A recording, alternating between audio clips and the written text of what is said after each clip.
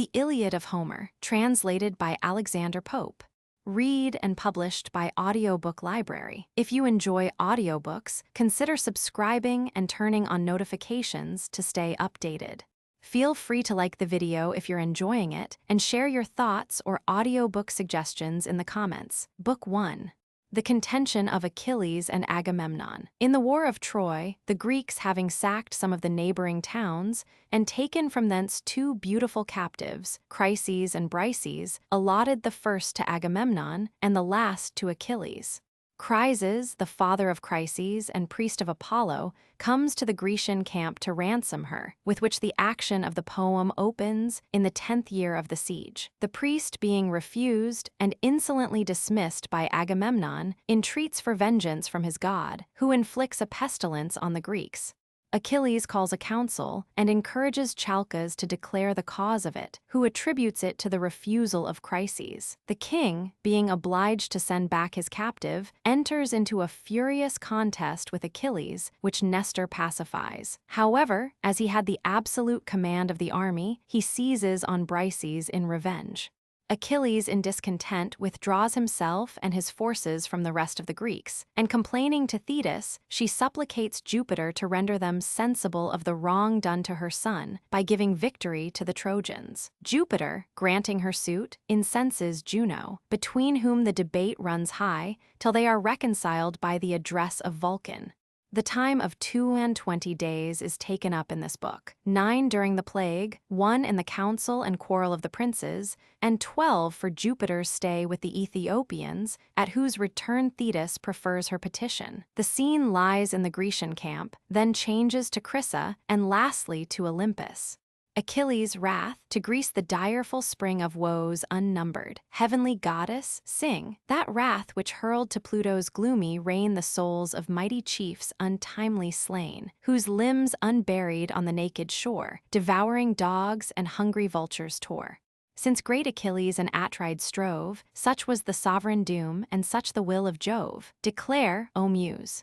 In what ill-fated hour sprung the fierce strife? From what offended power Latona's son a dire contagion spread, and heaped the camp with mountains of the dead? The king of men his reverent priest defied, and for the king's offense the people died. For Chryses sought with costly gifts to gain his captive daughter from the victor's chain. Suppliant the venerable father stands. Apollo's awful ensigns grace his hands. By these he begs, and lowly bending down, extends the scepter and the laurel crown. He sued to all, but chief implored for grace the brother kings of Atreus, royal race, ye kings and warriors. May your vows be crowned, and Troy's proud walls lie level with the ground. May Jove restore you when your toils are o'er safe to the pleasures of your native shore. But oh, relieve a wretched parent's pain, and give Chryses to these arms again. If mercy fail, yet let my presence move, and dread avenging Phoebus, son of Jove. The Greeks in shouts their joint assent declare, the priest to reverence and release the fair. Not so Atrides, he with kingly pride repulsed the sacred sire and thus replied, hence on thy life and fly these hostile plains, nor ask, presumptuous, what the king detains. Hence, with thy laurel crown and golden rod, nor trust too far those ensigns of thy god. Mine is thy daughter, priest, and shall remain, and prayers and tears and bribes shall plead in vain. Till time shall rifle every youthful grace, and age dismiss her from my cold embrace, in daily labors of the loom employed, or doomed to deck the bed she once enjoyed. Hence then, to Argos shall the maid retire, far from her native soil and weeping sire. Homer invoking the muse. The trembling priest along the shore returned, and in the anguish of a father mourned. Disconsolate, not daring to complain, silent he wandered by the sounding main, till safe at distance, to his god he prays, the god who darts around the world his rays. O Smintheus, sprung from fair Latona's line, thou guardian power of Scylla the divine, thou source of light, whom Tenedos adores, and whose bright presence gilds thy Chrysa's shores. If e'er with wreaths I hung thy sacred fane, or fed the flames with fat of oxen slain, god of the silver bow, thy shafts employ, avenge thy servant, and the Greeks destroy. Thus Chryses prayed, the favoring power attends, and from Olympus lofty tops descends. Bent was his bow, the Grecian hearts to wound. Fierce as he moved, his silver shafts resound. Breathing revenge, a sudden night he spread, and gloomy darkness rolled about his head.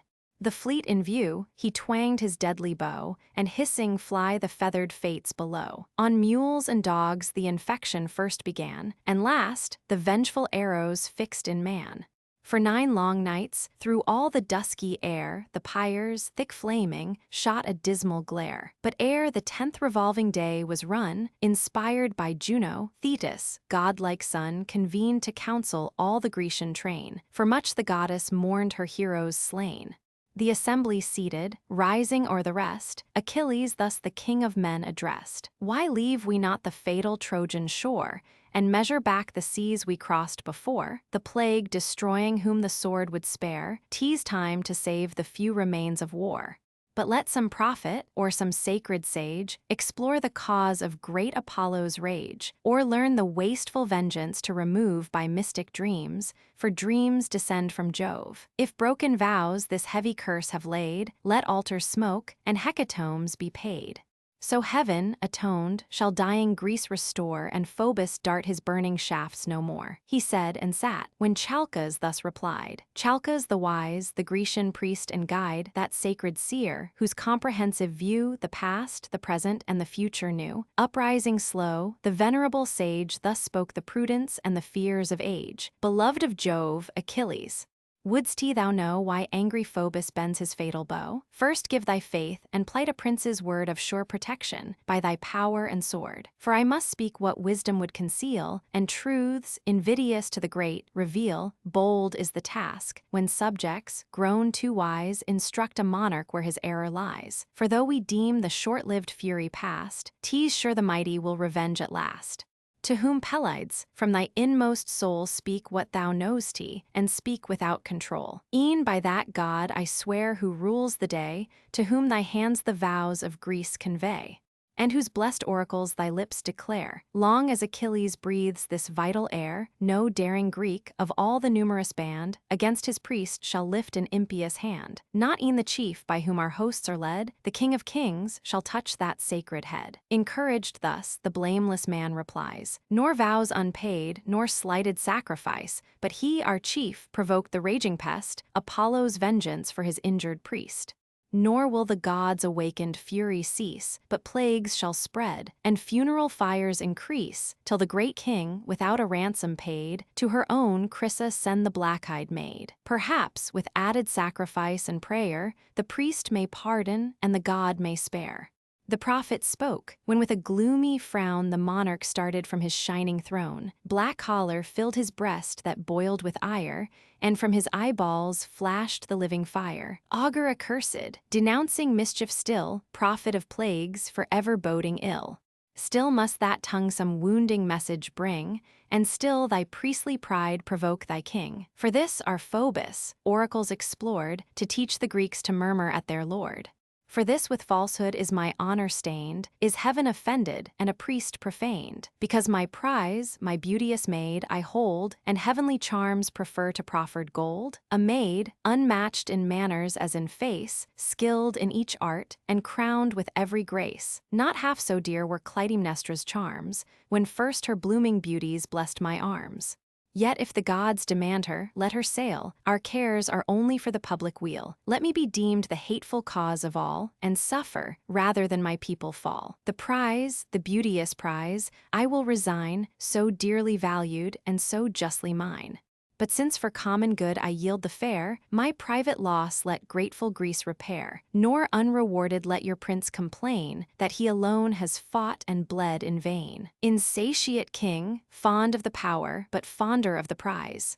Wouldst thou the Greeks their lawful prey should yield, the due reward of many a well-fought field, the spoils of cities razed and warriors slain, we share with justice, as with toil we gain. But to resume, whate'er thy avarice craves may be borne by slaves.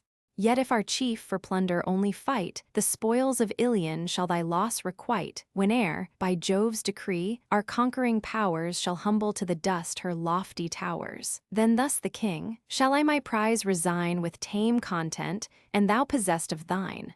Great as thou art, and like a god in fight, think not to rob me of a soldier's right. At thy demand shall I restore the maid. First let the just equivalent be paid, such as a king might ask, and let it be a treasure worthy her, and worthy me. Or grant me this, or with a monarch's claim, this hand shall seize some other captive dame. The mighty Ajax shall his prize resign, Ulysses' spoils, or even thy own, be mine. The man who suffers loudly may complain, and rage he may, but he shall rage in vain. But this when time requires. It now remains we launch a bark to plow the watery plains, and waft the sacrifice to Chrysa's shores, with chosen pilots, and with laboring oars. Mars, at this Pelides' frowning stern replied, O tyrant, armed with insolence and pride! Inglorious slave to interest, ever joined with fraud, unworthy of a royal mind. What generous Greek, obedient to thy word, shall form an ambush, or shall lift the sword? What cause have I to war at thy decree? The distant Trojans never injured me. To Phtheia's realms no hostile troops they led. Safe in her vales my warlike coursers fed. Far hence removed, the horse-resounding main, and walls of rocks, secure my native reign, whose fruitful soil luxuriant harvests grace, rich in her fruits, and in her martial race. Hither we sailed, a voluntary throng, to avenge a private, not a public wrong. What else to Troy the assembled nations draws, but thine, ungrateful, and thy brother's cause? Is this the pay our blood and toils deserve, disgraced and injured by the man we serve? And darest thou threat to snatch my prize away, due to the deeds of many a dreadful day?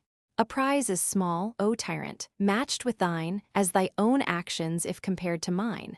Thine in each conquest is the wealthy prey, though mine the sweat and danger of the day. Some trivial present to my ships I bear, or barren praises pay the wounds of war.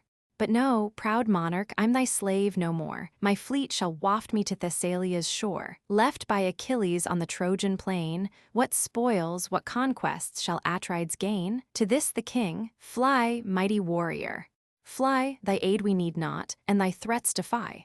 There want not chiefs in such a cause to fight, and Jove himself shall guard a monarch's right. Of all the kings to power superior, none such hatred bear. Strife and debate thy restless soul employ, and wars and horrors are thy savage joy. If thou hast strength, 'twas heaven that strength bestowed. For no, vain man, thy valor is from God. Haste, launch thy vessels, fly with speed away, rule thy own realms with arbitrary sway. I heed thee not, but prize at equal rate thy short-lived friendship and thy groundless hate.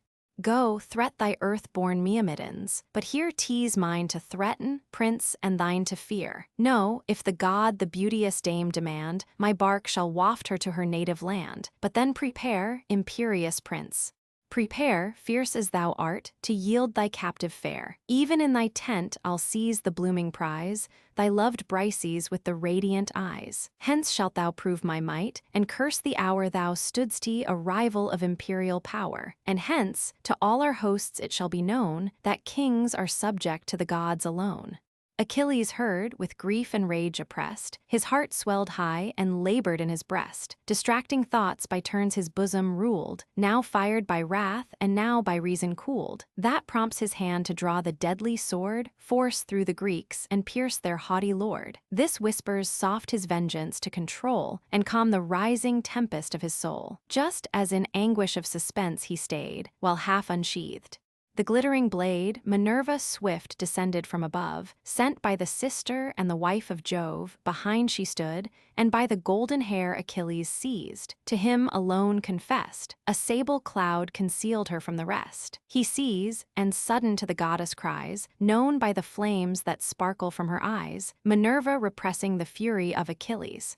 Descends Minerva, in her guardian care, a heavenly witness of the wrongs I bear from Atreus' son. Then let those eyes that view the daring crime behold the vengeance too. Forbear to calm thy fury, I forsake the skies. Let great Achilles, to the gods resigned, to reason yield the empire o'er his mind.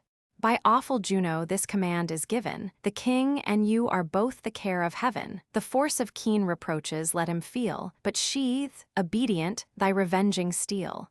For I pronounce thy injured honor has its fated hour, when the proud monarch shall thy arms implore, and bribe thy friendship with a boundless store. Then let revenge no longer bear the sway, command thy passions, and the gods obey. To her Pelides, with regardful ear, tease just, O goddess, I thy dictates hear. Hard as it is, my vengeance I suppress. Those who revere the gods will bless, he said, observant of the blue-eyed maid, then in the sheath returned the shining blade. The goddess swift to high Olympus flies, and joins the sacred senate of the skies. Nor yet the rage his boiling breast forsook, which thus redoubling on Atrides broke. O monster! Mixed of insolence and fear, thou dog in forehead, but in heart a deer. When wert thou known in ambushed fights to dare, or nobly face the horrid front of war? 'Tis ours, the chance of fighting fields to try, thine to look on and bid the valiant die. So much 'tis safer through the camp to go, and rob a subject than despoil a foe. Scourge of thy people, violent and base, sent in Jove's anger on a slavish race, who, lost to sense of generous freedom past, are tamed to wrongs, or this had been thy last. When, flushed with slaughter, Hector comes to spread the purpled shore with mountains of the dead, then shalt thou mourn the affront thy madness gave, forced to deplore when impotent to save. Then rage in bitterness of soul to know this act has made the bravest Greek thy foe. He spoke, and furious hurled against the ground his scepter starred with golden studs around, then sternly silent sat. With like disdain the raging king returned his frowns again. To calm their passion with the words of age, slow from his seat arose the Pylian sage, experienced Nestor, in persuasion skilled. Words, sweet as honey, from his lips distilled. 2 generations now had passed away, wise by his rules and happy by his sway. 2 ages o'er his native realm he reigned, and now the example of the 3rd remained. All viewed with awe the venerable man, who thus with mild benevolence began. What shame, what woe is this to Greece? What joy to Troy's proud monarch and the friends of Troy? That adverse gods commit to stern debate the best, the bravest, of the Grecian state. Young as ye are, this youthful heat restrain, nor think your Nestor's years and wisdom vain. A godlike race of heroes once I knew, such as no more these aged eyes shall view. Lives there a chief to match Pirithous, fame, Dryas the bold, or Ceneus' deathless name? Theseus, endued with more than mortal might, or Polyphemus like the gods in fight? With these of old, to toils of battle bred, in early youth my hardy days I led. Fired with the thirst which virtuous envy breeds, and smit with love of honorable deeds, strongest of men, they pierced the mountain boar, ranged the wild deserts red with monsters' gore, and from their hills the shaggy centaurs tore. Yet these with soft persuasive arts I swayed. When Nestor spoke, they listened and obeyed. If in my youth even these esteemed me wise, do you, young warriors, hear my age advise. Atrides seize not on the beauteous slave, that prize the Greeks by common suffrage gave. Nor thou, Achilles, treat our prince with pride. Let kings be just, and sovereign power preside. Thee, the first honors of the war adorn, like gods in strength, and of a goddess born. Him, awful majesty exalts above the powers of earth, and sceptred sons of Jove. Let both unite with well-consenting mind, so shall authority with strength be joined. Leave me, O king. To calm Achilles' rage, rule thou thyself as more advanced in age. Forbid it, gods. Achilles should be lost, the pride of Greece and bulwark of our host. This said, he ceased. The king of men replies, thy years are awful, and thy words are wise. But that imperious, that unconquered soul, no laws can limit, no respect control. Before his pride must his superiors fall, his word the law, and he the lord of all. Him must our hosts, our chiefs, ourself obey. What king can bear a rival in his sway? Grant that the gods his matchless force have given, has foul reproach a privilege from heaven. Here on the monarch's speech Achilles broke, and furious thus and interrupting spoke. Tyrant, I well deserved thy galling chain, to live thy slave, and still to serve in vain, should I submit to each unjust decree. Command thy vassals, but command not me. Seize on Brises, whom the Grecians doomed my prize of war, yet tamely see resumed, and seize secure. No more Achilles draws his conquering sword in any woman's cause. The gods command me to forgive the past, but let this first invasion be the last. For know, thy blood, when next thou darest invade, shall stream in vengeance on my reeking blade. At this they ceased, the stern debate expired, the chiefs in sullen majesty retired. Achilles with Patroclus took his way where near his tents his hollow vessels lay. Meantime Atrides launched with numerous oars a well-rigged ship for Chrysa's sacred shores. High on the deck was fair Chryses placed, and sage Ulysses with the conduct graced. Safe in her sides the hecatomb they stowed, then swiftly sailing, cut the liquid road. The host to expiate next the king prepares, with pure lustrations and with solemn prayers. Washed by the briny wave, the pious train are cleansed and cast the ablutions in the main. Along the shore whole hecatombs were laid, and bulls and goats to Phoebus altars paid. The sable fumes in curling spires arise, and waft their grateful odors to the skies. The army thus in sacred rites engaged, Atrides still with deep resentment raged. To wait his will two sacred heralds stood, Talthybius and Eurybates the good.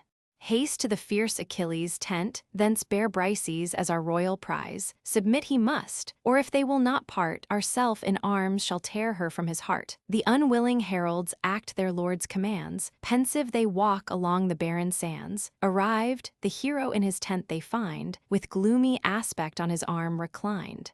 At awful distance long they silent stand, loth to advance and speak their hard command. Decent confusion. This the godlike man perceived, and thus with accent mild began. With leave and honor enter our abodes, ye sacred ministers of men and gods. I know your message, by constraint you came, not you, but your imperious lord I blame. Patroclus, haste, the fair Brises bring, conduct my captive to the haughty king. But witness, heralds, and proclaim my vow, witness to gods above and men below. But first and loudest to your prince declare, unmoved as death Achilles shall remain, though prostrate Greece shall bleed at every vein. The raging chief in frantic passion lost, blind to himself, and useless to his host, unskilled to judge the future by the past, in blood and slaughter shall repent at last. The departure of Brises from the tent of Achilles. Patroclus now the unwilling beauty brought. She, in soft sorrows and in pensive thought, passed silent, as the heralds held her hand, and oft looked back, slow-moving o'er the strand. Not so his loss the fierce Achilles bore, but sad, retiring to the sounding shore, o'er the wild margin of the deep he hung, that kindred deep from whence his mother sprung. There bathed in tears of anger and disdain, thus loud lamented to the stormy main. O parent goddess, since in early bloom thy son must fall, by too severe a doom, sure to so short a race of glory born, great Jove in justice should this span adorn. Honor and fame at least the thunderer owed, and ill he pays the promise of a god, if yon proud monarch thus thy son defies, obscures my glories and resumes my prize. Far from the deep recesses of the main, where aged ocean holds his watery reign, the goddess mother heard the waves divide, and like a mist she rose above the tide, beheld him mourning on the naked shores, and thus the sorrows of his soul explores. Why grieves my son? Thy anguish let me share, reveal the cause, and trust a parent's care. He deeply sighing said, to tell my woe is but to mention what too well you know. From Thebe, sacred to Apollo's name, our conquering army came, with treasure loaded and triumphant spoils, whose just division crowned the soldiers' toils. But bright Chryses, heavenly prize, was led, by vote selected, to the general's bed. The priest of Phoebus sought by gifts to gain his beauteous daughter from the victor's chain. The fleet he reached, and lowly bending down, held forth the scepter and the laurel crown, entreating all. But chief implored for grace the brother kings of Atreus, royal race. The generous Greeks their joint consent declare, the priest to reverence and release the fair. Not so Atrides. He with wonted pride the sire insulted, and his gifts denied. The insulted sire to Phoebus prayed, and Phoebus heard the prayer. But goddess, thou thy suppliant son attend. To high Olympus, shining court ascend, urge all the ties to former service owed, and sue for vengeance to the thundering god. Oft hast thou triumphed in the glorious boast, that thou stoodst he forth of all the ethereal host, when bold rebellion shook the realms above, the undaunted guard of cloud-compelling Jove. When the bright partner of his awful reign, the warlike maid, and monarch of the main, the traitor gods, by mad ambition driven, durst threat with chains the omnipotence of heaven. Then, called by thee, the monster Titan came, through wondering skies enormous stalked along. Not he that shakes the solid earth so strong. With giant pride at Jove's high throne he stands, and brandished round him all his 100 hands. The affrighted gods confessed their awful lord. They dropped the fetters, trembled, and adored. Let Agamemnon lift his haughty head o'er all his wide dominion of the dead, and mourn in blood that ere he durst disgrace the boldest warrior of the Grecian race. Thetis calling Briareus to the assistance of Jupiter. Unhappy son, fair Thetis thus replies, while tears celestial trickle from her eyes. Why have I borne thee with a mother's throes, to fates averse, and nursed for future woes? So short a space the light of heaven to view. So short a space, and filled with sorrow too. Oh, might a parent's careful wish prevail, far, far from Ilion should thy vessels sail, and thou, from camps remote, the danger shun which now, alas, too nearly threats my son. Yet to move thy suit I'll go to great Olympus crowned with fleecy snow. Meantime, secure within thy ships, from far behold the field, not mingle in the war. The sire of gods and all the ethereal train, on the warm limits of the farthest main, now mix with mortals, nor disdain to grace the feasts of Ethiopia's blameless race. 12 days the powers indulge the genial rite, returning with the 12th revolving light. Then will I mount the brazen dome, and move the high tribunal of immortal Jove. The goddess spoke, the rolling waves unclose, then down the steep she plunged from whence she rose, and left him sorrowing on the lonely coast, in wild resentment for the fair he lost. In Chrysa's port now sage Ulysses rode, beneath the deck the destined victims stowed. The sails they furled, they lashed the mast aside, and dropped their anchors, and the pinnace tied. Next on the shore their hecatomb they land, Chryses last descending on the strand. Her, thus returning from the furrowed main, Ulysses led to Phoebus, sacred fane, where at his solemn altar, as the maid he gave to Chryses, thus the hero said, "Hail, reverend priest! To Phoebus' awful dome a suppliant I from great Atrides come, unransomed, here receive the spotless fare. Accept the hecatomb the Greeks prepare, and may thy god who scatters darts around, atoned by sacrifice, desist to wound." At this, the sire embraced the maid again, so sadly lost, so lately sought in vain. Then near the altar of the darting king, disposed in rank their hecatomb they bring, with water purify their hands, and take the sacred offering of the salted cake. While thus with arms devoutly raised in air, and solemn voice, the priest directs his prayer. God of the silver bow, thy ear incline, whose power encircles Scylla the divine, whose sacred eye thy Tenedos surveys, and gilds fair Chrysa with distinguished rays. Avert the wasteful woe, and smile propitious, and unbend thy bow. So Chryses prayed. Apollo heard his prayer, and now the Greeks their hecatomb prepare. Between their horns the salted barley threw, and with their heads to heaven the victims slew. The limbs they sever from the enclosing hide, the thighs, selected to the gods, divide. On these, in double calls involved with art, the choicest morsels lay from every part. The priest himself before his altar stands, and burns the offering with his holy hands. Pours the black wine and sees the flames aspire. The youth with instruments surround the fire. The thighs thus sacrificed, and entrails dressed, the assistants part, transfix and roast the rest. Then spread the tables, the repast prepare. Each takes his seat, and each receives his share.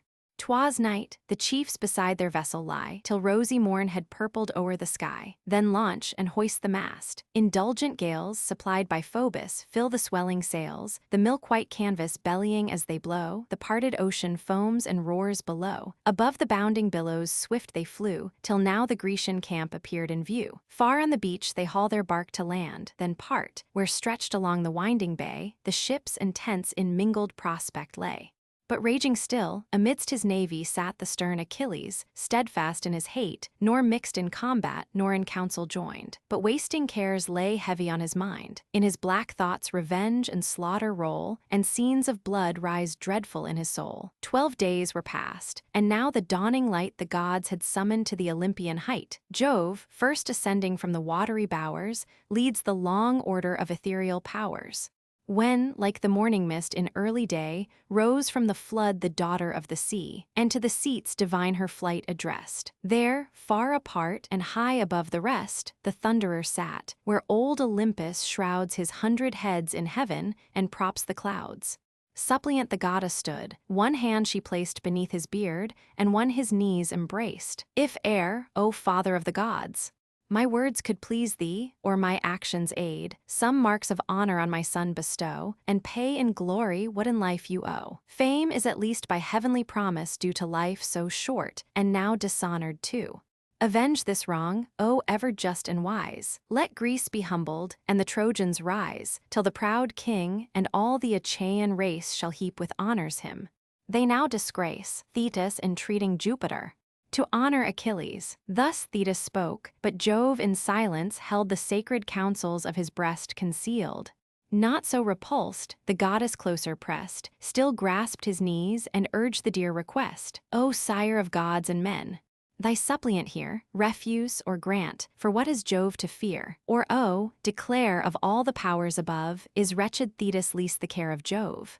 She said, and sighing, thus the god replies, who rolls the thunder o'er the vaulted skies. What hast thou asked? Ah, why should Jove engage in foreign contests and domestic rage, the gods' complaints and Juno's fierce alarms, while I too partial aid the Trojan arms?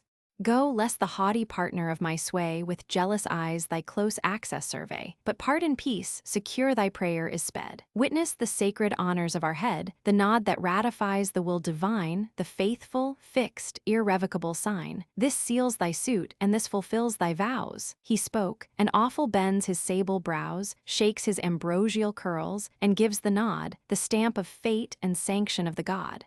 The shining synod of the immortals wait the coming God, and from their thrones of state arising silent, wrapped in holy fear, before the majesty of heaven appear. Trembling they stand, while Jove assumes the throne, all but the gods' imperious queen alone. Late had she viewed the silver-footed dame, and all her passions kindled into flame. Say, artful manager of heaven, who now partakes the secrets of the skies, thy Juno knows not the decrees of fate, in vain the partner of imperial state. What favorite goddess then those cares divides, which Jove in prudence from his consort hides? To this the Thunderer, seek not thou to find the sacred counsels of Almighty Mind. Involved in darkness lies the great decree, nor can the depths of fate be pierced by thee. What fits thy knowledge, thou the first shalt know, the first of gods above and men below. But thou, nor they, shall search the thoughts that roll deep in the close recesses of my soul. Full on the sire the goddess of the skies rolled the large orbs of her majestic eyes, and thus returned, austere Saturnius, say, from whence this wrath, or who controls thy sway?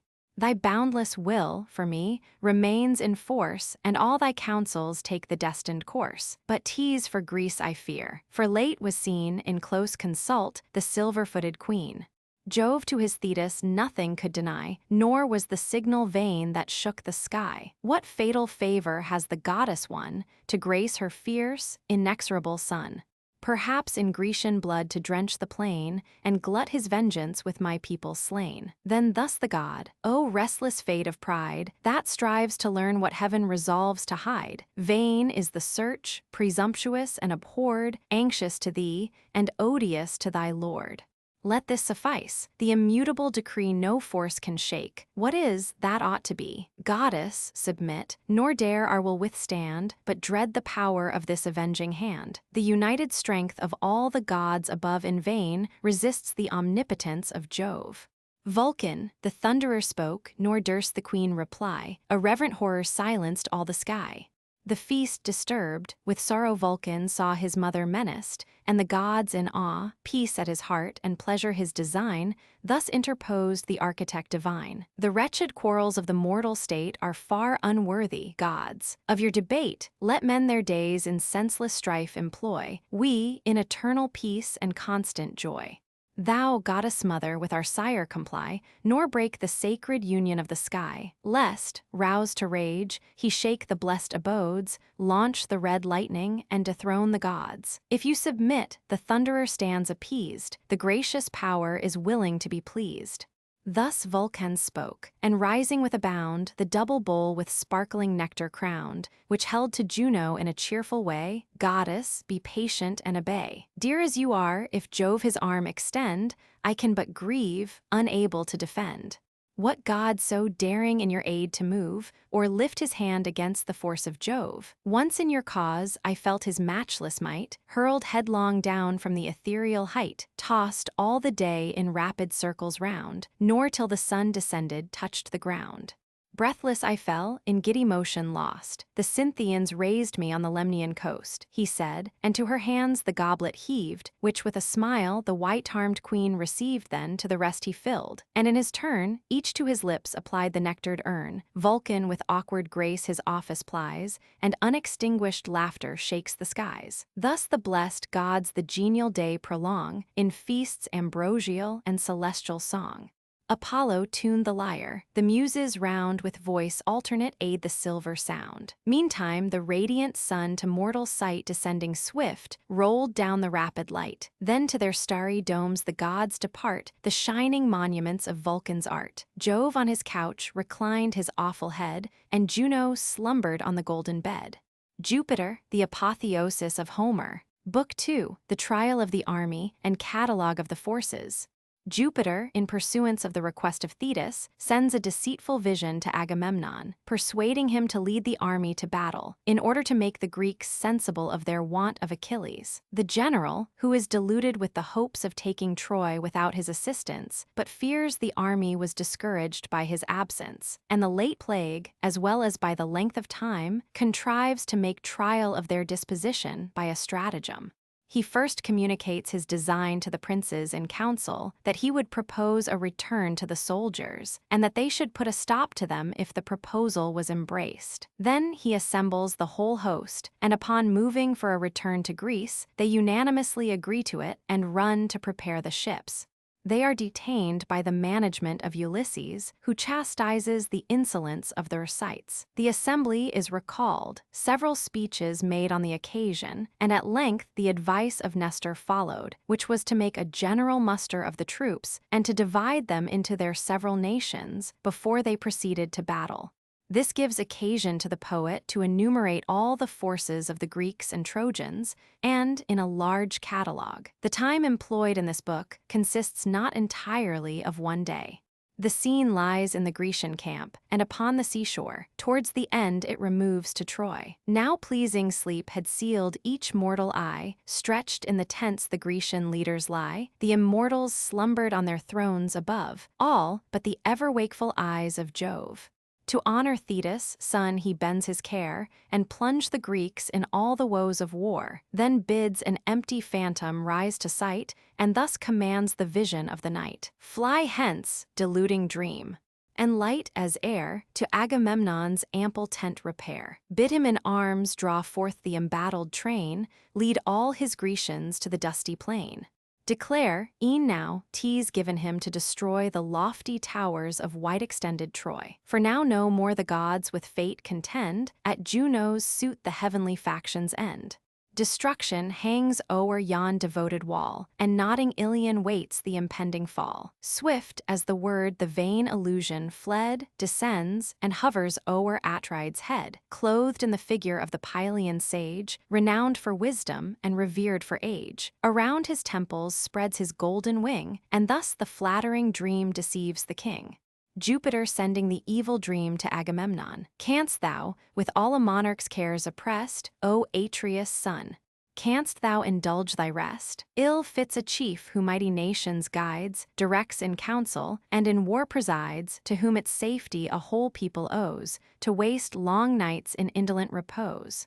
Monarch awake, 'tis Jove's command I bear, thou, and thy glory, claim his heavenly care. In just array draw forth the embattled train, lead all thy Grecians to the dusty plain. E'en now, O king, 'tis given thee to destroy the lofty towers of wide-extended Troy. For now no more the gods with fate contend, at Juno's suit the heavenly factions end. Destruction hangs o'er yon devoted wall, and nodding Ilion waits the impending fall. Awake, but waking this advice approve, and trust the vision that descends from Jove. The phantom said, then vanished from his sight, resolves to err and mixes with the night. 1,000 schemes the monarch's mind employ. Elate in thought he sacks untaken Troy. Vain as he was, and to the future blind, nor saw what Jove and secret fate designed, what mighty toils to either host remain, what scenes of grief and numbers of the slain.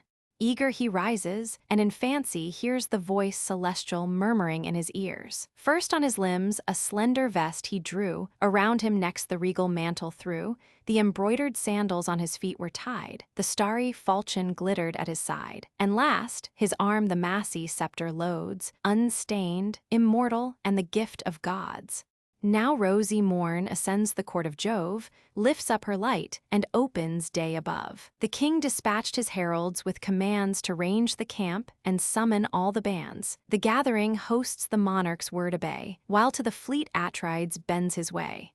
In his black ship the Pylian prince he found, there calls a senate of the peers around. The assembly placed, the king of men expressed the counsels laboring in his artful breast. Friends and confederates, with attentive ear receive my words, and credit what you hear. Late as I slumbered in the shades of night, a dream divine appeared before my sight, whose visionary form like Nestor came, the same in habit, and in mien the same.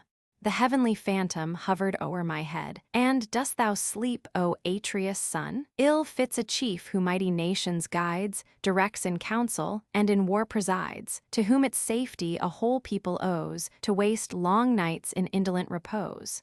Monarch awake, 'tis Jove's command I bear, thou and thy glory claim his heavenly care.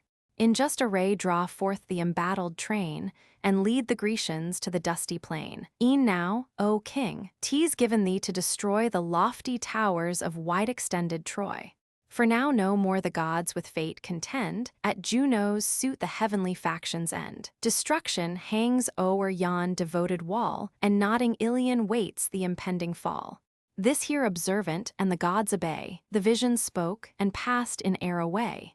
Now, valiant chiefs, since heaven itself alarms, unite, and rouse the sons of Greece to arms. But first, with caution, try what yet they dare, worn with 9 years of unsuccessful war. To move the troops to measure back the main, be mine, and yours the province to detain. He spoke and sat, when Nestor, rising, said, Princes of Greece, your faithful ears incline, nor doubt the vision of the powers divine. Sent by great Jove to him who rules the host, forbid it, heaven, this warning should be lost. Then let us haste, obey the gods' alarms, and join to rouse the sons of Greece to arms. Thus spoke the sage. The kings without delay dissolve the council, and their chief obey. The sceptered rulers lead. The following host, poured forth by thousands, darkens all the coast. As from some rocky cleft the shepherd sees clustering in heaps on heaps the driving bees, rolling and blackening, swarms succeeding swarms, with deeper murmurs and more hoarse alarms. Dusky they spread, a close embodied crowd, and o'er the vale descends the living cloud. So, from the tents and ships, a lengthened train spreads all the beach, and wide o'ershades the plain. Along the region runs a deafening sound. Beneath their footsteps groans the trembling ground. Fame flies before the messenger of Jove, and shining soars, and claps her wings above. 9 sacred heralds now, proclaiming loud the monarch's will, suspend the listening crowd. Soon as the throngs in order ranged appear, and fainter murmurs died upon the ear, the King of Kings his awful figure raised. High in his hand the golden scepter blazed. The golden scepter, of celestial flame, by Vulcan formed, from Jove to Hermes came. To Pelops he the immortal gift resigned. The immortal gift great Pelops left behind, in Atreus' hand, which not with Atreus ends, to rich Thyestes next the prize descends. And now the mark of Agamemnon's reign subjects all Argus and controls the main. On this bright scepter now the king reclined, and artful thus pronounced the speech designed. Ye sons of Mars, partake your leader's care, heroes of Greece and brothers of the war.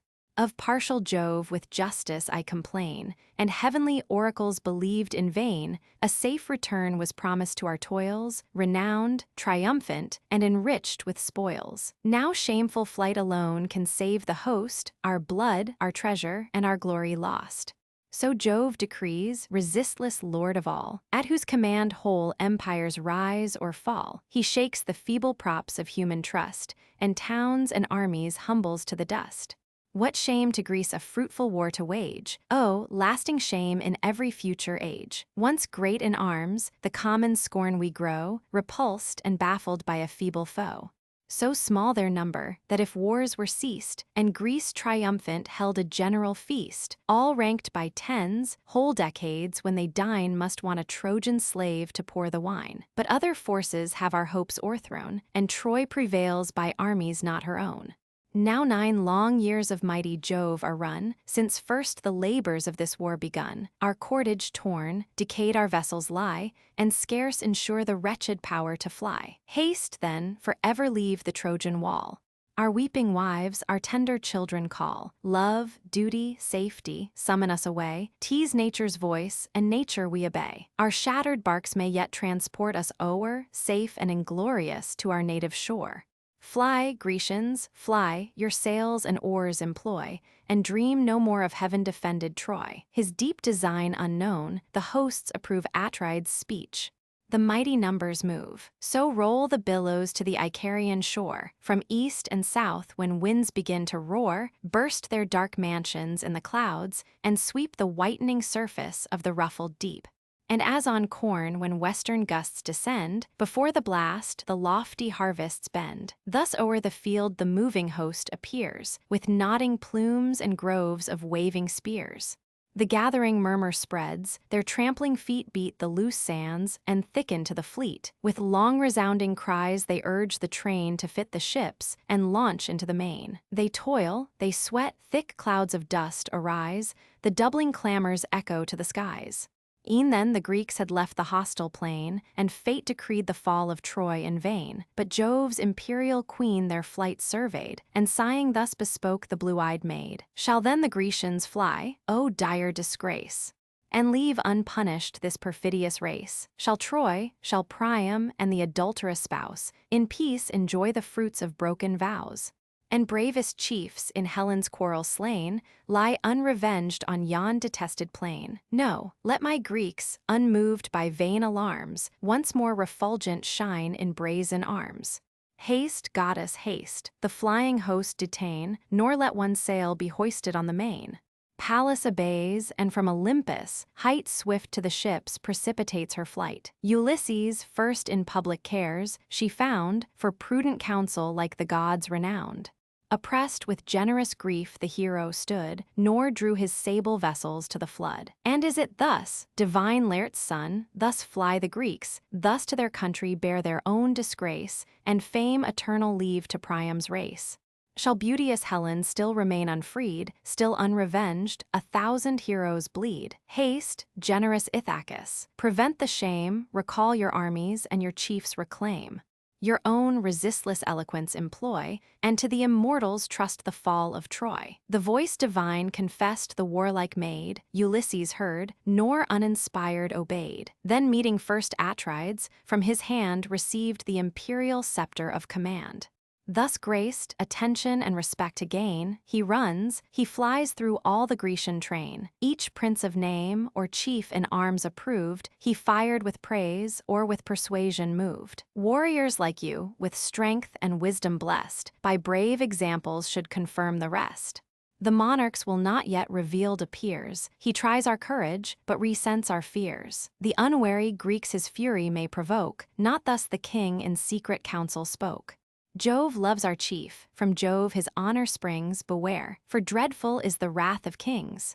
But if a clamorous vile plebeian rose, him with reproof he checked or tamed with blows. Be still, thou slave, and to thy betters yield, unknown alike in council and in field. Ye gods, what dastards would our host command, swept to the war, the lumber of a land? Be silent, wretch, and think not here aloud that worst of tyrants, an usurping crowd. To one sole monarch Jove commits the sway, his are the laws, and him let all obey.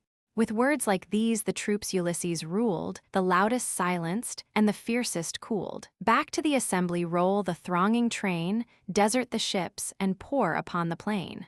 Murmuring they move, as when old ocean roars, and heaves huge surges to the trembling shores. The groaning banks are burst with bellowing sound, the rocks remurmur, and the deeps rebound. At length the tumult sinks, the noises cease, and a still silence lulls the camp to peace. Their sights only clamored in the throng, loquacious, loud, and turbulent of tongue, awed by no shame, by no respect controlled, in scandal busy, in reproaches bold, with witty malice studious to defame, scorn all his joy, and laughter all his aim. But chief he gloried with licentious style to lash the great, and monarchs to revile. Spleen to mankind his envious heart possessed, and much he hated all, but most the best. Ulysses or Achilles still his theme, but royal scandal his delight supreme. Long had he lived the scorn of every Greek, vexed when he spoke, yet still they heard him speak. Sharp was his voice, which in the shrillest tone, thus with injurious taunts attacked the throne. Amidst the glories of so bright a reign, what moves the great Atrides to complain? Tease, thine whate'er the warrior's breast inflames, the golden spoil, and thine the lovely dames. With all the wealth our wars and blood bestow, thy tents are crowded and thy chests o'erflow. Thus at full ease in heaps of riches rolled, what grieves the monarch? Is it thirst of gold? Say, shall we march with our unconquered powers to Ilion's hostile towers, and bring the race of royal bastards here, for Troy to ransom at a price too dear? But safer plunder thy own host supplies. Say, wouldst thou seize some valiant leader's prize? Or, if thy heart to generous love be led, some captive fair, to bless thy kingly bed? Whate'er our master craves, submit we must, plagued with his pride, or punished for his lust. O women of Achaea, men no more. Hence let us fly, and let him waste his store in loves and pleasures on the Phrygian shore. We may be wanted on some busy day, when Hector comes, so great Achilles may. From him he forced the prize we jointly gave, from him, the fierce, the fearless, and the brave. And durst he, as he ought, resent that wrong, this mighty tyrant were no tyrant long. Fierce from his seat at this Ulysses springs, in generous vengeance of the King of Kings. With indignation sparkling in his eyes, he views the wretch, and sternly thus replies, Peace, factious monster, born to vex the state, with wrangling talents formed for foul debate. Curb that impetuous tongue, nor rashly vain, and singly mad, asperse the sovereign reign. Have we not known thee, slave? Of all our host, the man who acts the least, upbraids the most. Think not the Greeks to shameful flight to bring, nor let those lips profane the name of king. For our return we trust the heavenly powers, be that their care, to fight like men be ours. But grant the host with wealth the general load, except detraction, what hast thou bestowed? Suppose some hero should his spoils resign, art thou that hero, could those spoils be thine? Gods, let me perish on this hateful shore, and let these eyes behold my son no more. If, on thy next offense, this hand forbear to strip those arms thou ill deservest to wear, expel the council where our princes meet, and send thee scourged and howling through the fleet. He said, and cowering as the dastard bends, the weighty scepter on his back descends. On the round bunch the bloody tumors rise, the tears spring starting from his haggard eyes. Trembling he sat, and shrunk in abject fears, from his vile visage wiped the scalding tears, while to his neighbor each expressed his thought. Ye gods, what wonders has Ulysses wrought? What fruits his conduct and his courage yield, great in the council, glorious in the field.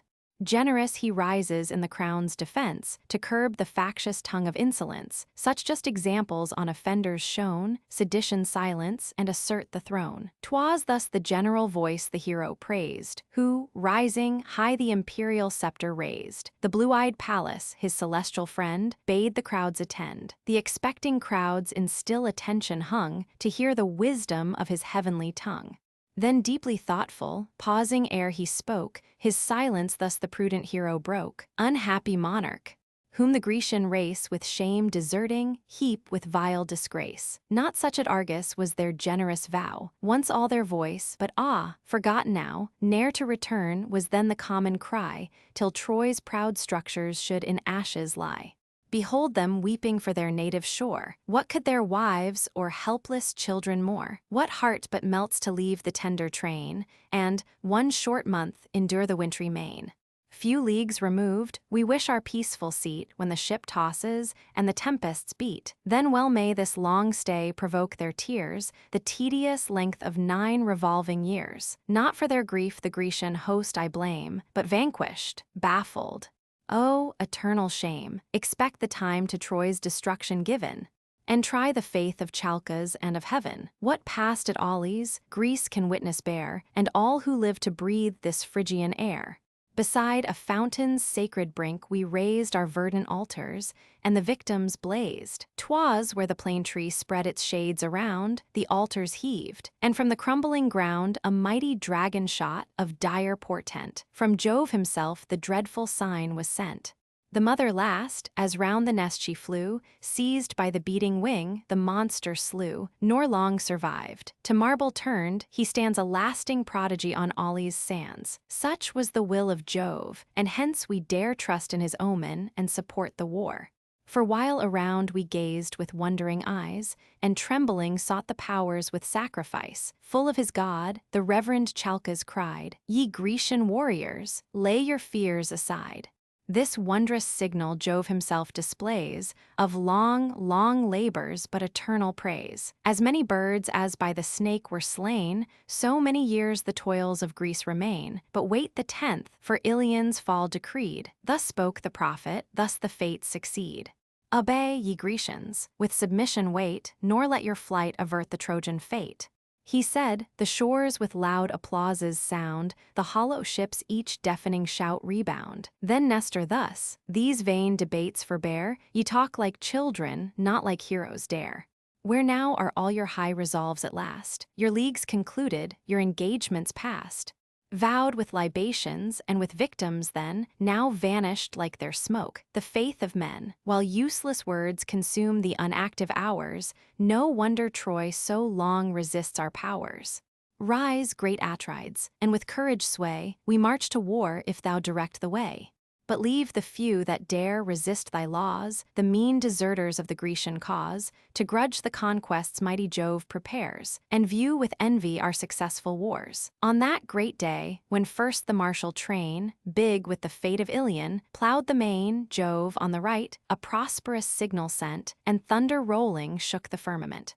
Encouraged hence, maintain the glorious strife, till every soldier grasp a Phrygian wife, till Helen's woes at full revenged appear, and Troy's proud matrons render tear for tear. Before that day, if any Greek invite his country's troops to base, in glorious flight, stand forth that Greek, and hoist his sail to fly, and die the dastard first, who dreads to die. But now, O monarch, all thy chiefs advise, nor what they offer thou thyself despise. Among those counsels, let not mine be vain, in tribes and nations to divide thy train. His separate troops let every leader call, each strengthen each, and all encourage all.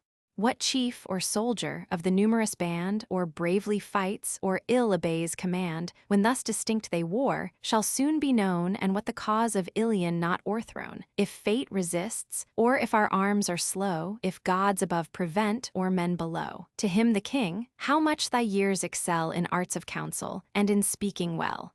Oh, would the gods, in love to Greece, decree but 10 such sages as they grant in thee. Such wisdom soon should Priam's force destroy, and soon should fall the haughty towers of Troy. But Jove forbids, who plunges those he hates in fierce contention and in vain debates. Now great Achilles from our aid withdraws, by me provoked. A captive made the cause. If e'er as friends we join, the Trojan wall must shake, and heavy will the vengeance fall. But now, ye warriors, take a short repast, and, well refreshed, to bloody conflict haste. His sharpened spear let every Grecian wield, and every Grecian fix his brazen shield. Let all excite the fiery steeds of war, and all for combat fit the rattling car. This day, this dreadful day, let each contend, no rest, no respite, till the shades descend, till darkness or till death shall cover all. Let the war bleed, and let the mighty fall, till bathed in sweat be every manly breast, with the huge shield each brawny arm depressed, each aching nerve refuse the lance to throw, and each spent courser at the chariot blow. The monarch spoke, and straight a murmur rose, loud as the surges when the tempest blows, that dashed on broken rocks tumultuous roar, and foam and thunder on the stony shore. Straight to the tents the troops dispersing bend, the fires are kindled, and the smokes ascend. With hasty feasts they sacrifice and pray to avert the dangers of the doubtful day. A steer of 5 years' age, large-limbed and fed, to Jove's high altars Agamemnon led. There bade the noblest of the Grecian peers, and Nestor first, as most advanced in years. Next came Idomeneus and Tydeus, son, Ajax the less and Ajax Telamon. Then wise Ulysses in his rank was placed, and Menelaus came, unbid, the last. The chiefs surround the destined beast, and take the sacred offering of the salted cake, when thus the king prefers his solemn prayer, O thou, whose thunder rends the clouded air, who in the heaven of heavens hast fixed thy throne, supreme of gods, unbounded and alone.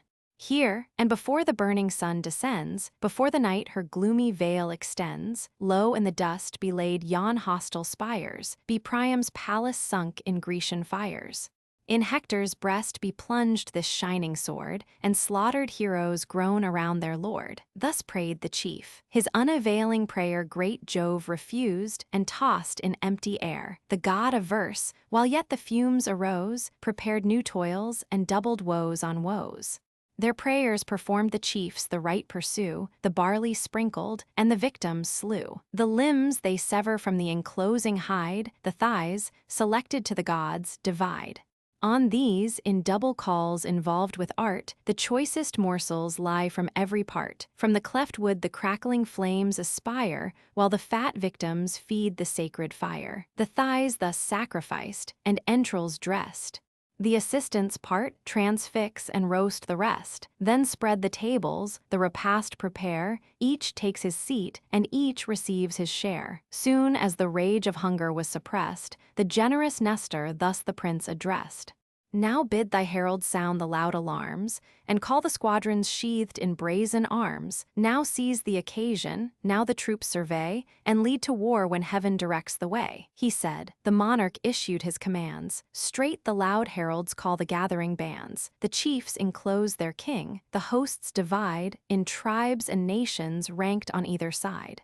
High in the midst the blue-eyed virgin flies. From rank to rank she darts her ardent eyes. The dreadful Aegis, Jove's immortal shield, blazed on her arm and lightened all the field. Round the vast orb 100 serpents rolled, formed the bright fringe, and seemed to burn in gold. With this each Grecian's manly breast she warms, swells their bold hearts, and strings their nervous arms. No more they sigh, inglorious, to return, but breathe revenge, and for the combat burn.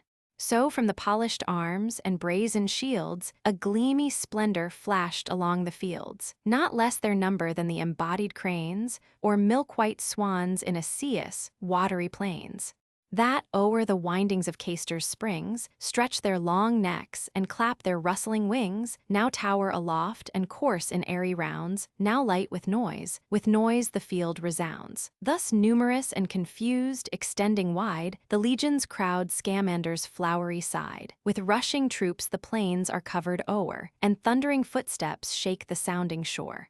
Along the river's level meads they stand, thick as in spring the flowers adorn the land, or leaves the trees, or thick as insects play, the wandering nation of a summer's day, that, drawn by milky steams, at evening hours in gathered swarms surround the rural bowers. From pale to pale with busy murmur run the gilded legions, glittering in the sun. So thronged, so close, the Grecian squadron stood in radiant arms, and thirst for Trojan blood. Each leader now his scattered force conjoins in close array, and forms the deepening lines. Not with more ease, the skillful shepherd swain collects his flocks from thousands on the plain. The King of Kings, majestically tall, towers o'er his armies and outshines them all. Like some proud bull that round the pastures leads his subject herds, the monarch of the Medes, great as the gods, the exalted chief was seen, his strength like Neptune and like Mars his mien. Jove o'er his eyes celestial glories spread, and dawning conquest played around his head. Say, virgins, seated round the throne divine, all-knowing goddesses, immortal nine, since earth's wide regions, heaven's unmeasured height, and hell's abyss hide nothing from your sight, we, wretched mortals, Lost in doubts below, but guess by rumor and but boast we know. Oh, say what heroes, fired by thirst of fame, or urged by wrongs, to Troy's destruction came. To count them all demands 1,000 tongues, a throat of brass and adamantine lungs. Daughters of Jove, assist.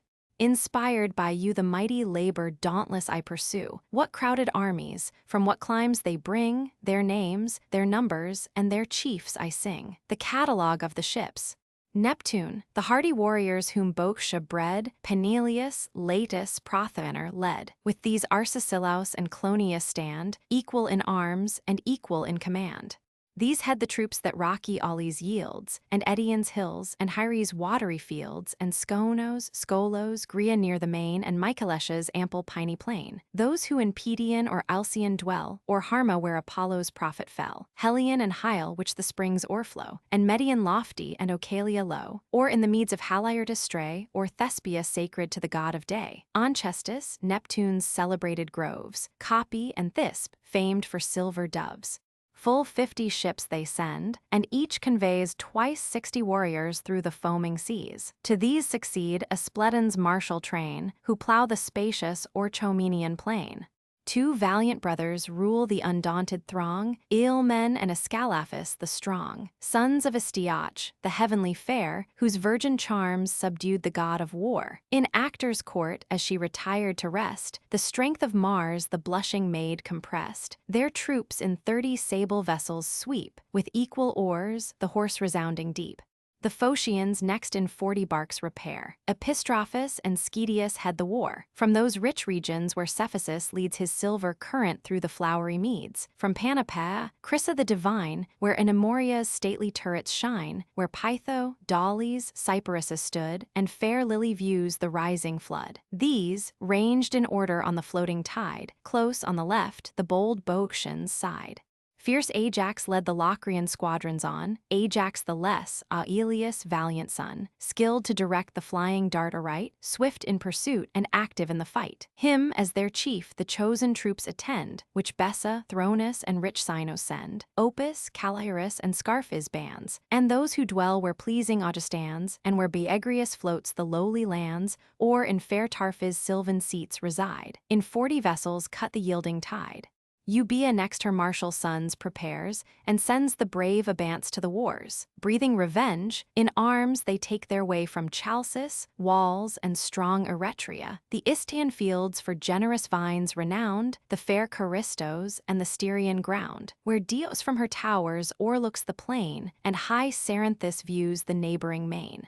Down their broad shoulders falls a length of hair. Their hands dismiss not the long lance in air, but with protended spears in fighting fields pierce the tough corslets and the brazen shields. Twice 20 ships transport the warlike bands, which bold Elfenor, fierce in arms, commands.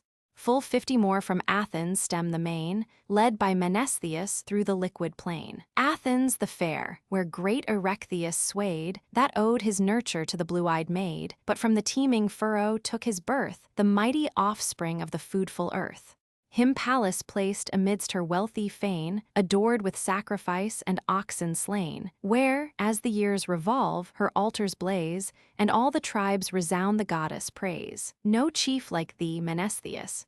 Greece could yield to martial armies in the dusty field, the extended wings of battle to display, or close the embodied host in firm array. Nestor alone, improved by length of days, for martial conduct bore an equal praise.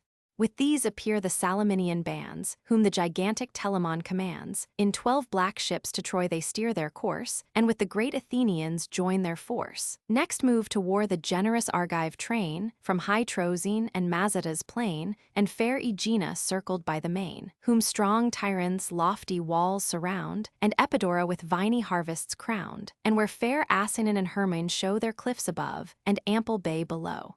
These by the brave Euryalus were led, great Esthenelus and greater Diomed, but chief Tydides bore the sovereign sway. In 40 barks they plough the watery way. The proud Mycene arms her martial powers, Cleone, Corinth with imperial towers, fair Erytheria, Ornia's fruitful plain, and Aegon and Adrastus' ancient reign, and those who dwell along the sandy shore, and where Pellene yields her fleecy store, where Hellas and Hyperesia lie, and Gonaes's spires salute the sky. Great Agamemnon rules the numerous band, 100 vessels in long order stand, and crowded nations wait his dread command. High on the deck the king of men appears, and his refulgent arms in triumph wears. Proud of his host, unrivaled in his reign, in silent pomp he moves along the main. His brother follows, and to vengeance warms the hardy Spartans, exercised in arms, Phares and Brysia's valiant troops, and those whom Lacedaemon's lofty hills enclose, or Messe's towers for silver doves renowned, Amyclae, Laz, Augea's happy ground, and those whom Otilos, low walls contain, and Helos on the margin of the main. In 90 sail, from Pylos' sandy coast, Nestor the sage conducts his chosen host, from Amphigenia's ever-fruitful land, where Epie high and little Telion stand, where beauteous Erin her structures shows, and Thrion's walls Alpheus streams enclose. And Dorian, famed for Thamyris' disgrace, superior once of all the tuneful race, till, vain of mortals' empty praise, he strove to match the seed of cloud-compelling Jove, too daring bard, whose unsuccessful pride the immortal muses in their art defied. The avenging muses of the light of day deprived his eyes and snatched his voice away. No more his heavenly voice was heard to sing, his hand no more awaked the silver string. Where under high Cyllene, crowned with wood, the shaded tomb of old Epetus stood. From ripe, straty Tegea's bordering towns, the Fenian fields and Orchomenian downs, where the fat herds in plenteous pasture rove, and Stymphalus with her surrounding grove. Parasia on her snowy cliffs reclined, and high Enisp shook by wintry wind, and fair Mantinea's ever-pleasing sight. In 60 sail the Arcadian bands unite. Bold Agapenor, glorious at their head, the mighty squadron led. Their ships, supplied by Agamemnon's care, through roaring seas the wondering warriors bear, the first to battle on the appointed plain, but new to all the dangers of the main. Those, where fair Elis and Boprasium join, whom Hyamin, here, and Miacinus confine, and bounded there, where o'er the valleys rose the Olenian rock, and where Alysium flows, beneath 4 chiefs came, the strength and glory of the Epean name. In separate squadrons these their train divide, each leads 10 vessels through the yielding tide. One was Amphimachus, and Thalpius one, Diores sprung from Amarynceus' line, and great Polyxenus of force divine. But those who view fair Elis o'er the seas from the blessed islands of the Echinades, in 40 vessels under Meg's move, begot by Phyleus, the beloved of Jove. To strong Dulichium from his sire he fled, and thence to Troy his hardy warriors led. Ulysses followed through the watery road, a chief, in wisdom equal to a god, with those whom Cephallenia's line enclosed, or till their fields along the coast opposed, or where fair Ithaca o'erlooks the floods, where high Neritos shakes his waving woods, where Aegypti's rugged sides are seen, Crasilia rocky, and Zacynthus green. These in 12 galleys with vermilion prores, beneath his conduct sought the Phrygian shores. Thoas came next, Andremon's valiant son, from Pleuron's walls and chalky Calydon and rough Pylene, and the Olenian steep and Chalcis, beaten by the rolling deep. He led the warriors from the Aetolian shore, for now the sons of Oeneus were no more. The glories of the mighty race were fled, Oeneus himself and Meleager dead. To Thoas' care now trust the martial train, his 40 vessels follow through the main. Next, 80 barks the Cretan king commands, of Knossos, Lyctus, and Gortina's bands, and those who dwell where Rhaetian's domes arise, or white Lycastus glitters to the skies, or where by Phaestus' silver Jardan runs, Crete's 100 cities pour forth all her sons.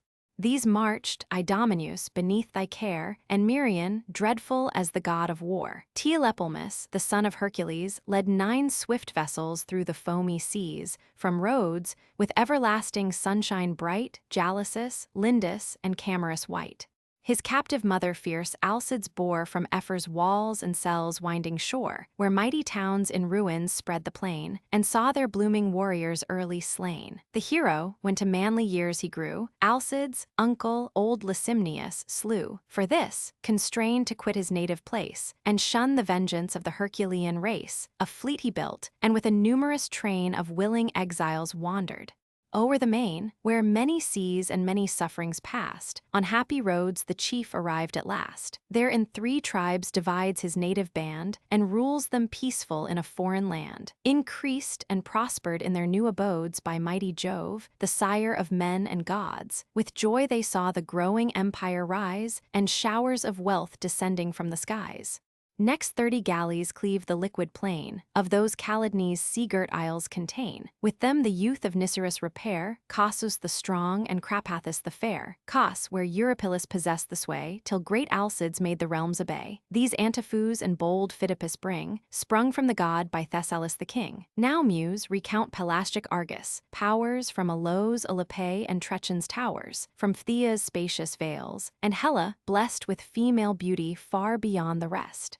Full 50 ships beneath Achilles, care, the Achaeans, Myrmidons, Hellenians bear, Thessalians all, though various in their name, the same their nation, and their chief the same. But now inglorious, stretched along the shore, they hear the brazen voice of war no more. No more the foe they face in dire array. Close in his fleet the angry leader lay. Since fair Briseis from his arms was torn, the noblest spoil from sacked Leonessus borne, then, when the chief the Theban walls o'erthrew, and the bold sons of great Evenus slew. There Achilles, plunged in depth of care, but soon to rise in slaughter, blood, and war. To these the youth of Phyle succeed, Itona, famous for her fleecy breed, and grassy Telion decked with cheerful greens, the bowers of Ceres and the sylvan scenes. Sweet Pyrrhasus, with blooming flowerets crowned, and Antron's watery dens, and caverned ground. These owned, as chief, Protesilaus the brave, who now lay silent in the gloomy grave, the first who boldly touched the Trojan shore, and died a Phrygian lance with Grecian gore. There lies, far distant from his native plain, unfinished his proud palaces remain, and his sad consort beats her breast in vain. His troops in 40 ships Podarces led, Iphiclus, son, and brother to the dead, nor he unworthy to command the host, yet still they mourned their ancient leader lost. The men who Glaphyra's fair soil partake, where hills encircle Bobe's lowly lake, where fair hears the neighboring waters fall, or proud Eryalcus lifts her airy wall, in 10 black ships embarked for Ilion's shore, with bold Eumelus whom Alceste bore. All Pelias, race Alceste far outshined, the grace and glory of the beauteous kind, the troops Methone or Thaumatia yields, Alizon's rocks, or Meliboea's fields, with Philoctetes sailed whose matchless art from the tough bow directs the feathered dart. But he lay raging on the Lemnian ground, a poisonous hydra gave the burning wound. There groaned the chief in agonizing pain, whom Greece at length shall wish, nor wish in vain. His forces Medon led from Lemnos, shore, Aelius' son, whom beauteous Rhena bore.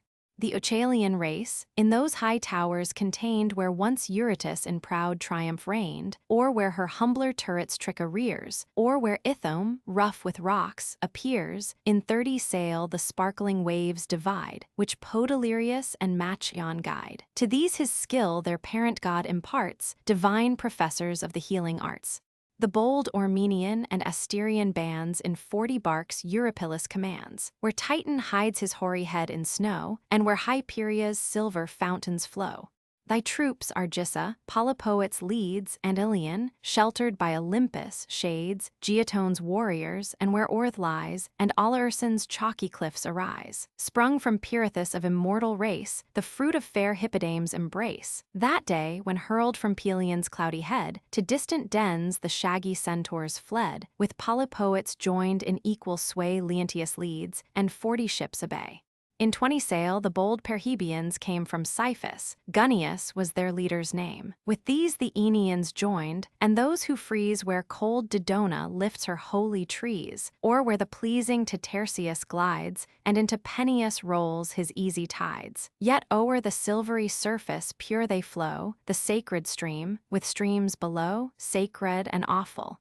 From the dark abode Styx pours them forth, the dreadful oath of gods. Last, under Prothous the Magnesian stood, who dwell where Pelion, crowned with piney boughs, obscures the glade and nods his shaggy brows, or where through flowery Tempe Peneus strayed. In 40 sable barks they stemmed the main, such were the chiefs, and such the Grecian train.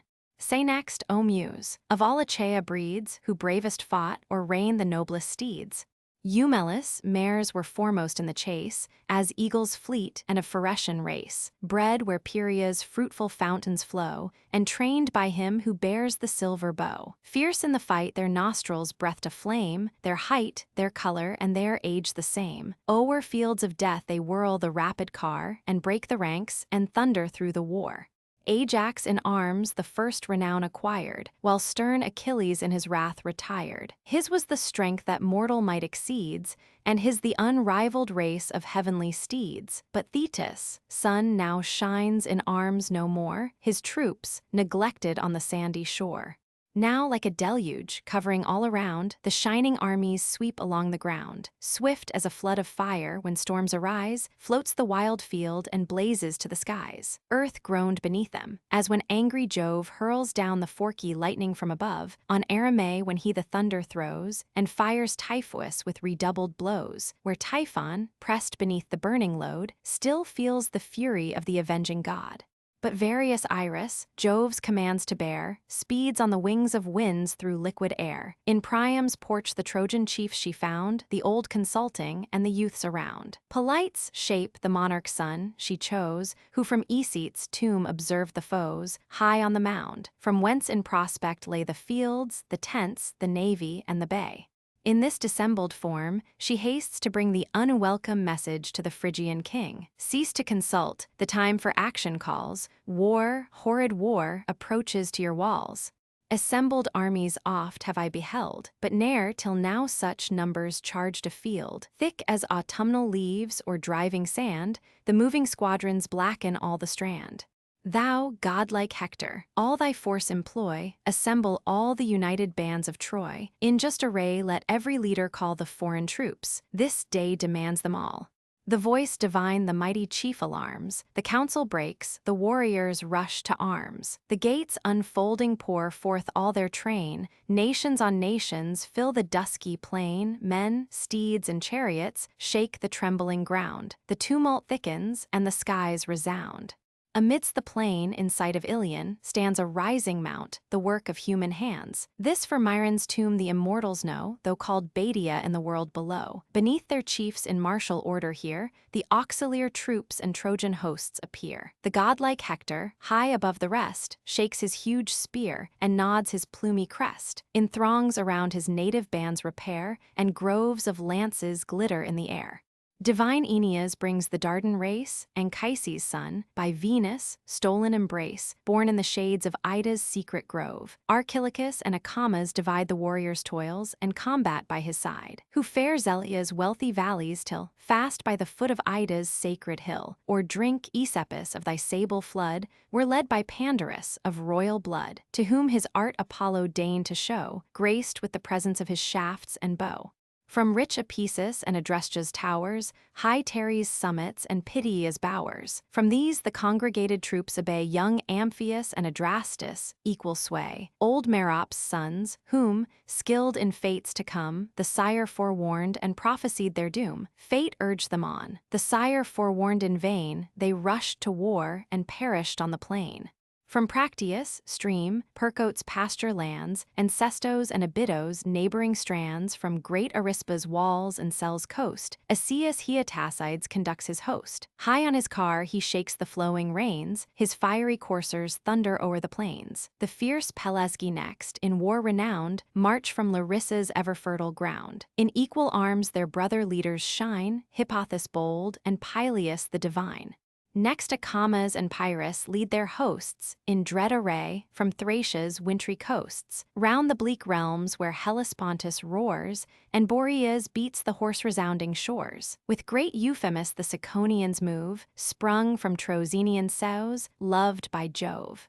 Pyrrhichms the Paeonian troops attend, skilled in the fight their crooked bows to bend. From Axius, ample bed, he leads them on Axius, that laves the distant Amidon Axius, that swells with all his neighboring rills, and wide around the floating region fills. The Paphlagonians Pylaemenes rules, where rich Henicia breeds her savage mules, where Erythinus rising cliffs are seen, thy groves of box, Cytorus.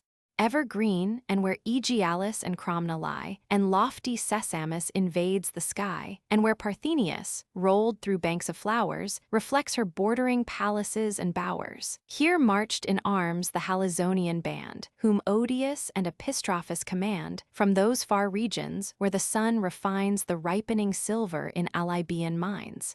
Their mighty Chromes led the Mysian train, and augur Anamus, inspired in vain, for stern Achilles lopped his sacred head, rolled down Scamander with the vulgar dead. Phorcys and brave Ascanius here unite the Ascanian Phrygians, eager for the fight.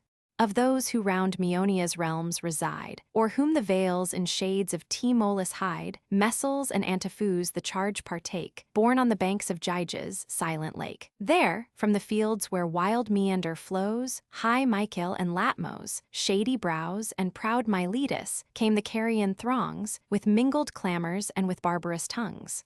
Amphimachus and Nosts guide the train, Nosts the bold, Amphimachus the vain, who, tricked with gold, and glittering on his car, rode like a woman to the field of war. Fool that he was! By fierce Achilles slain, the river swept him to the briny main. There whelmed with waves the gaudy warrior, lies the valiant victor, seized the golden prize. The forces last in fair array succeed, which blameless Glaucus and Sarpedon lead the warlike bands that distant Lycia yields, where gulfy Xanthus foams along the fields. Book 3, The Duel of Menelaus and Paris. The armies being ready to engage, a single combat is agreed upon between Menelaus and Paris for the determination of the war. Iris is sent to call Helen to behold the fight. She leads her to the walls of Troy, where Priam sat with his counsellors observing the Grecian leaders on the plain below, to whom Helen gives an account of the chief of them. The kings on either part take the solemn oath for the conditions of the combat. The duel ensues, wherein Paris being overcome, he is snatched away in a cloud by Venus and transported to his apartment. She then calls Helen from the walls and brings the lovers together. Agamemnon, on the part of the Grecians, demands the restoration of Helen and the performance of the articles. The 23rd day still continues throughout this book. The scene is sometimes in the fields before Troy, and sometimes in Troy itself. Thus, by their leaders' care, each martial band moves into ranks and stretches o'er the land. With shouts the Trojans, rushing from afar, proclaim their motions and provoke the war. Thus from his flaggy wings, when notice sheds a night of vapors round the mountain heads, swift gliding mists the dusky fields invade, to thieves more grateful than the midnight shade. While scarce the swains their feeding flocks survey, lost and confused amidst the thickened day. So wrapped in gathering dust, the Grecian train, a moving cloud, swept on and hid the plain. In form a god, the panther's speckled hide flowed o'er his armor with an easy pride. His bended bow across his shoulders flung, his sword beside him negligently hung. 2 pointed spears he shook with gallant grace, and dared the bravest of the Grecian race. As thus, with glorious air and proud disdain, he boldly stalked, the foremost on the plain, him Menelaus, loved of Mars, espies, with heart elated and with joyful eyes. So joys a lion, if the branching deer, or mountain goat, his bulky prize appear. Eager he seizes and devours the slain, pressed by bold youths and baying dogs in vain. As when some shepherd, from the rustling trees shot forth to view, a scaly serpent sees, trembling and pale, he starts with wild affright and all confused precipitates his flight. So from the king the shining warrior flies, and plunged amid the thickest Trojans lies. As godlike Hector sees the prince retreat, he thus upbraids him with a generous heat. Unhappy Paris! But to women brave, so fairly formed and only to deceive. Oh, hadst thou died when first thou saw'st the light, or died at least before thy nuptial rite, a better fate than vainly thus to boast, and fly the scandal of thy Trojan host. Gods, how the scornful Greeks exult to see their fears of danger undeceived in thee. Thy figure promised with a martial air, but ill thy soul supplies a form so fair. In former days, in all thy gallant pride, when thy tall ships triumphant stemmed the tide, when Greece beheld thy painted canvas flow, and crowds stood wondering at the passing show, say, was it thus, with such a baffled mien, you met the approaches of the Spartan queen, thus from her realm conveyed the beauteous prize, and both her warlike lords outshined in Helen's eyes? This deed thy foes delight, thy own disgrace, thy father's grief, and ruin of thy race. This deed recalls thee to the proffered fight, or hast thou injured whom thou darst not right? Soon to thy cost the field would make thee know thou keep'st the consort of a braver foe. Thy graceful form instilling soft desire, thy curling tresses, and thy silver lyre, beauty and youth. In vain to these you trust, when youth and beauty shall be laid in dust. Troy yet may wake, and one avenging blow crush the dire author of his country's woe.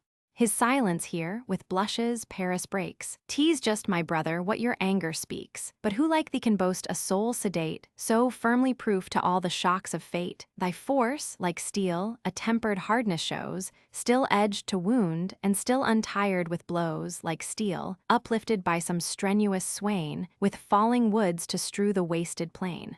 Thy gifts I praise, nor thou despise the charms with which a lover golden Venus arms, soft moving speech, and pleasing outward show, no wish can gain them, but the gods bestow.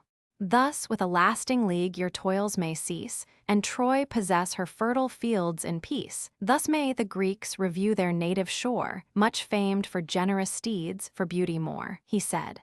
The challenge Hector heard with joy, then with his spear restrained the youth of Troy, held by the midst, athwart, and near the foe advanced with steps majestically slow, while round his dauntless head the Grecians pour their stones and arrows in a mingled shower. Then thus the monarch, great Atrides, cried, "Forbear, ye warriors! Lay the darts aside. A parley Hector asks, a message bears. We know him by the various plume he wears. Awed by his high command the Greeks attend, the tumult silence, and the fight suspend. While from the center Hector rolls his eyes on either host, and thus to both applies. Hear, all ye Trojan, all ye Grecian bands, what Paris, author of the war, demands. Your shining swords within the sheath restrain, and pitch your lances in the yielding plain.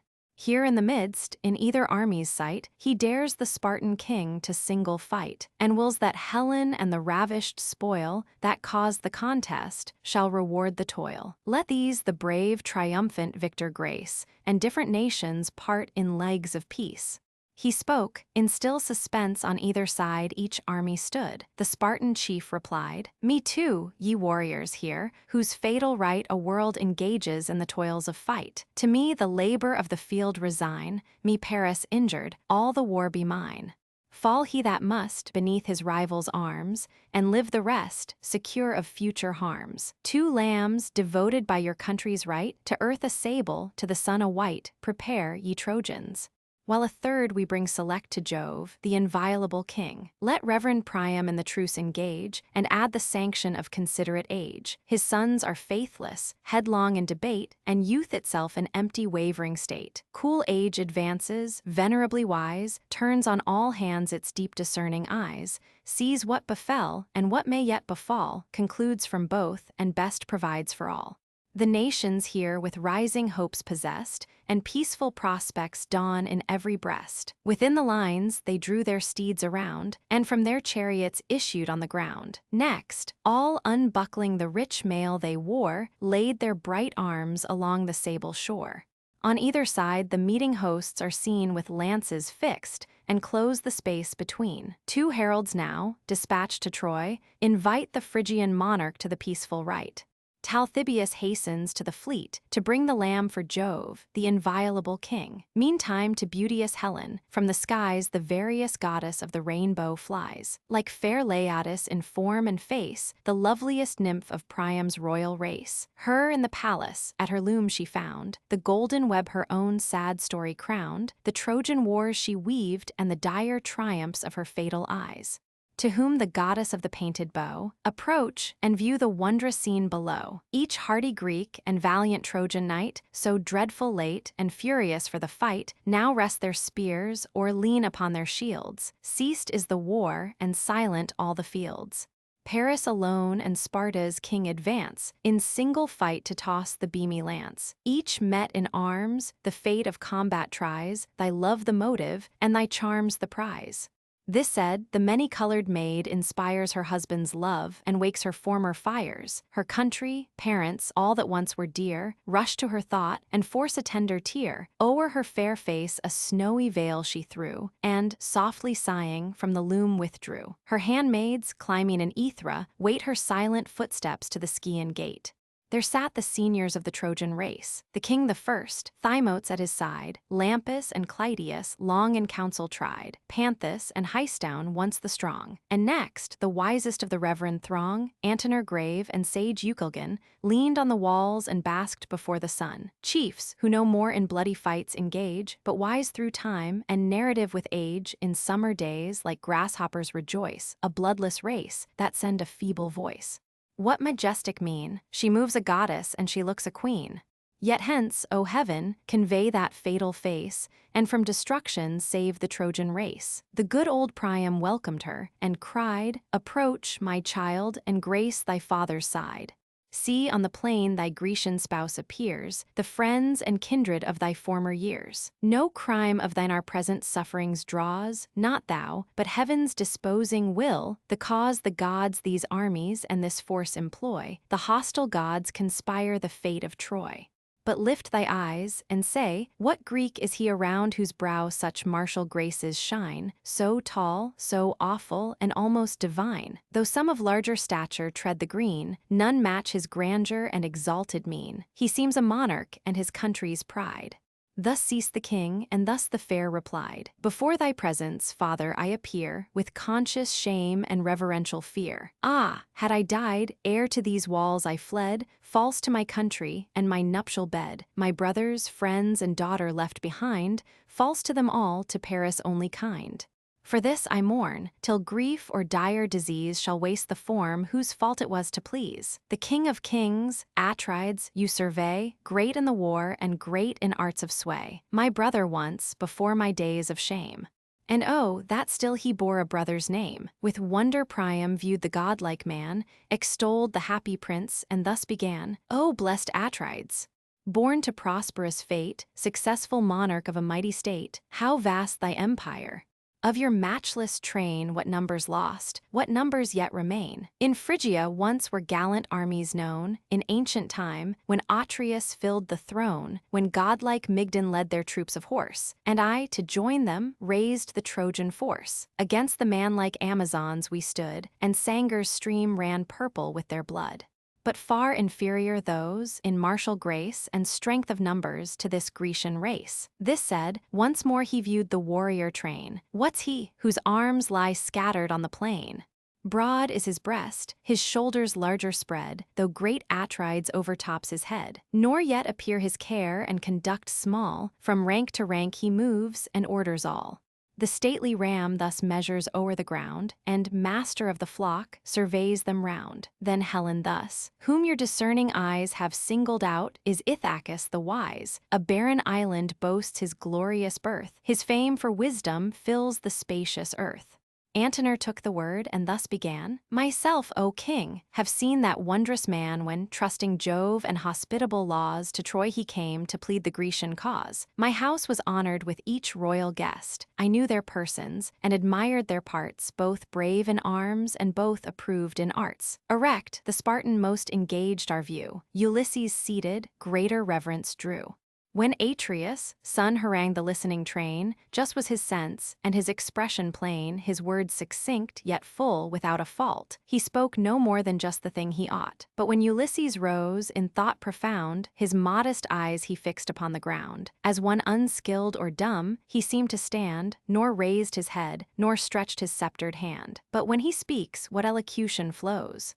Soft as the fleeces of descending snows, the copious accents fall, with easy art, melting they fall and sink into the heart. Wondering we hear, and fixed in deep surprise, our ears refute the censure of our eyes.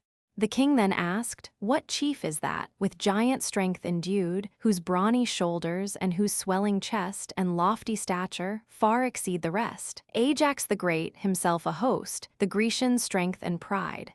See, bold Idomeneus' superior towers amid yon circle of his Cretan powers, great as a god. I saw him once before, with Menelaus on the Spartan shore. The rest I know, and could in order name, all valiant chiefs and men of mighty fame. Yet two are wanting of the numerous train, whom long my eyes have sought, but sought in vain. Castor and Pollux, first in martial force, one bold on foot and one renowned for horse. My brothers these, the same our native shore, one house contained us, as one mother bore. Perhaps the chiefs, from warlike toils at ease, for distant Troy refuse to sail the seas. Perhaps their swords some nobler quarrel draws, ashamed to combat in their sister's cause. So spoke the fair, nor knew her brother's doom, wrapped in the cold embraces of the tomb. Adorned with honors in their native shore, silent they slept, and heard of wars no more. Meantime the heralds, through the crowded town, bring the rich wine and destined victims down. Idaeus arms the golden goblets pressed, who thus the venerable king addressed. "Arise, O father of the Trojan state!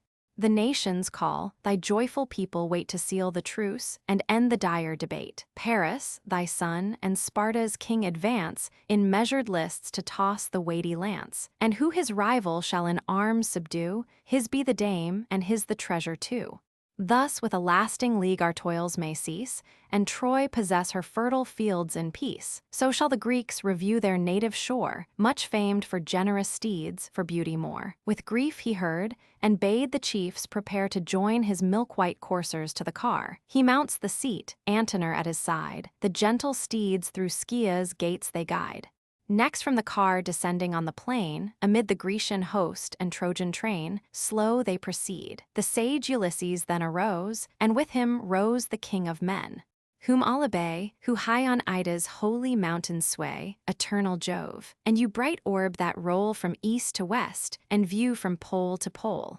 Thou Mother Earth, and all ye living floods, infernal furies and Tartarian gods, who rule the dead, and horrid woes prepare for perjured kings, and all who falsely swear. Hear and be witness, if, by Paris slain, great Menelaus press the fatal plain, the dame and treasures let the Trojan keep, and Greece returning plough the watery deep. If by my brother's lance the Trojan bleed, be his the wealth and beauteous dame decreed. The appointed fine let Iliad justly pay, and every age record the signal day. This if the Phrygians shall refuse to yield, arms must revenge, and Mars decide the field. With that the chief the tender victims slew, and in the dust their bleeding bodies threw. The vital spirit issued at the wound, and left the members quivering on the ground. From the same urn they drink the mingled wine, and add libations to the powers divine. While thus their prayers united mount the sky, hear, mighty Jove, and hear, ye gods on high, and may their blood, who first the league confound, shed like this wine, disdain the thirsty ground. May all their consorts serve promiscuous lust, and all their lust be scattered as the dust. Thus either hosts their imprecations joined, which Jove refused and mingled with the wind. The rites now finished, reverend Priam rose, and thus expressed a heart o'ercharged with woes. Ye Greeks and Trojans, let the chiefs engage, but spare the weakness of my feeble age. In yonder walls that object let me shun, nor view the danger of so dear a son. Whose arms shall conquer, and what prince shall fall, heaven only knows, for heaven disposes all. This said, the hoary king no longer stayed, but on his car the slaughtered victims laid. Then seized the reins his gentle steeds to guide, and drove to Troy, Antenor at his side. Bold Hector and Ulysses now dispose the lists of combat, and the ground enclose. Next to decide, by sacred lots prepare, who first shall launch his pointed spear in air. The people pray with elevated hands, and words like these are heard through all the bands. Immortal Jove, high heaven's superior lord, on lofty Ida's holy mount adored, whoe'er involved us in this dire debate, oh, give that author of the war to fate and shades eternal. Let division cease, and joyful nations join in leagues of peace. With eyes averted Hector hastes to turn the lots of fight and shakes the brazen urn. Then, Paris, thine leaped forth, by fatal chance ordained the first to whirl the weighty lance. Both armies sat the combat to survey.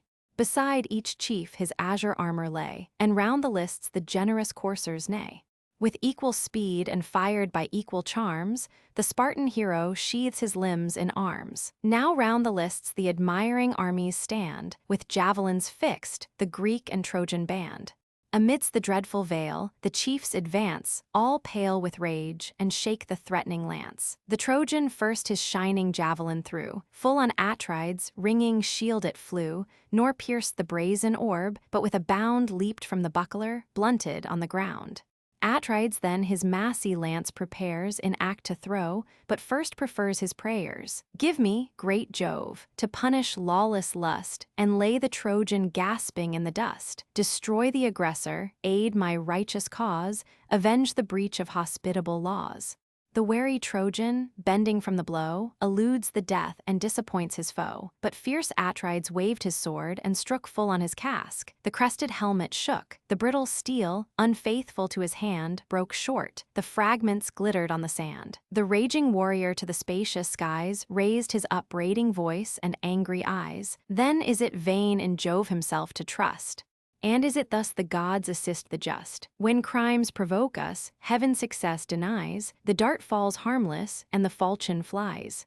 Furious he said, and towards the Grecian crew the unhappy warrior drew. Struggling he followed, while the embroidered thong that tied his helmet dragged the chief along. Then had his ruin crowned Atrides' joy, but Venus trembled for the Prince of Troy.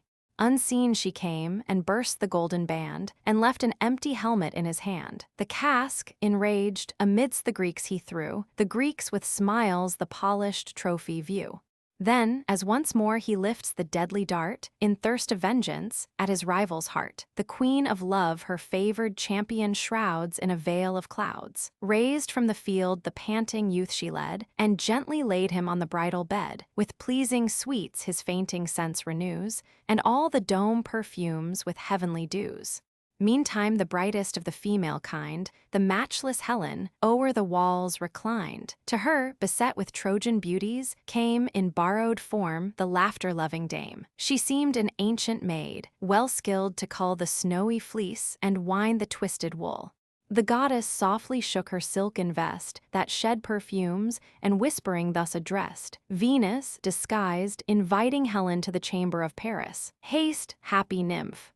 For thee thy Paris calls, safe from the fight, in yonder lofty walls, fair as a god, with odors round him spread, he lies and waits thee on the well-known bed. Not like a warrior parted from the foe, but some gay dancer in the public show. She spoke, and Helen's secret soul was moved. She scorned the champion, but the man she loved. Fair Venus, neck, her eyes that sparkled fire, and breast, revealed the queen of soft desire. Struck with her presence, straight the lively red forsook her cheek, and trembling, thus she said, Then is it still thy pleasure to deceive? And woman's frailty always to believe. Say, to new nations must I cross the main, or carry wars to some soft Asian plain? For whom must Helen break her second vow? What other Paris is thy darling now? Left to Atrides, an odious conquest and a captive wife, hence let me sail. And if thy Paris bear my absence ill, let Venus ease his care. A handmaid goddess at his side to wait, renounce the glories of thy heavenly state, be fixed forever to the Trojan shore, his spouse or slave, and mount the skies no more. For me, to lawless love no longer led, I scorn the coward and detest his bed. Else should I merit everlasting shame, and keen reproach from every Phrygian dame. Ill suits it now the joys of love to know, too deep my anguish, and too wild my woe. Venus presenting Helen to Paris. Then thus incensed, the Paphian queen replies, "Obey the power from whom thy glories rise. Should Venus leave thee, every charm must fly, fade from thy cheek, and languish in thy eye. Cease to provoke me, lest I make thee more the world's aversion than their love before, now the bright prize for which mankind engage, than the sad victim of the public rage." At this, the fairest of her sex obeyed, and veiled her blushes in a silken shade. Unseen and silent from the train she moves, led by the goddess of the smiles and loves. Arrived and entered at the palace gate, the maids officious round their mistress wait. Then, all dispersing, various tasks attend, the queen and goddess to the prince ascend. Full in her Paris sight, the queen of love had placed the beauteous progeny of Jove, where, as he viewed her charms, she turned away her glowing eyes, and thus began to say, "Is this the chief who, lost to sense of shame, late fled the field, and yet survives his fame? Oh, hadst thou died beneath the righteous sword of that brave man, whom once I called my lord." The boaster Paris oft desired the day with Sparta's king to meet in single fray. Go now, once more thy rivals' rage excite, provoke Atrides, and renew the fight. Yet Helen bids thee stay, lest thou unskilled shouldst fall an easy conquest on the field. Not thus I loved thee, when from Sparta's shore my forced, my willing heavenly prize I bore, when first entranced in crannies' isle I lay, mixed with thy soul, and all dissolved away. Thus having spoke, the enamored Phrygian boy rushed to the bed, impatient for the joy. Him Helen followed slow with bashful charms, and clasped the blooming hero in her arms. While these to love's delicious rapture yield, the stern Atrides rages round the field. So some fell lion whom the woods obey, roars through the desert, and demands his prey. Paris he seeks, impatient to destroy, but seeks in vain along the troops of Troy. Even those had yielded to a foe so brave the recreant warrior, hateful as the grave. Then speaking thus, the King of Kings arose, "Ye Trojans, Dardans, all our generous foes, hear and attest. From heaven with conquest crowned, our brothers' arms the just success have found. Be therefore now the Spartan wealth restored, let Argive Helen own her lawful lord. The appointed fine let Iliad justly pay, and age to age record this signal day." He ceased, his army's loud applauses rise, and the long shout runs echoing through the skies. Venus, map titled Greciae Antiqui. Book 4, The Breach of the Truce and the First Battle. The gods deliberate in council concerning the Trojan War. They agree upon the continuation of it, and Jupiter sends down Minerva to break the truce. She persuades Pandarus to aim an arrow at Menelaus, who is wounded but cured by Machaon.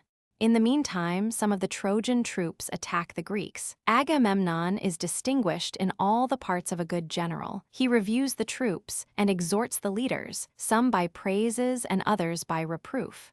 Nestor is particularly celebrated for his military discipline. The battle joins, and great numbers are slain on both sides. The same day continues through this as through the last book. The scene is wholly in the field before Troy.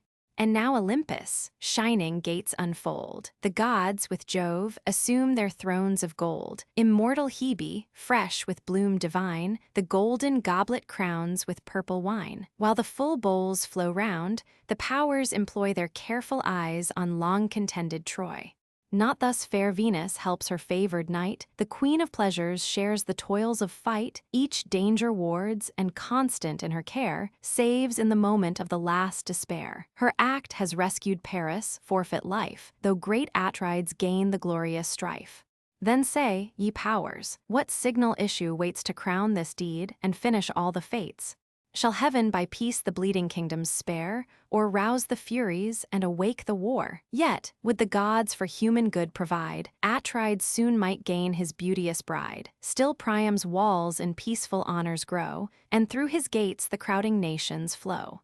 Thus while he spoke, the Queen of Heaven, enraged, and Queen of War in close consult engaged. Apart they sit, their deep designs employ, and meditate the future woes of Troy. Though secret anger swelled Minerva's breast, the prudent goddess yet her wrath suppressed. But Juno, impotent of passion, broke her sullen silence, and with fury spoke, the counsel of the gods.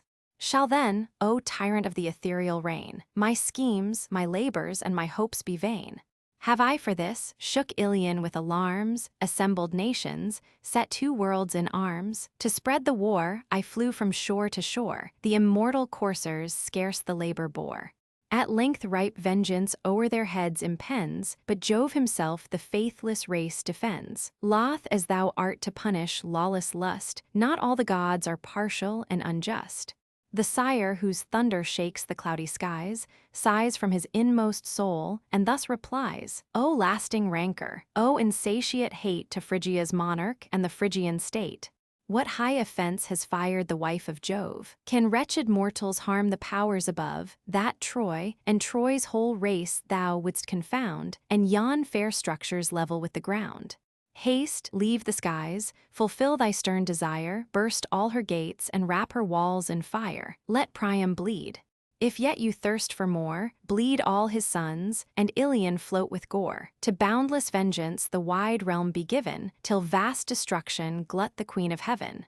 So let it be, and Jove his peace enjoy, when heaven no longer hears the name of Troy. But should this arm prepare to wreak our hate on thy loved realms, whose guilt demands their fate, presume not thou the lifted bolt to stay, remember Troy, and give the vengeance way. For know, of all the numerous towns that rise beneath the rolling sun and starry skies, which gods have raised, or earth-born men enjoy, none stands so dear to Jove as sacred Troy. No mortals merit more distinguished grace than godlike Priam, or than Priam's race. Still to our name their hecatombs expire, and altars blaze with unextinguished fire. At this the goddess rolled her radiant eyes, then on the thunderer fixed them, and replies, 3 towns are Juno's on the Grecian plains, more dear than all the extended earth contains, Mycenae, Argus, and the Spartan wall. These thou mayst raise, nor I forbid their fall. Tease not in me the vengeance to remove, the crime sufficient that they share my love. Of power superior why should I complain? Resent I may, but must resent in vain. Yet some distinction Juno might require, sprung with thyself from one celestial sire, a goddess born, to share the realms above, and styled the consort of the thundering Jove. Nor thou a wife and sister's right deny. Let both consent, and both by terms comply. So shall the gods our joint decrees obey, and heaven shall act as we direct the way. The sire of men and monarch of the sky the advice approved, and bade Minerva fly, dissolve the league, and all her arts employ to make the breach the faithless act of Troy. Fired with the charge, she headlong urged her flight, and shot like lightning from Olympus' height.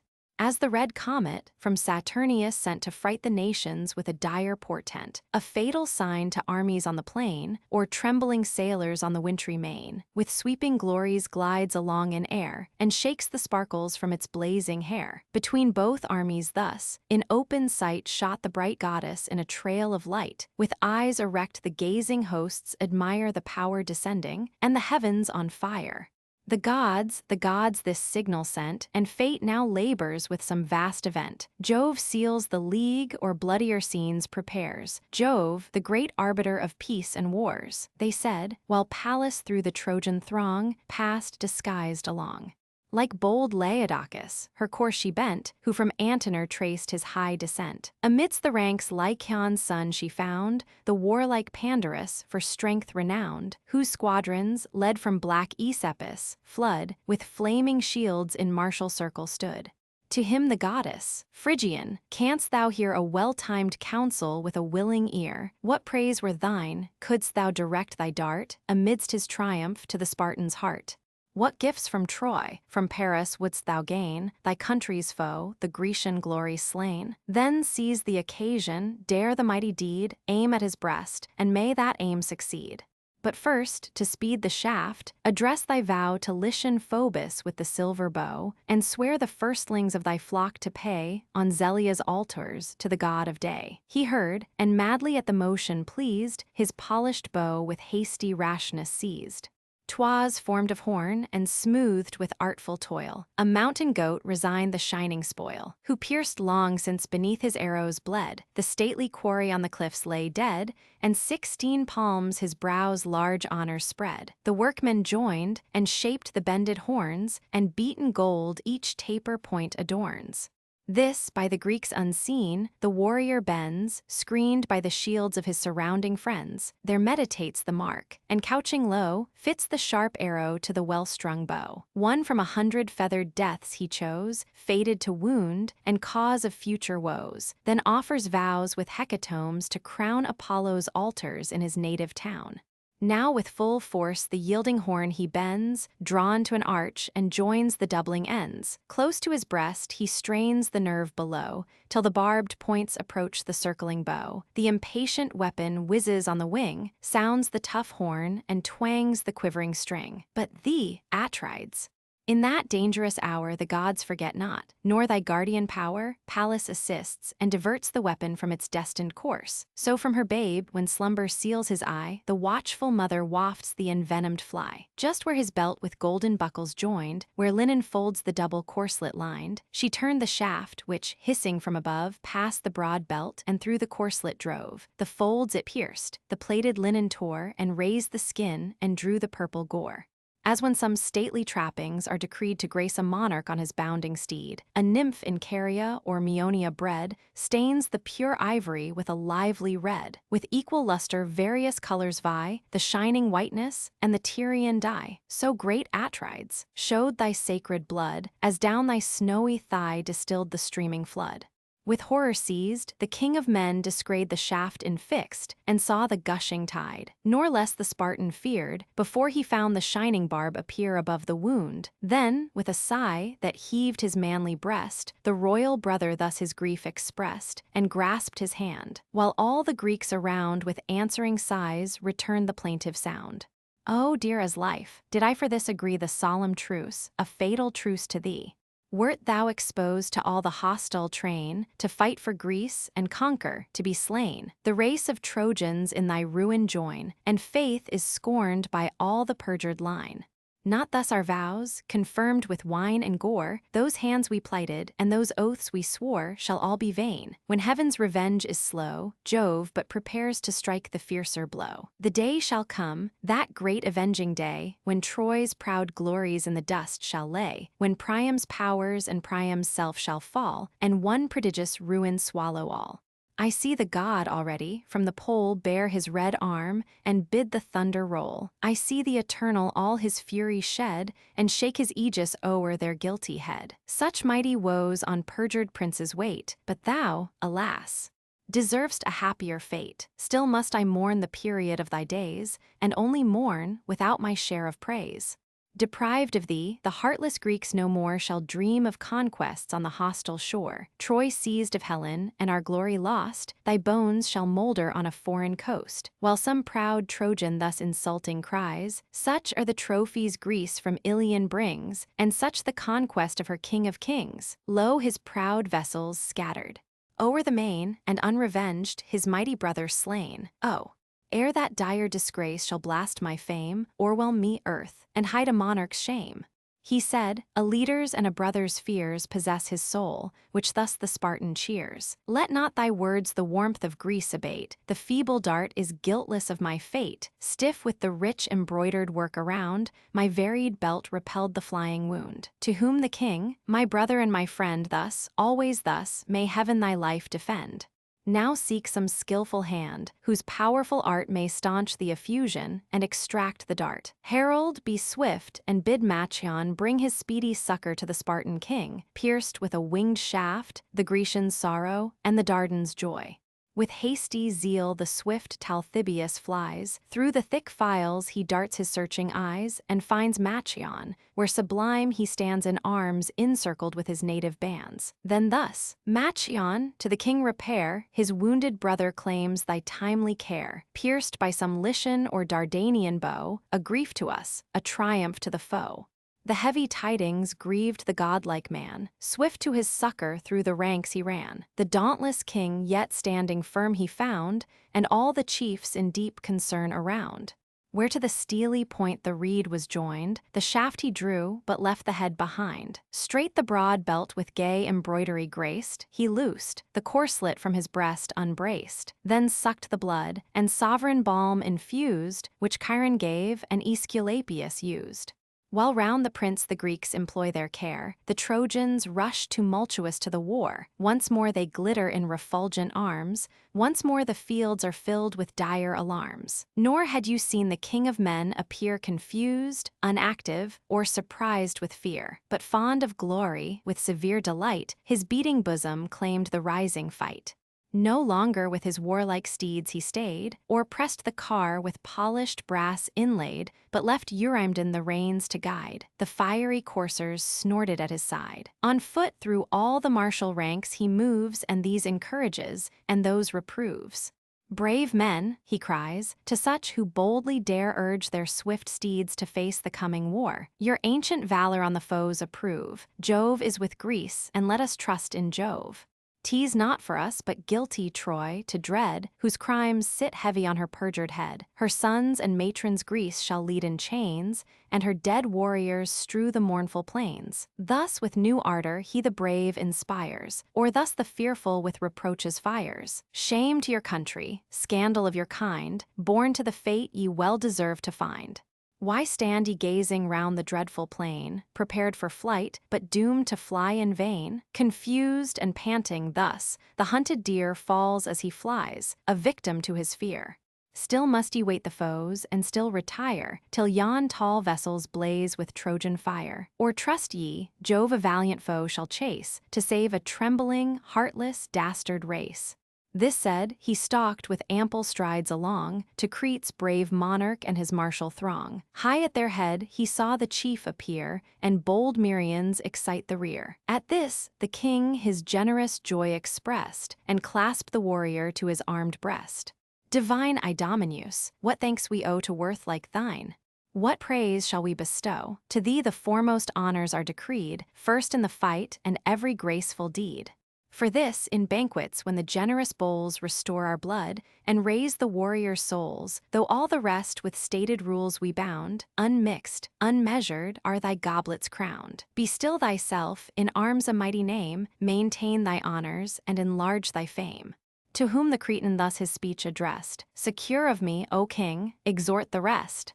Fixed to thy side, in every toil I share, thy firm associate in the day of war. But let the signal be this moment given, to mix in fight is all I ask of heaven. The field shall prove how perjuries succeed, and chains or death avenge the impious deed." Charmed with this heat, the king his course pursues, and next the troops of either Ajax views. In one firm orb the bands were ranged around, a cloud of heroes blackened all the ground.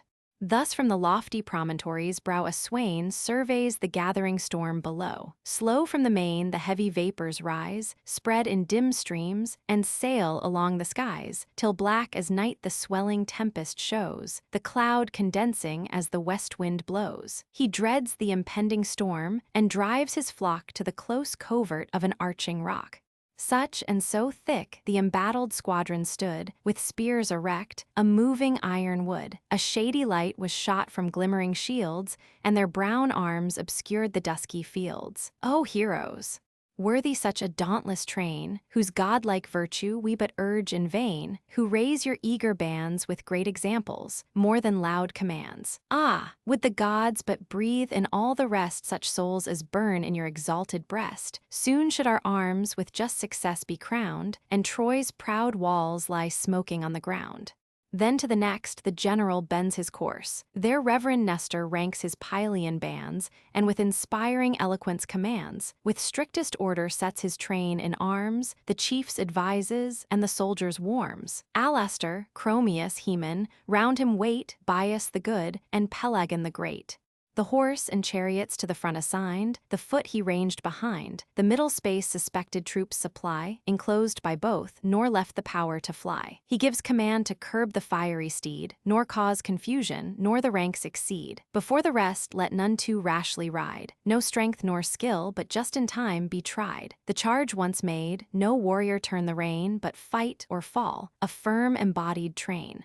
Our great forefathers held this prudent course, thus ruled their ardor, thus preserved their force, by laws like these immortal conquests made, and earth's proud tyrants low in ashes laid. So spoke the master of the martial art, and touched with transport great Atrides' heart.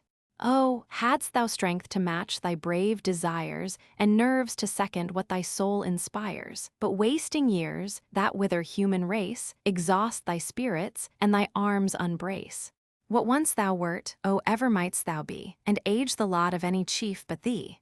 Thus to the experienced Prince Atrides cried. He shook his hoary locks and thus replied, Well might I wish, could mortal wish renew that strength which once in boiling youth I knew, such as I was, when Ereuthalion, slain beneath this arm, fell prostrate on the plain. But heaven its gifts not all at once bestows, these years with wisdom crowns, with action those. The field of combat fits the young and bold, the solemn counsel best becomes the old. To you the glorious conflict I resign, let sage advice, the palm of age, be mine, he said. With joy the monarch marched before, and found Menestheus on the dusty shore, with whom the firm Athenian phalanx stands, and next Ulysses with his subject bands. Remote their forces lay, nor knew so far the peace infringed, nor heard the sounds of war. The tumult late begun, they stood intent to watch the motion, dubious of the event. The king, who saw their squadrons yet unmoved, with hasty ardor thus the chiefs reproved. Can Peleus, son, forget a warrior's part, and fears Ulysses, skilled in every art? Why stand you distant, and the rest expect to mix in combat which yourselves neglect? From you 'twas hoped among the first to dare the shock of armies, and commence the war. For this your names are called before the rest, to share the pleasures of the genial feast. And can you, chiefs, without a blush survey whole troops before you laboring in the fray? Say, is it thus those honors you requite? The first in banquets, but the last in fight. Ulysses heard, the hero's warmth o'erspread his cheek with blushes, and severe he said, Take back the unjust reproach. Behold, we stand sheathed in bright arms, and but expect command. If glorious deeds afford thy soul delight, behold me plunging in the thickest fight. Then give thy warrior chief a warrior's due, who dares to act whate'er thou darst to view. Struck with his generous wrath, the king replies, O great in action and in counsel wise! With ours thy care and ardor are the same, nor need I to commend, nor aught to blame. Sage as thou art, and learned in humankind, forgive the transport of a martial mind. Haste to the fight, secure of just amends, the gods that make shall keep the worthy friends. He said, and passed where great Tydides lay, his steeds and chariots wedged in firm array. To whom with stern reproach the monarch cried, O son of Tydeus! He whose strength could tame the bounding steed, in arms a mighty name, canst thou, remote, the mingling hosts descry, with hands unactive and a careless eye? Not thus thy sire the fierce encounter feared, still first in front the matchless prince. What glorious toils, what wonders they recite, who viewed him laboring through the ranks of fight. I saw him once, when gathering martial powers, a peaceful guest, he sought Mycenae's towers. Armies he asked, and armies had been given, not we denied, but Jove forbade from heaven, while dreadful comets glaring from afar forewarned the horrors of the Theban war. Next, sent by Greece from where Asopus flows, a fearless envoy, he approached the foes. Thebes' hostile walls unguarded and alone, dauntless he enters and demands the throne. The tyrant feasting with his chiefs he found, and dared to combat all those chiefs around, dared and subdued before their haughty lord. For Pallas strung his arm and edged his sword. Stung with the shame, within the winding way, to bar his passage 50 warriors lay. 2 heroes led the secret squadron on, Mason the fierce, and hardy Lycophon, those 50 slaughtered in the gloomy vale. He spared but one to bear the dreadful tale, such Tydeus was, and such his martial fire. Gods! How the son degenerates from the sire! No words the godlike Diomed returned, but heard respectful, and in secret burned. Not so fierce Capaneus, undaunted son, stern as his sire, the boaster thus begun. What needs, O monarch, this invidious praise, ourselves to lessen, while our sire you raise? Dare to be just Atrides, and confess our value equal, though our fury less. With fewer troops we stormed the Theban wall, and happier saw the 7-fold city fall. In impious acts the guilty father died, the sons subdued, for heaven was on their side. Far more than heirs of all our parents' fame, our glories darken their diminished name. To him Tydides thus: My friend, forbear, suppress thy passion, and the king revere. His high concern may well excuse this rage, whose cause we follow, and whose war we wage. His the first praise, were Ilion's towers o'erthrown, and, if we fail, the chief disgrace his own. Let him the Greeks to hardy toils excite, tease ours to labor in the glorious fight. He spoke, and ardent on the trembling ground sprung from his car, his ringing arms resound. Dire was the clang, and dreadful from afar, of armed Tydides rushing to the war. As when the winds, ascending by degrees, first move the whitening surface of the seas, the billows float in order to the shore, the wave behind rolls on the wave before, till with the growing storm the deeps arise, foam o'er the rocks, and thunder to the skies. So to the fight the thick battalions throng, shields urged on shields, and men drove men along. Sedate and silent moved the numerous bands. No sound, no whisper, but the chief's commands, those only heard. With awe the rest obey, as if some god had snatched their voice away. Not so the Trojans. From their host ascends a general shout that all the region rends. As when the fleecy flocks unnumbered stand in wealthy folds, and wait the milker's hand, the hollow vale's incessant bleating fills, the lambs reply from all the neighboring hills. Such clamors rose from various nations round, mixed was the murmur, and confused the sound. Each host now joins, and each a god inspires, these Mars incites, and those Minerva fires, pale flight around, and dreadful terror reign, and discord raging bathes the purple plain, discord. Now shield, with helmet closed, to armor, lance to lance opposed, host against host with shadowy squadrons drew. The sounding darts in iron tempests flew, victors and vanquished joined promiscuous cries, and shrilling shouts and dying groans arise. With streaming blood the slippery fields are dyed, and slaughtered heroes swell the dreadful tide. The bold Antilochus the slaughter led, the first who struck a valiant Trojan dead. At great Echipolis the lance arrives, raised his high crest, and through his helmet drives. Warmed in the brain the brazen weapon lies, and shades eternal settle o'er his eyes. So sinks a tower, that long assaults had stood of force and fire, its walls besmeared with blood. Him, the bold leader of the Abantian throng, seized to despoil, and dragged the corpse along. But while he strove to tug the inserted dart, Agenor's javelin reached the hero's heart. His flank, unguarded by his ample shield, admits the lance. He falls and spurns the field. The nerves, unbraced, support his limbs no more. The soul comes floating in a tide of gore. Trojans and Greeks now gather round the slain. The war renews, the warriors bleed again. As o'er their prey rapacious wolves engage, man dies on man, and all is blood and rage. In blooming youth fair Simoisius fell, sent by great Ajax to the shades of hell. Fair Simoisius, whom his mother bore amid the flocks on silver Simwa shore. The nymph descending from the hills of Ide, to seek her parents on his flowery side, brought forth the babe, their common care and joy, and thence from Simwa named the lovely boy. Short was his date. By dreadful Ajax slain, he falls, and renders all their cares in vain. At Ajax, Antiphus his javelin threw, the pointed lance with erring fury flew, and Lucus, loved by wise Ulysses, slew. He drops the corpse of Simoisius slain, and sinks a breathless carcase on the plain. This saw Ulysses, and with grief enraged, strode where the foremost of the foes engaged. Armed with his spear, he meditates the wound in act to throw, but cautious looked around, struck at his sight the Trojans backward drew, and trembling heard the javelin as it flew. A chief stood nigh, who from Abydos came, old Priam's son, Demacune was his name. The weapon entered close above his ear, cold through his temples glides the whizzing spear. With piercing shrieks the youth resigns his breath, his eyeballs darken with the shades of death. Ponderous he falls, his clanging arms resound, and his broad buckler rings against the ground. Trojans, be bold, and force with force oppose. Your foaming steeds urge headlong on the foes. Nor are their bodies rocks, nor ribbed with steel. Your weapons enter, and your strokes they feel. Have ye forgot what seemed your dread before? The great, the fierce Achilles fights no more. Apollo thus from Ilion's lofty towers, arrayed in terrors, roused the Trojan powers, while war's fierce goddess fires the Grecian foe, and shouts and thunders in the fields below. Then great Diores fell, by doom divine, in vain his valor and illustrious line.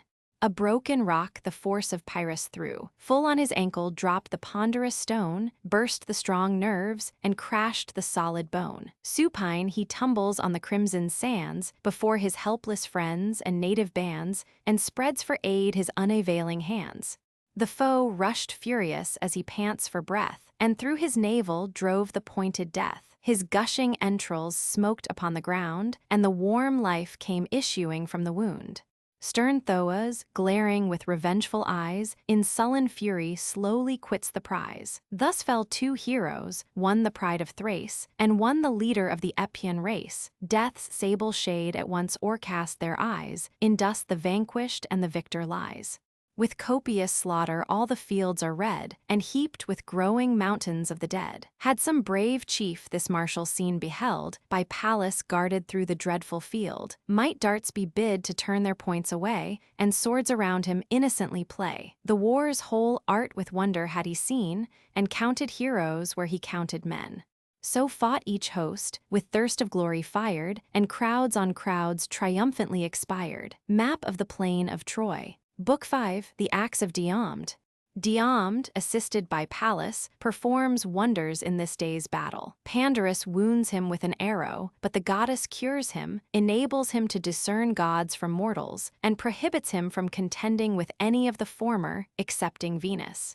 Aeneas joins Pandarus to oppose him. Pandarus is killed, and Aeneas in great danger but for the assistance of Venus, who, as she is removing her son from the fight, is wounded on the hand by Diomed. Apollo seconds her in his rescue, and at length carries off Aeneas to Troy, where he is healed in the temple of Pergamus. Mars rallies the Trojans and assists Hector to make a stand. In the meantime, Aeneas is restored to the field, and they overthrow several of the Greeks. Among the rest, Tlepolemus is slain by Sarpedon. Juno and Minerva descend to resist Mars. The latter incites Diomed to go against that god. He wounds him and sends him groaning to heaven. The first battle continues through this book. The scene is the same as in the former, but Pallas now Tydides, soul inspires, fills with her force, and warms with all her fires, above the Greeks his deathless fame to raise, and crown her hero with distinguished praise. High on his helm celestial lightnings play, his beamy shield emits a living ray. The unwearied blaze incessant streams supplies, like the red star that fires the autumnal skies. When fresh he rears his radiant orb to sight, and bathed in ocean, shoots a keener light. Such glories Pallas on the chief bestowed, such from his arms the fierce effulgence flowed. Onward she drives him, furious to engage, where the fight burns, and where the thickest rage. The sons of Dares first the combat sought, a wealthy priest, but rich without a fault. In Vulcan's fane the father's days were led, the sons to toils of glorious battle bred. These singled from their troops the fight maintain, these from their steeds, Tydides on the plain. Fierce for renown the brother chiefs draw near, and first bold Phegeus cast his sounding spear, which o'er the warrior's shoulder took its course, and spent in empty air its erring force. Not so, Tydides, flew thy lance in vain, but pierced his breast, and stretched him on the plain. Seized with unusual fear, Idaeus fled, left the rich chariot and his brother dead. And had not Vulcan lent celestial aid, he too had sunk to death's eternal shade. But in a smoky cloud the god of fire preserved the son, in pity to the sire. The steeds and chariot, to the navy led, increased the spoils of gallant Diomed. Struck with amaze and shame, the Trojan crew, or slain or fled, the sons of Dares view, when by the blood-stained hand Minerva pressed the god of battles, and this speech addressed: Stern power of war, by whom the mighty fall, who bathe in blood and shake the lofty wall. Let the brave chiefs their glorious toils divide, and whose the conquest mighty Jove decide, while we from interdicted fields retire, nor tempt the wrath of heaven's avenging sire. Her words allay the impetuous warrior's heat, the god of arms and martial maid retreat, removed from fight, on Xanthus, flowery bounds they sat, and listened to the dying sounds. Meantime, the Greeks the Trojan race pursue, and some bold chieftain every leader slew. First Odius falls and bites the bloody sand, his death ennobled by Atrides' hand. As he to flight his wheeling car addressed, the speedy javelin drove from back to breast. In dust the mighty Halizonian lay, his arms resound, the spirit wings its way. Thy fate was next, O Phaestus, doomed to feel the great Idomeneus' protended steel, whom Boreas sent from fruitful Tarn to the fields of Troy. The Cretan javelin reached him from afar and pierced his shoulder as he mounts his car. Back from the car he tumbles to the ground, and everlasting shades his eyes surround. Next artful Phereclus untimely fell, bold Merion sent him to the realms of hell. Thy father's skill, O Phereclus, was thine, the graceful fabric and the fair design, for loved by Pallas, Pallas did impart to him the shipwrights and the builder's art. Beneath his hand the fleet of Paris rose, the fatal cause of all his country's woes. But he, the mystic will of heaven unknown, nor saw his country's peril, nor his own. The hapless artist, while confused he fled, the spear of Merion mingled with the dead. Through his right hip, with forceful fury cast, between the bladder and the bone it passed. Prone on his knees he falls with fruitless cries, and death in lasting slumber seals his eyes. From Meges, force the swift Peteus fled, Antenor's offspring from a foreign bed, whose generous spouse, Thenor, heavenly fair, nursed the young stranger with a mother's care. How vain those cares, when Meges in the rear full in his nape infixed the fatal spear. Swift through his crackling jaws the weapon glides, and the cold tongue and grinning teeth divides. Then died Hypsenor, generous and divine, sprung from the brave Dolopian's mighty line, who near adored Scamander made abode, priest of the stream, and honored as a god. On him, amidst the flying numbers found, Eurypylus inflicts a deadly wound. On his broad shoulders fell the forceful brand, thence glancing downwards, lopped his holy hand, which stained with sacred blood the blushing sand. Down sunk the priest, the purple hand of death closed his dim eye, and fate suppressed his breath. Thus toiled the chiefs, in different parts engaged. In every quarter fierce Tydides raged. Amid the Greek, amid the Trojan train, wrapped through the ranks he thunders o'er the plain. Now here, now there, he darts from place to place, pours on the rear, or lightens in their face. Thus from high hills the torrents swift and strong deluge whole fields, and sweep the trees along. Through ruined moles the rushing wave resounds, o'erwhelms the bridge, and bursts the lofty bounds. The yellow harvests of the ripened year, and flatted vineyards, one sad waste appear. While Jove descends in sluicy sheets of rain, and all the labors of mankind are vain. So raged Tydides, boundless in his ire, drove armies back, and made all Troy retire. With grief the leader of the Lycian band saw the wide waste of his destructive hand. His bended bow against the chief he drew, swift to the mark the thirsty arrow flew, whose forky point the hollow breastplate tore, deep in his shoulder pierced, and drank the gore. The rushing stream his brazen armor dyed, while the proud archer thus exulting cried, "Hither, ye Trojans, hither drive your steeds."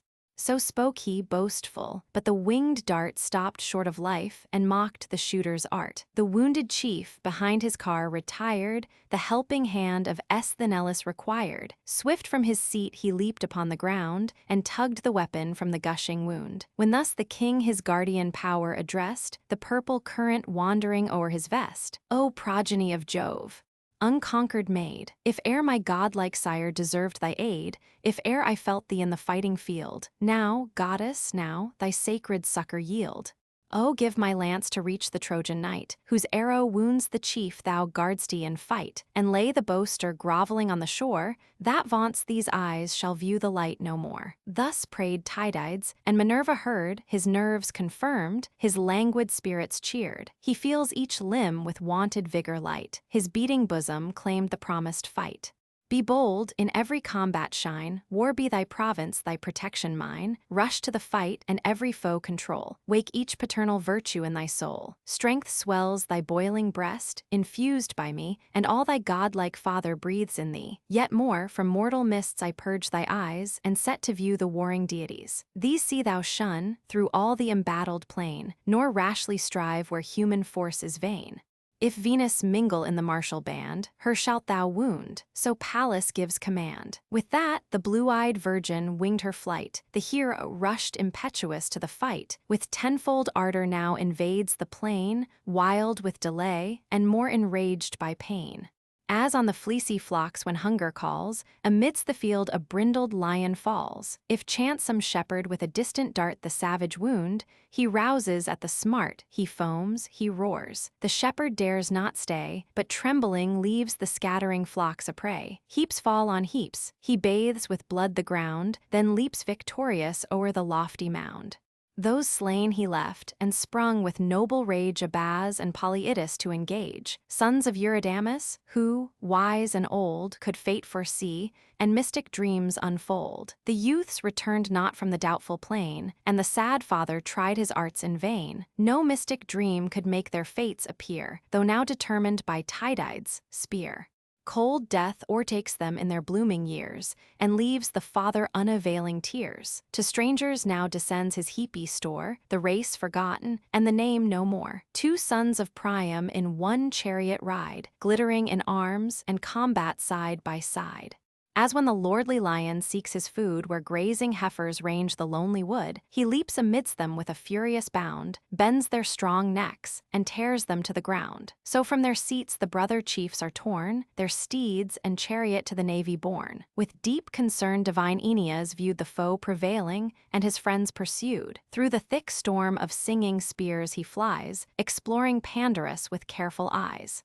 At length he found Lycaon's mighty son, to whom the chief of Venus' race begun. Where, Pandarus, are all thy honors now, thy winged arrows and unerring bow, thy matchless skill, thy yet unrivaled fame, and boasted glory of the Lycian name? Oh, pierce that mortal! If we mortal call that wondrous force by which whole armies fall, or God incensed, who quits the distant skies to punish Troy for slighted sacrifice, which, oh, avert from our unhappy state, for what so dreadful as celestial hate? Whoe'er he be, propitiate Jove with prayer. If man, destroy; if God, entreat to spare. To him the Lycian, whom your eyes behold, if right I judge, is Diom the bold. Such coursers whirl him o'er the dusty field, so towers his helmet, and so flames his shield. If 'tis a god, he wears that chief's disguise. Or if that chief, some guardian of the skies, involved in clouds, protects him in the fray, and turns unseen the frustrate dart away. I winged an arrow, which not idly fell, the stroke had fixed him to the gates of hell. And but some god, some angry god withstands, his fate was due to these unerring hands. Skilled in the bow, on foot I sought the war, nor joined swift horses to the rapid car. 10 polished chariots I possessed at home, and still they grace Lycaon's princely dome. There veiled in spacious coverlets they stand, and twice 10 coursers wait their lord's command. The good old warrior bade me trust to these, when first for Troy I sailed the sacred seas, in fields, aloft, the whirling car to guide, and through the ranks of death triumphant ride. But vain with youth, and yet to thrift inclined, I heard his counsels with unheedful mind, and thought the steeds might fail of forage in the straitened town. So took my bow and pointed darts in hand, and left the chariots in my native land. Too late, O friend! My rashness I deplore. These shafts, once fatal, carry death no more. Tydeus and Atreus, sons their points have found, and undissembled gore pursued the wound. In vain they bleed. This unavailing bow serves, not to slaughter, but provoke the foe. In evil hour these bended horns I strung, and seized the quiver where it idly hung. Cursed be the fate that sent me to the field without a warrior's arms, the spear and shield. If e'er with life I quit the Trojan plain, if e'er I see my spouse and sire again, this bow, unfaithful to my glorious aims, broke by my hand, shall feed the blazing flames. To whom the leader of the Dardan race, be calm, nor Phoebus, honored gift disgrace. The distant dart be praised, though here we need the rushing chariot and the bounding steed. Against yon hero let us bend our course, and, hand to hand, encounter force with force. Now mount my seat, and from the chariot's height observe my father's steeds, renowned in fight, practiced alike to turn, to stop, to chase, to dare the shock, or urge the rapid race. Secure with these, through fighting fields we go, or safe to Troy, if Jove assist the foe. Haste, seize the whip, and snatch the guiding rein. The warrior's fury let this arm sustain. Or, if to combat thy bold heart incline, take thou the spear, the chariot's care be mine, O Prince. As thine the steeds, be thine the task to guide. The horses, practised to their lord's command, shall bear the rein, and answer to thy hand. But if unhappy we desert the fight, thy voice alone can animate their flight. Else shall our fates be numbered with the dead, and these, the victor's prize, in triumph led. Thine be the guidance, then, with spear and shield myself will charge this terror of the field. And now both heroes mount the glittering car, the bounding coursers rush amidst the war, their fierce approach bold Esthenellus espied, who thus, alarmed to great Tydides cried, O friend! Two chiefs of force immense I see, dreadful they come, and bend their rage on thee. Lo, the brave heir of old Lycaon's line, and great Aeneas, sprung from race divine. Enough is given to fame. Ascend thy car, and save a life, the bulwark of our war. At this the hero cast a gloomy look, fixed on the chief with scorn, and thus he spoke, Me dost thou bid to shun the coming fight? Me wouldst thou move to base, in glorious flight? No, 'tis not honest in my soul to fear, nor was Tydides born to tremble here. I hate the cumbrous chariot's slow advance, and the long distance of the flying lance. But while my nerves are strong, my force entire, thus front the foe, and emulate my sire. Nor shall yon steeds, that fierce to fight convey those threatening heroes, bear them both away. One chief at least beneath this arm shall die, so Pallas tells me, and forbids to fly. Hence great Anchises stole a breed unknown by mortal mares from fierce Laomedon. 4 of this race his ample stalls contain, and 2 transport Aeneas o'er the plain. These, were the rich immortal prize our own, through the wide world should make our glory known.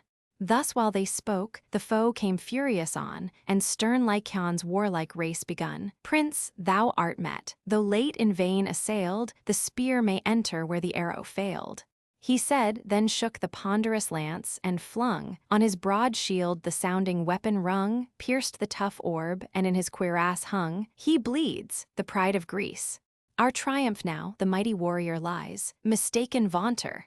Thy dart has erred, and now my spear be tried. Ye scape not both. One, headlong from his car, with hostile blood shall glut the god of war. He spoke, and rising hurled his forceful dart, which, driven by Pallas, pierced a vital part. Full in his face it entered, and betwixt the nose and eyeball the proud Lycian fixed, crashed all his jaws, and cleft the tongue within, till the bright point looked out beneath the chin.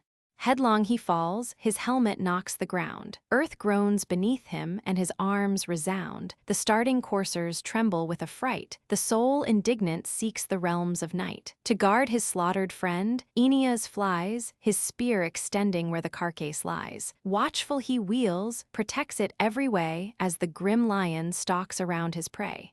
O'er the fallen trunk his ample shield displayed, he hides the hero with his mighty shade, and threats aloud. The Greeks with longing eyes behold at distance, but forbear the prize. Then fierce Tydides stoops, and from the fields heaved with vast force, a rocky fragment wields. Not 2 strong men the enormous weight could raise, such men as live in these degenerate days.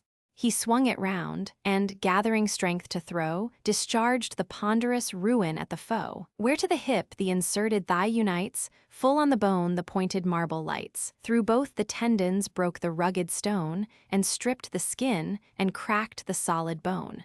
Sunk on his knees, and staggering with his pains, his falling bulk his bended arm sustains. Lost in a dizzy mist the warrior lies. A sudden cloud comes swimming o'er his eyes. There the brave chief, who mighty numbers swayed, oppressed had sunk to death's eternal shade. But heavenly Venus, mindful of the love she bore Anchises in the Idaean grove, his danger views with anguish and despair, and guards her offspring with a mother's care.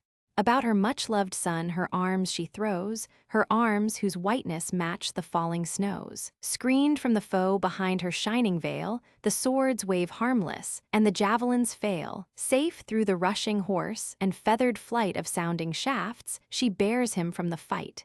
nor Esthenelus, with unassisting hands, remained unheedful of his lord's commands. His panting steeds, removed from out the war, he fixed with straitened traces to the car. Next, rushing to the Dardan spoil, detains the heavenly coursers with the flowing manes. These in proud triumph to the fleet conveyed, no longer now a Trojan lord obeyed. That charge to bold Dapolus he gave, then mounting on his car, resumed the rein, and followed where Tydides swept the plain.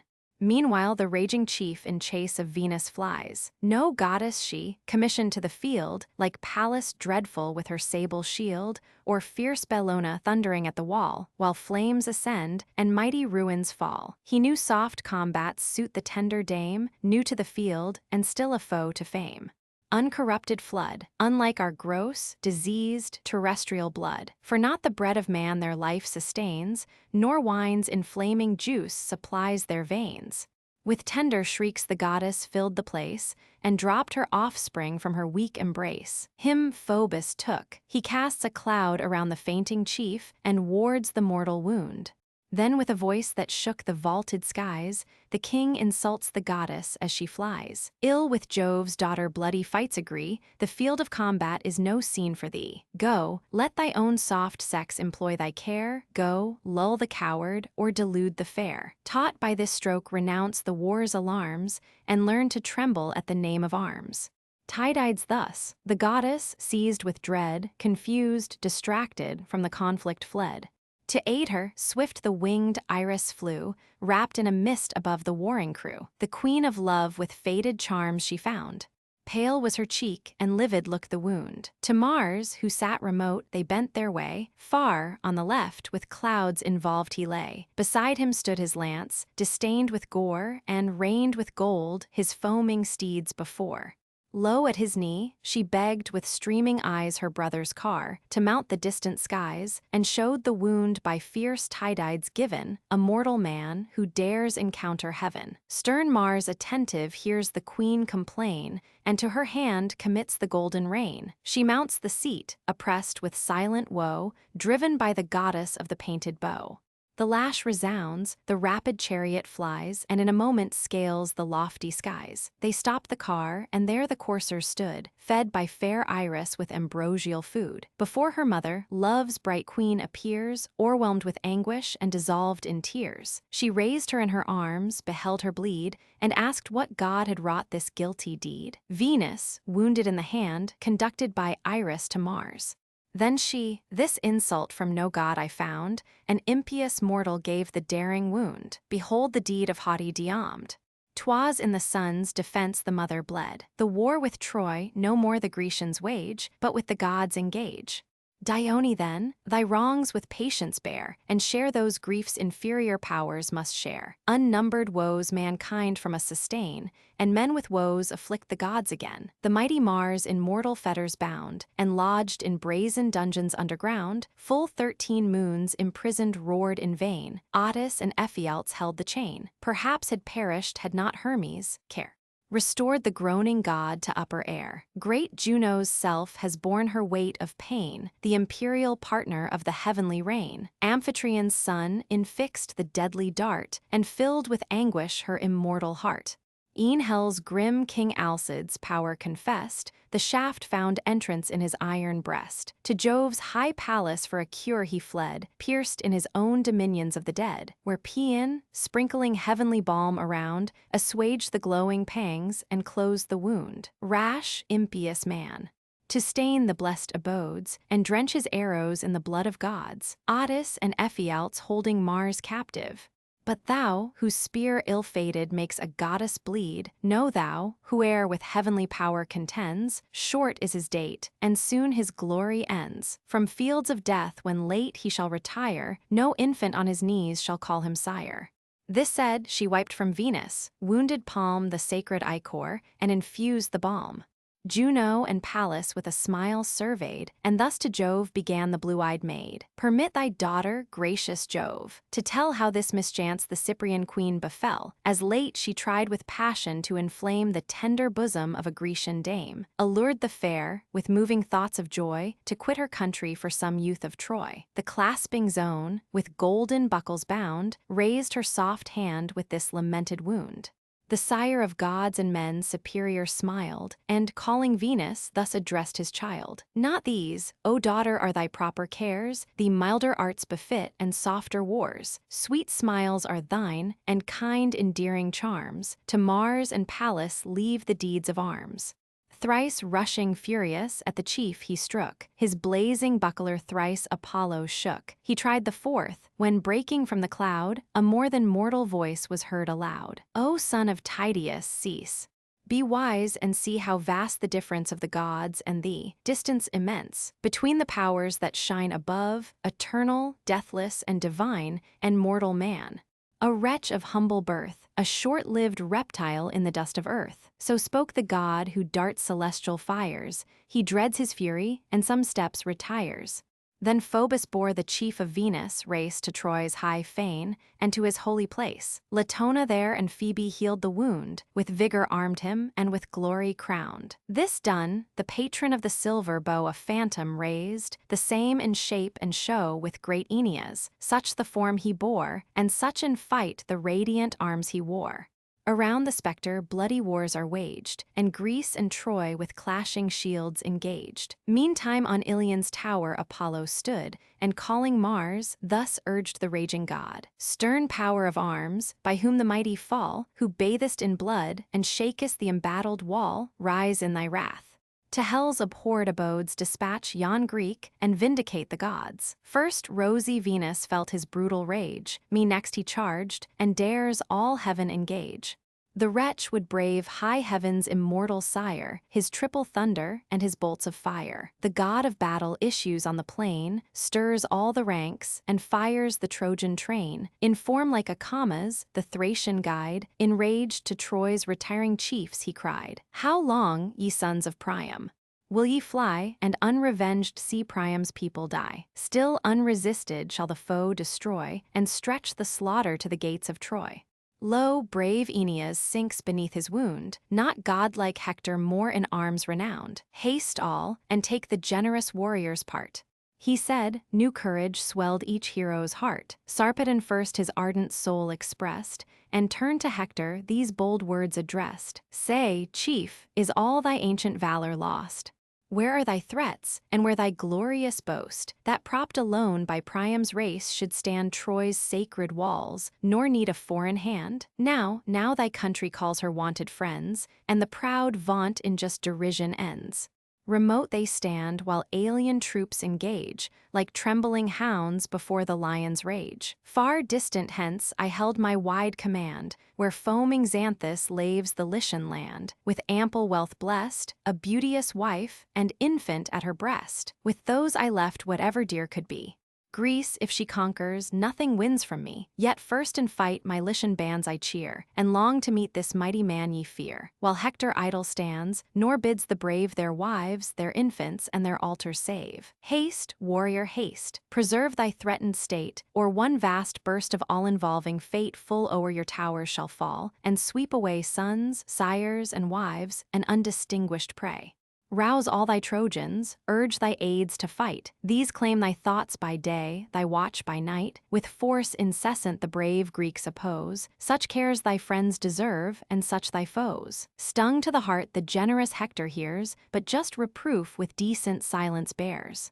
From his proud car the prince impetuous springs, on earth he leaps, his brazen armor rings. 2 shining spears are brandished in his hands. Thus armed, he animates his drooping bands, revives their ardor, turns their steps from flight, and wakes anew the dying flames of fight. They turn, they stand. The Greeks their fury dare, condense their powers, and wait the growing war. As when, on Ceres' sacred floor, the swain spreads the wide fan to clear the golden grain, and the light chaff, before the breeze is born, ascends in clouds from off the heapy corn. The gray dust, rising with collected winds, drives o'er the barn and whitens all the hinds. So white with dust the Grecian host appears, from trampling steeds and thundering charioteers. The dusky clouds from labored earth arise, and roll in smoking volumes to the skies. Mars hovers o'er them with his sable shield, and adds new horrors to the darkened field. Pleased with his charge, and ardent to fulfill, in Troy's defense, Apollo's heavenly will. Soon as from fight the blue-eyed maid retires, each Trojan bosom with new warmth he fires. And now the god, from forth his sacred fane, produced Aeneas to the shouting train. Alive, unharmed, with all his peers around, erect he stood, and vigorous from his wound. Inquiries none they made. The dreadful day no pause of words admits, no dull delay. Fierce discord storms, Apollo loud exclaims, Fame calls, Mars thunders, and the fields in flames. Stern Diomede with either Ajax stood, and great Ulysses, bathed in hostile blood. Embodied close, the laboring Grecian train the fiercest shock of charging hosts sustain. Unmoved and silent, the whole war they wait, serenely dreadful, and as fixed as fate. So when the embattled clouds in dark array, along the skies their gloomy lines display. When now the north his boisterous rage has spent, and peaceful sleeps the liquid element, the low-hung vapors, motionless and still, rest on the summits of the shaded hill, till the mass scatters as the winds arise, dispersed and broken through the ruffled skies. Nor was the general wanting to his train. From troop to troop he toils through all the plain. Ye Greeks, be men. The charge of battle bear, your brave associates and yourselves revere. Let glorious acts more glorious acts inspire, and catch from breast to breast the noble fire. On valor's side the odds of combat lie, the brave live glorious or lamented die. The wretch who trembles in the field of fame meets death, and worse than death, eternal shame. Then fierce Aeneas, brandishing his blade, in dust Orsilochus and Crethon laid, whose sire Diocleus, wealthy, brave, and great, in well-built ferry held his lofty seat, sprung from Alpheus, plenteous stream, that yields increase of harvests to the Pylian fields. He got Orsilochus, Diocleus he, and these descended in the third degree. Too early expert in the martial toil, in sable ships they left their native soil, to avenge Atrides. Now, untimely slain, they fell with glory on the Phrygian plain. So 2 young mountain lions, nursed with blood in deep recesses of the gloomy wood, rush fearless to the plains, and uncontrolled depopulate the stalls and waste the fold, till pierced at distance from their native den, o'erpoured they fall beneath the force of men. Prostrate on earth their beauteous bodies lay, like mountain firs, as tall and straight as they. Great Menelaus views with pitying eyes, lifts his bright lance, and at the victor flies. Mars urged him on, yet, ruthless in his hate, the god but urged him to provoke his fate. He thus advancing, Nestor's valiant son shakes for his danger, and neglects his own, struck with the thought, should Helen's lord be slain, and all his country's glorious labors vain. Already met, the threatening heroes stand, the spears already tremble in their hand. In rushed Antilochus, his aid to bring, and fall or conquer by the Spartan king. These seen, the Dardan backward turned. His course, brave as he was, and shunned unequal force. The breathless bodies to the Greeks they drew, then mix in combat, and their toils renew. First, Pylaemenes, great in battle, bled, who sheathed in brass the Paphlagonians led. Atrides marked him where sublime he stood, fixed in his throat the javelin drank his blood. The faithful Mydon, as he turned from fight his flying coursers, sunk to endless night. A broken rock by Nestor's son was thrown. His bended arm received the falling stone. From his numbed hand the ivory-studded reins, dropped in the dust, are trailed along the plains. Meanwhile his temples feel a deadly wound. He groans in death and ponderous sinks to ground. Deep drove his helmet in the sands, and there the head stood fixed, the quivering legs in air, till trampled flat beneath the courser's feet. And Bellona dread, flame in the front, and thunder at their head. This swells the tumult and the rage of fight. That shakes a spear that casts a dreadful light. Where Hector marched, the god of battles shined, now stormed before him, and now raged behind. Tydides paused amidst his full career. Then first the hero's manly breast knew fear, as when some simple swain his cot forsakes, and wide through fens an unknown journey takes. If chance a swelling brook his passage stay, and foam impervious cross the wanderer's way, confused he stops, a length of country past, eyes the rough waves, and tired, returns at last. Amazed no less the great Tydides stands. He stayed, and turning thus addressed his bands. No wonder, Greeks, that all to Hector yield. Secure of favoring gods, he takes the field. His strokes they second, and avert our spears. Behold where Mars in mortal arms appears. Retire then, warriors, but sedate and slow. Retire, but with your faces to the foe. Trust not too much your unavailing might. Tease not with Troy, but with the gods ye fight. Now near the Greeks the black battalions drew, and first 2 leaders valiant Hector slew. His force Anchialus and Nesthus found, in every art of glorious war renowned. In the same car the chiefs to combat ride, and fought united, and united died. Struck at the sight, the mighty Ajax glows with thirst of vengeance, and assaults the foes. His massy spear with matchless fury sent, through Amphius' belt and heaving belly went. Amphius Apiesus, happy soil possessed, with herds abounding and with treasure blessed. But fate resistless from his country led the chief, to perish at his people's head. Shook with his fall his brazen armor rung, and fierce, to seize it, conquering Ajax sprung. Around his head an iron tempest reigned. A wood of spears his ample shield sustained. Beneath one foot the yet warm corpse he pressed, and drew his javelin from the bleeding breast. He could no more, the showering darts denied to spoil his glittering arms and plumy pride. While thus they strive, Tlepolemus the Great, urged by the force of unresisted fate, burns with desire Sarpedon's strength to prove. Alcides' offspring meets the son of Jove. Sheathed in bright arms each adverse chief came on. Jove's great descendant and his greater son. Prepared for combat, ere the lance he tossed, the daring Rhodian vents his haughty boast. What brings this Lycian counselor so far, to tremble at our arms, not mix in war? Know thy vain self, nor let their flattery move, who style thee son of cloud-compelling Jove. How far unlike those chiefs of race divine, how vast the difference of their deeds and thine. Jove got such heroes as my sire, whose soul no fear could daunt, nor earth nor hell control. Troy felt his arm, and yon proud ramparts stand raised on the ruins of his vengeful hand. With 6 small ships, and but a slender train, he left the town a wide deserted plain. But what art thou, who deedless look'st around, while unrevenged thy Lycians bite the ground? Small aid to Troy thy feeble force can be, but wert thou greater, thou must yield to me. Pierced by my spear, to endless darkness go, I make this present to the shades below. The son of Hercules, the Rhodian guide, thus haughty spoke. The Lycian king replied, Thy sire, O prince, o'erturned the Trojan state, whose perjured monarch well deserved his fate. Those heavenly steeds the hero sought so far, false he detained, the just reward of war. Nor so content, the generous chief defied, with base reproaches and unmanly pride. But you, unworthy the high race you boast, shall raise my glory when thy own is lost. Now meet thy fate, and by Sarpedon slain, add one more ghost to Pluto's gloomy reign. He said. Both javelins at an instant flew, both struck, both wounded, but Sarpedon slew. Full in the boaster's neck the weapon stood, transfixed his throat, and drank the vital blood. The soul disdainful seeks the caves of night, and his sealed eyes forever lose the light. Yet not in vain, Tlepolemus, was thrown thy angry lance, which piercing to the bones Sarpedon's thigh, had robbed the chief of breath. But Jove was present, and forbade the death. Borne from the conflict by his Lycian throng, the wounded hero dragged the lance along. His friends, each busied in his several part, through haste or danger, had not drawn the dart. The Greeks with slain Tlepolemus retired, whose fall Ulysses viewed, with fury fired, doubtful if Jove's great son he should pursue, or pour his vengeance on the Lycian crew.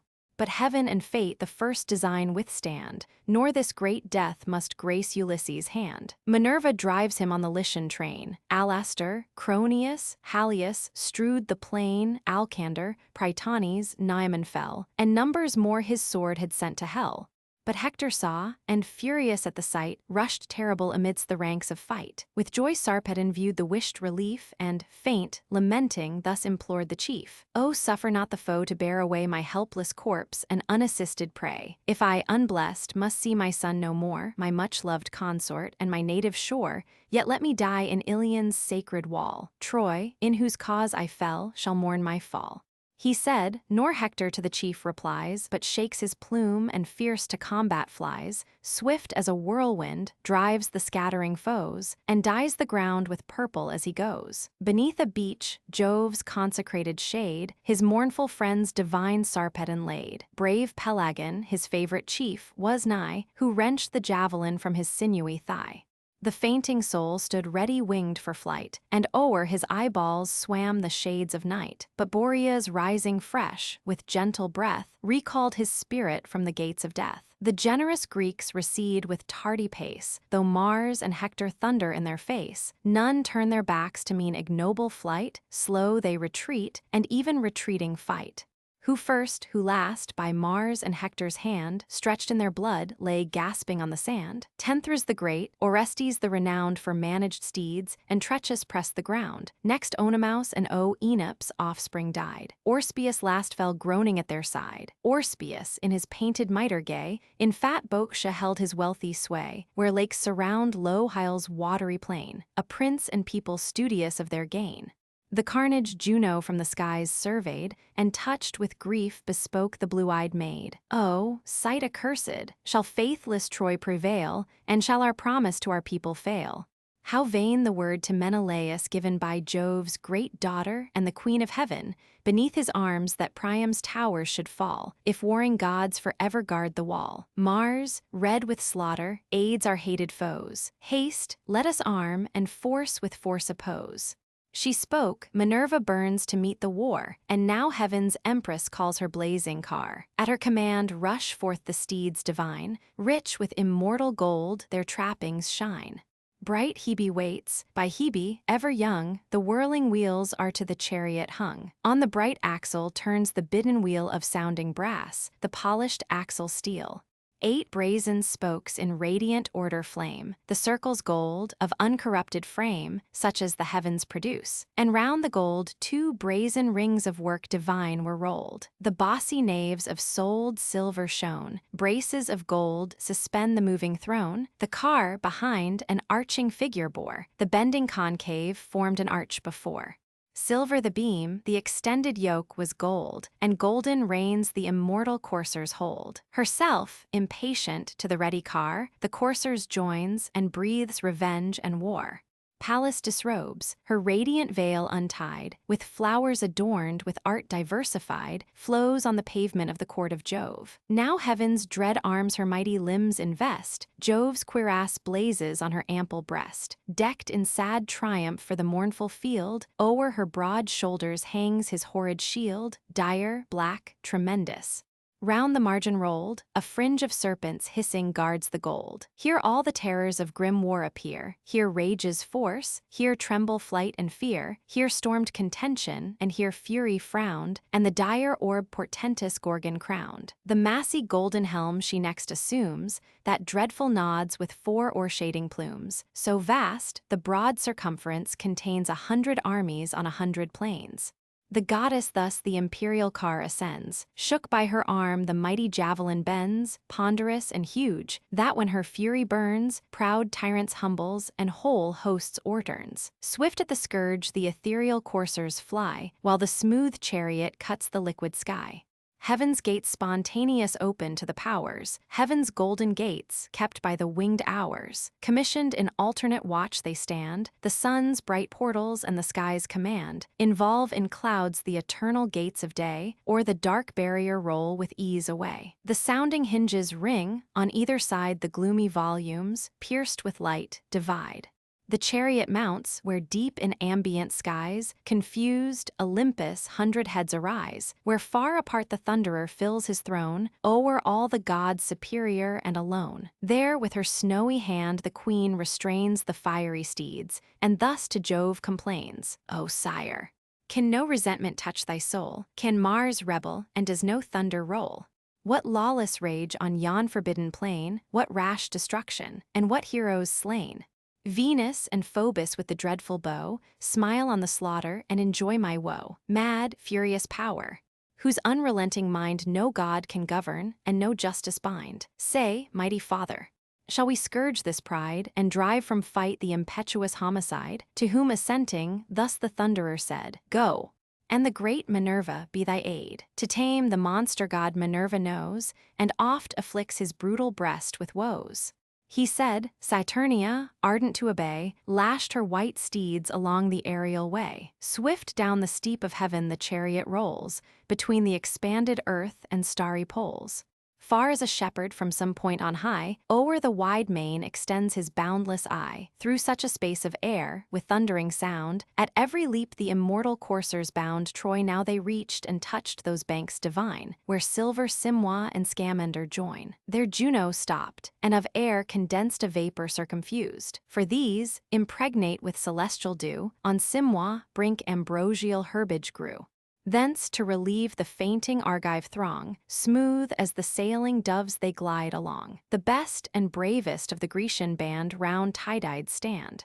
Such was their look as lions bathed in blood, or foaming boars, the terror of the wood. Heaven's empress mingles with the mortal crowd, and shouts in Stentor's sounding voice aloud. Stentor the strong, endued with brazen lungs, whose throat surpassed the force of 50 tongues. Inglorious Argives, to your race a shame, and only men in figure and in name. Once from the walls your timorous foes engaged, while fierce in war divine Achilles raged. Now issuing fearless they possess the plain, now win the shores, and scarce the seas remain. The goddess, leaning o'er the bending yoke, beside his coursers, thus her silence broke. Degenerate prince, and not of Tydeus kind, whose little body lodged a mighty mind. Foremost he pressed in glorious toils to share, and scarce refrained when I forbade the war. Alone, unguarded once he dared to go, and feast, encircled by the Theban foe, there braved and vanquished many a hardy knight. Such nerves I gave him, and such force in fight. Thou too no less hast been my constant care. Thy hands I armed, and sent thee forth to war. But thee or fear deters, or sloth detains. No drop of all thy father warms thy veins. The chief thus answered mild, Immortal maid, I own thy presence, and confess thy aid. Not fear, thou know'st, withholds me from the plains, nor sloth hath seized me, but thy word restrains. From warring gods thou badst me turn my spear, and Venus only found resistance here. Hence, goddess, heedful of thy high commands, loth I gave way and warned our Argive bands. For Mars, the homicide, these eyes beheld, with slaughter red and raging round the field. Then thus Minerva, brave Tydides hear. Not Mars himself, nor aught immortal fear. Full on the god impel thy foaming horse. Pallas commands, and Pallas lends thee force.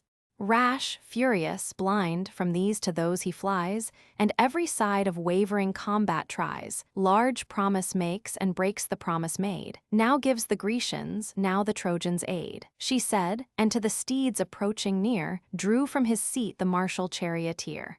The vigorous power the trembling car ascends, fierce for revenge, and Diomed attends, the groaning axle bent beneath the load, so great a hero and so great a god. She snatched the reins, she lashed with all her force, and full on Mars impelled the foaming horse. But first, to hide her heavenly visage, spread black Orcus helmet o'er her radiant head, Diomed casting his spear at Mars. Just then gigantic Periphas lay slain, the strongest warrior of the Aetolian train. The god who slew him leaves his prostrate prize stretched where he fell, and at Tydides flies. Now rushing fierce, in equal arms appear the daring Greek, the dreadful god of war.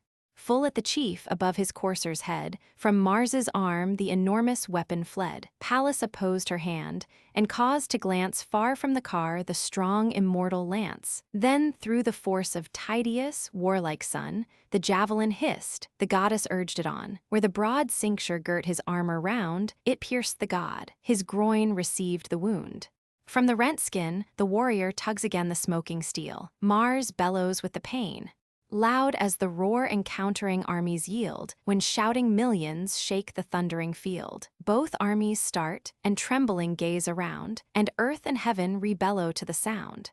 As vapors blown by Auster's sultry breath, pregnant with plagues and shedding seeds of death, beneath the rage of burning Sirius rise, choke the parched earth and blacken all the skies. In such a cloud the god from combat driven, high o'er the dusky whirlwind scales the heaven. Wild with his pain he sought the bright abodes, there sullen sat beneath the sire of gods, showed the celestial blood, and with a groan thus poured his plaints before the immortal throne. Can Jove, supine, flagitious facts survey, and brook the furies of this daring day? For mortal men celestial powers engage, and gods on gods exert eternal rage. From thee, O Father, All these ills we bear, and thy fell daughter with the shield and spear. Thou gavest that fury to the realms of light, pernicious, wild, regardless of the right. All heaven beside reveres thy sovereign sway, thy voice we hear, and thy behests obey. Tease hers to offend, and even offending share thy breast, thy counsels, thy distinguished care.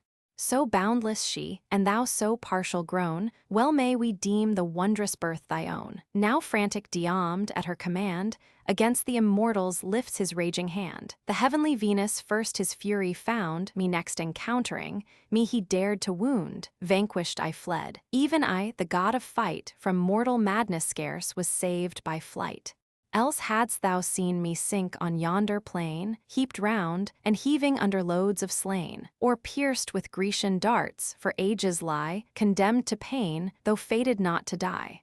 Him thus upbraiding, with a wrathful look the Lord of Thunders viewed, and stern bespoke, to me, perfidious, this lamenting strain.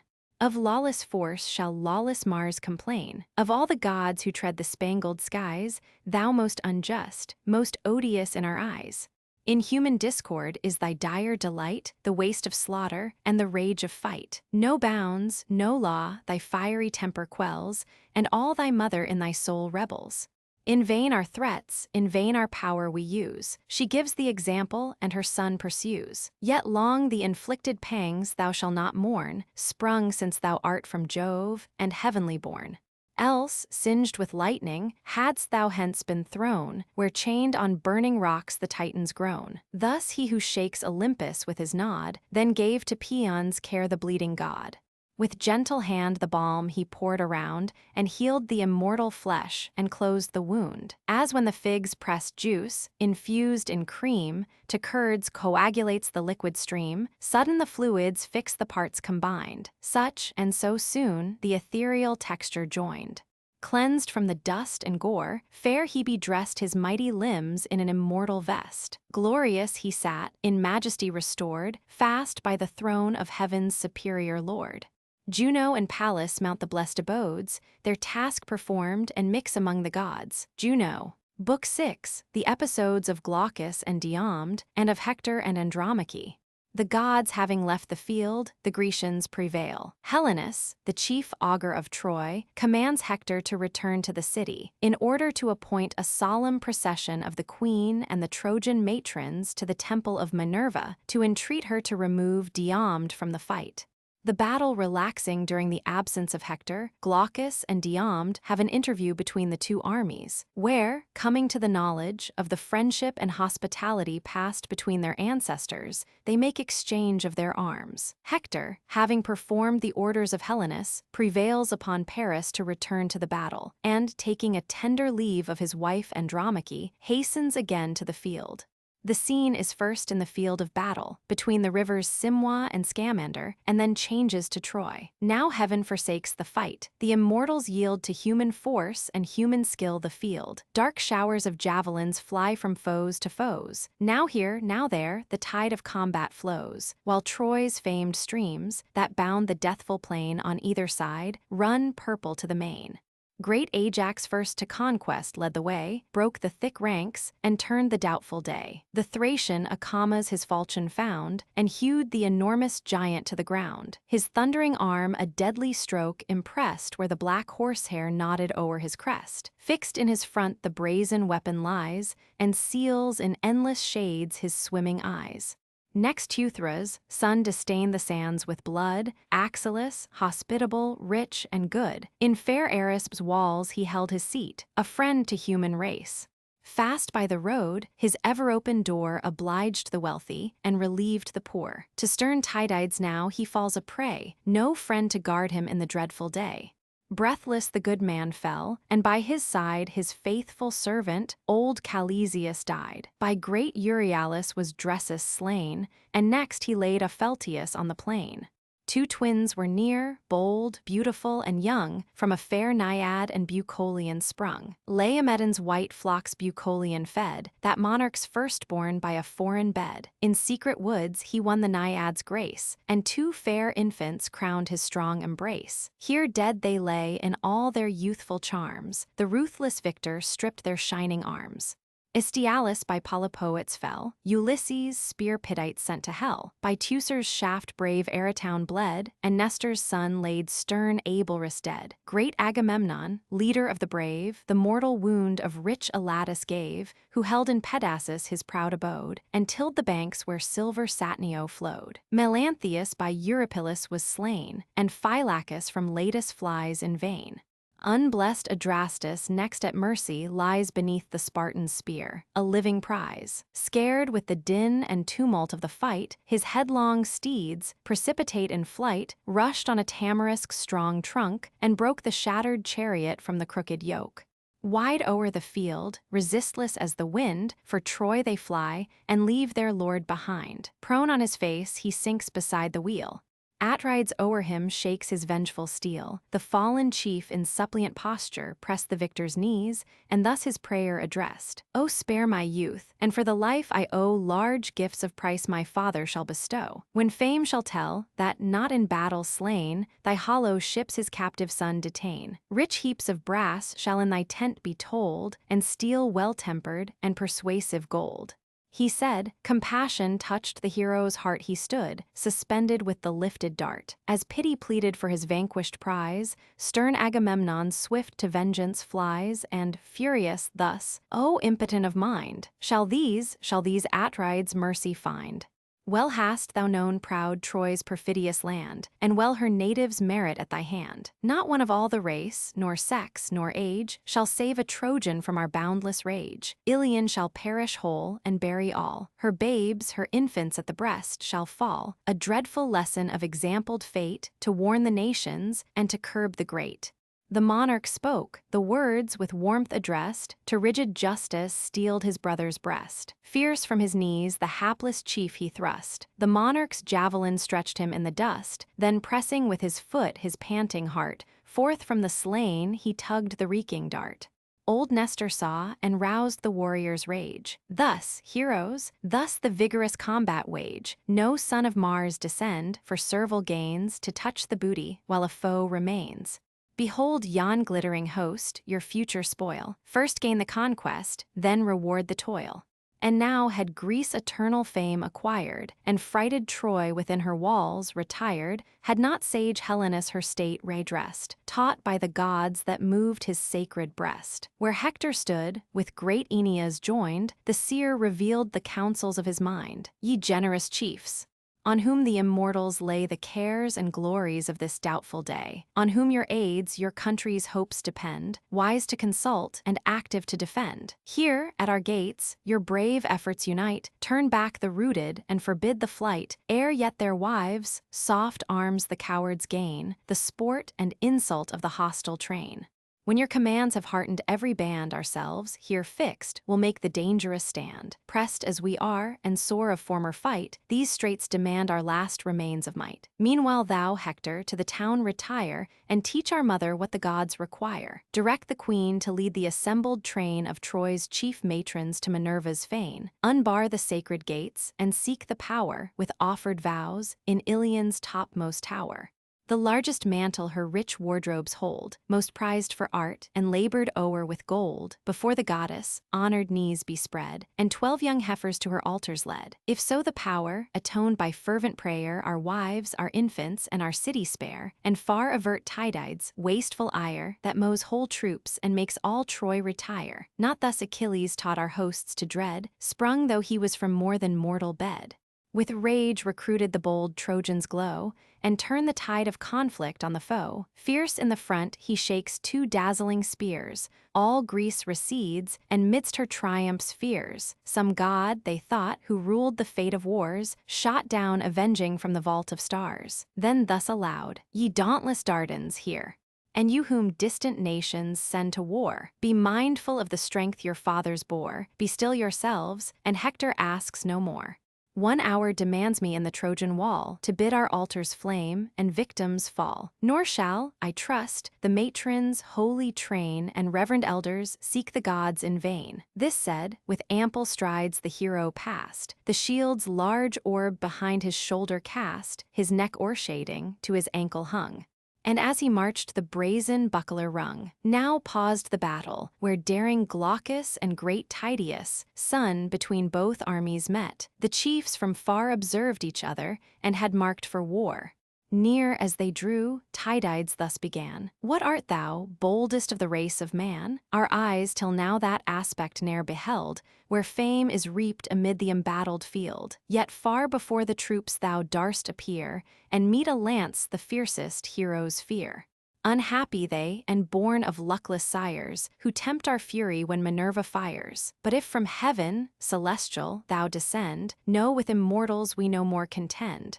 Not long Lycurgus viewed the golden light, that daring man who mixed with gods in fight. Bacchus and Bacchus, votaries, he drove with brandished steel from Nissa's sacred grove. Their consecrated spears lay scattered round, with curling vines and twisted ivy bound, while Bacchus headlong sought the briny flood, and Thetis' arms received the trembling god. Nor failed the crime the immortals' wrath to move. Deprived of sight by their avenging doom, cheerless he breathed and wandered in the gloom, then sunk unpitied to the dire abodes, a wretch accursed and hated by the gods. I brave not heaven, but if the fruits of earth sustain thy life, and human be thy birth, bold as thou art, too prodigal of breath, approach, and enter the dark gates of death. What or from whence I am, or who my sire, can Tydeus' son inquire? Like leaves on trees the race of man is found, now green in youth, now withering on the ground. Another race the following spring supplies, they fall successive, and successive rise. So generations in their course decay, so flourish these when those are passed away. But if thou still persist to search my birth, then hear a tale that fills the spacious earth. A city stands on Argus, utmost bound, Aeolian Sisyphus, with wisdom blessed. In ancient time the happy wall possessed, then called Ephyr. Glaucus was his son, great Glaucus, father of Bellerophon, who o'er the sons of men in beauty shined, loved for that valor which preserves mankind. Then mighty Proetus Argus, scepter swayed, whose hard commands Bellerophon obeyed. With direful jealousy the monarch raged, and the brave prince in numerous toils engaged. For him Antea burned with lawless flame, and strove to tempt him from the paths of fame. In vain she tempted the relentless youth, endued with wisdom, sacred fear, and truth. Fired at his scorn the queen to Proetus fled, and begged revenge for her insulted bed. Incensed he heard, resolving on his fate, but hospitable laws restrained his hate. To Lycia the devoted youth he sent, with tablets sealed that told his dire intent. Now blessed by every power who guards the good, the chief arrived at Xanthus, silver flood. There Lycia's monarch paid him honors due, 9 days he feasted, and 9 bulls he slew. But when the 10th bright morning orient glowed, the faithful youth his monarch's mandate showed. The fatal tablets, till that instant sealed, the deathful secret to the king revealed. First, dire Chimera's conquest was enjoined, a mingled monster of no mortal kind. Behind, a dragon's fiery tail was spread. A goat's rough body bore a lion's head. Her pitchy nostrils flaky flames expire. Her gaping throat emits infernal fire. This pest he slaughtered, for he read the skies and trusted heaven's informing prodigies. Then met in arms the Solymian crew, and those the warrior slew. Next the bold Amazons whole force defied, and conquered still, for heaven was on his side. Nor ended here his toils. His Lycian foes, at his return, a treacherous ambush rose, with levelled spears along the winding shore. There fell they breathless, and returned no more. At length the monarch, with repentant grief, confessed the gods, and God-descended chief. His daughter gave, the stranger to detain, with half the honors of his ample reign. The Lycians grant a chosen space of ground, with woods, with vineyards, and with harvests crowned. There long the chief his happy lot possessed, with 2 brave sons and 1 fair daughter blessed. Fair e'en in heavenly eyes, her fruitful love crowned with Sarpedon's birth the embrace of Jove. But when at last, distracted in his mind, forsook by heaven, forsaking humankind, wide o'er the Ilian field he chose to stray, a long, forlorn, uncomfortable way.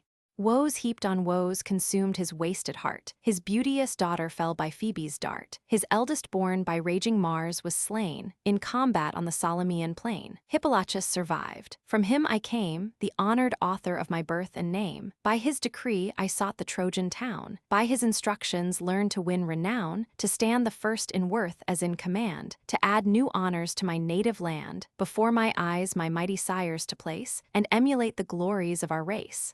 He spoke, and transport filled Tydide's heart. In earth the generous warrior fixed his dart, then friendly, thus the Lycian prince addressed. "Welcome, my brave hereditary guest. Thus ever let us meet with kind embrace, nor stain the sacred friendship of our race. No, chief, our grandsires have been guests of old. Oeneus the strong, Bellerophon the bold. Our ancient seat his honored presence graced, where 20 days in genial rites he passed. The parting heroes mutual presents left. A golden goblet was thy grandsire's gift. Oeneus a belt of matchless work bestowed, that rich with Tyrian dye refulgent glowed. This from his pledge I learned, which, safely stored among my treasures, still adorns my board. For Tydeus left me young, when Thebes' wall beheld the sons of Greece untimely fall. Mindful of this, in friendship let us join. If heaven our steps to foreign lands incline, my guest in Argos thou, and I in Lycia thine. Enough of Trojans to this lance shall yield, in the full harvest of yon ample field. Enough of Greeks shall dye thy spear with gore, but thou and Diomed be foes no more. Now change we arms, and prove to either host we guard the friendship of the line we boast." Thus having said, the gallant chiefs alight, their hands they join, their mutual faith they plight. Brave Glaucus then each narrow thought resigned, for Diomed's brass arms, of mean device, for which 9 oxen paid, he gave his own, of gold divinely wrought, 100 beeves the shining purchase bought. Meantime the guardian of the Trojan state, great Hector, entered at the Scaean gate. Beneath the beech tree's consecrated shades, the Trojan matrons and the Trojan maids around him flocked, all pressed with pious care for husbands, brothers, sons, engaged in war. He bids the train in long procession go, and seek the gods, to avert the impending woe.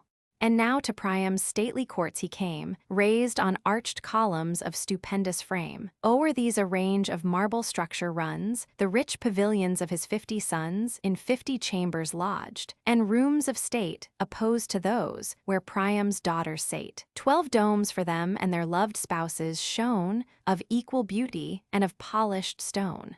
Hither great Hector passed, nor passed unseen of royal Hecuba, his mother queen, with her Laodice, whose beauteous face surpassed the nymphs of Troy's illustrious race.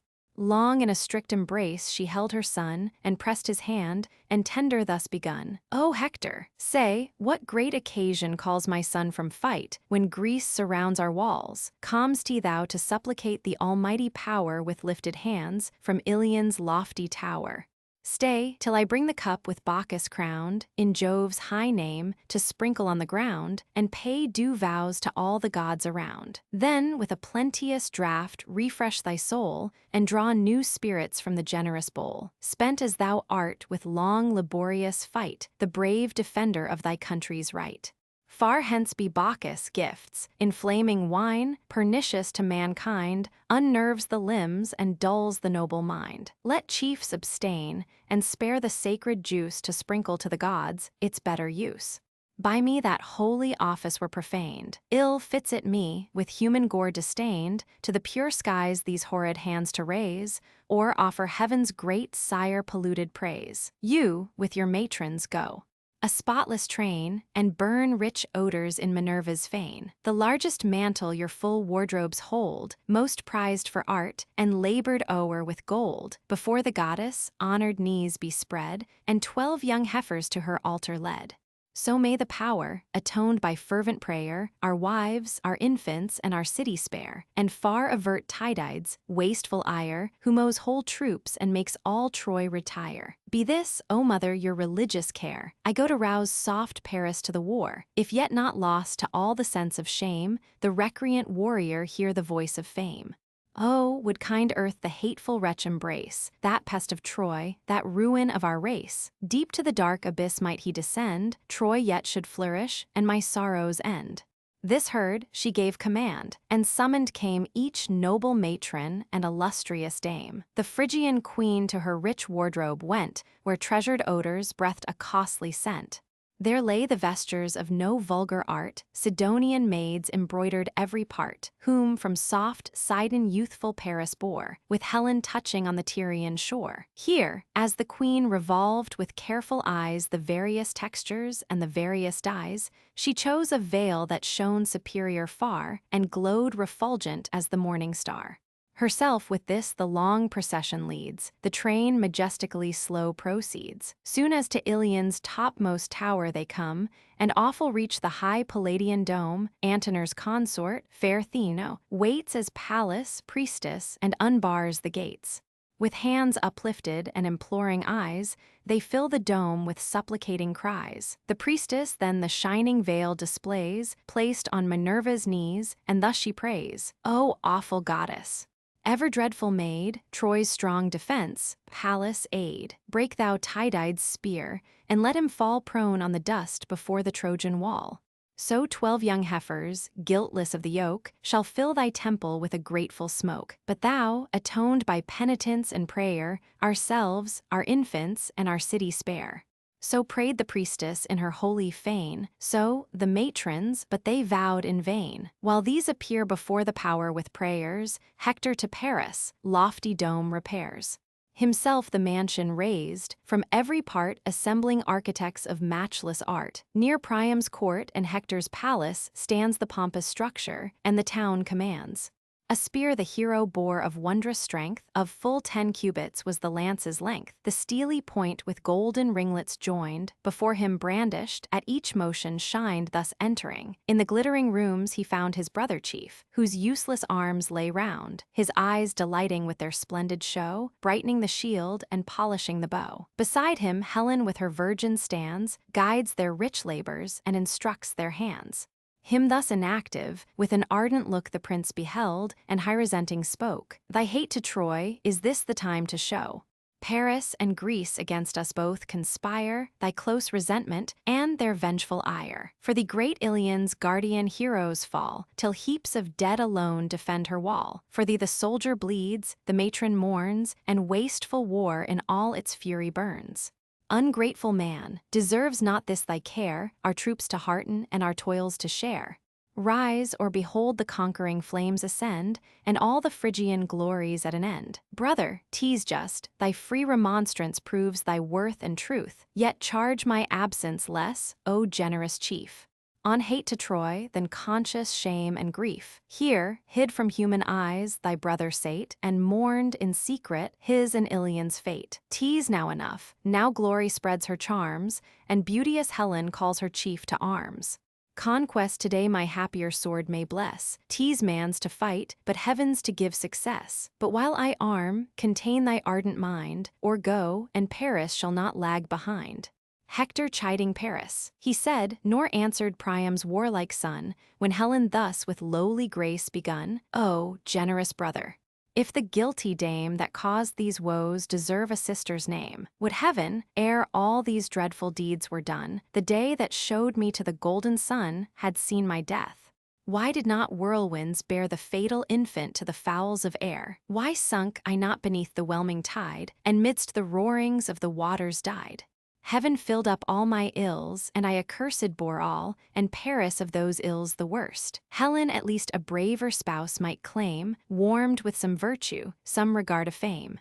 Now tired with toils, thy fainting limbs recline, with toils sustained for Paris' sake and mine the gods have linked our miserable doom, our present woe, and infamy to come. Wide shall it spread, and last through ages long, example sad. And theme of future song. The chief replied, "This time forbids to rest. The Trojan bands, by hostile fury pressed, demand their Hector and his arm require. The combat urges, and my soul's on fire. Urge thou thy knight to march where glory calls, and timely join me, ere I leave the walls. Ere yet I mingle in the direful fray, my wife, my infant, claim a moment's stay. This day demands a parting word, a tender tear. This day, some god who hates our Trojan land may vanquish Hector by a Grecian hand. But he who found not whom his soul desired, whose virtue charmed him as her beauty fired, stood in the gates, and asked what way she bent her parting step. If to the fane she went, where late the morning matrons made resort, or sought her sisters in the Trojan court. Not to the court, nor mixed with matrons to Minerva's fane, to Ilion's steepy tower she bent her way, to mark the fortunes of the doubtful day.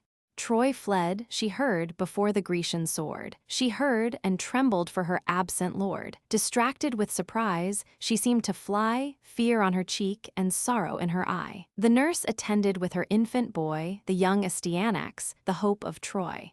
Hector this heard, returned without delay. Swift through the town he trod his former way, through streets of palaces and walks of state, and met the mourner at the Scaean gate. With haste to meet him sprung the joyful fair. His blameless wife, Aetion's wealthy heir, Cilician Tebe great Aetion swayed, and Hippoplacus wide extended shade. The nurse stood near, in whose embraces pressed, his only hope hung smiling at her breast, whom each soft charm and early grace adorn, fair as the newborn star that gilds the morn. To this loved infant Hector gave the name Scamandrius, from Scamander's honored stream. Astyanax the Trojans called the boy, from his great father, the defense of Troy. Silent the warrior smiled, and pleased resigned to tender passions all his mighty mind. His beauteous princess cast a mournful look, hung on his hand, and then dejected spoke. Her bosom labored with a boding sigh, and the big tear stood trembling in her eye. The meeting of Hector and Andromache, two daring prince. Ah, whither dost thou run? Ah, too forgetful of thy wife and son. And think'st thou not how wretched we shall be? A widow I, a helpless orphan he. For sure such courage length of life denies, and thou must fall, thy virtues sacrifice. Greece and her single heroes strove in vain, now hosts oppose thee, and thou must be slain. O grant me, gods, ere Hector meets his doom, all I can ask of heaven, an early tomb. So shall my days in one sad tenor run, and end with sorrows as they first begun. No parent now remains my griefs to share, no father's aid, no mother's tender care. The fierce Achilles wrapped our walls in fire, laid Tebe waste, and slew my warlike sire. His fate compassion in the victor bred. Stern as he was, he yet revered the dead. His radiant arms preserved from hostile spoil, and laid him decent on the funeral pile. Then raised a mountain where his bones were burned. The mountain nymphs the rural tomb adorned. Jove's sylvan daughters bade their elms bestow a barren shade, and in his honor grow. By the same arm my 7 brave brothers fell. In one sad day beheld the gates of hell. While the fat herds and snowy flocks they fed, amid their fields the hapless heroes bled. My mother lived to wear the victor's bands, the queen of Hippoplacia's sylvan lands. Redeemed too late, she scarce beheld again her pleasing empire and her native plain, when oppressed by life-consuming woe, she fell a victim to Diana's bow. Yet while my Hector still survives, I see my father, mother, brethren all in thee. Alas! My parents, brothers, kindred, all once more will perish. If my Hector fall, thy wife, thy infant, in thy danger share. Oh, prove a husband's and a father's care. That quarter most the skillful Greeks annoy, where yon wild fig trees join the wall of Troy. Thou, from this tower defend the important post. There Agamemnon points his dreadful host, that past Tydides, Ajax, strive to gain, and there the vengeful Spartan fires his train. Thrice our bold foes the fierce attack have given, or led by hopes, or dictated from heaven. Let others in the field their arms employ, but stay my Hector here, and guard his Troy. The chief replied, that post shall be my care, not that alone, but all the works of war. How would the sons of Troy, in arms renowned, and Troy's proud dames, whose garments sweep the ground attaint the luster of my former name, should Hector basely quit the field of fame? My early youth was bred to martial pains, my soul impels me to the embattled plains. Let me be foremost to defend the throne, and guard my father's glories and my own. Yet come it will, the day decreed by fates, the day when thou, imperial Troy, must bend and see thy warriors fall, thy glories end. And yet no dire presage so wounds my mind, my mother's death, the ruin of my kind, not Priam's hoary hairs defiled with gore, not all my brothers gasping on the shore, as thine, Andromache. Thy griefs I dread. I see thee trembling, weeping, captive led. In Argive looms our battles to design, and woes, of which so large a part was thine. To bear the victor's hard commands, or bring the weight of waters from Hyperia's spring. There while you groan beneath the load of life, they cry, Behold the mighty Hector's wife. Some haughty Greek, who lives thy tears to see, embitters all thy woes by naming me. The thoughts of glory past, and present shame, 1,000 griefs shall waken at the name.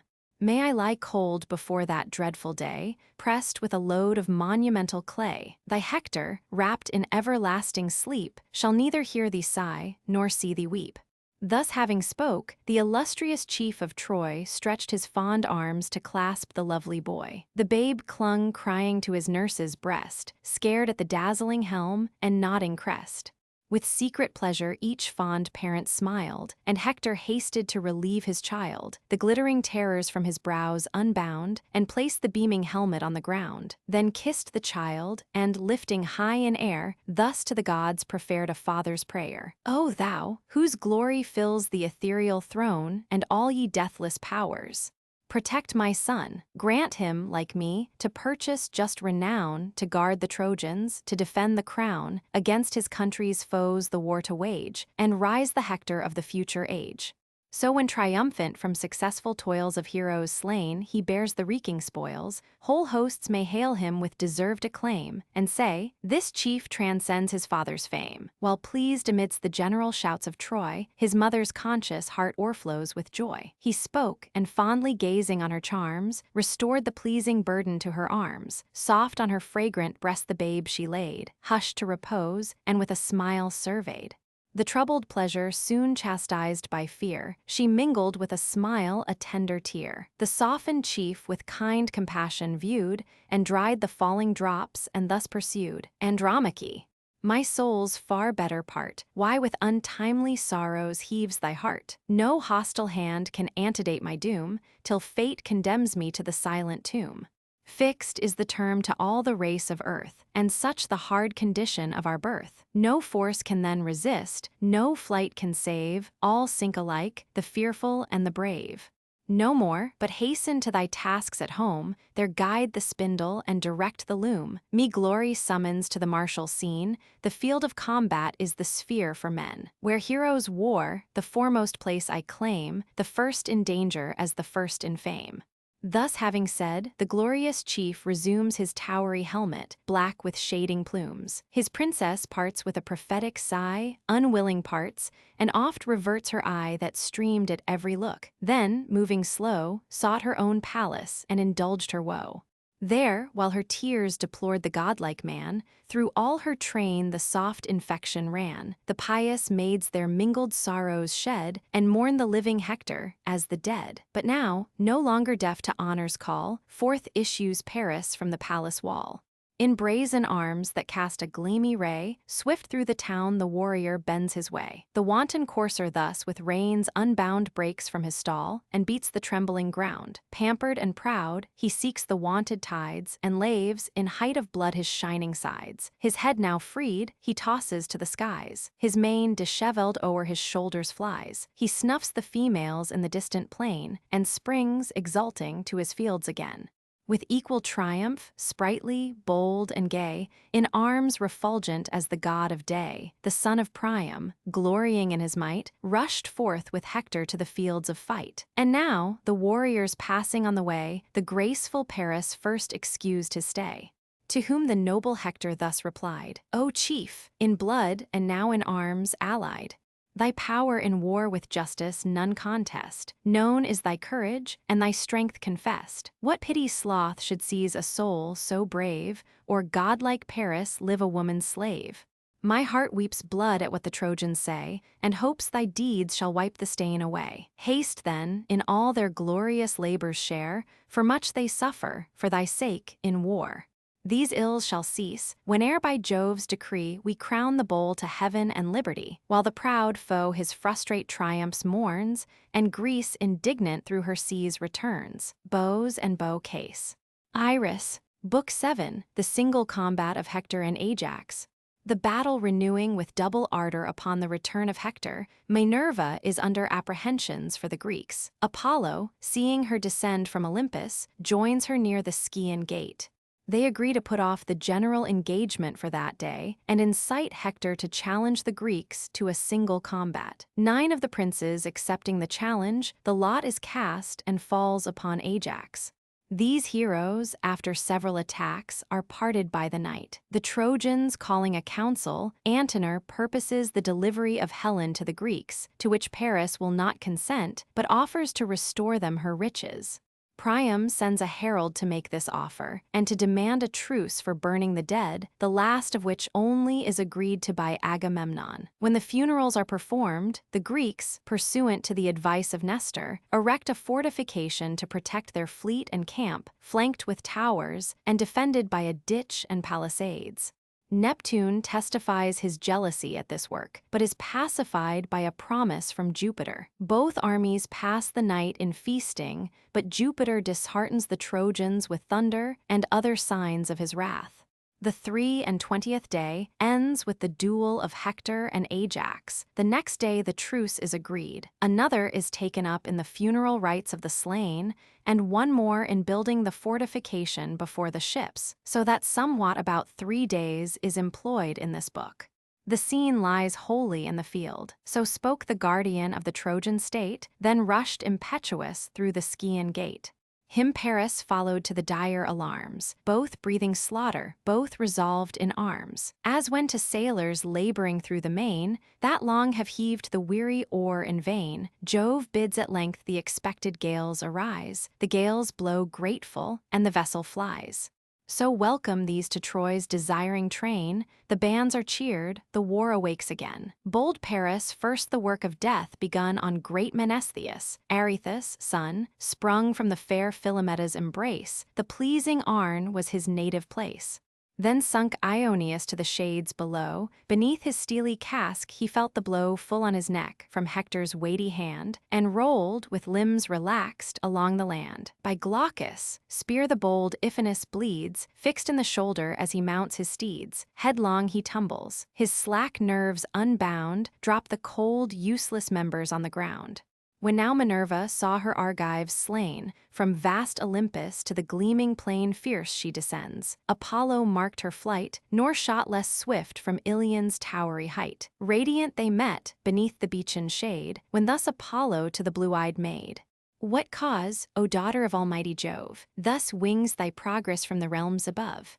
Once more impetuous dost thou bend thy way, to give to Greece the long divided day? Too much has Troy already felt thy hate, now breathe thy rage, and hush the stern debate. This day the business of the field suspend, war soon shall kindle, and great Ilion bend, since vengeful goddesses confederate join to raise her walls, though built by hands divine."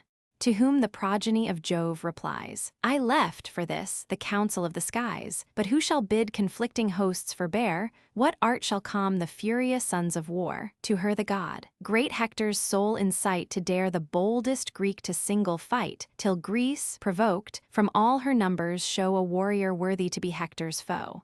At this agreed, the heavenly powers withdrew. Sage Helenus their secret counsels knew. Hector, inspired, he sought, to him addressed, thus told the dictates of his sacred breast: "O son of Priam, let thy faithful ear receive my words, thy friend and brother here.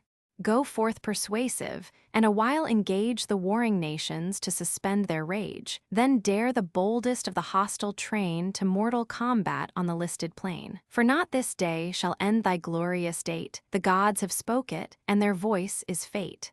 He said. The warrior heard the word with joy, then with his spear restrained the youth of Troy, held by the midst athwart. On either hand the squadrons part, the expecting Trojans stand. Great Agamemnon bids the Greeks forbear, they breathe, and hush the tumult of the war. The Athenian maid and glorious god of day, with silent joy the settling hosts survey. In form of vultures, on the beach's height they sit concealed, and wait the future fight. The thronging troops obscure the dusky fields, horrid with bristling spears and gleaming shields.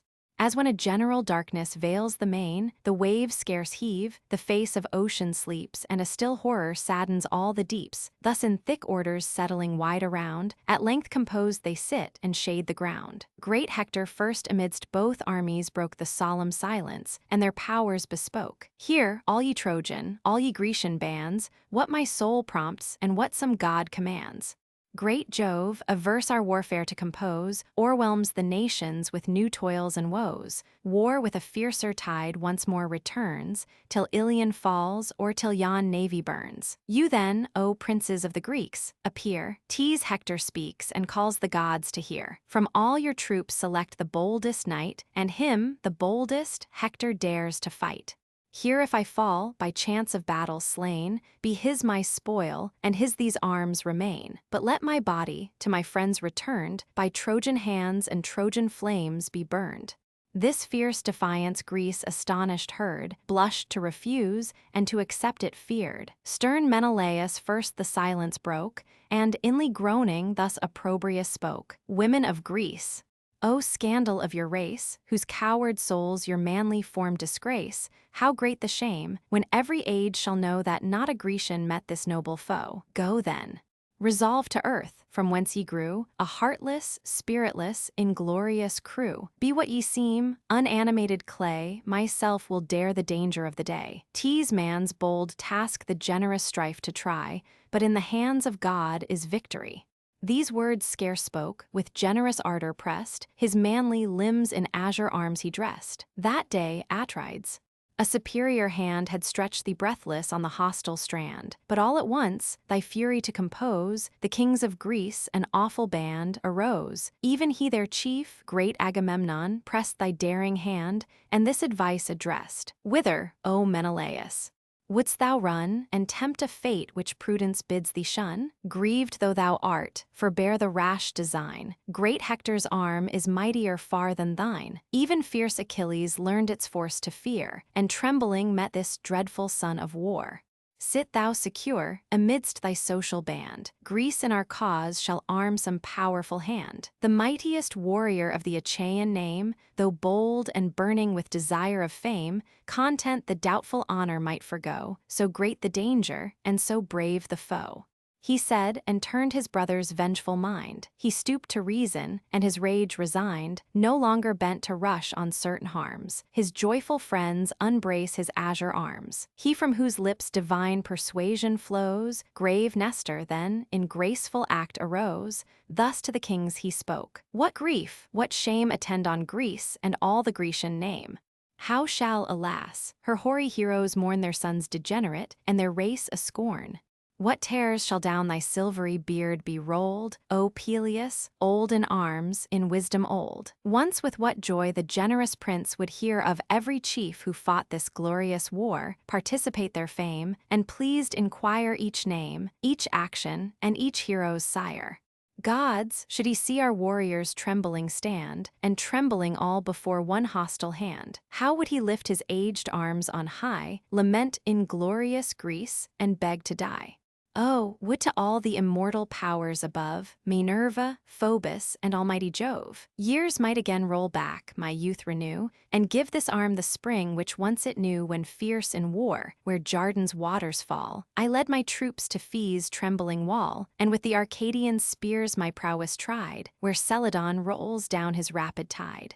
There Eruthalion braved us in the field, proud Areithus, dreadful arms to wield. Great Areithus, known from shore to shore by the huge, knotted iron mace he bore. No lance he shook, nor bent the twanging bow, but broke with this the battle of the foe. Him not by manly force Lycurgus slew, whose guileful javelin from the thicket flew, deep in a winding way his breast assailed, nor aught the warrior's thundering mace availed.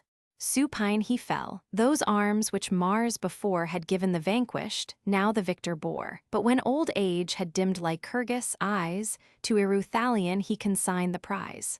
Furious with this he crushed our levelled bands, and dared the trial of the strongest hands. Nor could the strongest hands his fury stay. All saw and feared his huge tempestuous sway, till I, the youngest of the host, appeared, and youngest met whom all our army feared. I fought the chief, my arms Minerva crowned. Prone fell the giant o'er a length of ground. What then I was, oh, were your Nestor now.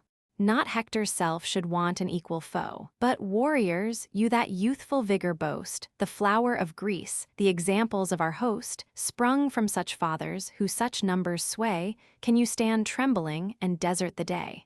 His warm reproofs the listening kings inflame, and 9, the noblest of the Grecian name, upstarted fierce. But far before the rest the king of men advanced his dauntless breast. Then bold Tydides, great in arms, appeared, and next his bulk gigantic Ajax reared. Iliad followed. Idomen was there, and Merion, dreadful as the god of war. With these Eurypylus and Thoas stand, and wise Ulysses closed the daring band. All these, alike inspired with noble rage, demand the fight.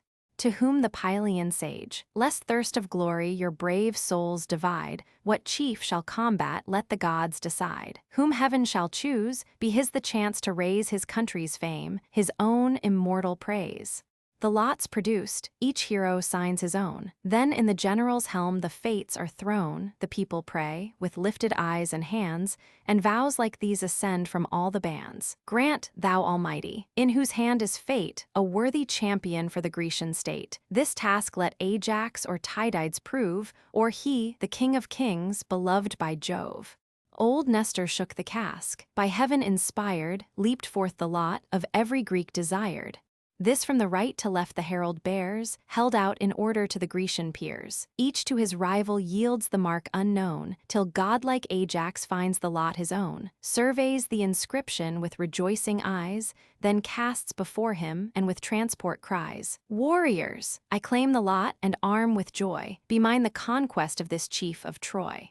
Now while my brightest arms my limbs invest, to Saturn's son be all your vows addressed. But pray in secret, lest the foes should hear, and deem your prayers the mean effect of fear. Said I in secret.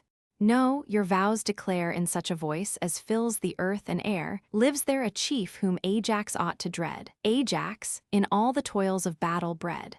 From warlike Salamis I drew my birth, and born to combats fear no force on earth, he said. The troops with elevated eyes implore the god whose thunder rends the skies. O Father of mankind, superior Lord, on lofty Ida's holy hill adored, who in the highest heaven hast fixed thy throne, supreme of gods, unbounded and alone, grant thou that Telamon may bear away the praise and conquest of this doubtful day. Or, if illustrious Hector be thy care, that both may claim it, and that both may share. Through every Argive heart new transport ran, all Troy stood trembling at the mighty man. Even Hector paused, and with new doubt oppressed, felt his great heart suspended in his breast. 'Twas vain to seek retreat, and vain to fear. Himself had challenged, and the foe drew near. Stern Telamon behind his ample shield, as from a brazen tower, o'erlooked the field. Huge was its orb, with 7 thick folds o'ercast, of tough bull hides, of solid brass the last, the work of Titius, who in Hyle dwelled and in all arts of armory excelled. This Ajax bore before his manly breast, and, threatening, thus his adverse chief addressed. Hector, approach my arm, and singly know what strength thou hast, and what the Grecian foe. Achilles shuns the fight, yet some there are not void of soul and not unskilled in war. Let him, unactive on the sea-beat shore, indulge his wrath and aid our arms no more. Whole troops of heroes Greece has yet to boast, and sends thee one, a sample of her host. Such as I am, I come to prove thy might. No more be sudden and begin the fight. O son of Telamon, thy country's pride. Me, as a boy or woman, wouldst thou fright, new to the field and trembling at the fight. Thou meet'st a chief deserving of thy arms, to combat born and bred amidst alarms. I know to shift my ground, remount the car, turn, charge, and answer every call of war. To right, to left, the dexterous lance I wield, and bear thick battle on my sounding shield, but open be our fight, and bold each blow. I steal no conquest from a noble foe. He said, and rising, high above the field whirled the long lance against the 7-fold shield. Full on the brass descending from above through 6 bull hides, the furious weapon drove, till in the 7th it fixed. Then Ajax through Hector's shield the forceful javelin flew, his corslet enters and his garment rends, and glancing downwards, near his flank descends. The wary Trojan shrinks, and bending low beneath his buckler, disappoints the blow. From their board shields the chiefs their javelins drew, then close impetuous, and the charge renew. Fierce as the mountain lions bathed in blood, or foaming boars, the terror of the wood. At Ajax, Hector his long lance extends, the blunted point against the buckler bends. But Ajax, watchful as his foe drew near, drove through the Trojan targe the knotty spear. It reached his neck, with matchless strength impelled. Spouts the black oar, and dims his shining shield. And now both heroes their broad falchions drew in flaming circles round their heads they flew. But then by heralds' voice the word was given. The sacred ministers of earth and heaven, divine Talthybius, whom the Greeks employ, and sage Idaeus on the part of Troy, between the swords their peaceful scepters reared. And first Idaeus' awful voice was heard, Hector and Ajax separated by the heralds. Forbear, my sons, your further force to prove, both dear to men and both beloved of Jove. To either host your matchless worth is known, each sounds your praise, and war is all your own. But now the night extends her awful shade, the goddess parts you, be the night obeyed. To whom great Ajax his high soul expressed, O sage, to Hector be these words addressed. Let him, who first provoked our chiefs to fight, let him demand the sanction of the night. If first he asked it, I content obey, and cease the strife when Hector shows the way. O first of Greeks, whom heaven adorns, superior to thy kind, with strength of body and with worth of mind. Now martial law commands us to forbear. Hereafter we shall meet in glorious war, some future day shall lengthen out the strife, and let the gods decide of death or life. Since then the night extends her gloomy shade, and heaven enjoins it, be the night obeyed. Return, brave Ajax, to thy Grecian friends, enjoy the nations whom thy arm defends, as I shall glad each chief and Trojan wife who wearies heaven with vows for Hector's life. But let us on this memorable day exchange some gift, that Greece and Troy may say, not hate but glory made these chiefs contend, and each brave foe was in his soul a friend. With that, a sword with stars of silver graced, the baldric studded, and the sheath enchased, he gave the Greek. The generous Greek bestowed a radiant belt that rich with purple glowed. Then with majestic grace they quit the plain, this seeks the Grecian, that the Phrygian train. The Trojan bands, returning Hector wait, and hail with joy the champion of their state. Escaped great Ajax, they survey him round, alive, unarmed, and vigorous from his wound. To Troy's high gates the godlike man they bear their present triumph, as their late despair. But Ajax, glorying in his hardy deed, the well-armed Greeks to Agamemnon lead. A steer for sacrifice the king designed, of full 5 years, and of the nobler kind. The victim falls, they strip the smoking hide, the beast they quarter and the joints divide, then spread the tables, the repast prepare, each takes his seat, and each receives his share. The king himself before great Ajax placed the mighty chine. When now the rage of hunger was removed, Nestor, in each persuasive art approved, the sage whose counsels long had swayed the rest, in words like these his prudent thought expressed. How dear, O kings! This fatal day has cost, what Greeks are perished, what a people lost. What tides of blood have drenched Scamander's shore, what crowds of heroes sunk to rise no more. Then hear me, chief, nor let the morrow's light awake thy squadrons to new toils of fight. Some space at least permit the war to breathe, while we to flames our slaughtered friends bequeath. From the red field their scattered bodies bear, and nigh the fleet a funeral structure rear. So decent urns their snowy bones may keep, and pious children o'er their ashes weep.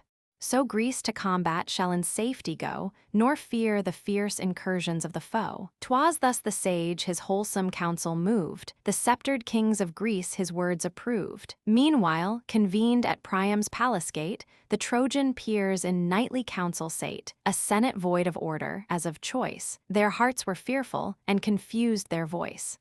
Antenor rising, thus demands their ear. Ye Trojans, Dardans, and Auxiliars, hear! Tease heaven the counsel of my breast inspires, and I but move what every god requires. Let Sparta's treasures be this hour restored, and Argive Helen own her ancient lord.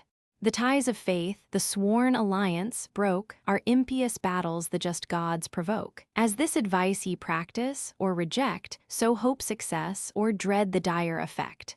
The senior spoke and sate, to whom replied the graceful husband of the Spartan bride. Cold counsels, Trojan, may become thy years, but sound ungrateful in a warrior's ears.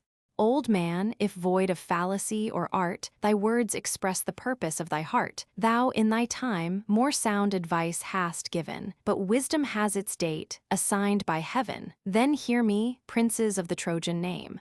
Their treasures I'll restore, but not the dame. My treasures too, for peace I will resign, but be this bright possession ever mine. 'Twas then, the growing discord to compose, slow from his seat the reverend Priam rose. His godlike aspect deep attention drew. He paused, and these pacific words ensue. Ye Trojans, Dardans, and auxiliar bands, now take refreshment as the hour demands. Guard well the walls, relieve the watch of night, till the new sun restores the cheerful light. Then shall our herald, to the Atrides sent, before their ships proclaim my son's intent. Next let a truce be asked, that Troy may burn her slaughtered heroes and their bones inurn. That done, once more the fate of war be tried, and whose the conquest mighty Jove decide. The monarch spoke. The warriors snatched with haste a short repast. Soon as the rosy morn had waked the day, to the black ships Idaeus bent his way. There, to the sons of Mars, in council found, he raised his voice. The host stood listening round. Ye sons of Atreus, and ye Greeks, give ear. The words of Troy, and Troy's great monarch hear. Pleased may ye hear what Paris, author of the war, declares. The spoils and treasures he to Iliad bore he proffers injured Greece, with large increase of added Trojan wealth to buy the peace. But to restore the beauteous bride again, this Greece demands and Troy requests in vain. Next, O ye chiefs, we ask a truce to burn our slaughtered heroes and their bones inurn. That done, once more the fate of war be tried, and whose the conquest mighty Jove decide. The Greeks gave ear, but none the silence broke. At length Tydides rose and rising spoke. Oh, take not, friends, defrauded of your fame, their proffered wealth, nor even the Spartan dame. Let conquest make them ours. Fate shakes their wall, and Troy already totters to her fall. The admiring chiefs, and all the Grecian name, with general shouts returned him loud acclaim. Then thus the King of Kings rejects the peace. Herald, in him thou hear'st the voice of Greece for what remains. Let funeral flames be fed with heroes' core. I war not with the dead. Go search your slaughtered chiefs on yonder plain, and gratify the manes of the slain. Be witness, Jove, whose thunder rolls on high. He said, and reared his scepter to the sky. To sacred Troy, where all her princes lay to wait the event, the herald bent his way. He came, and standing in the midst, explained the peace rejected, but the truce obtained. Straight to their several cares the Trojans move, some search the plains, some fell the sounding grove. Nor less the Greeks, descending on the shore, hewed the green forests and the bodies bore. And now from forth the chambers of the main, to shed his sacred light on earth again, arose the golden chariot of the day, and tipped the mountains with a purple ray. In mingled throngs the Greek and Trojan train through heaps of carnage, searched the mournful plain. Scarce could the friend his slaughtered friend explore, with dust dishonored and deformed with gore. The wounds they washed, their pious tears they shed, and, laid along their cars, deplored the dead. Sage Priam checked their grief. With silent haste the bodies decent on the piles were placed. With melting hearts the cold remains they burned, and, sadly slow, to sacred Troy returned. Nor less the Greeks their pious sorrows shed, and decent on the pile dispose the dead. The cold remains consume with equal care, and slowly, sadly, to their fleet repair. Now, ere the morn had streaked with reddening light the doubtful confines of the day and night, about the dying flames the Greeks appeared, and round the pile a general tomb they reared. Then, to secure the camp and naval powers, they raised embattled walls with lofty towers. From space to space were ample gates around, for passing chariots, and a trench profound of large extent. And deep in earth below, strong piles infixed stood adverse to the foe. See the long walls extending to the main, no god consulted, and no victim slain. Their fame shall fill the world's remotest ends, wide as the morn her golden beam extends. While old Laomedon's divine abodes, those radiant structures raised by laboring gods, shall, raised and lost, in long oblivion sleep. Thus spoke the hoary monarch of the deep. The almighty thunderer with a frown replies, that clouds the world and blackens half the skies. Strong god of ocean, thou, whose rage can make the solid earth's eternal basis shake, what cause of fear from mortal works could move the meanest subject of our realms above? Where'er the sun's refulgent rays are cast, thy power is honored, and thy fame shall last. But yon proud work no future age shall view, no trace remain where once the glory grew. The sapped foundations by thy force shall fall, and, whelmed beneath the waves, drop the huge wall. Vast drifts of sand shall change the former shore, the ruin vanished and the name no more. Thus they in heaven, while, o'er the Grecian train, the rolling sun descending to the main beheld the finished work. Their bulls they slew, back from the tents the savory vapor flew. And now the fleet, arrived from Lemnos strands, with Bacchus' blessings cheered the generous bands. Of fragrant wines, the rich Euneus sent 1,000 measures to the royal tent. Euneus, whom Hypsipyle of yore to Jason, shepherd of his people, bore. The rest they purchased at their proper cost, and well the plenteous freight supplied the host. Each, in exchange, proportioned treasures gave, some brass or iron, some an ox or slave. All night they feast, the Greek and Trojan powers, those on the fields and these within their towers. But Jove averse the signs of wrath displayed, and shot red lightnings through the gloomy shade. Humbled they stood, pale horror seized on all, while the deep thunder shook the aerial hall. Each poured to Jove before the bowl was crowned, and large libations drenched the thirsty ground. Then late, refreshed with sleep from toils of fight, enjoyed the balmy blessings of the night. Greek amphora wine vessels. Book 8, the second battle, and the distress of the Greeks. Jupiter assembles a council of the deities and threatens them with the pains of Tartarus if they assist either side. Minerva only obtains of him that she may direct the Greeks by her counsels. The armies join battle. Jupiter on Mount Ida weighs in his balances the fates of both and affrights the Greeks with his thunders and lightnings. Nestor alone continues in the field in great danger. Diomed relieves him, whose exploits and those of Hector are excellently described. Juno endeavors to animate Neptune to the assistance of the Greeks, but in vain. The axe of Teucer, who is at length wounded by Hector and carried off. Juno and Minerva prepare to aid the Grecians, but are restrained by Iris, sent from Jupiter.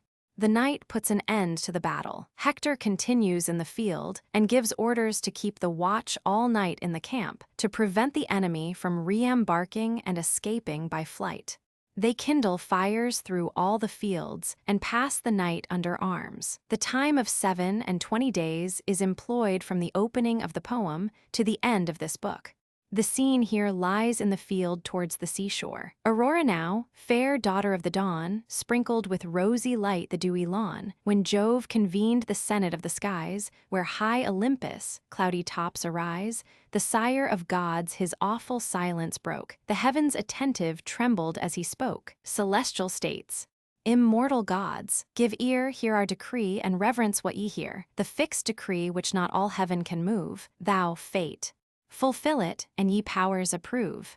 What god but enters yon forbidden field, who yields assistance, or but wills to yield, back to the skies with shame he shall be driven, gashed with dishonest wounds, the scorn of heaven, or far, oh far, from steep Olympus throne, low in the dark Tartarian gulf shall groan, with burning chains fixed to the brazen floors, and locked by hell's inexorable doors, as deep beneath the infernal center hurled, as from that center to the ethereal world.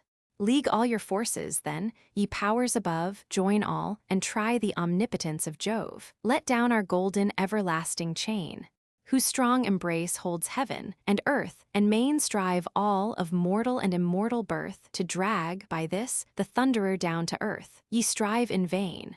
If I but stretch this hand, I heave the gods, the ocean, and the land. I fix the chain to great Olympus' height, and the vast world hangs trembling in my sight. For such I reign, unbounded and above, and such are men and gods compared to Jove.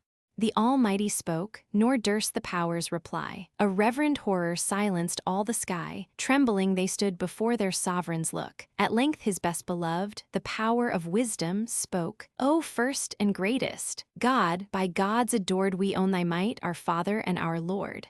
But permit to pity human state, if not to help, at least lament their fate. From fields forbidden we submiss refrain, with arms unaiding mourn our Argives slain. Yet grant my counsels still their breasts may move, or all must perish in the wrath of Jove.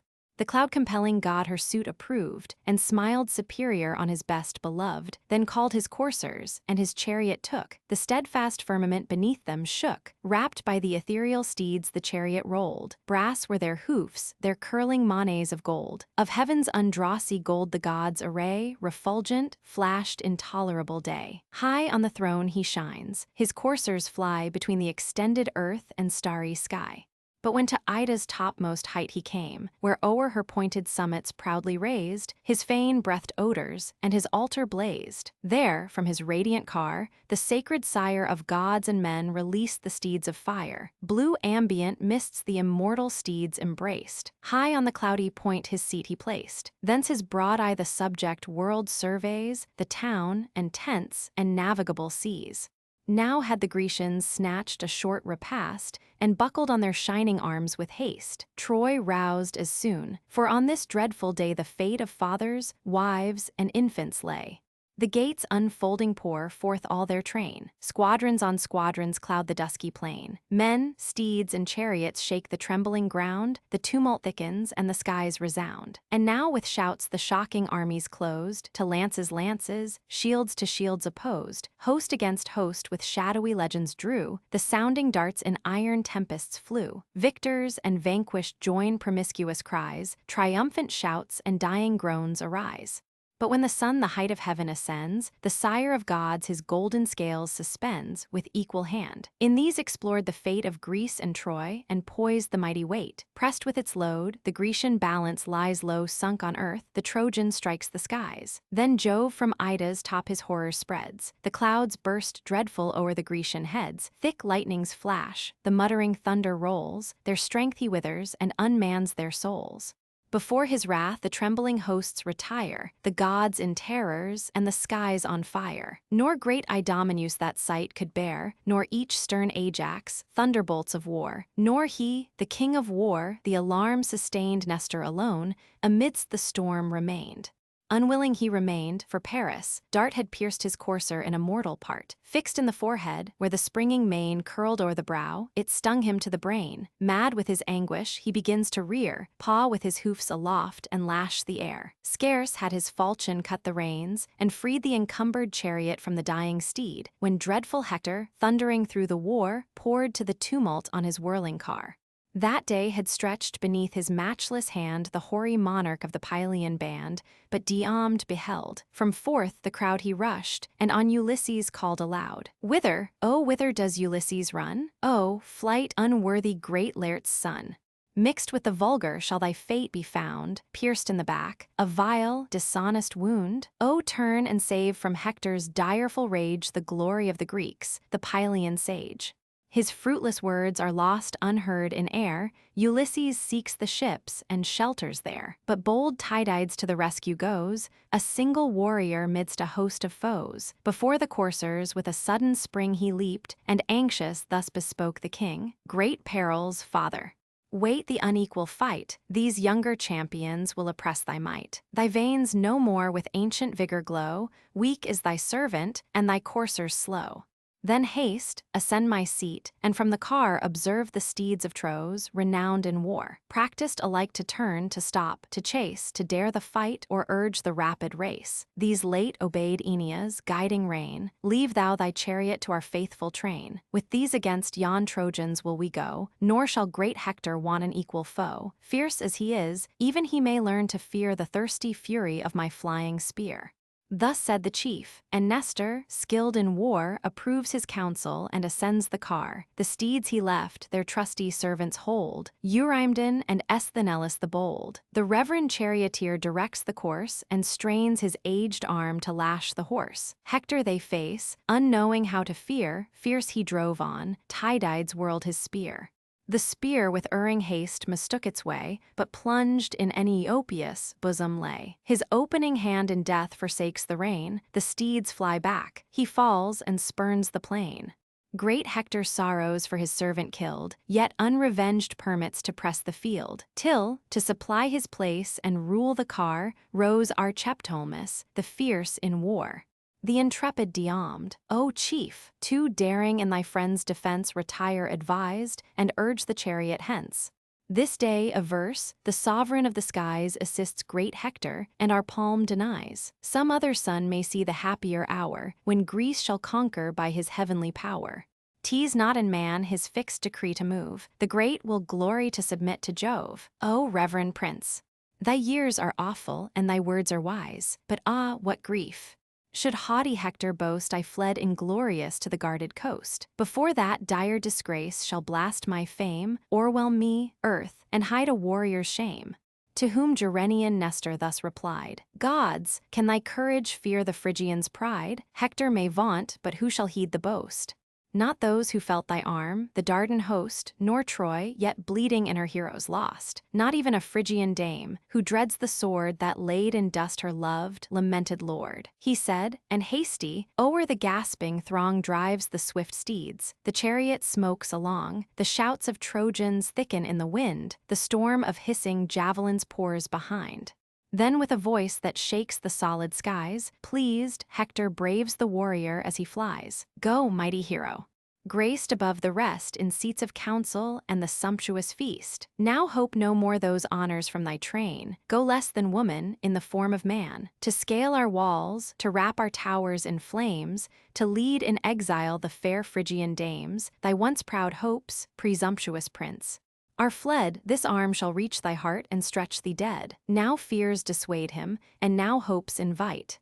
To stop his coursers, and to stand the fight, thrice turned the chief, and thrice imperial Jove on Ida's summits thundered from above. Great Hector heard, he saw the flashing light, and thus urged the fight. Here, every Trojan, Lycian, Dardan band, all famed in war and dreadful hand to hand. Be mindful of the wreaths your arms have won, your great forefathers' glories and your own. Heard ye the voice of Jove? Success and fame await on Troy, on Greece eternal shame. In vain they skulk behind their boasted wall, weak bulwarks, destined by this arm to fall.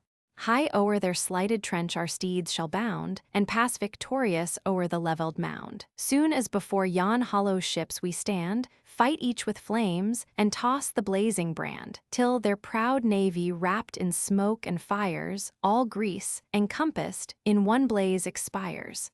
Furious he said, then bending o'er the yoke, encouraged his proud steeds, while thus he spoke. Now, Xanthus, Ethon, Lampus, urge the chase, and thou, Podargus, prove thy generous race, be fleet, be fearless, this important day, and all your master's well-spent care repay. For this, high-fed, in plenteous stalls ye stand, served with pure wheat, and by a princess' hand. For this my spouse, of great Aeacians' line, so oft has steeped the strengthening grain in wine.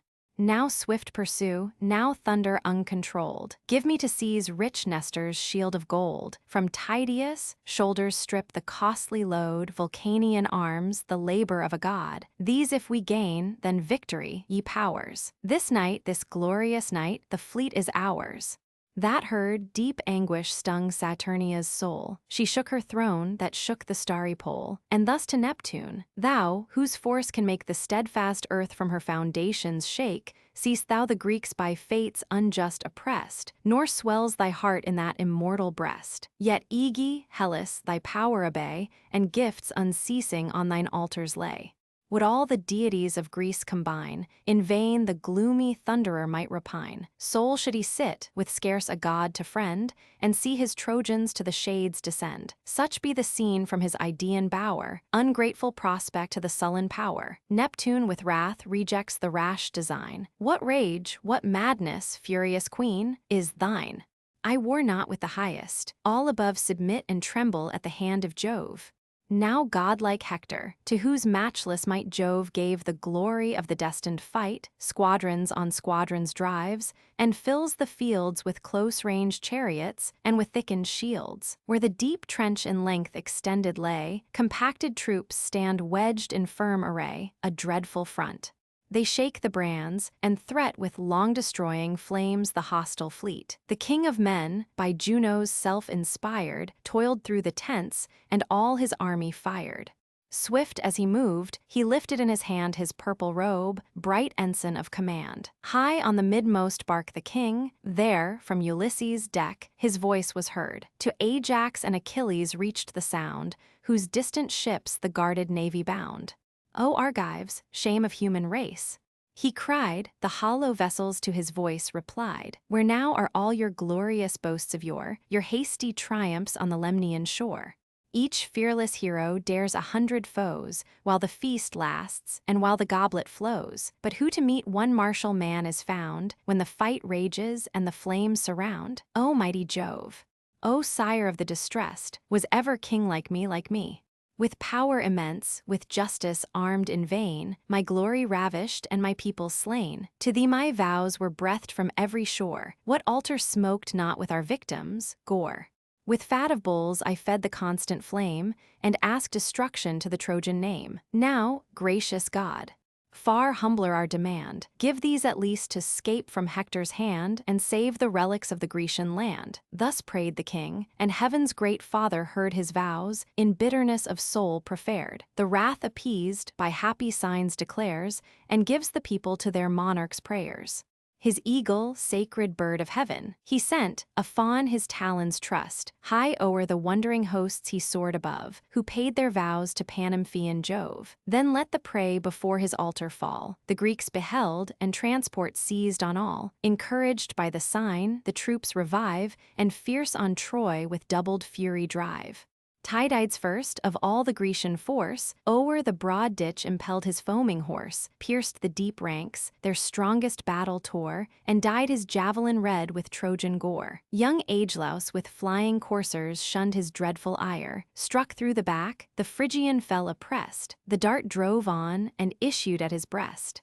Headlong he quits the car, his arms resound, his ponderous buckler thunders on the ground. Forth rush a tide of Greeks, the passage freed, the Atridae first, the Ajaces next succeed. Merians, like Mars in arms renowned, and godlike Idomen, now pass the mound. Evaemon's son next issues to the foe, and last young Teucer with his bended bow.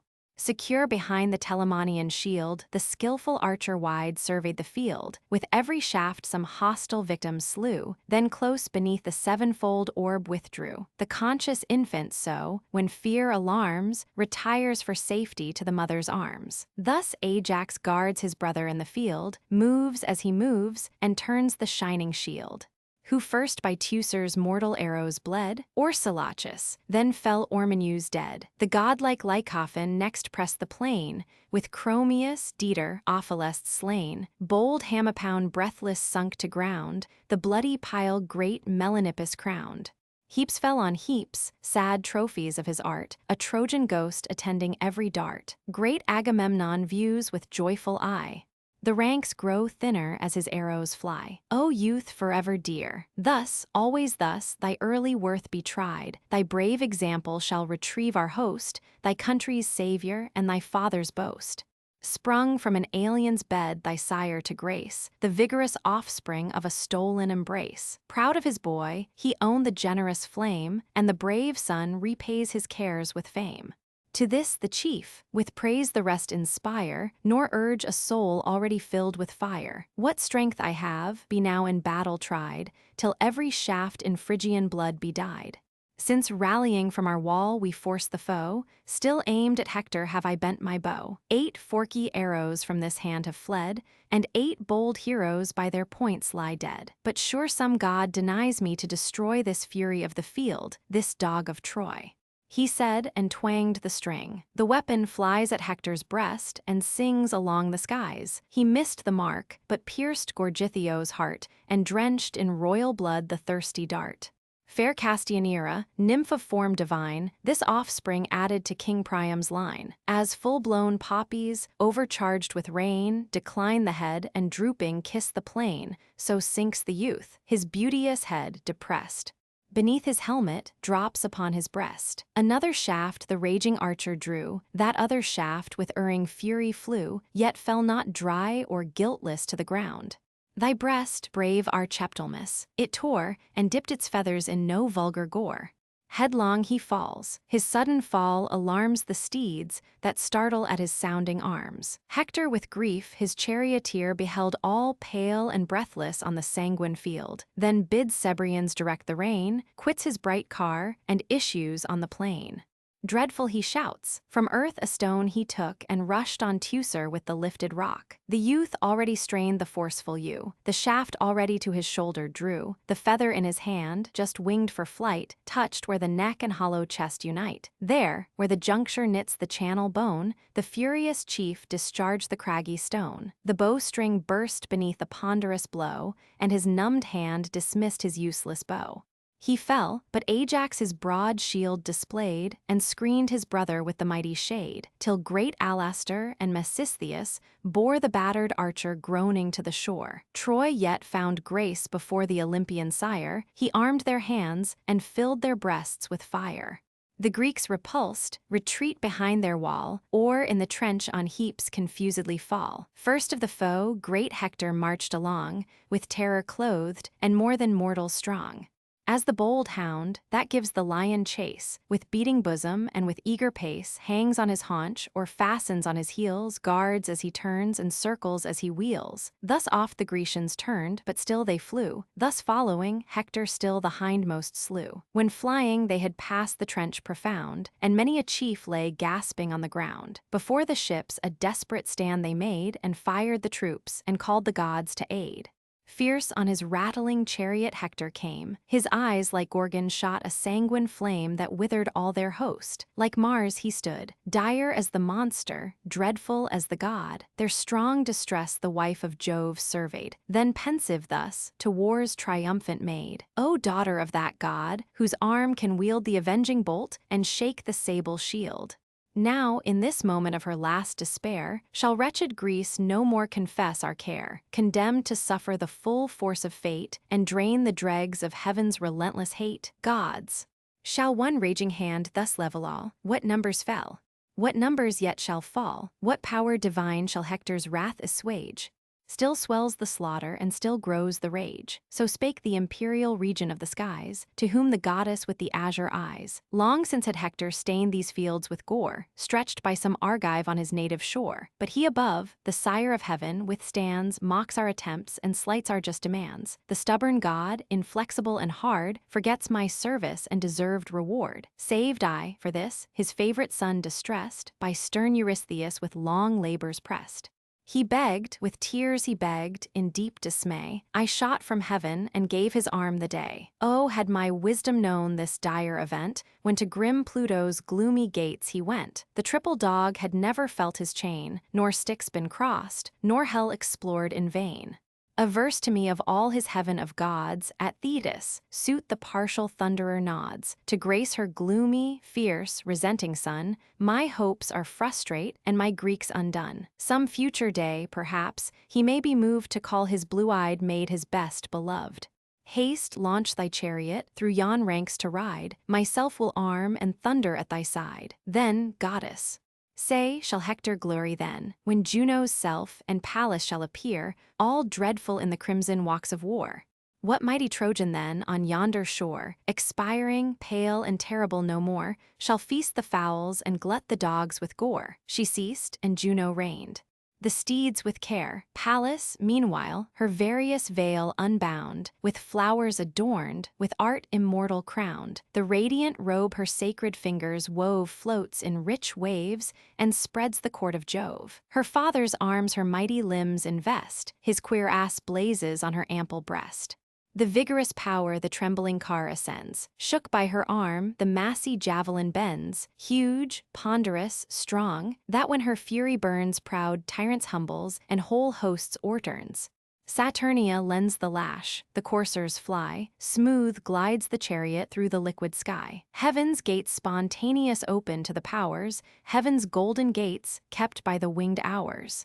Commissioned in alternate watch they stand, the sun's bright portals and the sky's command. Close or unfold, the eternal gates of day bar heaven with clouds, or roll those clouds away. The sounding hinges ring, the clouds divide. Prone down the steep of heaven their course they guide. But Jove, incensed, from Ida's top surveyed, and thus enjoined the many-colored maid. Juno and Minerva going to assist the Greeks. Thaumantia, mount the winds and stop their car, against the highest who shall wage the war. If furious yet they dare the vain debate, thus have I spoke, and what I speak is fate. Their coursers crushed beneath the wheels shall lie, their car in fragments, scattered o'er the sky. My lightning these rebellious shall confound, and hurl them flaming headlong to the ground, condemned for 10 revolving years to weep the wounds impressed by burning thunder deep. So shall Minerva learn to fear our ire, nor dare to combat hers and nature's sire. For Juno, headstrong and imperious still, she claims some title to transgress our will. Swift as the wind, the various-colored maid from Ida's top her golden wings displayed. To great Olympus, shining gate she flies, there meets the chariot rushing down the skies, restrains their progress from the bright abodes, and speaks the mandate of the sire of gods. What frenzy goddesses, what rage can move celestial minds to tempt the wrath of Jove? Desist, obedient to his high command. This is his word, and know his word shall stand. His lightning your rebellion shall confound, and hurl ye headlong, flaming to the ground. Your horses crushed beneath the wheels shall lie, your car in fragments scattered o'er the sky. Yourselves condemned 10 rolling years to weep the wounds impressed by burning thunder deep. So shall Minerva learn to fear his ire, nor dare to combat hers and nature's sire. For Juno, headstrong and imperious still, she claims some title to transgress his will. But thee, what desperate insolence has driven to lift thy lance against the king of heaven? Then, mounting on the pinions of the wind, she flew, and Juno thus her rage resigned. O daughter of that god, whose arm can wield the avenging bolt and shake the saber shield! No more let beings of superior birth contend with Jove for this low race of earth. Triumphant now miserably slain, they breathe or perish as the fates ordain. But Jove's high counsels full effect shall find, and, ever constant, ever rule mankind. She spoke, and backward turned her steeds of light, adorned with manes of gold, and heavenly bright. The hours unloosed them, panting as they stood, and heaped their mangers with ambrosial food.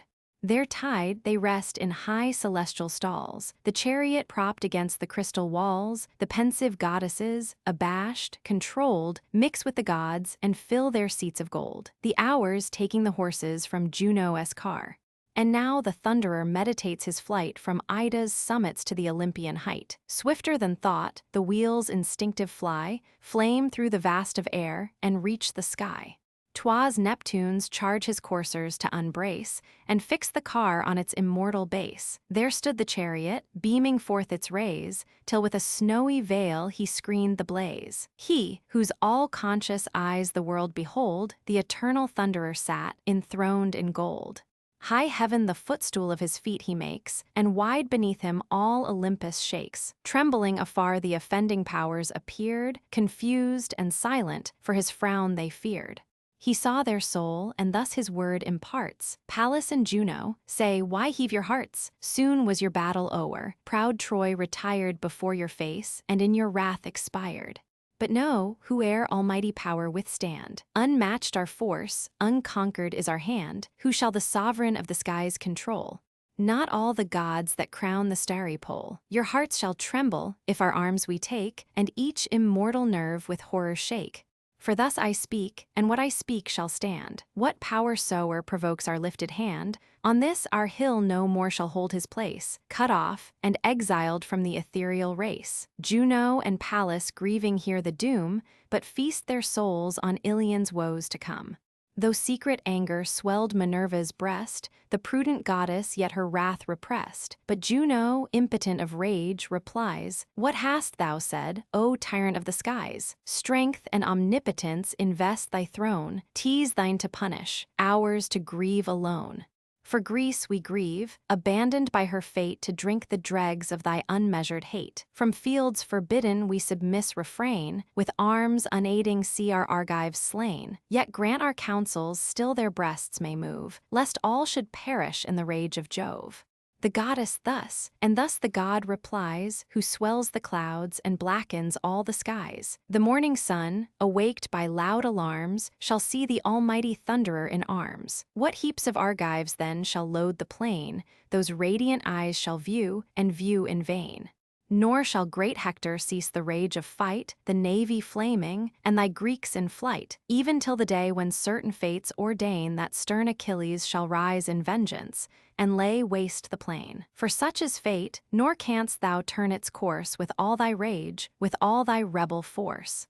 Fly if thou wilt to earth's remotest bound, where on her utmost verge the seas resound, where cursed Apetus and Saturn dwell, fast by the brink within the streams of hell. No sun e'er gilds the gloomy horrors there, no cheerful gales refresh the lazy air. There arm once more the bold Titanian band, and arm in vain, for what I will shall stand. Now deep in ocean sunk the lamp of light, and drew behind the cloudy veil of night.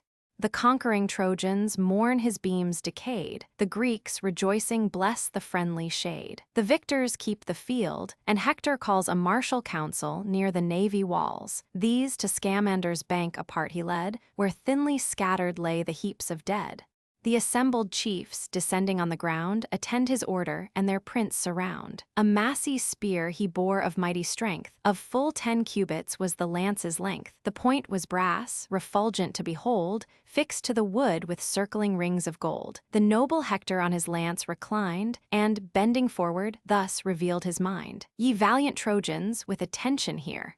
Ye Dardan bands and generous aids, give ear. This day, we hoped, would wrap in conquering flame Greece with her ships, and crown our toils with fame.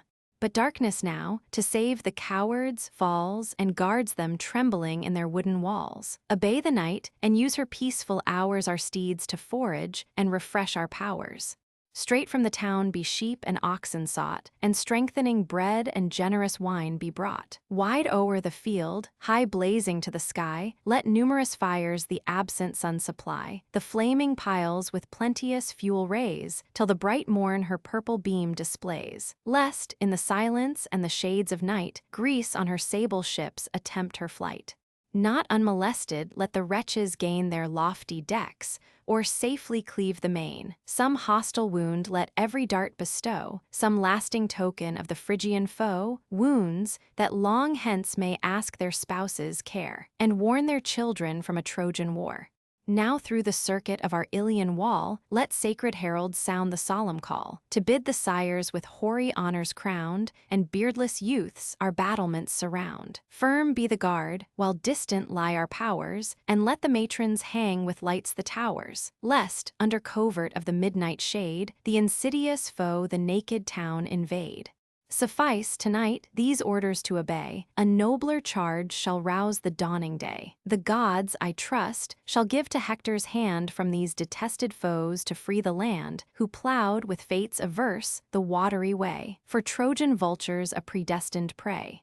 Our common safety must be now the care. But soon as morning paints the fields of air, sheathed in bright arms let every troop engage, and the fired fleet behold the battle rage. Then shall Hector and Tydides prove whose fates are heaviest in the scales of Jove.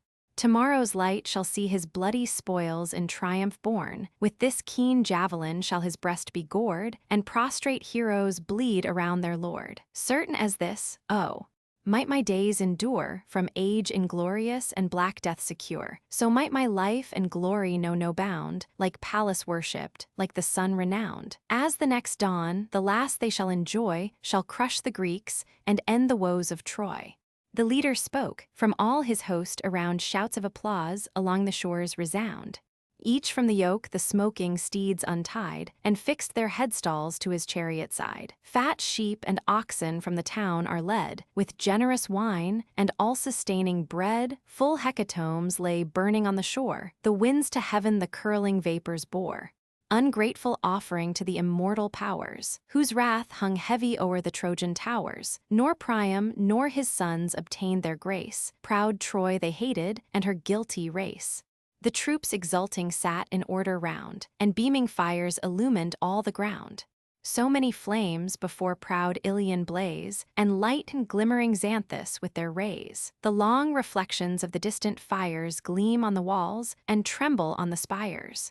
1,000 piles the dusky horrors gild, and shoot a shady luster o'er the field. Full 50 guards each flaming pile attend, whose umbered arms, by fits, thick flashes send. Loud neigh the coursers o'er their heaps of corn, and ardent warriors wait the rising morn. The Shield of Achilles. Book 9, The Embassy to Achilles.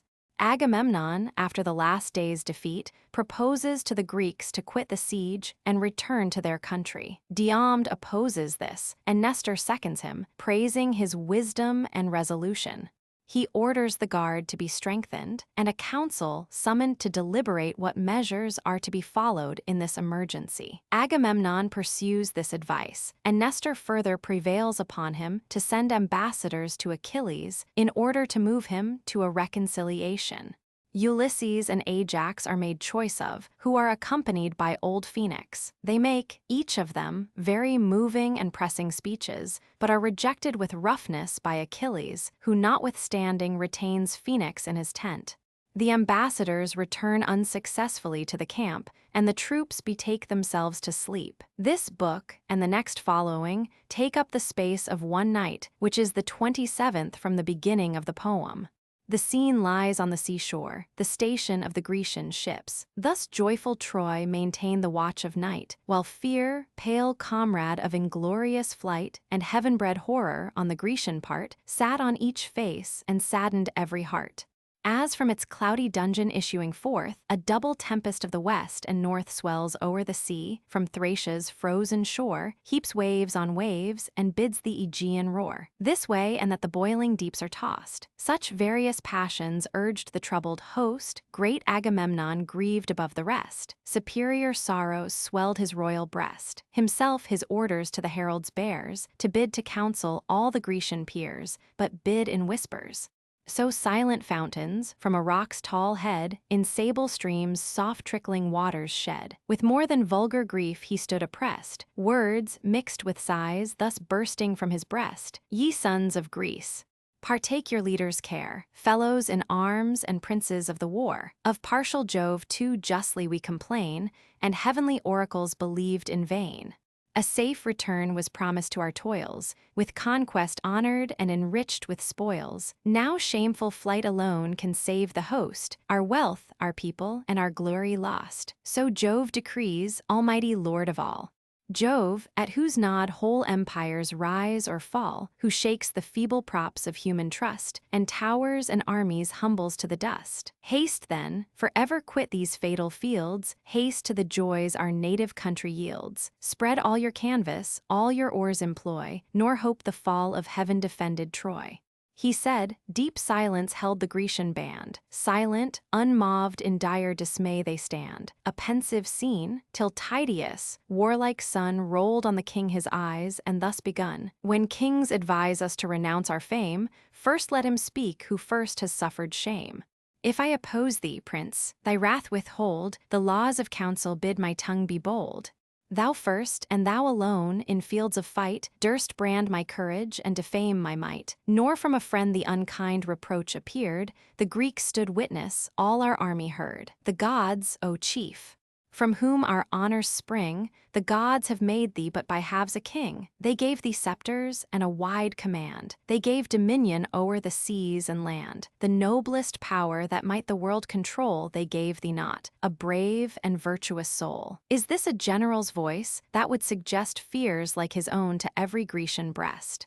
Confiding in our want of worth, he stands, and if we fly, tease what our king commands. Go thou, inglorious, from the embattled plain, ships thou hast store, and nearest to the main, a noble care the Grecians shall employ to combat, conquer, and extirpate Troy. Here Greece shall stay, or, if all Greece retire, myself shall stay till Troy or I expire. Myself and Esthenelus will fight for fame. God bade us fight, and 'twas with God we came.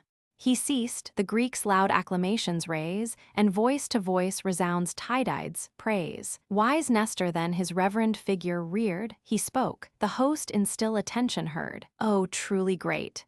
in whom the gods have joined such strength of body with such force of mind. In conduct, as in courage, you excel, still first to act what you advise so well. These wholesome counsels which thy wisdom moves, applauding Greece with common voice approves. Kings thou canst blame, a bold but prudent youth, and blame even kings with praise, because with truth. And yet those years that since thy birth have run would hardly style thee Nestor's youngest son. Then let me add what yet remains behind, a thought unfinished in that generous mind. Age bids me speak, nor shall the advice I bring distaste the people or offend the king. Cursed is the man, and void of law and right, unworthy property, unworthy light, unfit for public rule or private care, that wretch, that monster, who delights in war, whose lust is murder, and whose horrid joy, to tear his country and his kind destroy.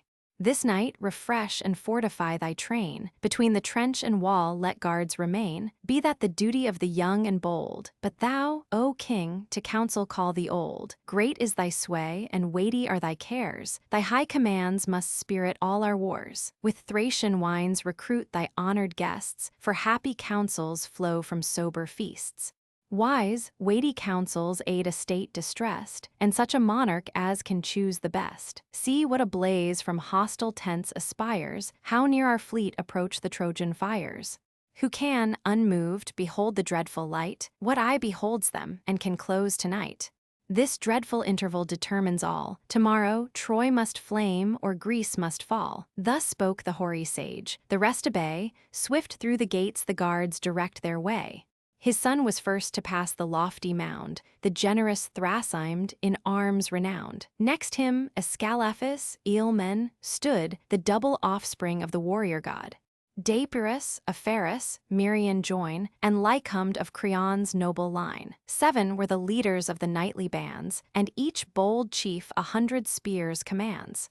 The fires they light, to short repasts they fall, some line the trench, and others man the wall. The king of men, on public councils bent, convened the princes in his ample tent, each seized a portion of the kingly feast, but stayed his hand when thirst and hunger ceased. Then Nestor spoke, for wisdom long approved, and slowly rising, thus the council moved. Monarch of nations, whose superior sway assembled states and lords of earth obey, the laws and scepters to thy hand are given, and millions own the care of thee and heaven. O king, the counsels of my age attend, with thee my cares begin, with thee must end. Thee, prince, it fits alike to speak and hear, pronounce with judgment, with regard give ear, to see no wholesome motion be withstood, and ratify the best for public good. Nor, though a meaner give advice, repine, but follow it, and make the wisdom thine.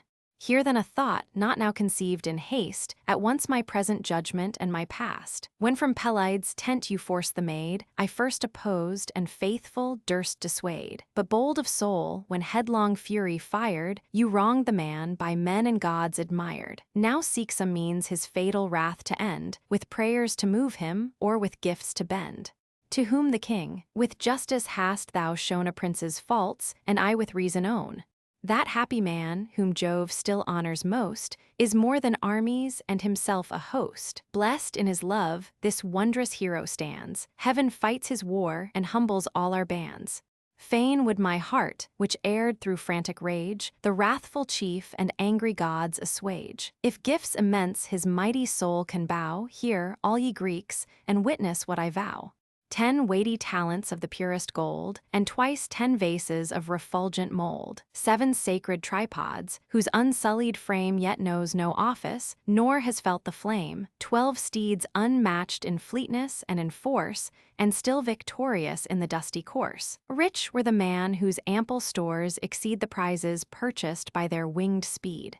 Yet more, 3 daughters in my court are bred, and each well worthy of a royal bed. Laodice and Iphigenia fair, and bright Chrysothemis with golden hair. Her let him choose whom most his eyes approve. I ask no presents, no reward for love. Myself will give the dower, so vast a store as never father gave a child before. The whole extent to Pylos' sandy plain, along the verdant margin of the main. Their heifers graze, and laboring oxen toil. Bold are the men, and generous is the soil. There shall he reign, with power and justice crowned, and rule the tributary realms around. All this I give, his vengeance to control, and sure all this may move his mighty soul. Pluto, the grisly god, who never spares, who feels no mercy, and who hears no prayers, lives dark and dreadful in deep hell's abodes, and mortals hate him as the worst of gods. Great though he be, it fits him to obey, since more than his my years and more my sway. Pluto. The monarch thus, the reverend Nestor then, great Agamemnon, glorious king of men. Such are thy offers as a prince may take, and such as fits a generous king to make. Let chosen delegates this hour be sent to Pelides' tent. Let Phoenix lead, revered for hoary age, great Ajax next, and Ithacus the sage. Yet more to sanctify the word you send, let Hodius and Eurybates attend. Now pray to Jove to grant what Greece demands, pray in deep silence and with purest hands, the embassy to Achilles. He said, and all approved. The heralds bring the cleansing water from the living spring. The youth with wine the sacred goblets crowned, and large libations drench the sands around. The rite performed, the chiefs their thirst allay, then from the royal tent they take their way. Wise Nestor turns on each his careful eye, forbids to offend, instructs them to apply. Much he advised them all, Ulysses most, to deprecate the chief and save the host. Through the still night they march, and hear the roar of murmuring billows on the sounding shore. To Neptune, ruler of the seas profound, whose liquid arms the mighty globe surround, they pour forth vows, their embassy to bless, and calm the rage of stern Aeacides. And now, arrived, where on the sandy bay the Myrmidonian tents and vessels lay. Amused at ease, the godlike man they found, pleased with the solemn harp's harmonious sound. The well-wrought harp from conquered Thebe came, of polished silver was its costly frame. With this he soothes his angry soul, and sings the immortal deeds of heroes and of kings. Patroclus only of the royal train, placed in his tent, attends the lofty strain. Full opposite he sat, and listened long, in silence waiting till he ceased the song.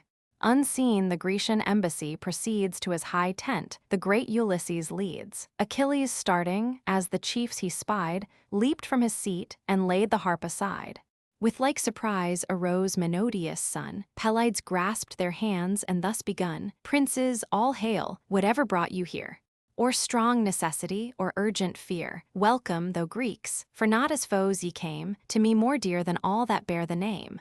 With that the chiefs beneath his roof he led, and placed in seats with purple carpets spread. Then thus, Patroclus, crown a larger bowl, mix purer wine, and open every soul. Of all the warriors yonder host can send, thy friend most honors these, and these thy friend. He said, Patroclus o'er the blazing fire heaps in a brazen vase 3 chines entire. The brazen vase Automedon sustains, which flesh of porker, sheep, and goat contains. Achilles at the genial feast presides, the parts transfixes, and with skill divides.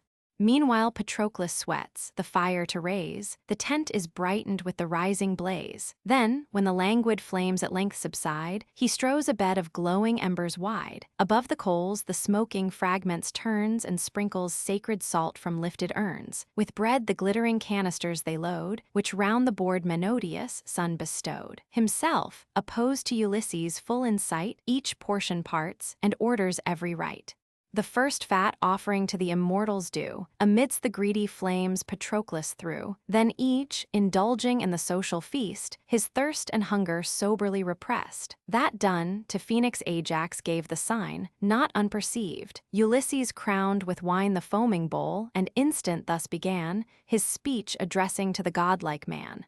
Health to Achilles, happy are thy guests, not those more honored whom Atrides feasts, though generous plenty crown thy loaded boards that Agamemnon's regal tent affords. But greater cares sit heavy on our souls, nor eased by banquets or by flowing bowls. What scenes of slaughter in yon fields appear! The dead we mourn, and for the living fear. Greece on the brink of fate all doubtful stands, and owns no help but from thy saving hands. Troy and her aids for ready vengeance call. Their threatening tents already shade our wall. Hear how with shouts their conquest they proclaim, and point at every ship their vengeful flame. For them the Father of the gods declares, theirs are his omens, and his thunder theirs. See, full of Jove, avenging Hector rise. See, heaven and earth the raging chief defies. What fury in his breast, what lightning in his eyes! He waits but for the morn, to sink in flame the ships, the Greeks, and all the Grecian name. Heavens! How my country's woes distract my mind, lest fate accomplish all his rage designed. And must we, gods, our heads inglorious lay in Trojan dust, and this the fatal day? Return, Achilles, O return, though late, to save thy Greeks and stop the course of fate. If in that heart or grief or courage lies, rise to redeem, yet to conquer, rise. The day may come, when all our warriors slain, that heart shall melt, that courage rise in vain. Regard in time, O Prince divinely brave, those wholesome counsels which thy father gave. When Peleus in his aged arms embraced his parting son, these accents were his last: My child, with strength, with glory and success, thy arms may Juno and Minerva bless. Trust that to heaven, but thou thy cares engage to calm thy passions and subdue thy rage. From gentler manners let thy glory grow, and shun contention, the sure source of woe, that young and old may in thy praise combine, the virtues of humanity be thine. This now despised advice thy father gave. Check thy anger, and be truly brave. If thou wilt yield to great Atrides' prayers, gifts worthy thee his royal hand prepares. If not, but hear me, while I number o'er the proffered presents, an exhaustless store. All these to buy thy friendship shall be paid, and joined with these the long-contested maid. With all her charms, Briseis he'll resign, and solemn swear those charms were only thine. Untouched she stayed, uninjured she removes, pure from his arms, and guiltless of his loves. These instant shall be thine, and if the powers give to our arms proud Ilion's hostile towers, then shalt thou store with gold and brass thy loaded navy's sides. Besides, full 20 nymphs of Trojan race with copious love shall crown thy warm embrace, such as thyself shall chose, who yield to none, or yield to Helen's heavenly charms alone. Yet hear me further, when our wars are o'er, if safe we land on Argus' fruitful shore, there shalt thou live his son, his honor share, and with Orestes' self divide his care. Yet more 3 daughters in his court are bred, and each well worthy of a royal bed. Laodice and Iphigenia fair, and bright Chrysothemis with golden hair. Her shalt thou wed whom most thy eyes approve. He asks no presents, no reward for love. Himself will give the dower, so vast a store as never father gave a child before. 7 ample cities shall confess thy sway, the Anope and Phery the Abbaye, Cardamyle with ample turrets crowned, and sacred Pedasus, for vines renowned. Aepia fair, the pastures Hera yields, and rich Anthea with her flowery fields, the whole extent to Pylos, sandy plain, along the verdant margin of the main. Their heifers graze, and laboring oxen toil. Bold are the men, and generous is the soil. There shalt thou reign, with power and justice crowned, and rule the tributary realms around. Such are the proffers which this day we bring, such the repentance of a suppliant king. But if all this, relentless, thou disdain, if honor and if interest plead in vain, yet some redress to suppliant Greece afford, and be, amongst her guardian gods, adored. If no regard thy suffering country claim, hear thy own glory and the voice of fame. For now that chief, whose unresisted ire made nations tremble, and whole hosts retire, proud Hector now, the unequal fight demands, and only triumphs to deserve thy hands. Then thus the goddess born, Ulysses, hear a faithful speech that knows nor art nor fear. What in my secret soul is understood, my tongue shall utter and my deeds make good. Let Greece then know, my purpose I retain, nor with new treaties vex my peace in vain. Who dares think one thing, and another tell, my heart detests him as the gates of hell. Then thus in short my fixed resolves attend, which nor Atrides nor his Greeks can bend. Long toils, long perils in their cause I bore, but now the unfruitful glories charm no more. Fight or not fight, alike reward we claim, the wretch and hero find their prize the same. Alike regretted in the dust he lies, who yields ignobly, or who bravely dies. Of all my dangers, all my glorious pains, a life of labors, lo, what fruit remains?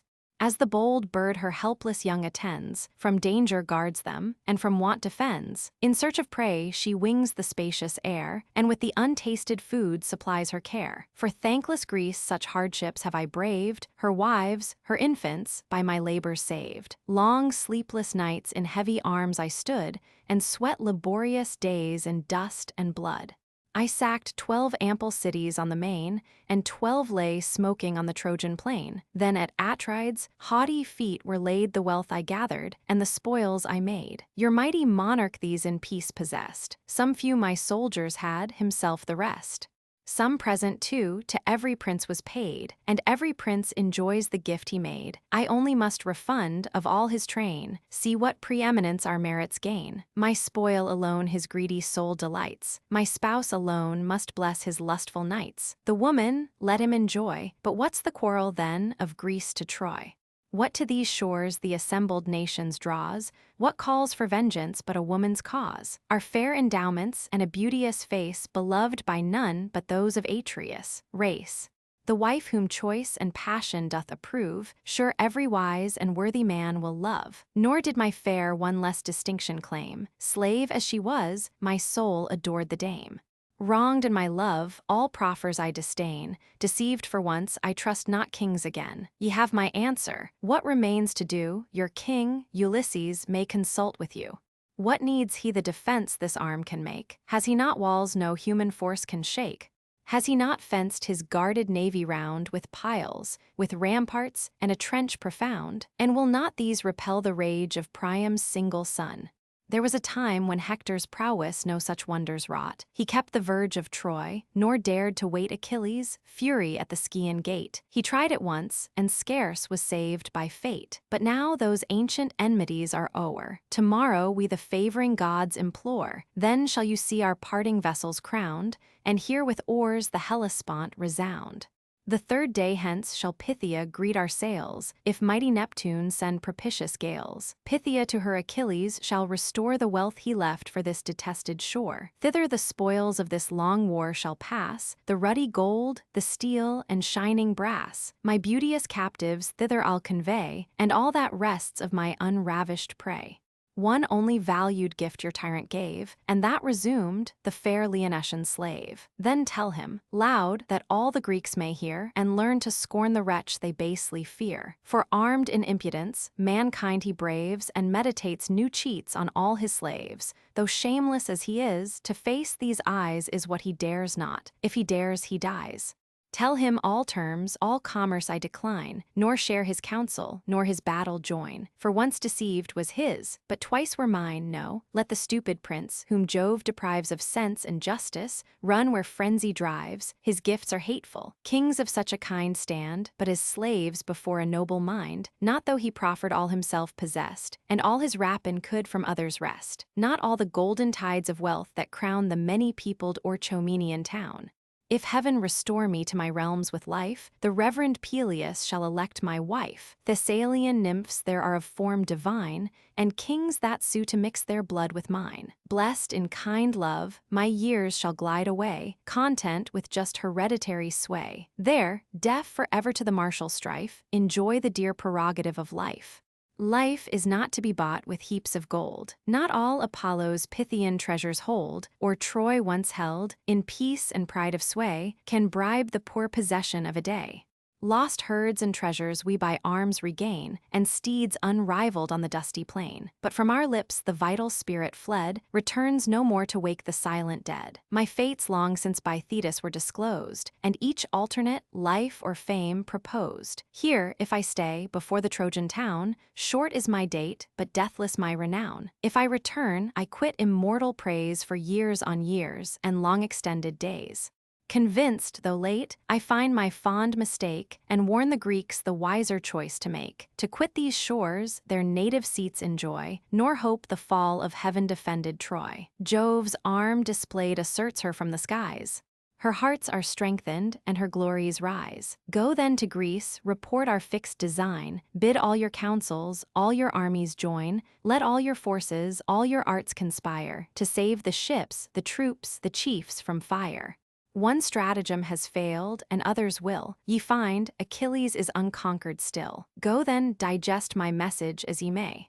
But here this night let reverend Phoenix stay. His tedious toils and hoary hairs demand a peaceful death in Pythia's friendly land. But whether he remain or sail with me, his age be sacred, and his will be free. Greek galley, the son of Peleus ceased, the chiefs around in silence wrapped, in consternation drowned, attend the stern reply. Then Phoenix rose, and while the fate of suffering Greece he mourned, with accent weak these tender words returned, Proserpine. Divine Achilles, wilt thou then retire, and leave our hosts in blood, our fleets on fire? If wrath so dreadful fill thy ruthless mind, how shall thy friend, thy Phoenix, stay behind? The royal Peleus, when from Pythia's coast he sent thee early to the Achaean host. Thy youth as then in sage debates unskilled, and new to perils of the direful field, he bade me teach thee all the ways of war, to shine in councils, and in camps to dare. Never, never let me leave thy side. No time shall part us, and no fate divide, not though the God, that breathed my life, restore the bloom I boasted, and the port I bore, when Greece of old beheld my youthful flames, my father faithless to my mother's arms, old as he was, adored a stranger's charms. I tried what youth could do to win the damsel, and prevent my sire. My sire with curses loads my hated head, and cries, Ye Furies, barren be his bed. Infernal Jove, the vengeful fiends below, and ruthless Proserpine, confirmed his vow. Despair and grief distract my laboring mind. Gods, what a crime my impious heart designed! I thought to plunge the poniard in my father's breast, then meditate my flight. My friends in vain with prayers entreat me, and with force detain. On fat of rams, black bulls, and brawny swine, they daily feast, with draughts of fragrant wine. Strong guards they placed, and watched 9 nights entire. The roofs and porches flamed with constant fire. The 10th I forced the gates, unseen of all, and, favored by the night, o'erleaped the wall. My travels thence through spacious Greece extend. In Phtheia's court at last my labors end. Your sire received me, as his son caressed, with gifts enriched, and with possessions blessed. The strong Dolopians thenceforth owned my reign, and all the coast that runs along the main. By love to thee his bounties I repaid, and early wisdom to thy soul conveyed. Great as thou art, my lessons made thee brave. A child I took thee, but a hero gave. Thy infant breast a like affection showed. Still in my arms or at my knee, by Phoenix wouldst thou stand. No food was grateful but from Phoenix' hand. I pass my watchings o'er thy helpless years, the tender labors, the compliant cares. The gods reversed their hard decree, and Phoenix felt a father's joys in thee. Thy growing virtues justified my cares, and promised comfort to my silver hairs. Now be thy rage, thy fatal rage, resigned. A cruel heart ill suits a manly mind. The gods are moved by offerings, vows, and sacrifice. Offending man their high compassion wins, and daily prayers atone for daily sins. Prayers are Jove's daughters of celestial race, lame are their feet, and wrinkled is their face. With humble mien, and with dejected eyes, constant they follow, where injustice flies. Injustice swift, erect, and unconfined, sweeps the wide earth, and tramples o'er mankind, while prayers to heal her wrongs move slow behind. Who hears these daughters of Almighty Jove? For him they mediate to the throne above. When man rejects the humble suit they make, the sire revenges for the daughter's sake. From Jove commissioned, fierce injustice then descends to punish unrelenting men. Oh, let not headlong passion bear the sway these reconciling goddesses obey. Do honors to the seed of Jove belong, do honors calm the fierce, and bend the strong. Were these not paid thee by the terms we bring, were rage still harbored in the haughty king. Nor Greece nor all her fortunes should engage thy friend to plead against so just a rage. But since what honor asks the general sends, and sends by those whom most thy heart commends, the best and noblest of the Grecian train, permit not these to sue, and sue in vain. Let me an ancient fact unfold, a great example drawn from times of old. Hear what our fathers were, and what their praise, who conquered their revenge in former days. Where Calydon on rocky mountains stands once fought the Aetolian and Curetian bands. To guard at those, to conquer, these advance, and mutual deaths were dealt with mutual chance. The silver Cynthia bade contention rise, in vengeance of neglected sacrifice. On Oeneus fields she sent a monstrous boar, that levelled harvests and whole forests tore. This beast great Meleager stretched along the plain. Then, for his spoils, a new debate arose, the neighbor nations thence commencing foes. Strong as they were, the bold Curetes failed, while Meleager's thundering arm prevailed, till rage at length inflamed his lofty breast. Cursed by Althea, to his wrath he yields, and in his wife's embrace forgets the fields. She from Marpessa sprung, divinely fair, and matchless Idas, more than man in war. The god of day adored the mother's charms. Against the god the father bent his arms. The afflicted pair, their sorrows to proclaim, from Cleopatra changed their daughter's name, and called Alcyone, a name to show the father's grief, the mourning mother's woe. In vain Aetolia her deliverer waits, war shakes her walls and thunders at her gates. She sent ambassadors, a chosen band, priests of the gods and elders of the land, besought the chief to save the sinking state. Their prayers were urgent, and their proffers great. Full 50 acres of the richest ground, half pasture green, and half with vineyards crowned. His suppliant father, aged Oeneus, came, his sisters followed. Even the vengeful dame Althea sues, his friends before him fall, he stands relentless and rejects them all. The Aetolians, long disdained, now took their turn, and left the chief their broken faith to mourn. Learn hence, betimes to curb pernicious ire, nor stay till yonder fleets ascend in fire. Accept the presents, draw thy conquering sword, and be amongst our guardian gods adored. Thus he, the stern Achilles, thus replied: My second father and my reverend guide, thy friend, believe me, no such gifts demands, and asks no honors from a mortal's hands. Jove honors me, and favors my designs, his pleasure guides me, and his will confines, and here I stay while life's warm spirit beats within my breast. Yet hear one word, and lodge it in thy heart. No more molest me on Atrides' part. Is it for him these tears are taught to flow, for him these sorrows, for my mortal foe? A generous friendship no cold medium knows, burns with one love, with one resentment glows. One should our interests and our passions be. My friend must hate the man that injures me. Do this, my phoenix, tease a generous part, and share my realms, my honors, and my heart. Let these return, our voyage or our stay, rest undetermined till the dawning day. He ceased, then ordered for the sage's bed a warmer couch with numerous carpets spread. With that, stern Ajax his long silence broke, and thus, impatient, to Ulysses spoke: Hence let us go, why waste we time in vain? See what effect our low submissions gain. Liked or not liked, his words we must relate, the Greeks expect them, and our heroes wait. Proud as he is, that iron heart retains its stubborn purpose, and his friends disdains, stern and unpitying. If a brother bleed, on just atonement, we remit the deed. A sire the slaughter of his son forgives. The price of blood discharged, the murderer lives. The haughtiest hearts at length their rage resign, and gifts can conquer every soul but thine. The gods that unrelenting breast have steeled, and cursed thee with a mind that cannot yield.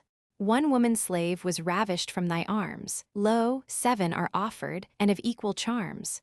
Then hear, Achilles, be of better mind, revere thy roof, and to thy guests be kind, and know the men of all the Grecian host, who honor worth and prize thy valor most. O soul of battles and thy people's guide, well hast thou spoke, but at the tyrant's name my rage rekindles, and my soul, on flame, tease just resentment and becomes the brave.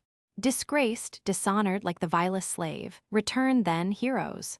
And our answer bear, the glorious combat is no more my care. Not till, amidst yon sinking navy slain, the blood of Greeks shall dye the sable main. Not till the flames, by Hector's fury thrown, consume your vessels and approach my own. Just there the impetuous homicide shall stand, there cease his battle and there feel our hand. This said, each prince a double goblet crowned, and cast a large libation on the ground. Then to their vessels, through the gloomy shades, the chiefs return, divine Ulysses leads. Meantime Achilles, slaves prepared a bed, with fleeces, carpets, and soft linen spread. There, till the sacred morn restored the day, in slumber sweet the reverend phoenix lay. But in his inner tent, an ampler space, Achilles slept, and in his warm embrace fair Diomed of the lesbian race. Last, for Patroclus was the couch prepared, whose nightly joys the beauteous Iphies shared. Achilles to his friend consigned her charms when Scyros fell before his conquering arms. And now the elected chiefs whom Greece had sent passed through the hosts and reached the royal tent. Then rising all, with goblets in their hands, the peers and leaders of the Achaean bands hailed their return. Atrides first begun. Say what success? Divine Laertes' son, Achilles high resolves declare to all, returns the chief, or must our navy fall? Great king of nations, fixed is his wrath, unconquered is his pride. He slights thy friendship, thy proposals scorns, and thus implored with fiercer fury burns. To save our army and our fleets to free is not his care, but left to Greece and thee. Your eyes shall view, when morning paints the sky, beneath his oars the whitening billows fly. Us too he bids our oars and sails employ, nor hope the fall of heaven-protected Troy. For Jove o'ershades her with his arm divine, inspires her war, and bids her glory shine. Such was his word. What further he declared, these sacred heralds and great Ajax heard. But Phoenix in his tent the chief retains, safe to transport him to his native plains when morning dawns. If other he decree, his age is sacred, and his choice is free. Ulysses ceased. The great Achaean host, with sorrow seized, in consternation lost, attend the stern reply. Tydides broke the general silence, and undaunted spoke. Why should we gifts to proud Achilles send, or strive with prayers his haughty soul to bend? His country's woes he glories to deride, and prayers will burst that swelling heart with pride.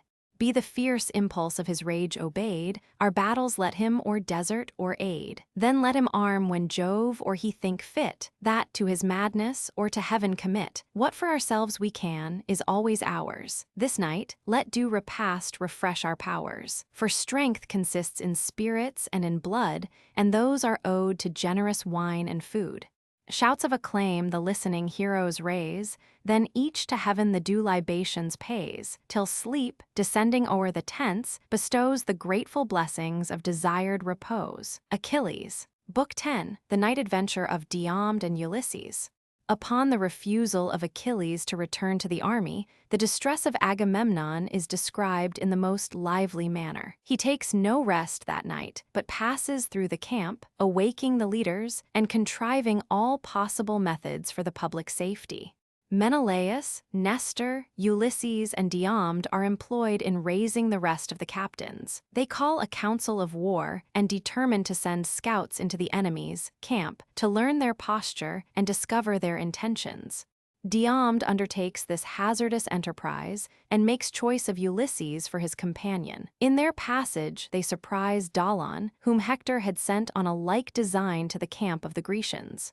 From him they are informed of the situation of the Trojan and auxiliary forces, and particularly of Rhesus and the Thracians who were lately arrived. They pass on with success, kill Rhesus with several of his officers, and seize the famous horses of that prince, with which they return in triumph to the camp. The same night continues. The scene lies in the two camps. All night the chiefs before their vessels lay, and lost in sleep the labors of the day. All but the king, with various thoughts oppressed, his country's cares lay rolling in his breast. As when by lightnings Jove's ethereal power foretells the rattling hail, or weighty shower, or sends soft snows to whiten all the shore, or bids the brazen throat of war to roar. By fits one flash succeeds as one expires, and heaven flames thick with momentary fires. So bursting frequent from Atrides' breast, sighs following sighs his inward fears confessed. Now o'er the fields dejected, he surveys from thousand. Trojan fires the mounting blaze, hears in the passing wind their music blow, and marks distinct the voices of the foe. Now looking backwards to the fleet and coast, anxious he sorrows for the endangered host.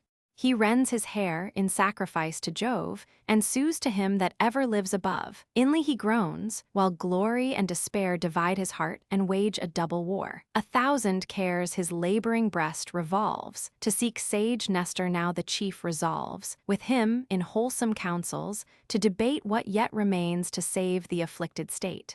He rose, and first he cast his mantle round, next on his feet the shining sandals bound. A lion's yellow spoils his back concealed, his warlike hand a pointed javelin held. Meanwhile his brother, pressed with equal woes, alike denied the gifts of soft repose, laments for Greece, that in his cause before so much had suffered and must suffer more.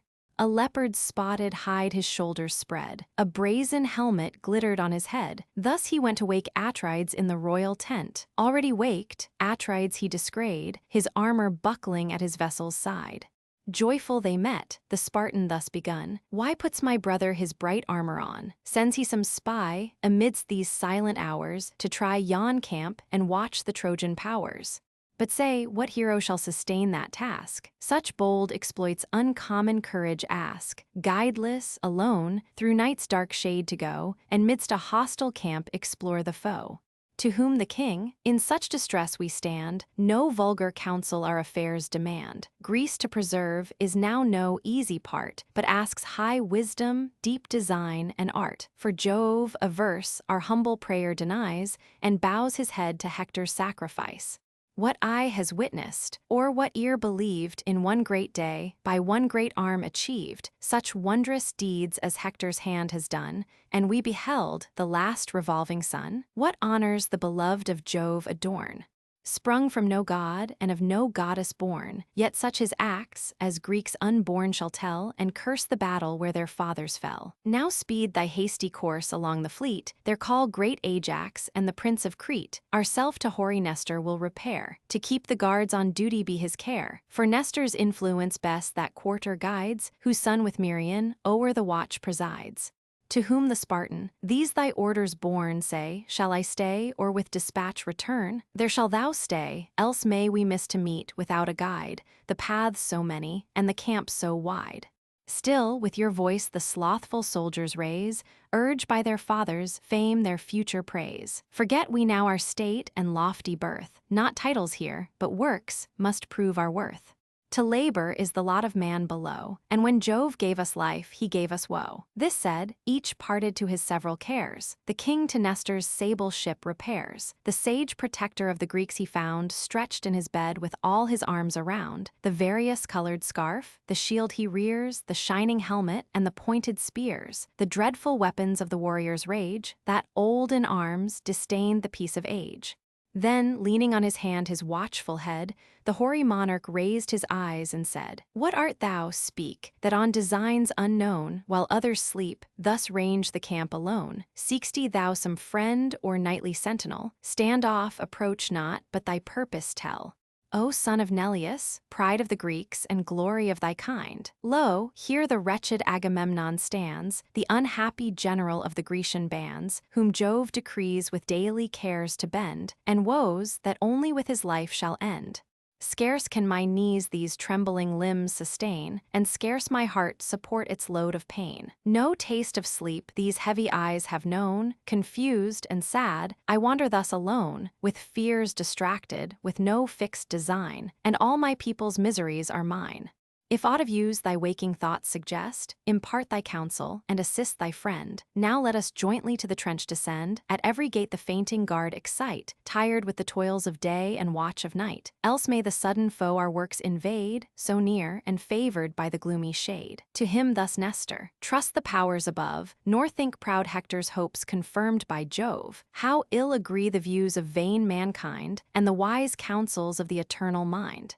Audacious Hector, if the gods ordain that great Achilles rise and rage again, what toils attend thee, and what woes remain? Lo, faithful Nestor thy command obeys. The care is next our other chiefs to raise. Ulysses, Diomed, we chiefly need. Megs for strength, Ilias famed for speed.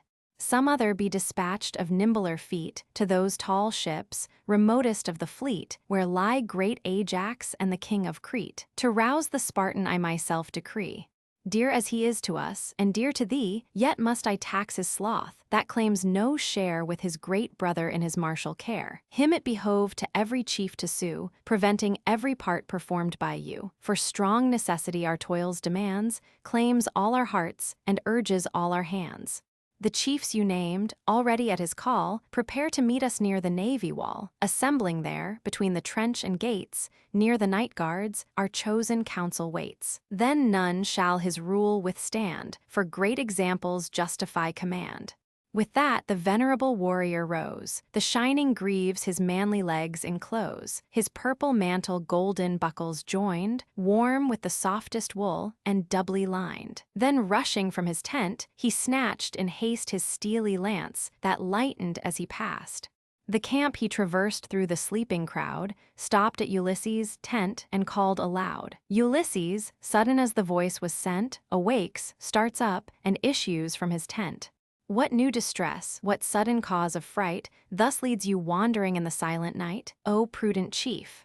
Wise as thou art, be now thy wisdom tried. Whatever means of safety can be sought, whatever counsels can inspire our thought, whatever methods, or to fly or fight, all depend on this important night. He heard, returned, and took his painted shield, then joined the chiefs and followed through the field.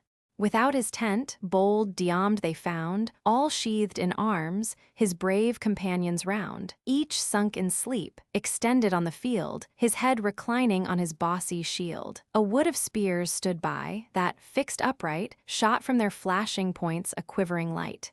A bull's black hide composed the hero's bed, a splendid carpet rolled beneath his head. Then, with his foot, old Nestor gently shakes the slumbering chief, and in these words awakes, "Rise, son of Tydeus."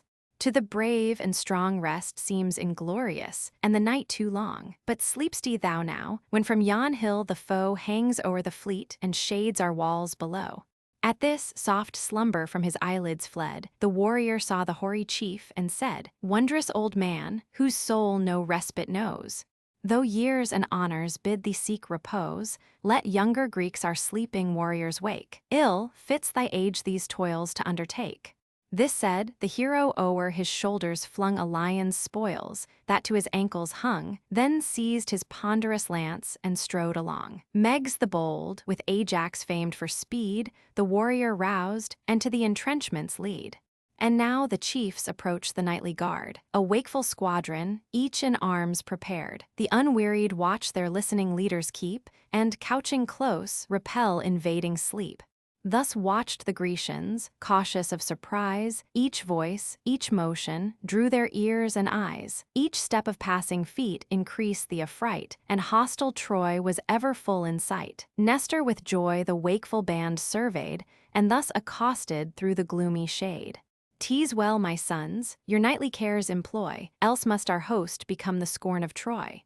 Watch thus, and Greece shall live," the hero said. Then o'er the trench the following chieftains led.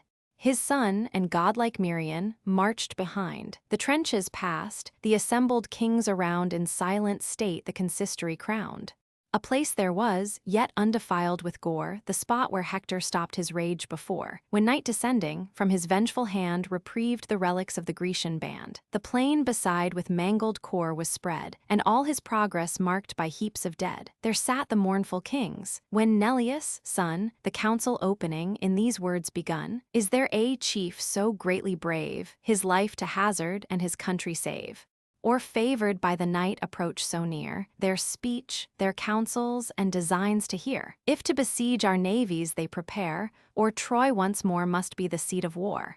This could he learn, and to our peers recite, and pass unharmed the dangers of the night. What fame were his through all succeeding days, while Phoebus shines, or men have tongues to praise? What gifts his grateful country would bestow? What must not Greece to her deliverer owe? A sable you each leader should provide, with each a sable lambkin by her side. At every rite his share should be increased, and his the foremost honors of the feast. Fear held them mute, alone, untaught to fear. Tydides spoke, "The man you seek is here. Through yon black camps to bend my dangerous way, some god within commands, and I obey. But let some other chosen warrior join, to raise my hopes and second my design. By mutual confidence and mutual aid, great deeds are done, and great discoveries made. The wise new prudence from the wise acquire, and one brave hero fans another's fire.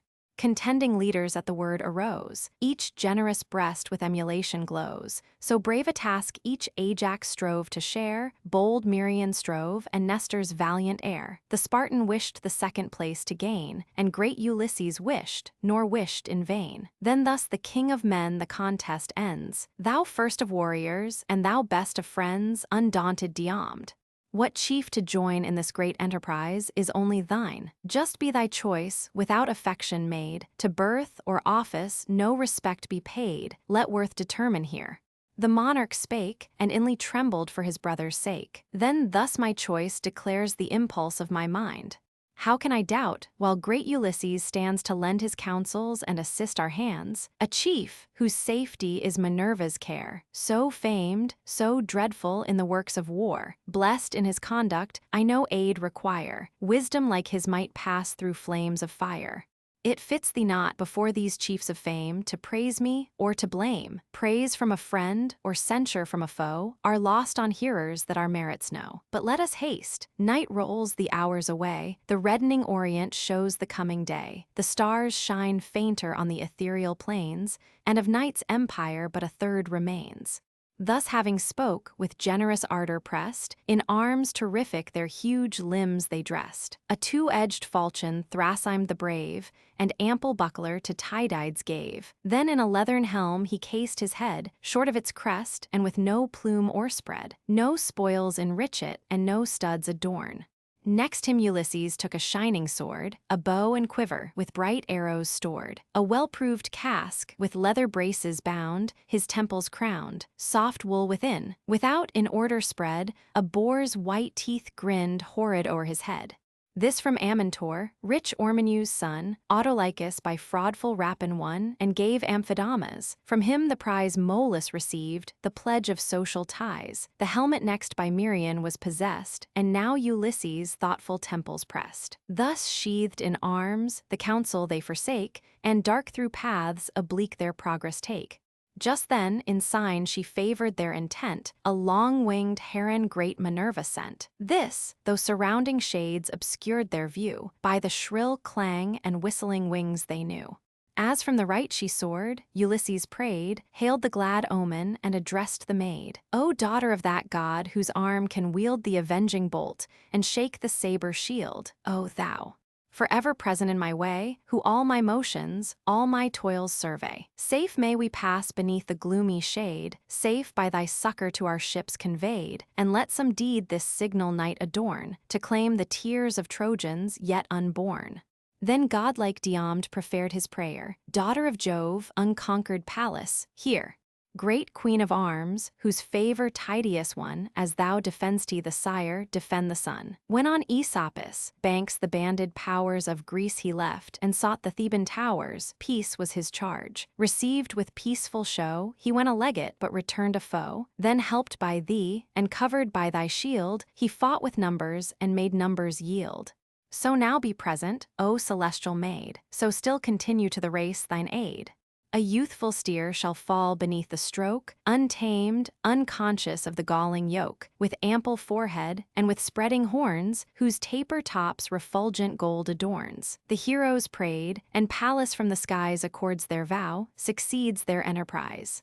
Now, like two lions panting for the prey, with dreadful thoughts they trace the dreary way, through the black horrors of the ensanguined plain, through dust, through blood, o'er arms, and hills of slain. Nor less bold Hector, and the sons of Troy, on high designs the wakeful hours employ. The assembled peers their lofty chief enclosed, who thus the counsels of his breast proposed. What glorious man, for high attempts prepared, dares greatly venture for a rich reward?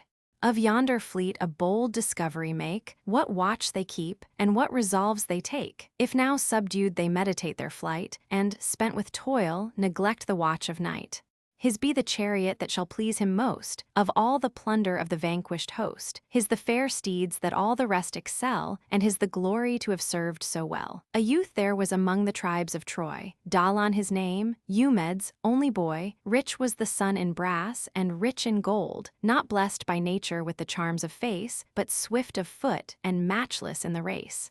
Hector, my courage bids me meet this high achievement and explore the fleet, but first exalt thy scepter to the skies, and swear to grant me the demanded prize, the immortal coursers, and the glittering car that bear Pelides through the ranks of war. Encouraged thus, no idle scout I go, fulfill thy wish, their whole intention know, even to the royal tent pursue my way, and all their counsels, all their aims betray. The chief then heaved the golden scepter high, attesting thus the monarch of the sky, be witness thou, immortal lord of all, whose thunder shakes the dark aerial hall. By none but Dalan shall this prize be borne, and him alone the immortal steeds adorn. Thus Hector swore, the gods were called in vain, but the rash youth prepares to scour the plain. Across his back the bended bow he flung, a wolf's grey hide around his shoulders hung, a ferret's downy fur his helmet lined, and in his hand a pointed javelin shined. Then he sought the shore, and trod the path his feet must tread no more. Scarce had he passed the steeds and Trojan throng, when, on the hollow way, the approaching tread Ulysses marked, and thus to Diomed, O friend, I hear some step of hostile feet, moving this way, or hastening to the fleet, some spy, perhaps, to lurk beside the main, or nightly pillager that strips the slain. Yet let him pass and win a little space, then rush behind him and prevent his pace. But if too swift of foot he flies before, confine his course along the fleet and shore, betwixt the camp and him our spears employ, and intercept his hoped return to Troy. With that they stepped aside, and stooped their head behind a heap of dead. Along the path the spy unwary flew, soft, at just distance, both the chiefs pursue.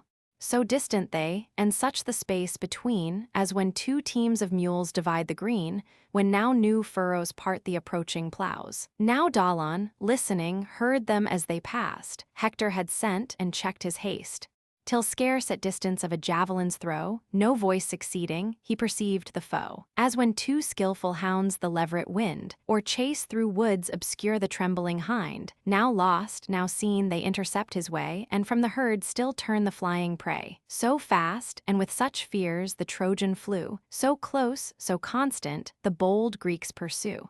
Now almost on the fleet the dastard falls, and mingles with the guards that watch the walls, when brave Tydides stopped. A generous thought in his bosom wrought, lest on the foe some forward Greek advance, and snatch the glory from his lifted lance. Then thus aloud, whoe'er thou art, remain, this javelin else shall fix thee to the plain.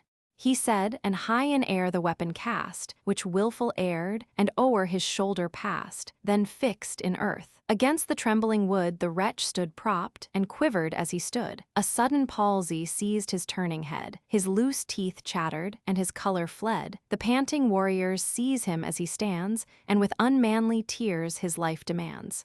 O spare my youth, and for the breath I owe, large gifts of price my father shall bestow. Vast heaps of brass shall in your ships be told, and steel well-tempered and refulgent gold. To whom Ulysses made this wise reply, whoe'er thou art, be bold, nor fear to die.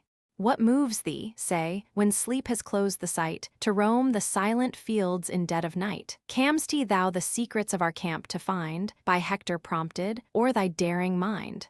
Or art some wretch by hopes of plunder led, through heaps of carnage to despoil the dead? Then thus pale Dalan, with a fearful look, hither I came, by Hector's words deceived. Much did he promise, rashly I believed, no less a bribe than great Achilles' car, and those swift steeds that sweep the ranks of war urged me, unwilling, this attempt to make, to learn what counsels, what resolves you take. If now subdued, you fix your hopes on flight, and tired with toils, neglect the watch of night.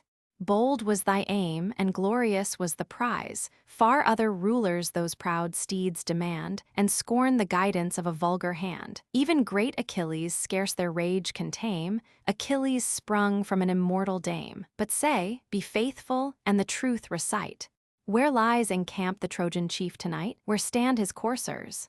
In what quarter sleep their other princes? Tell what watch they keep. Say, since this conquest, what their counsels are. Or here to combat, from their city far, or back to Ilion's walls transfer the war.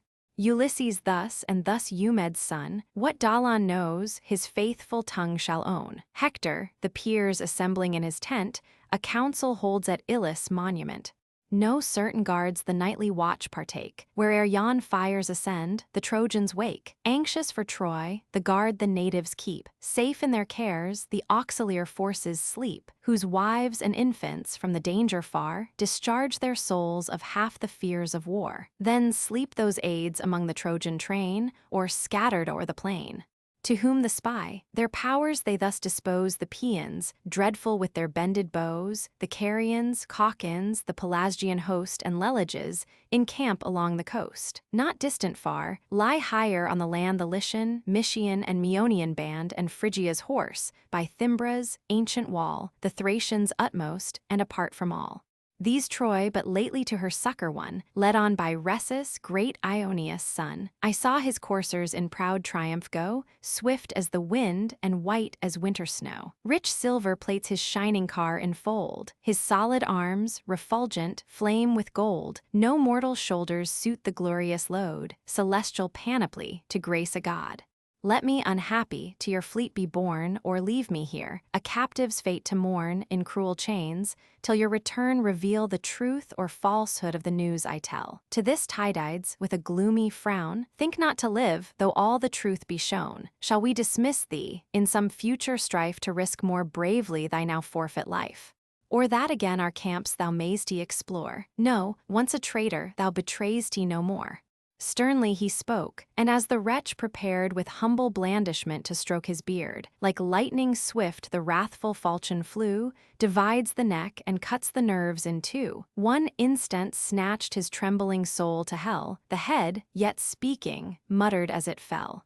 This said, the spoils with dropping gore defaced, high on a spreading tamarisk he placed, then heaped with reeds and gathered boughs the plain, to guide their footsteps to the place again. Through the still night they crossed the devious fields, slippery with blood, o'er arms and heaps of shields, arriving where the Thracian squadrons lay, and eased in sleep the labors of the day.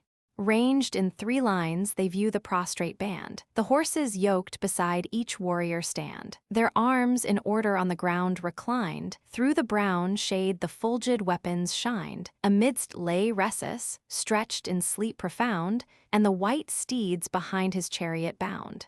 The welcome sight Ulysses first descries, and points to Diomed the tempting prize. The man, the coursers, and the car behold, described by Dalan with the arms of gold. Now, brave Tydides, now thy courage try, approach the chariot, and the steeds untie, or if thy soul aspire to fiercer deeds, urge thou the slaughter while I seize the steeds. Pallas her hero's bosom warms, breathed in his heart, and strung his nervous arms. Where'er he passed, a purple stream pursued his thirsty falchion, fat with hostile blood, bathed all his footsteps, dyed the fields with gore, and a low groan remurmured through the shore. So the grim lion from his nightly den o'erleaps the fences and invades the pen on sheep or goats. Resistless in his way, he falls, and foaming rends the guardless prey. Nor stopped the fury of his vengeful hand, till 12 lay breathless of the Thracian band. Now 12 dispatched, the monarch last they found. Tydides' falchion fixed him to the ground. Just then a deathful dream Minerva sent. A warlike form appeared before his tent, whose visionary steel his bosom tore. So dreamed the monarch and awaked no more. Ulysses now the snowy steeds detains and leads them, fastened by the silver reins. These, with his bow unbent, he lashed along, then gave his friend the signal to retire. But him, new dangers, new achievements fire. Doubtful he stood, or with his reeking blade to send more heroes to the infernal shade, drag off the car where Rhesus' armor lay, or heave with manly force and lift away. While unresolved the son of Tydeus stands, Pallas appears, and thus her chief commands. Enough, my son, from further slaughter cease, regard thy safety, and depart in peace. Haste to the ships, the gotten spoils enjoy, nor tempt too far the hostile gods of Troy. The voice divine confessed the martial maid. In haste he mounted, and her word obeyed. The coursers fly before Ulysses' bow, swift as the wind, and white as winter snow. Not unobserved they passed. The god of light had watched his Troy, and marked Minerva's flight, saw Tydeus' son with heavenly succor blessed, and vengeful anger filled his sacred breast. Swift to the Trojan camp descends the power, and wakes Hippocoon in the morning hour. On Rhesus' side accustomed to attend, a faithful kinsman and instructive friend. He rose and saw the field deformed with blood, an empty space where late the coursers stood, the yet warm Thracians panting on the coast. For each he wept, but for his Rhesus most. Now while on Rhesus name he calls in vain, the gathering tumult spreads o'er all the plain. On heaps the Trojans rush, with wild affright, and wondering view the slaughters of the night. Diomed and Ulysses returning with the spoils of Rhesus. Old Nestor first perceived the approaching sound, bespeaking thus the Grecian peers around. Methinks the noise of trampling steeds I hear, thickening this way, and gathering on my ear. Perhaps some horses of the Trojan breed the great Tydides and Ulysses bear, return triumphant with this prize of war. Yet much I fear the chiefs outnumbered by the Trojan train. Perhaps, even now pursued, they seek the shore. Or, oh, perhaps those heroes are no more. Scarce had he spoke when, lo, the chiefs appear and spring to earth. The Greeks dismiss their fear. With words of friendship and extended hands they greet the kings, and Nestor first demands, "Say thou, whose praises all our host proclaim, thou living glory of the Grecian name. Say whence these coursers, by what chance bestowed, the spoil of foes or present of a god? Not those fair steeds, so radiant and so gay, that draw the burning chariot of the day. Old as I am, to age I scorn to yield, and daily mingle in the martial field. But sure till now no coursers struck my sight like these, conspicuous through the ranks of fight. Some god, I deem, conferred the glorious prize, blessed as ye are, and favorites of the skies, the care of him who bids the thunder roar and her, whose fury bathes the world with gore. Father! Not so, the gifts of heaven are of a nobler kind. Of Thracian lineage are the steeds ye view, whose hostile king the brave Tydides slew. Sleeping he died, with all his guards around, and 12 beside lay gasping on the ground.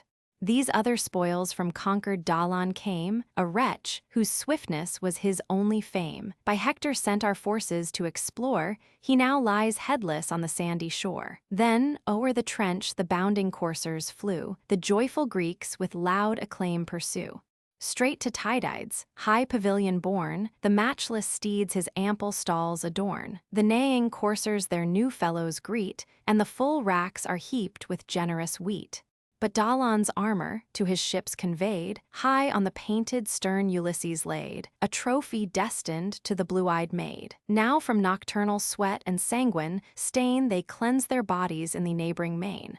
Then in the polished bath, refreshed from toil, their joints they supple with dissolving oil, in due repast indulge the genial hour, and first to Pallas the libations pour. They sit, rejoicing in her aid divine, and the crowned goblet foams with floods of wine. Book 11, the third battle, and the acts of Agamemnon.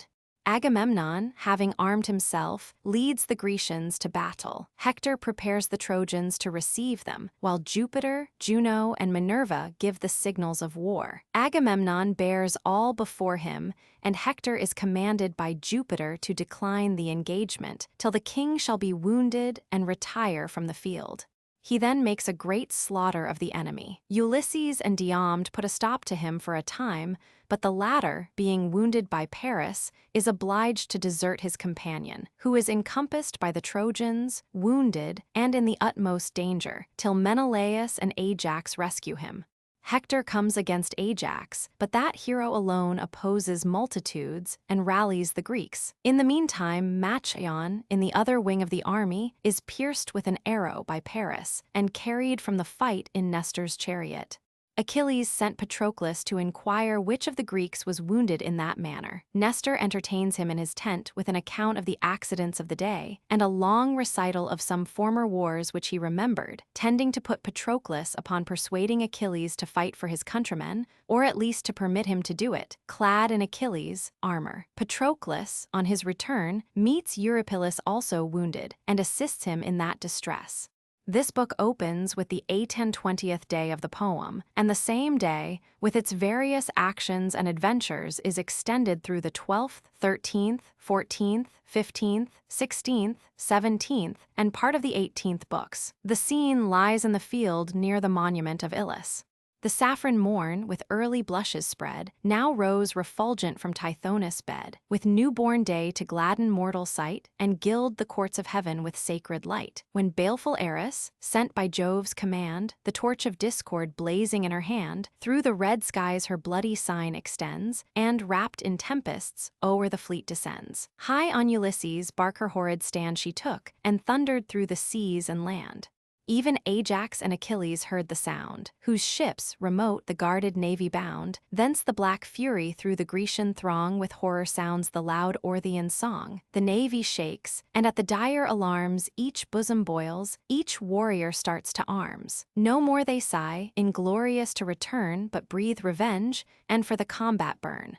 The descent of discord, the king of men his hardy host inspires with loud command, with great example fires. Himself first rose, himself before the rest his mighty limbs in radiant armor dressed, and first he cased his manly legs around in shining greaves with silver buckles bound. The beaming cuirass next adorned his breast, the same which once King Cinyras possessed. The fame of Greece and her assembled host had reached that monarch on the Cyprian coast. 'Twas then, the friendship of the chief to gain, this glorious gift he sent, nor sent in vain. A radiant baldric, o'er his shoulder tied, sustained the sword that glittered at his side. Gold was the hilt, a silver sheath encased the shining blade, and golden hangers graced. Last o'er his brows his fourfold helm he placed, with nodding horsehair formidably graced, and in his hands 2 steely javelins wields, that blaze to heaven and light all the fields. That instant Juno, and the martial maid, in happy thunders promised Greece their aid. High o'er the chief they clashed their arms in air, and, leaning from the clouds, expect the war. Close to the limits of the trench and mound, the fiery coursers to their chariots bound the squires restrained. The foot, with those who wield the lighter arms, rush forward to the field. To second these, in close array combined, the squadrons spread their sable wings behind. Now shouts and tumults wake the tardy sun, as with the light the warriors' toils begun. Even Jove, whose thunder spoke his wrath, distilled red drops of blood o'er all the fatal field, the woes of men unwilling to survey, and all the slaughters that must stain the day. Near Ilus' tomb, in order ranged around, the Trojan lines possessed the rising ground. Their wise Polydamas and Hector stood. Aeneas, honored as a guardian god, bold Polybus, Agenor the divine, the brother warriors of Antenor's line, with youthful Acamas, whose beauteous face and fair proportion matched the ethereal race. Great Hector, covered with his spacious shield, plies all the troops and orders all the field. As the red star now shows his sanguine fires through the dark clouds, and now in night retires, thus through the ranks appeared the godlike man, plunged in the rear or blazing in the van, while streamy sparkles, restless as he flies, flash from his arms, as lightning from the skies. None stooped a thought to base inglorious flight, but horse to horse, and man to man they fight, not rabid wolves more fierce contest their prey. Each wounds, each bleeds, but none resign the day. Discord with joy the scene of death descries, and drinks large slaughter at her sanguine eyes. Discord alone, of all the immortal train, swells the red horrors of this direful plain. The gods in peace their golden mansions fill, ranged in bright order on the Olympian hill. But general murmurs told their griefs above, and each accused the partial will of Jove. Meanwhile, apart, superior, and alone, the eternal monarch on his awful throne, wrapped in the blaze of boundless glory sate, and fixed, fulfilled the just decrees of fate. On earth he turned his all-considering eyes, and marked the spot where Ilion's towers arise, the sea with ships, the fields with armies spread, the victors' rage, the dying, and the dead. Thus, while the morning beams, increasing bright, o'er heaven's pure azure spread the glowing light, commutual death the fate of war confounds, each adverse battle gored with equal wounds. But now, what time in some sequestered vale the weary woodman spreads his sparing meal, when his tired arms refuse the axe to rear, and claim a respite from the sylvan war. But not till half the prostrate forests lay stretched in long ruin, and exposed to day, then, nor till then, the Greeks, impulsive, might pierce the black phalanx, and let in the light. Great Agamemnon then the slaughter led, and slew Bienner at his people's head, whose squire Achilles, with a sudden spring, leaped from the chariot to revenge his king, but in his front he felt the fatal wound, which pierced his brain and stretched him on the ground. Atrides spoiled and left them on the plain. Vain was their youth, their glittering armor vain, now soiled with dust, and naked to the sky, their snowy limbs and beauteous bodies lie. Two sons of Priam next to battle move, the product, one of marriage, one of love. In the same car the brother warriors ride. This took the charge to combat, that to guide. Far other task than when they want to keep on Ida's tops their father's fleecy sheep. The Trojans see the youths untimely die, but helpless tremble for themselves and fly. So when a lion ranging o'er the lawns finds on some grassy lair the couching fawns, their bones he cracks, their reeking vitals draws, and grinds the quivering flesh with bloody jaws. The frighted hind beholds and dares not stay, but swift through rustling thickets bursts her way. All drowned in sweat, the panting mother flies, and the big tears roll trickling from her eyes. Amidst the tumult of the routed train, the sons of false Antimachus were slain, he who for bribes his faithless counsels sold, and voted Helen's stay for Paris gold. These words, attended with the flood of tears, the youths addressed to unrelenting ears. The vengeful monarch gave this stern reply: "If from Antimachus ye spring, ye die, the daring wretch who once in council stood to shed Ulysses and my brother's blood for proffered peace, and sues his seed for grace. No, die, and pay the forfeit of your race." This said, Pisander from the car he cast, and pierced his breast. Supine he breathed his last.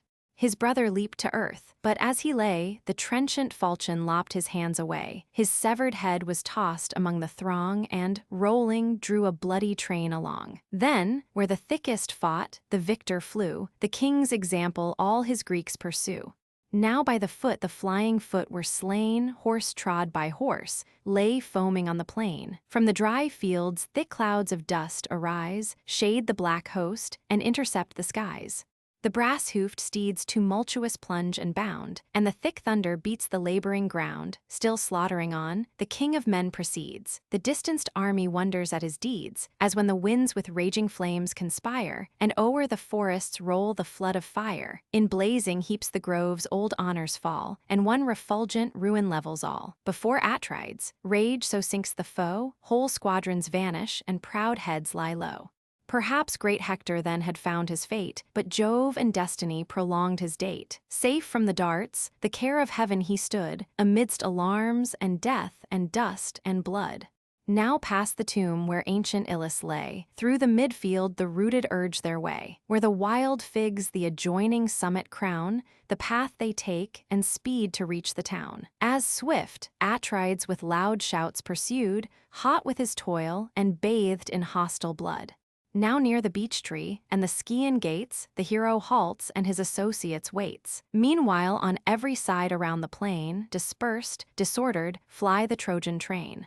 So flies a herd of beeves, that here dismayed the lions roaring through the midnight shade. On heaps they tumble with successless haste. The savage seizes, draws, and rends the last. Not with less fury stern Atrides flew, still pressed the rout, and still the hindmost slew. Hurled from their cars, the bravest chiefs are killed, and rage, and death, and carnage load the field.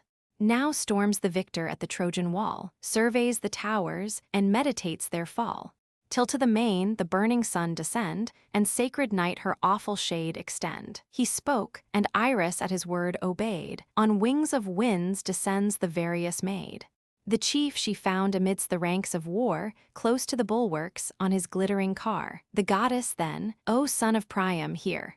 From Jove I come, and his high mandate bear." While Agamemnon wastes the ranks around, fights in the front, and bathes with blood the ground, abstain from fight, yet issue forth commands, and trust the war to less important hands. But when, or wounded by the spear or dart, the chief shall mount his chariot, and depart, then Jove shall string thy arm, and fire thy breast, then to her ships shall flying Greece be pressed. Till to the main the burning sun descend, and sacred night her awful shade extend. She said, and vanished.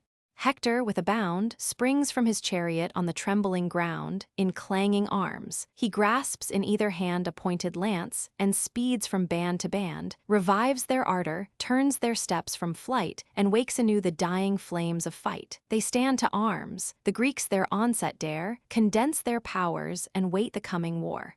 New force, new spirit, to each breast returns, the fight renewed with fiercer fury burns. The king leads on, all fix on him their eye, and learn from him to conquer or to die. Ye sacred nine. Celestial muses, tell who faced him first and by his prowess fell. The great Iphidamas, the bold and young, from sage Antenor and Thenos sprung, whom from his youth his grandsire Cisseus bred, and nursed in Thrace where snowy flocks are fed. Scarce did the down his rosy cheeks invest, and early honor warm his generous breast, when the kind sire consigned his daughter's charms to his youthful arms. But called by glory to the wars of Troy, he leaves untasted the first fruits of joy. From his loved bride departs with melting eyes, and swift to aid his dearer country flies. With 12 black ships he reached Percope's strand, thence took the long laborious march by land.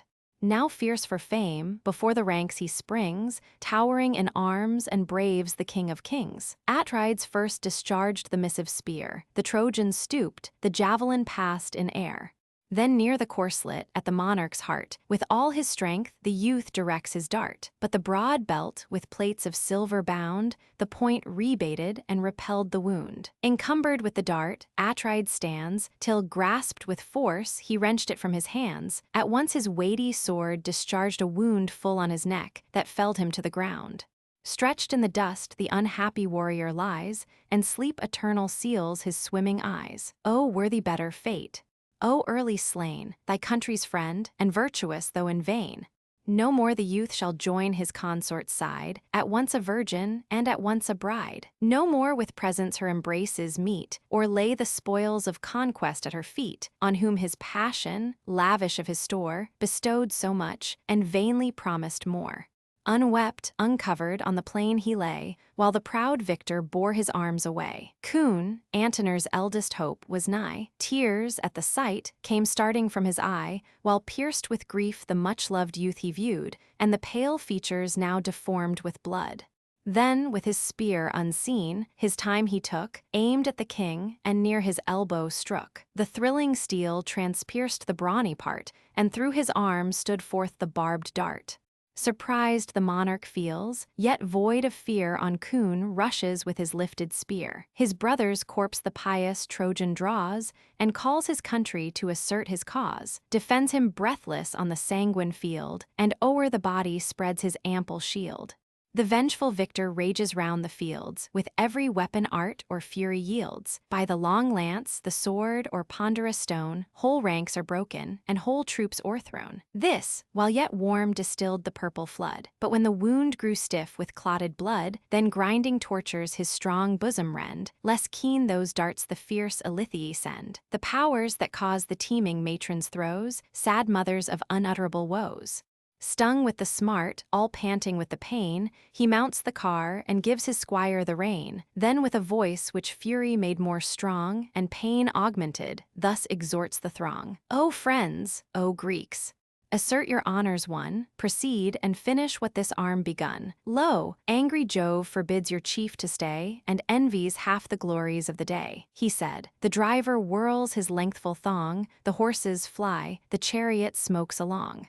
Clouds from their nostrils the fierce coursers blow, and from their sides the foam descends in snow. Shot through the battle in a moment's space, the wounded monarch at his tent they place. No sooner Hector saw the king retired, but thus his Trojans and his aids he fired. Hear, all ye Dardan, all ye Lycian race, famed in close fight and dreadful face to face. Now call to mind your ancient trophies won, your great forefathers' virtues and your own. Behold, the general flies, deserts his powers. Lo, Jove himself declares the conquest ours. Now on yon ranks impel your foaming steeds, and, sure of glory, dare immortal deeds. With words like these the fiery chief alarms his fainting host, and every bosom warms. as the bold hunter cheers his hounds to tear the brindled lion or the tusky bear. With voice and hand provokes their doubting heart and springs the foremost with his lifted dart. So godlike Hector prompts his troops to dare, nor prompts alone, but leads himself the war. On the black body of the foe he pours, as from the clouds' deep bosom, swelled with showers, a sudden storm the purple ocean sweeps, drives the wild waves, and tosses all the deeps. Say Muse, when Jove the Trojans' glory crowned, beneath his arm what heroes bit the ground? Aeneas, Dolops, and Autonus died, Opites next was added to their side. Then brave Hipponus, famed in many a fight, Opheltius, Orus, sunk to endless night, Aesymnus, Agelaus, all chiefs of name, the rest were vulgar deaths unknown to fame. Now the last ruin the whole host appalls. Now Greece had trembled in her wooden walls, but wise Ulysses called Tydides forth, his soul rekindled, and awaked his worth. And stand we deedless, O eternal shame! Till Hector's arm involve the ships in flame. Haste, let us join, and combat side by side. The warrior thus, and thus the friend replied, no martial toil I shun, no danger fear, let Hector come, I wait his fury here. But Jove with conquest crowns the Trojan train, and Jove our foe, all human force is vain. He sighed, but sighing raised his vengeful steel, and from his car the proud Thymbraeus fell. Molion, the charioteer, pursued his lord, his death ennobled by Ulysses' sword. There slain, they left them in eternal night, then plunged amidst the thickest ranks of fight. So 2 wild boars outstrip the following hounds, then swift revert, and wounds return for wounds. Stern Hector's conquests in the middle plain stood checked a while, and Greece respired again. The sons of Merops shone amidst the war, towering they rode in one refulgent car. In deep prophetic arts their father skilled, had warned his children from the Trojan field. Fate urged them on, the father warned in vain, they rushed to fight, and perished on the plain. Their breasts no more the vital spirit warms, the stern Tydides strips their shining arms. Hyperachus by great Ulysses dies, and rich Hippodamus becomes his prize. Great Jove from eyed with slaughter fills his sight, and level hangs the doubtful scale of fight. By Tydeus, Lance Agastrophus was slain, the far-famed hero of Paeonian strain. Winged with his fears, on foot he strove to fly, his steeds too distant and the foe too nigh. Through broken orders, swifter than the wind, he fled, but flying left his life behind. This Hector sees as his experienced eyes traverse the files, and to the rescue flies. Shouts as he passed, the crystal regions rend, and moving armies on his march attend. Great Diomede himself was seized with fear, and thus bespoke his brother of the war. Mark how this way yon bending squadrons yield. The storm rolls on, and Hector rules the field. Here stand his utmost force. The warrior said, swift at the word his ponderous javelin fled, nor missed its aim, but where the plumage danced raised the smooth cone, and thence obliquely glanced. Safe in his helm, without a wound the Trojan hero stands, but yet so stunned that, staggering on the plain, his arm and knee his sinking bulk sustain. O'er his dim sight the misty vapors rise, and a short darkness shades his swimming eyes. Tydides followed to regain his lance, while Hector rose, recovered from the trance, remounts his car and herds amidst the crowd. The Greek pursues him, and exults aloud. Once more thank Phoebus for thy forfeit breath, or thank that swiftness which outstrips the death. Well by Apollo are thy prayers repaid, and oft that partial power has lent his aid. Thou shalt not long the death deserved withstand, if any god assist Tydides' hand. Fly then inglorious, but thy flight this day whole hecatombs of Trojan ghosts shall pay him, while he triumphed Paris-eyed from far, around the fields his feathered shafts he sent, from ancient Ilus' ruined monument. Behind the column placed, he bent his bow, and winged an arrow at the unwary foe. Just as he stooped, Agastrophus' crest to seize, and drew the corslet from his breast, the bowstring twanged, nor flew the shaft in vain, but pierced his foot, and nailed it to the plain. The laughing Trojan, with a joyful spring, leaps from his ambush and insults the king. He bleeds, some god has sped my dart. Would the same god had fixed it in his heart. So Troy, relieved from that wide-wasting hand, should breathe from slaughter and in combat stand, whose sons now tremble at his darted spear, as scattered lambs the rushing lion fear. He dauntless thus: "Thou conqueror of the fair, thou woman warrior with the curling hair, vain archer, trusting to the distant dart, unskilled in arms to act a manly part. Thou hast but done what boys or women can. Such hands may wound, but not incense a man. Nor boast the scratch thy feeble arrow gave. A coward's weapon never hurts the brave.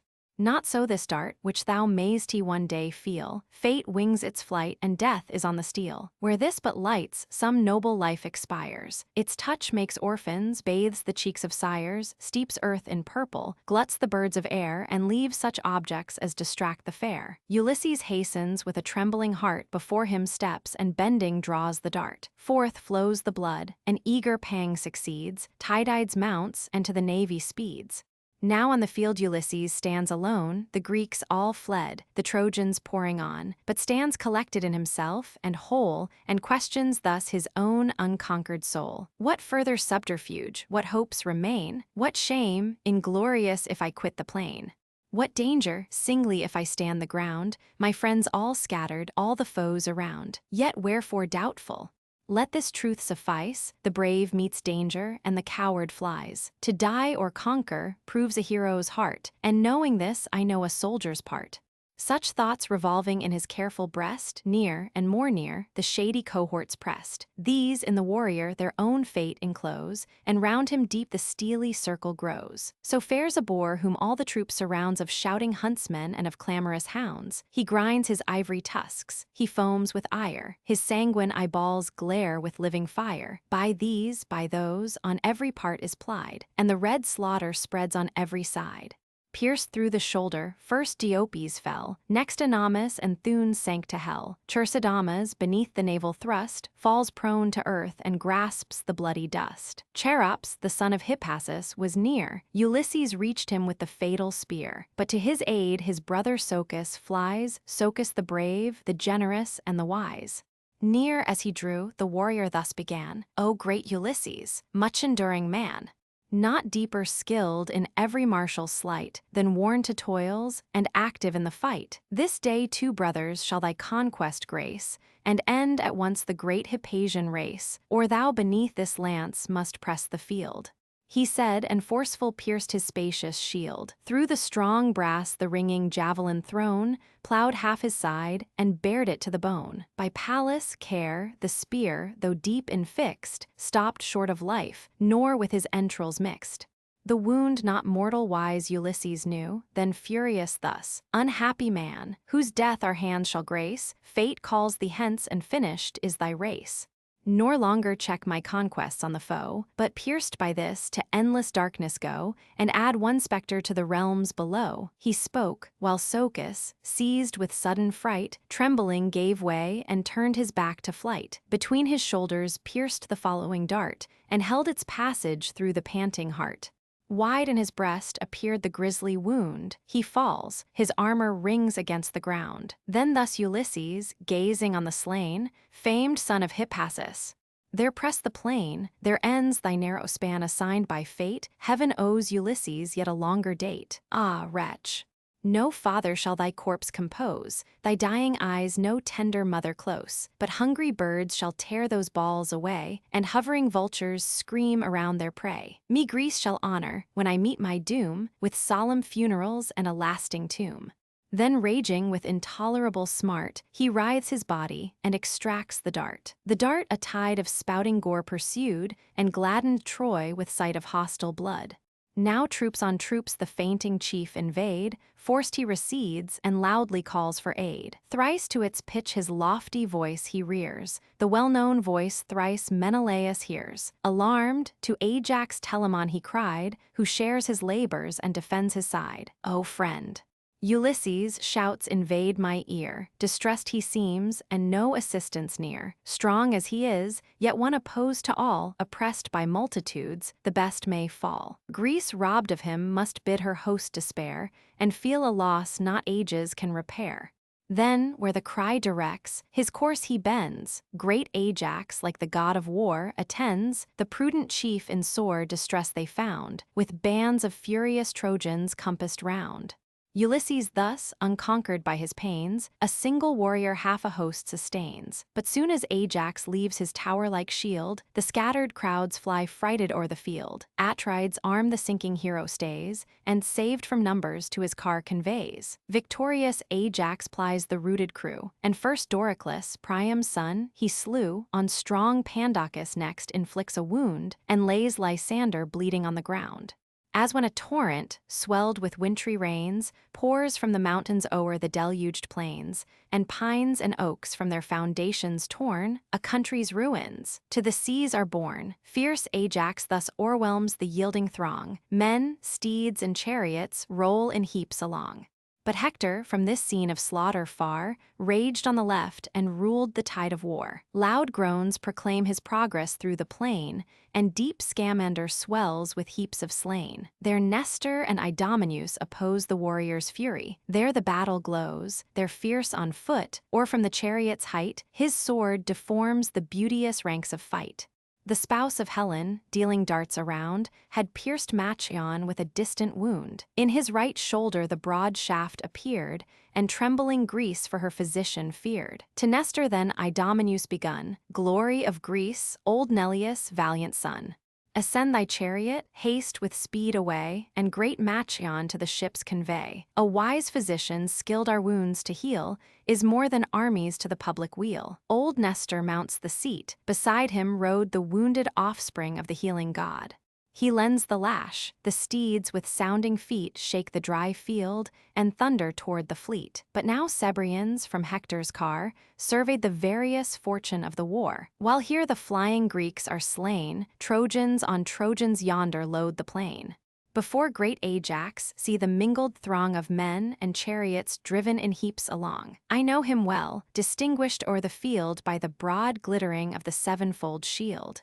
Thither, O Hector, thither urge thy steeds, their danger calls, and there the combat bleeds, their horse and foot in mingled deaths unite, and groans of slaughter mix with shouts of fight. Thus having spoke, the driver's lash resounds, swift through the ranks the rapid chariot bounds. Stung by the stroke, the coursers scour the fields, o'er heaps of carcasses and hills of shields.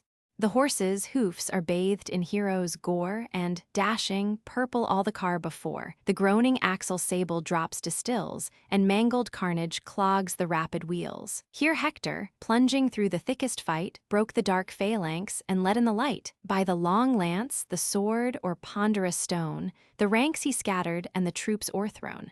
Ajax he shuns, through all the dire debate, and fears that arm whose force he felt so late. But partial Jove, espousing Hector's part, shot heaven-bred horror through the Grecian's heart. Confused, unnerved in Hector's presence grown, amazed he stood, with terrors not his own. O'er his broad back his moony shield he threw, and, glaring round, by tardy steps withdrew. Thus the grim lion his retreat maintains, beset with watchful dogs and shouting swains, repulsed by numbers from the nightly stalls, though rage impels him, and though hunger calls, long stands the showering darts and missile fires, then sourly slow the indignant beast retires. So turned stern Ajax, by whole hosts repelled, while his swollen heart at every step rebelled. As the slow beast, with heavy strength endued, in some wide field by troops of boys pursued, though round his sides a wooden tempest rain, crops the tall harvest, and lays waste the plain. Thick on his hide the hollow blows resound, the patient animal maintains his ground, scarce from the field with all their efforts chased, and stirs but slowly when he stirs at last. On Ajax thus a weight of Trojans hung, the strokes redoubled on his buckler rung.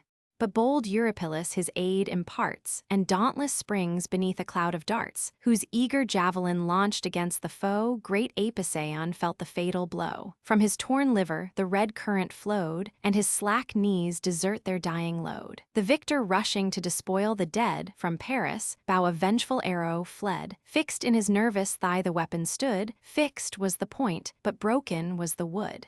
Back to the lines the wounded Greek retired, yet thus retreating, his associates fired. What god, O Grecians, has your hearts dismayed? Oh, turn to arms, tease Ajax claims your aid. This hour he stands the mark of hostile rage, and this the last brave battle he shall wage. Haste, join your forces, from the gloomy grave the warrior rescue, and your country save. Thus urged the chief. A generous troop appears, who spread their bucklers and advance their spears to guard their wounded friend. While thus they stand with pious care, great Ajax joins the band. Each takes new courage at the hero's sight. The hero rallies and renews the fight. Thus raged both armies like conflicting fires, while Nestor's chariot far from fight retires. His coursers steeped in sweat and stained with gore, the Greeks' preserver, great Machaon, bore. That hour Achilles, from the topmost height of his proud fleet, o'erlooked the fields of fight. His feasted eyes beheld around the plain the Grecian rout, the slaying and the slain. His friend Machaon singled from the rest, a transient pity touched his vengeful breast. Straight to Menodius, much-loved son he sent, graceful as Mars, Patroclus quits his tent in evil hour. Then fate decreed his doom, and fixed the date of all his woes to come. Why calls my friend? Thy loved injunctions lay, whate'er thy will Patroclus shall obey. O first of friends! Still at my heart, and ever at my side, the time is come when yon despairing host shall learn the value of the man they lost. Now at my knees the Greeks shall pour their moan, and proud Atrides tremble on his throne. Go now to Nestor, and from him be taught what wounded warrior late his chariot brought. For, seen at distance, and but seen behind, his form recalled Machaon to my mind. Nor could I, through yon cloud, discern his face, the coursers passed me with so swift a pace. The hero said. His friend obeyed with haste, through intermingled ships and tents he passed. The chiefs descending from their car he found, the panting steeds Eurymedon unbound. The warriors standing on the breezy shore, to dry their sweat and wash away the gore, here paused a moment, while the gentle gale conveyed that freshness the cool seas exhale. Then to consult on farther methods went, and took their seats beneath the shady tent. The draught prescribed, fair Hecate prepares Arsenus' daughter, graced with golden hairs, whom to his aged arms a royal slave Greece as the prize of Nestor's wisdom gave. A table first with azure feet she placed, whose ample orb a brazen charger graced. Honey new pressed, the sacred flour of wheat, and wholesome garlic, crown the savory treat. Next her white hand an antique goblet brings, a goblet sacred to the Pylian kings from eldest times. This for the wounded prince the dame prepares. The cordial beverage reverend Nestor shares. Salubrious draughts the warrior's thirst allay, and pleasing conference beguiles the day. Meantime Patroclus, by Achilles sent, unheard approached and stood before the tent. Old Nestor, rising then, the hero led to his high seat. The chief refused and said, "'Tis now no season for these kind delays. The great Achilles with impatience stays. To great Achilles this respect I owe, who asks, what hero, wounded by the foe, was borne from combat by thy foaming steeds? With grief I see the great Machaon bleeds. This to report, my hasty course I bend. Thou know'st the fiery temper of my friend. Can then the sons of Greece excite compassion in Achilles' mind? Seeks he the sorrows of our host to know? This is not half the story of our woe. Tell him, not great Machaon bleeds alone, our bravest heroes in the navy grown, Ulysses, Agamemnon, Diomed, and stern Eurypylus, already bleed. But ah, what flattering hopes I entertain! Achilles heeds not, but derides our pain. Even till the flames consume our fleet he stays, and waits the rising of the fatal blaze. Chief after chief the raging foe destroys, calm he looks on, and every death enjoys. Now the slow course of all-impairing time unstrings my nerves, and ends my manly prime. Oh, had I still that strength my youth possessed, when this bold arm the Epeian powers oppressed, the bulls of Iliad in glad triumph led, and stretched the great Idomeneus dead. Then from my fury fled the trembling swains, and ours was all the plunder of the plains. 50 white flocks, full 50 herds of swine, as many goats, as many lowing kine, and thrice the number of unrivaled steeds, all teeming females and of generous breeds. These, as my first essay of arms, I won. Old Neleus gloried in his conquering son. Thus Iliad forced, her long arrears restored, and shares were parted to each Pylian lord. The state of Pyle was sunk to last despair, when the proud Eleans first commenced the war. For Neleus, sons Alcides, rage had slain. Of 12 bold brothers I alone remain. Oppressed, we armed, and now this conquest gained, my sire 300 chosen sheep obtained. That large reprisal he might justly claim, for prize defrauded, and insulted fame, when Iliad, monarch at the public course, detained his chariot and victorious horse. The rest the people shared, myself surveyed the just partition, and due victims paid. 3 days were past, when Iliad rose to war, with many a courser, and with many a car, the sons of Hector at their armies head the vengeful squadrons led. High on the rock fair Thyriosa stands, our utmost frontier on the Pylian lands. Not far the streams of famed Alpheus flow, the stream they passed, and pitched their tents below. Pallas, descending in the shades of night, alarms the Pylians and commands the fight. Each burns for fame and swells with martial pride, myself the foremost. But my sire denied, feared for my youth, exposed to stern alarms, and stopped my chariot and detained my arms. My sire denied in vain. On foot I fled amidst our chariots, for the goddess led. Along fair Erin's delightful plain, soft Minyas rolls his waters to the main. There, horse and foot, the Pylian troops unite, and sheathed in arms, expect the dawning light. Thence, ere the sun advanced his noonday flame, to great Alpheus' sacred source we came. There first to Jove our solemn rites were paid. An untamed heifer pleased the blue-eyed maid, a bull, Alpheus, and a bull was slain to the blue monarch of the watery main. In arms we slept, beside the winding flood, while round the town the fierce Epian stood. Soon as the sun, with all-revealing ray, flamed in the front of heaven and gave the day. Bright scenes of arms and works of war appear, the nations meet, their Pylos, Iliad here. The first who fell beneath my javelin bled, King Aug's son and spouse of Agamemnon. She that all simples healing virtues knew, and every herb that drinks the morning dew. I seized his car, the van of battle led, the Epians saw, they trembled, and they fled. The foe dispersed, their bravest warrior killed, fierce as the whirlwind now I swept the field. Full 50 captive chariots graced my train, 2 chiefs from each fell breathless to the plain. Then Hector's sons had died, but Neptune shrouds the youthful heroes in a veil of clouds. O'er heapy shields, and o'er the prostrate throng, collecting spoils and slaughtering all along. Through wide Baprasian fields we forced the foes, where o'er the vales the Olympian rocks arose, till Pallas stopped us where Elysium flows. Even there the hindmost of the rear I slay, and the same arm that led concludes the day. Then back to Pyle triumphant take my way. There to high Jove were public thanks assigned, as first of gods, to Nestor, of mankind. Such then I was, impelled by youthful blood, so proved my valor for my country's good. Achilles with unactive fury glows, and gives to passion what to Greece he owes. How shall he grieve, when to the eternal shade her hosts shall sink, nor his the power to aid? O friend! My memory recalls the day, when, gathering aids along the Grecian sea, I and Ulysses touched at Phtheia's port, and entered Peleus' hospitable court. A bull to Jove he slew in sacrifice, and poured libations on the flaming thighs. Thyself, Achilles, and thy reverend sire Menodius, the fragments on the fire. Achilles sees us, to the feast invites, social we sit and share the genial rites. We then explain the cause on which we came, urged you to arms, and found you fierce for fame.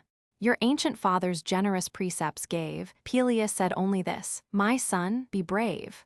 Menodius thus, though great Achilles shine in strength superior, and of race divine, yet cooler thoughts thy elder years attend, let thy just counsels aid, and rule thy friend. Thus spoke your father at Thessalia's court, words now forgot, though now of vast import.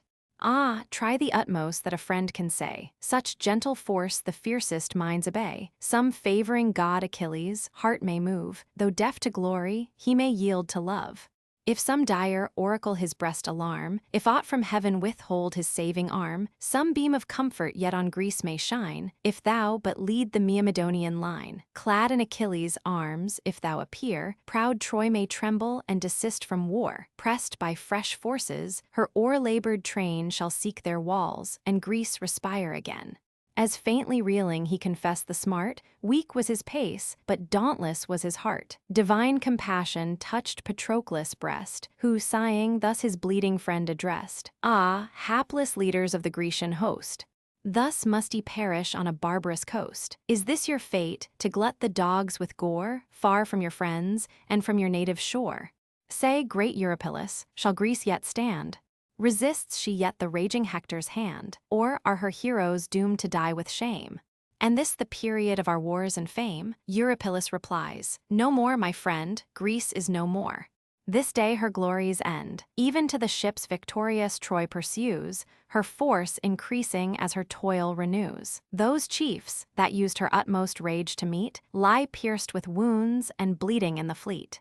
But thou, Patroclus, act a friendly part, lead to my ships and draw this deadly dart. With lukewarm water wash the gore away, with healing balms the raging smart allay, such as sage Chiron, sire of pharmacy, once taught Achilles and Achilles thee. Of two famed surgeons, Podalirius stands this hour surrounded by the Trojan bands, and great Machaon, wounded in his tent, now wants that succor which so oft he lent.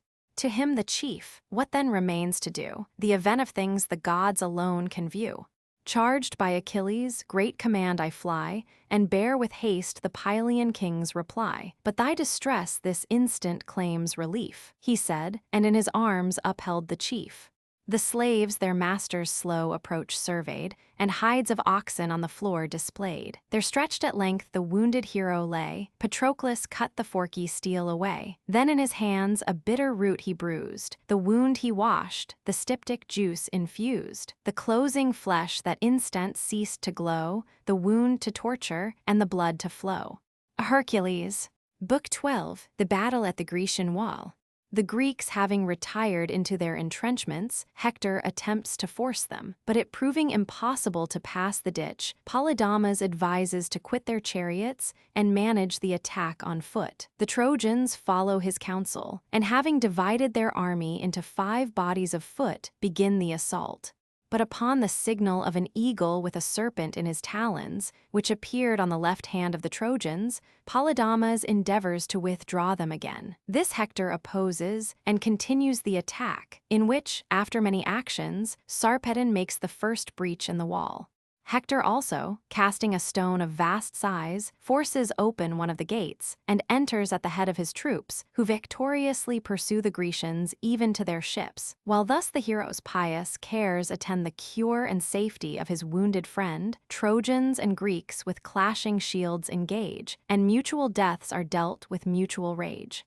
Nor long the trench or lofty walls oppose. With gods averse the ill-fated works arose, their powers neglected, and no victim slain, the walls were razed, the trenches sunk in vain. Without the gods, how short a period stands the proudest monument of mortal hands. This stood while Hector and Achilles raged, while sacred Troy the warring hosts engaged. But when her sons were slain, her city burned, and what survived of Greece to Greece returned. Then Neptune and Apollo shook the shore, then Ida's summits poured their watery store. Rhesus and Rhodius then unite their rills, Chersis roaring down the stony hills, Aesepus, Granicus, with mingled force, and Xanthus foaming from his fruitful source. The god of ocean, marching stern before, with his huge trident wounds the trembling shore, vast stones and piles from their foundation heaves, and whelms the smoky ruin in the waves. Now smoothed with sand and levelled by the flood, no fragment tells where once the wonder stood. In their old bounds the rivers roll again, shine twixt the hills, or wander o'er the plain. But this the gods in later times perform. As yet the bulwark stood and braved the storm, the strokes yet echoed of contending powers, war thundered at the gates, and blood disdained the towers. Smote by the arm of Jove with dire dismay, close by their hollow ships the Grecians lay. Hector's approach in every wind they hear, and Hector's fury every moment fear. He, like a whirlwind, tossed the scattering throng, mingled the troops, and drove the field along. So midst the dogs and hunters' daring bands, fierce of his might, a boar or lion stands. Armed foes around a dreadful circle form, and hissing javelins rain an iron storm. His powers untamed, their bold assault defy, and where he turns the rout disperse or die. He foams, he glares, he bounds against them all, and if he falls, his courage makes him fall. with equal rage encompassed Hector glows, exhorts his armies, and the trenches shows. The panting steeds impatient fury breathe, and snort and tremble at the gulf beneath. Just at the brink they neigh, and paw the ground, and the turf trembles, and the skies resound. Eager they viewed the prospect dark and deep, vast was the leap, and headlong hung the steep, the bottom bare, and bristled thick with sharpened stakes below. The foot alone this strong defense could force, and try the pass impervious to the horse. This saw Polydamas, who, wisely brave, restrained great Hector, and this counsel gave: O thou, bold leader of the Trojan bands, and you, confederate chiefs from foreign lands! What entrance here can cumbrous chariots find, the stakes beneath, the Grecian walls behind? No pass through those, without 1,000 wounds, no space for combat in yon narrow bounds. Proud of the favors mighty Jove has shown, on certain dangers we too rashly run. If 'tis his will our haughty foes to tame, O may this instant end the Grecian name. Here, far from Argos, let their heroes fall, and one great day destroy and bury all. But should they turn, and here oppress our train, what hopes, what methods of retreat remain? Wedged in the trench, by our own troops confused, in one promiscuous carnage crushed and bruised, all Troy must perish, if their arms prevail, nor shall a Trojan live to tell the tale. Hear then, ye warriors, and obey with speed. Back from the trenches let your steeds be led. Then all alighting, wedged in firm array, proceed on foot, and Hector lead the way. So Greece shall stoop before our conquering power, and this her fatal hour, Polydamas advising Hector. This counsel pleased. The godlike Hector sprung swift from his seat, his clanging armor rung. The chief's example followed by his train, each quits his car and issues on the plain. By orders strict the charioteers enjoined, compel the coursers to their ranks behind.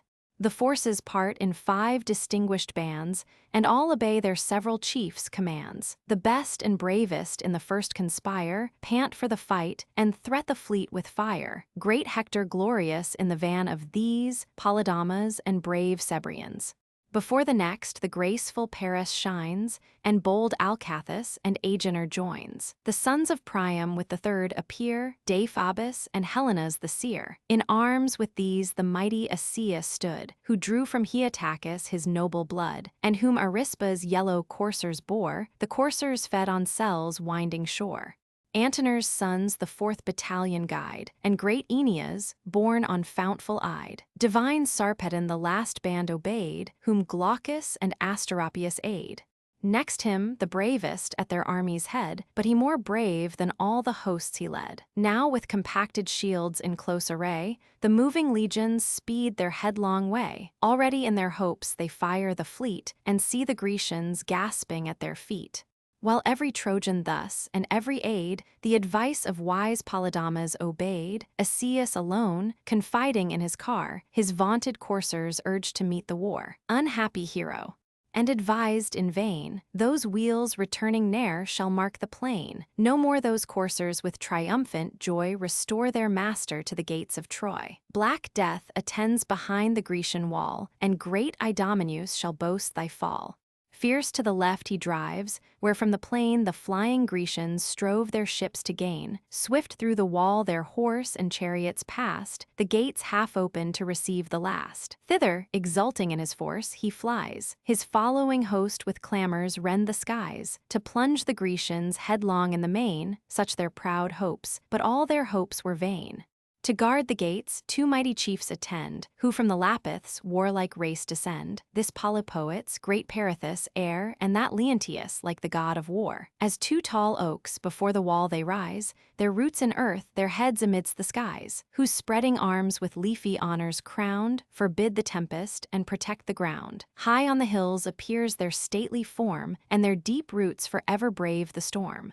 So graceful these, and so the shock they stand of raging Achilles and his furious band. Orestes, Acamas in front appear, and Oenomaus and Thun close the rear.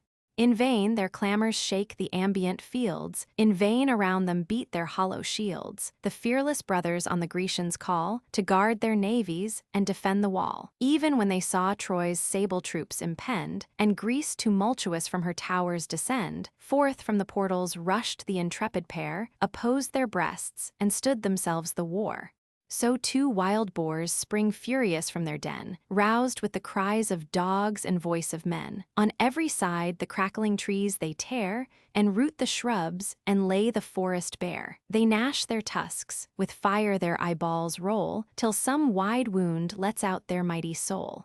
As when sharp Boreas blows abroad, and brings the dreary winter on his frozen wings, beneath the low-hung clouds the sheets of snow descend, and whiten all the fields below. So fast the darts on either army pour, so down the ramparts rolls the rocky shower. Heavy and thick resound the battered shields, and the deaf echo rattles round the fields. With shame repulsed, with grief and fury driven, the frantic Achilles thus accuses heaven. In powers immortal who shall now believe? Can those two flatter, and can Jove deceive? What man could doubt but Troy's victorious power should humble Greece, and this her fatal hour? But like when wasps from hollow crannies drive, to guard the entrance of their common hive, darkening the rock, while with unwearied wings they strike the assailants, and infix their stings, a race determined, that to death contend, so fierce these Greeks their last retreats defend. Gods! Shall two warriors only guard their gates, repel an army, and defraud the fates? These empty accents mingled with the wind, nor moved great Jove's unalterable mind. To godlike Hector and his matchless might was owed the glory of the destined fight. Like deeds of arms, through all the forts were tried, and all the gates sustained an equal tide. Through the long walls the stony showers were heard, the blaze of flames, the flash of arms appeared. The spirit of a god my breast inspire, to raise each act to life, and sing with fire.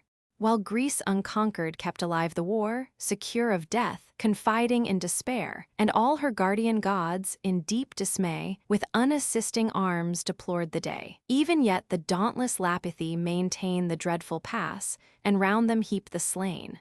First Damasus, by Polypoet's steel, pierced through his helmet's brazen visor, fell. The weapon drank the mingled brains and gore. The warrior sinks, tremendous now no more.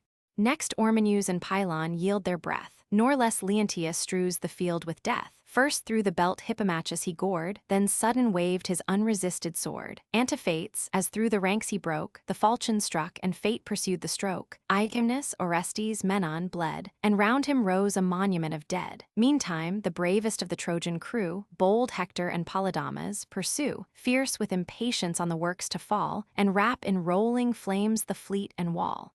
These on the farther bank now stood and gazed, by heaven alarmed, by prodigies amazed. A signal omen stopped the passing host, their martial fury in their wonder lost.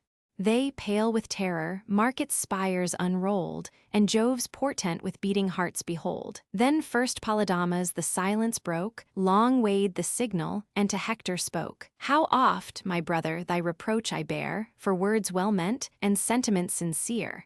True to those counsels which I judge the best, I tell the faithful dictates of my breast. To speak his thoughts is every freeman's right, in peace, in war, in council, and in fight, and all I move, deferring to thy sway, but tends to raise that power which I obey. Then hear my words, nor may my words be vain. So bodes my soul, and bids me thus advise, for thus a skillful seer would read the skies. To him, then Hector with disdain returned, Are these the faithful counsels of thy tongue? Thy will is partial, not thy reason wrong, or if the purpose of thy heart thou vent, sure heaven resumes the little sense it lent. What coward counsels would thy madness move against the word, the will revealed of Jove? The leading sign, the irrevocable nod, and happy thunders of the favoring god, these shall I slight, and guide my wavering mind by wandering birds that flit with every wind. Ye vagrants of the sky! Your wings extend, or where the suns arise, or where descend. To right, to left, unheeded take your way, while I the dictates of high heaven obey. Without a sign his sword the brave man draws, and asks no omen but his country's cause. But why shouldst thou suspect the war's success? None fears it more, as none promotes it less. Though all our chiefs amidst yon ships expire, trust thy own cowardice to escape their fire. Troy and her sons may find a general grave, but thou canst live, for thou canst be a slave. Yet should the fears that wary mind suggests spread their cold poison through our soldiers' breasts, my javelin can revenge so base a part, and free the soul that quivers in thy heart. Furious he spoke, and, rushing to the wall, calls on his host. His host obey the call. With ardor follow where their leader flies. Redoubling clamors thunder in the skies. Jove breathes a whirlwind from the hills of Ide, and drifts of dust the clouded navy hide. He fills the Greeks with terror and dismay, and gives great Hector the predestined day.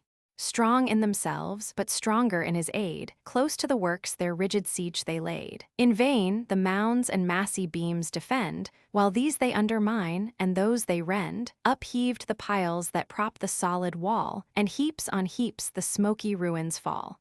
Greece on her ramparts stands the fierce alarms. The crowded bulwarks blaze with waving arms, shield touching shield, a long refulgent row, whence hissing darts, incessant, rain below. The bold Ajaces fly from tower to tower, and rouse, with flame divine, the Grecian power.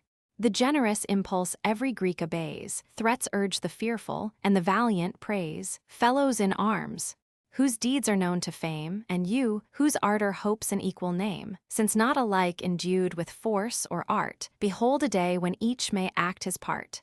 A day to fire the brave and warm the cold, to gain new glories or augment the old. Urge those who stand, and those who faint, excite. Drown Hector's vaunts in loud exhorts of fight. Conquest, not safety, fill the thoughts of all. Seek not your fleet, but sally from the wall. So Jove once more may drive their rooted train, and Troy lie trembling in her walls again.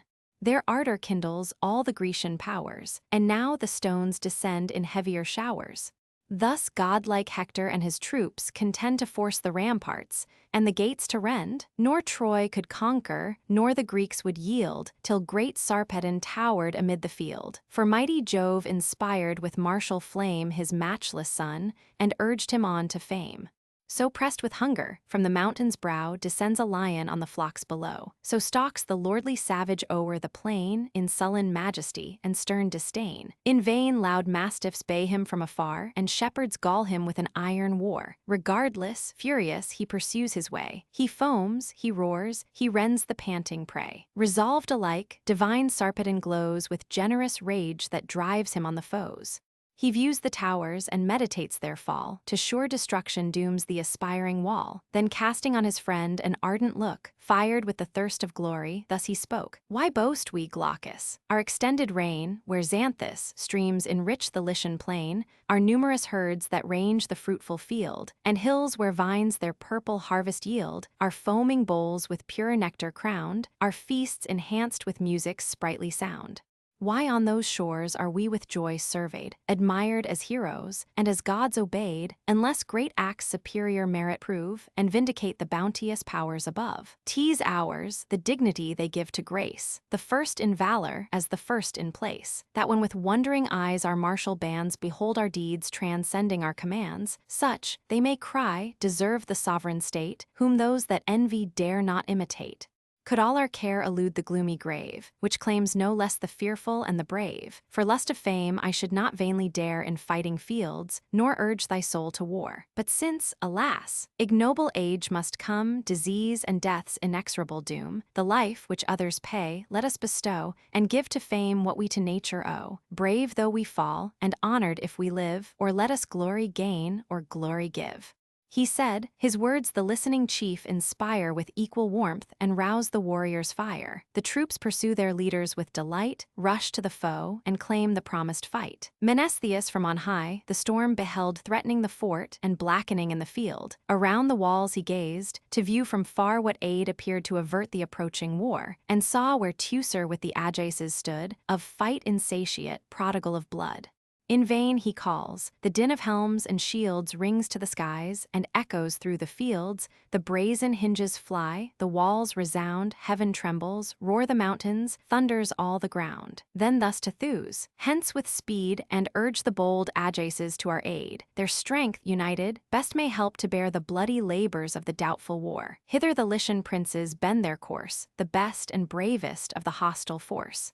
But if too fiercely there the foes contend, let Telamon, at least, our towers defend, and Teucer haste with his unerring bow to share the danger and repel the foe. Swift, at the word, the herald speeds along the lofty ramparts, through the martial throng, and finds the heroes bathed in sweat and gore, opposed in combat on the dusty shore.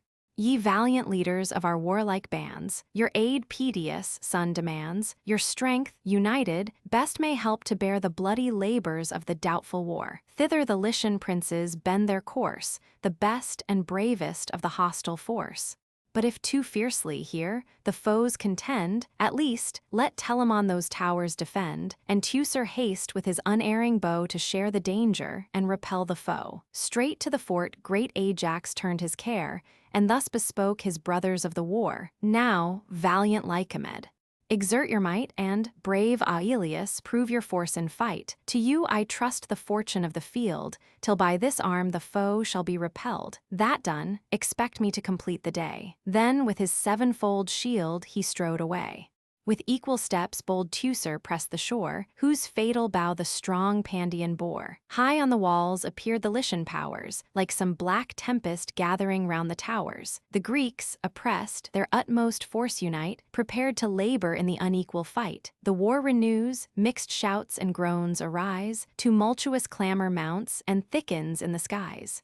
Fierce Ajax first the advancing host invades, and sends the brave Epicles to the shades, Sarpedon's friend. Across the warrior's way, rent from the walls, a rocky fragment lay. In modern ages not the strongest swain could heave the unwieldy burden from the plain. He poised and swung it round, then tossed on high, it flew with force and labored up the sky. Full on the Lycian's helmet thundering down, the ponderous ruin crushed his battered crown. As skillful divers from some airy steep headlong descend, and shoot into the deep, so falls Epicles, then in groans expires, and murmuring to the shades the soul retires. While to the ramparts daring Glaucus drew, from Teucer's hand a winged arrow flew, the bearded shaft the destined passage found, and on his naked arm inflicts a wound.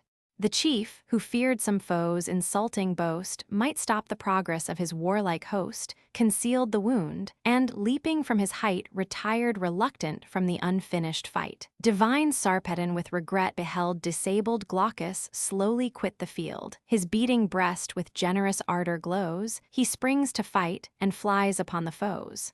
Alcmaeon first was doomed his force to feel. Deep in his breast he plunged the pointed steel, then from the yawning wound with fury tore the spear, pursued by gushing streams of gore. Down sinks the warrior with a thundering sound, his brazen armor rings against the ground. Swift to the battlement the victor flies, tugs with full force, and every nerve applies. It shakes, the ponderous stones disjointed yield, the rolling ruins smoke along the field. A mighty breach appears, the walls lie bare, and like a deluge rushes in the war. At once bold Teucer draws the twanging bow, and Ajax sends his javelin at the foe. Fixed in his belt the feathered weapon stood, and through his buckler drove the trembling wood. But Jove was present in the dire debate, to shield his offspring and avert his fate. The prince gave back, not meditating flight, but urging vengeance and sever fight, then raised with hope, and fired with glory's charms, his fainting squadrons to new fury warms. Oh, where, ye Lycians, is the strength you boast?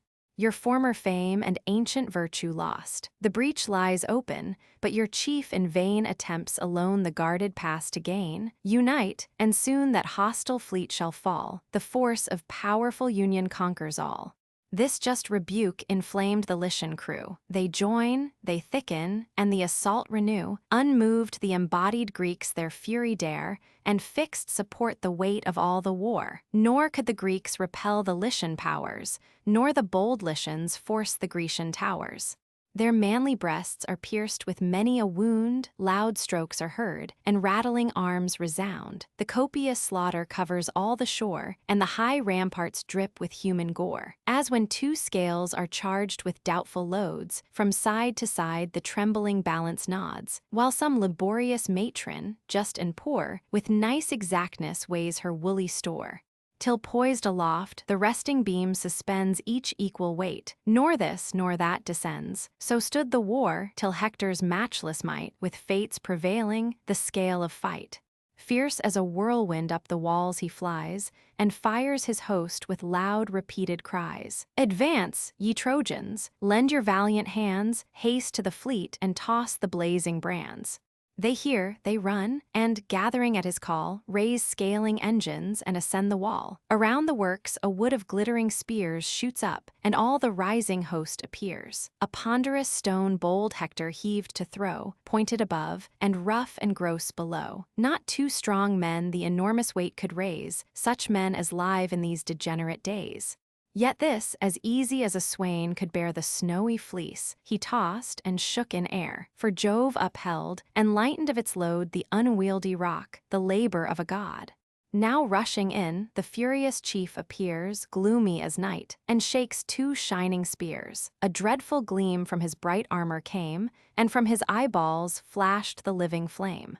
He moves a god, resistless in his course, and seems a match for more than mortal force. Then pouring after, through the gaping space, a tide of Trojans flows and fills the place. The Greeks behold, they tremble, and they fly. The shore is heaped with death, and tumult rends the sky. Greek Altar, Book 13, the fourth battle continued, in which Neptune assists the Greeks, the axe of Idomeneus. Neptune, concerned for the loss of the Grecians, upon seeing the fortification forced by Hector, assumes the shape of Calchas and inspires those heroes to oppose him. Then, in the form of one of the generals, encourages the other Greeks who had retired to their vessels. The Ajaces form their troops in a close phalanx and put a stop to Hector and the Trojans. Several deeds of valor are performed. Meriones, losing his spear in the encounter, repairs to seek another at the tent of Idomeneus. This occasions a conversation between those two warriors, who return together to the battle. Idomeneus signalizes his courage above the rest. He kills Othryoneus, Asius, and Alcathous. Deiphobus and Aeneas march against him, and at length Idomeneus retires. Menelaus wounds Helenus and kills Pisander. The Trojans are repulsed on the left wing. Hector still keeps his ground against the Ajaces, till, being galled by the Locrian slingers and archers, Polydamas advises to call a council of war. Hector approves of his advice, but goes first to rally the Trojans, upraids Paris, rejoins Polydamas, meets Ajax again, and renews the attack. The 820th day still continues. The scene is between the Grecian wall and the seashore. When now the Thunderer on the sea-beat coast had fixed great Hector and his conquering host, he left them to the fates, in bloody fray to toil and struggle through the well-fought day. Then turned to Thracia from the field of fight those eyes that shed insufferable light, to where the Mysians prove their martial force, and hardy Thracians tame the savage horse, and where the far-famed Hippomolgian strays, renowned for justice and for length of days, thrice happy race. Meantime the monarch of the watery main observed the Thunderer, nor observed in vain. In Samothracia, on a mountain's brow, whose waving woods o'erhung the deeps below, he sat, and round him cast his azure eyes where Ida's misty tops confusedly rise. Below, fair Ilion's glittering spires were seen, the crowded ships and sable seas between. There, from the crystal chambers of the main emerged, he sat, and mourned his Argives slain. At Jove incensed, with grief and fury stung, prone down the rocky steep he rushed along. Fierce as he passed, the lofty mountains nod, the forest shakes, earth trembled as he trod, and felt the footsteps of the immortal god. From realm to realm 3 ample strides he took, and at the 4th, the distant Aegis shook. Far in the bay his shining palace stands, eternal frame. Not raised by mortal hands, this having reached, his brass-hoofed steeds he reins, fleet as the winds, and decked with golden manes. Refulgent arms his mighty limbs enfold, immortal arms of adamant and gold. He mounts the car, the golden scourge applies, he sits superior, and the chariot flies. His whirling wheels the glassy surface sweep, the enormous monsters rolling o'er the deep gambol around him on the watery way, and heavy whales in awkward measures play. The sea subsiding spreads a level plain, exults, and owns the monarch of the main. The parting waves before his coursers fly. The wondering waters leave his axle dry. But Neptune, rising from the seas profound, the god whose earthquakes rock the solid ground, now wears a mortal form, like Calchas seen, such his loud voice and such his manly mien. His shouts incessant every Greek inspire, but most the Ajaces, adding fire to fire. Neptune rising from the sea. 'Tis yours, O warriors, all our hopes to raise. Oh, recollect your ancient worth and praise. 'Tis yours to save us, if you cease to fear. Flight, more than shameful, is destructive here. On other works though Troy with fury fall, and pour her armies o'er our battered wall, their Greece has strength. But this part o'erthrown, her strength were vain. I dread for you alone. Here Hector rages like the force of fire, vaunts of his gods, and calls high Jove his sire. If yet some heavenly power your breast excite, breathe in your hearts, and string your arms to fight, Greece yet may live, her threatened fleet maintain, and Hector's force and Jove's own aid be vain. Then with his scepter, that the deep controls, he touched the chiefs and steeled their manly souls. Strength, not their own, the touch divine imparts, prompts their light limbs and swells their daring hearts. Then, as a falcon from the rocky height, her quarry seen, impetuous at the sight, forth springing instant, darts herself from high, shoots on the wing and skims along the sky. Such and so swift, the power of ocean flew. The wide horizon shut him from their view. The inspiring god Achilles, active son, perceived the first, and thus to Telamon, "Some god, my friend, some god in human form favoring descends and wills to stand the storm. Not Calchas this, the venerable seer. Short as he turned, I saw the power appear. I marked his parting and the steps he trod. His own bright evidence reveals a god. Even now some energy divine I share, and seem to walk on wings and tread in air. With equal ardor my soul is kindled, and my bosom burns. New rising spirits all my force alarm, lift each impatient limb, and brace my arm. This ready arm, unthinking, shakes the dart, the blood pours back and fortifies my heart. Singly, methinks, yon towering chief I meet, and stretch the dreadful Hector at my feet. Full of the god that urged their burning breast, the heroes thus their mutual warmth expressed. Neptune meanwhile the rooted Greeks inspired, who, breathless, pale, with length of labors tired, pant in the ships, while Troy to conquest calls and swarms victorious o'er their yielding walls. Trembling before the impending storm they lie, while tears of rage stand burning in their eye. Greece sunk they thought, and this their fatal hour, but breathe new courage as they feel the power. Teucer and Latus first his words excite, then stern Peneleus rises to the fight. Thoas, Deipyrus in arms renowned, and Merion next, the impulsive fury found. Last Nestor's son the same bold ardor takes, while thus the god the martial fire awakes. O lasting infamy, O dire disgrace to chiefs of vigorous youth and manly race! Heavens, what a prodigy these eyes survey, unseen, unthought, till this amazing day. Fly we at length from Troy's oft-conquered bands, and falls our fleet by such inglorious hands. A rout undisciplined, a straggling train, not born to glories of the dusty plain, like frighted fawns from hill to hill pursued, a prey to every savage of the wood. Shall these, so late who trembled at your name, invade your camps, involve your ships in flame? A change so shameful, say, what cause has wrought? The soldier's baseness or the general's fault? Fools! Will ye perish for your leader's vice, the purchase infamy, and life the price? 'Tis not your cause, Achilles' injured fame, another's is the crime, but yours the shame. Grant that our chief offend through rage or lust, must you be cowards, if your king's unjust? Prevent this evil, and your country save. Small thought retrieves the spirits of the brave. Think and subdue. On dastards dead to fame I waste no anger, for they feel no shame. But you, the pride, the flower of all our host, my heart weeps blood to see your glory lost. Nor deem this day, this battle, all you lose. A day more black, a fate more vile ensues. Let each reflect, who prizes fame or breath, on endless infamy, on instant death. For lo! The fated time, the appointed shore. Hark, the gates burst, the brazen barriers roar.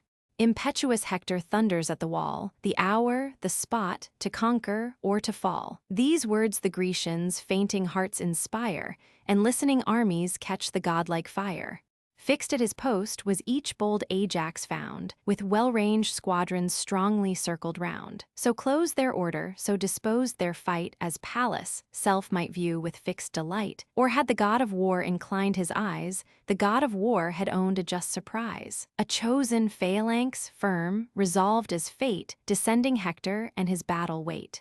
An iron scene gleams dreadful o'er the fields, armor in armor locked, and shields in shields, spears lean on spears, on targets throng, helms stuck to helms, and man drove man along. The floating plumes unnumbered wave above, as when an earthquake stirs the nodding grove, and levelled at the skies with pointing rays, their brandished lances at each motion blaze. Thus breathing death in terrible array, the close compacted legions urged their way. Fierce they drove on, impatient to destroy. Troy charged the first, and Hector first of Troy. Their whole force he proved, resistless when he raged, and when he stopped, unmoved. On him the war is bent, the darts are shed, and all their falchions wave around his head. Repulsed he stands, nor from his stand retires, but with repeated shouts his army fires. Trojans, be firm, this arm shall make your way through yon square body and that black array. Stand, and my spear shall rout their scattering power, strong as they seem, embattled like a tower. For he that Juno's heavenly bosom warms, the first of gods, this day inspires our arms, he said, and roused the soul in every breast. Urged with desire of fame, beyond the rest, forth marched Deiphobus, but marching, held before his wary steps his ample shield. Bold Merion aimed a stroke. The glittering javelin pierced the tough bull hide, but pierced not through. Unfaithful to his hand, the point broke short and sparkled in the sand. The Trojan warrior, touched with timely fear, on the raised orb to distance bore the spear. The Greek, retreating, mourned his frustrate blow, and cursed the treacherous lance that spared a foe. Then to the ships with surly speed he went, to seek a surer javelin in his tent. Meanwhile with rising rage the battle glows, the tumult thickens, and the clamor grows. By Teucer's arm the warlike Imbrius bleeds, the son of Mentor, rich in generous steeds. Ere yet to Troy the sons of Greece were led, in fair Petius, verdant pastures bred, the youth had dwelt, remote from war's alarms, and blessed in bright Metesicaste's arms. This nymph, the fruit of Priam's ravished joy, allied the warrior to the house of Troy. To Troy, when glory called his arms, he came and matched the bravest of her chiefs in fame. With Priam's sons, a guardian of the throne, he lived, beloved and honored as his own. Him Teucer pierced between the throat and ear. He groans beneath the Telamonian spear. As from some far-seen mountain's airy crown, subdued by steel, a tall ash tumbles down and soils its verdant tresses on the ground. So falls the youth, his arms the fall resound. Then Teucer rushing to despoil the dead, from Hector's hand a shining javelin fled. He saw and shunned the death, the forceful dart sung on, and pierced Amphimachus's heart, Cetetus, son of Neptune's forceful line. Vain was his courage, and his race divine. Prostrate he falls, his clanging arms resound, and his broad buckler thunders on the ground. To seize his beamy helm the victor flies, and just had fastened on the dazzling prize, when Ajax, manly arm a javelin flung, full on the shield's round boss the weapon rung. He felt the shock, nor more was doomed to feel, secure in mail, and sheathed in shining steel. Repulsed he yields, the victor Greeks obtain the spoils contested, and bear off the slain. Between the leaders of the Athenian line, deplored Amphimachus, sad object. Lies, Imbrius remains the fierce Ajax's prize. As two grim lions bear across the lawn, snatched from devouring hounds, a slaughtered fawn. In their fell jaws high lifting through the wood, and sprinkling all the shrubs with drops of blood. So these, the chief, great Ajax from the dead strips his bright arms, Iliad lops his head, tossed like a ball and whirled in air away, at Hector's feet the gory visage lay. The god of ocean, fired with stern disdain, and pierced with sorrow for his grandson slain, inspires the Grecian hearts, confirms their hands, and breathes destruction on the Trojan bands.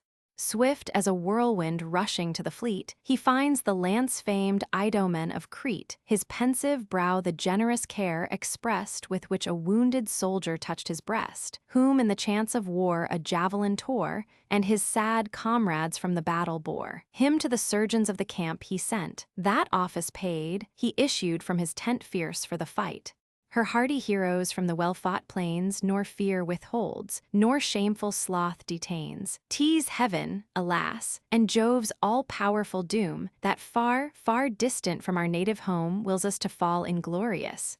Oh, my friend, once foremost in the fight, still prone to lend or arms or counsels, now perform thy best, and what thou canst not singly, urge the rest. Thus he, and thus the god whose force can make the solid globe's eternal basis shake. Ah, never may he see his native land, but feed the vultures on this hateful strand, who seeks ignobly in his ships to stay, nor dares to combat on this signal day. For this, behold, in horrid arms I shine, and urge thy soul to rival acts with mine.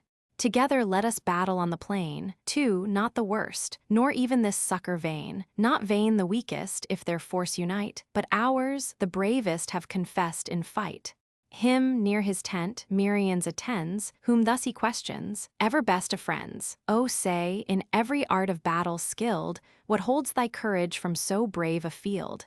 On some important message art thou bound, or bleeds my friend by some unhappy wound? Inglorious here, my soul abhors to stay, and glows with prospects of approaching day. O Prince, whose care leads forth the embattled sons of Crete to war, this speaks my grief. This headless lance I wield, the rest lies rooted in a Trojan shield. To whom the Cretan, enter and receive the wanted weapons, those my tent can give. Spears I have store that shed a luster round the illumined wall, though I, disdainful of the distant war, nor trust the dart, nor aim the uncertain spear, yet hand to hand I fight and spoil the slain, and thence these trophies and these arms I gain. Enter, and see on heaps the helmets rolled, and high-hung spears, and shields that flame with gold. Nor vain are our martial toils, we too can boast of no ignoble spoils, but those my ship contains, whence distant far, I fight conspicuous in the van of war, what need I more? If any Greek there be who knows not Merion, I appeal to thee. To this, Idomeneus, the fields of fight have proved thy valor and unconquered might, and were some ambush for the foes designed, even there thy courage would not lag behind. In that sharp service, singled from the rest, the fear of each, or valor, stands confessed. Not so the brave, still dauntless, still the same, unchanged his color and unmoved his frame, composed his thought, determined is his eye, and fixed his soul, to conquer or to die. If aught disturb the tenor of his breast, 'tis but the wish to strike before the rest. In such assays thy blameless worth is known, and every art of dangerous war thy own.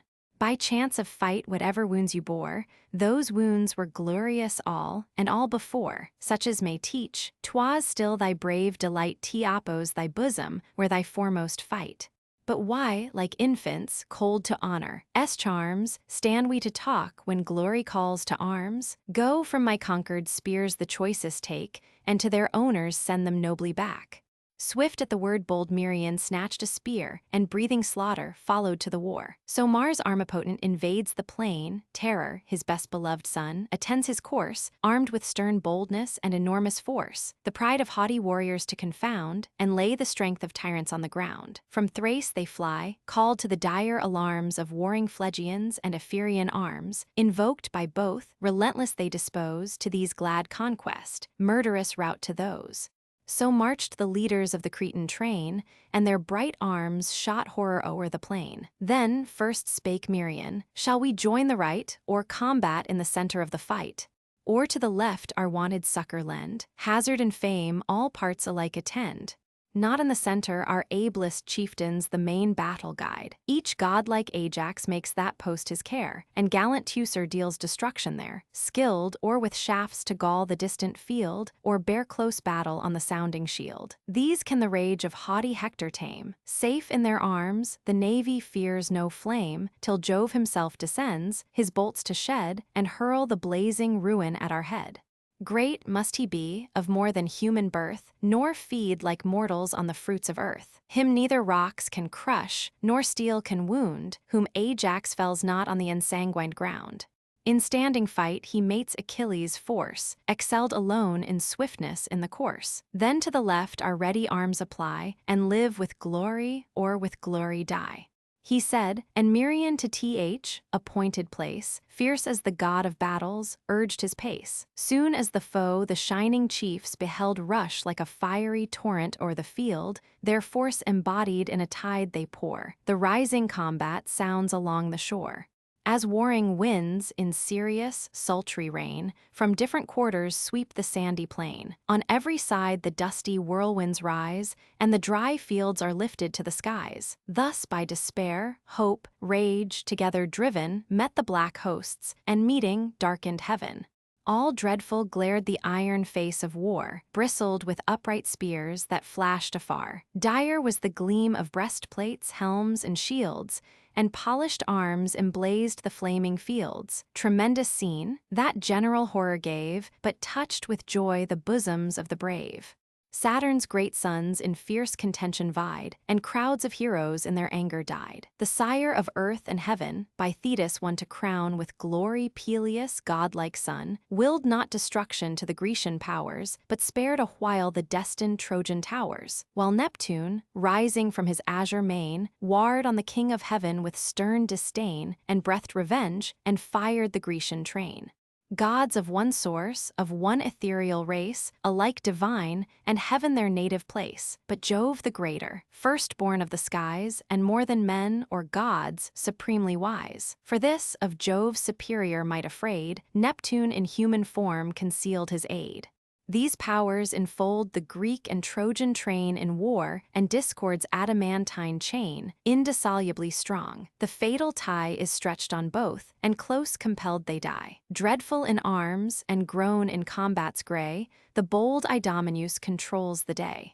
First by his hand Othryoneus was slain, swelled with false hopes, with mad ambition vain, called by the voice of war to martial fame, from high Cabesus, distant walls he came. Cassandra's love he sought with boasts of power, and promised conquest was the proffered dower. The king consented, by his vaunts abused, the king consented, but the fates refused.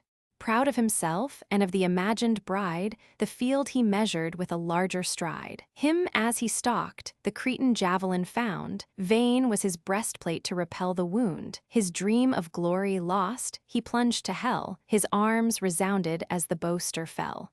The great Idomeneus bestrides the dead, and thus behold thy promise sped. Such is the help thy arms to Ilion bring, and such the contract of the Phrygian king. Our offers now, illustrious prince, receive, for such an aid what will not Argus give. To conquer Troy, with ours thy forces join, and Count Atride's fairest daughter thine. Meantime, on further methods to advise, come, follow to the fleet thy new allies, there hear what Greece has on her part to say. He spoke, and dragged the gory corse away. This Achilles viewed, unable to contain, before his chariot warring on the plain. His crowded coursers, to his squire consigned, impatient panted on his neck behind. To vengeance, rising with a sudden spring, he hoped the conquest of the Cretan king. The wary Cretan, as his foe drew near, full on his throat discharged the forceful spear. Beneath the chin the point was seen to glide, and glittered, extant at the further side. As when the mountain oak, or poplar tall, or pine, fit mast for some great admiral, groans to the oft-heaved axe with many a wound, then spreads a length of ruin o'er the ground. So sunk proud Achilles in that dreadful day, and stretched before his much-loved coursers lay. He grinds the dust disdained with streaming gore, and fierce in death lies foaming on the shore. Deprived of motion, stiff with stupid fear, stands all aghast his trembling charioteer, nor shuns the foe, nor turns the steeds away, but falls transfixed, an unresisting prey. Pierced by Antilochus, he pants beneath the stately car, and labors out his breath. Thus Achilles, steeds remain the prize of Nestor's youthful son. Stabbed at the sight, Deiphobus drew nigh, and made with force the vengeful weapon fly. The Cretan saw, and, stooping, caused to glance from his slope shield the disappointed lance. Beneath the spacious targe, a blazing round, thick with bull hides and brazen orbits bound, on his raised arm by 2 strong braces stayed, he lay collected in defensive shade. O'er his safe had the javelin idly sung, and on the tinkling verge more faintly rung. Even then the spear the vigorous arm confessed, and pierced, obliquely, King Hypsenor's breast. Warmed in his liver, to the ground it bore the chief, his people's guardian now no more. Not unattended nor unrevenged, lamented Achilles lies. For thee, through hell's black portals stand displayed, this mate shall joy thy melancholy shade. Heart-piercing anguish at the haughty boast touched every Greek, but Nestor's son the most. Grieved as he was, his pious arms attend, and his broad buckler shields his slaughtered friend, till sad Mecistheus and Alastor bore his honored body to the tented shore. Nor yet from fight Idomeneus withdraws, resolved to perish in his country's cause, or find some foe, whom heaven and he shall doom to wail his fate in death's eternal gloom. He sees Alcathous in the front aspire. Great Aeaetes was the hero's sire, his spouse Hippodame, divinely fair, and Anchises, eldest hope and darling care, who charmed her parents and her husband's heart with beauty, sense, and every work of art. He once of Ilion's youth the loveliest boy, the fairest she of all the fair of Troy. By Neptune now the hapless hero dies, who covers with a cloud those beauteous eyes, and fetters every limb, yet bent to meet his fate he stands, nor shuns the lance of Crete. Fixed as some column or deep-rooted oak, while the winds sleep, his breast received the stroke. Before the ponderous stroke his corslet yields, long used to ward the death in fighting fields. The riven armor sends a jarring sound. His laboring heart heaves with so strong a bound, the long lance shakes and vibrates in the wound, fast flowing from its source, as prone he lay, life's purple tide impetuous gushed away. Then Idomen, insulting o'er the slain, behold Deiphobus, nor vaunt in vain, see. On one Greek 3 Trojan ghosts attend, this, my third victim, to the shades I send. Approaching now thy boasted might approve, and try the prowess of the seed of Jove.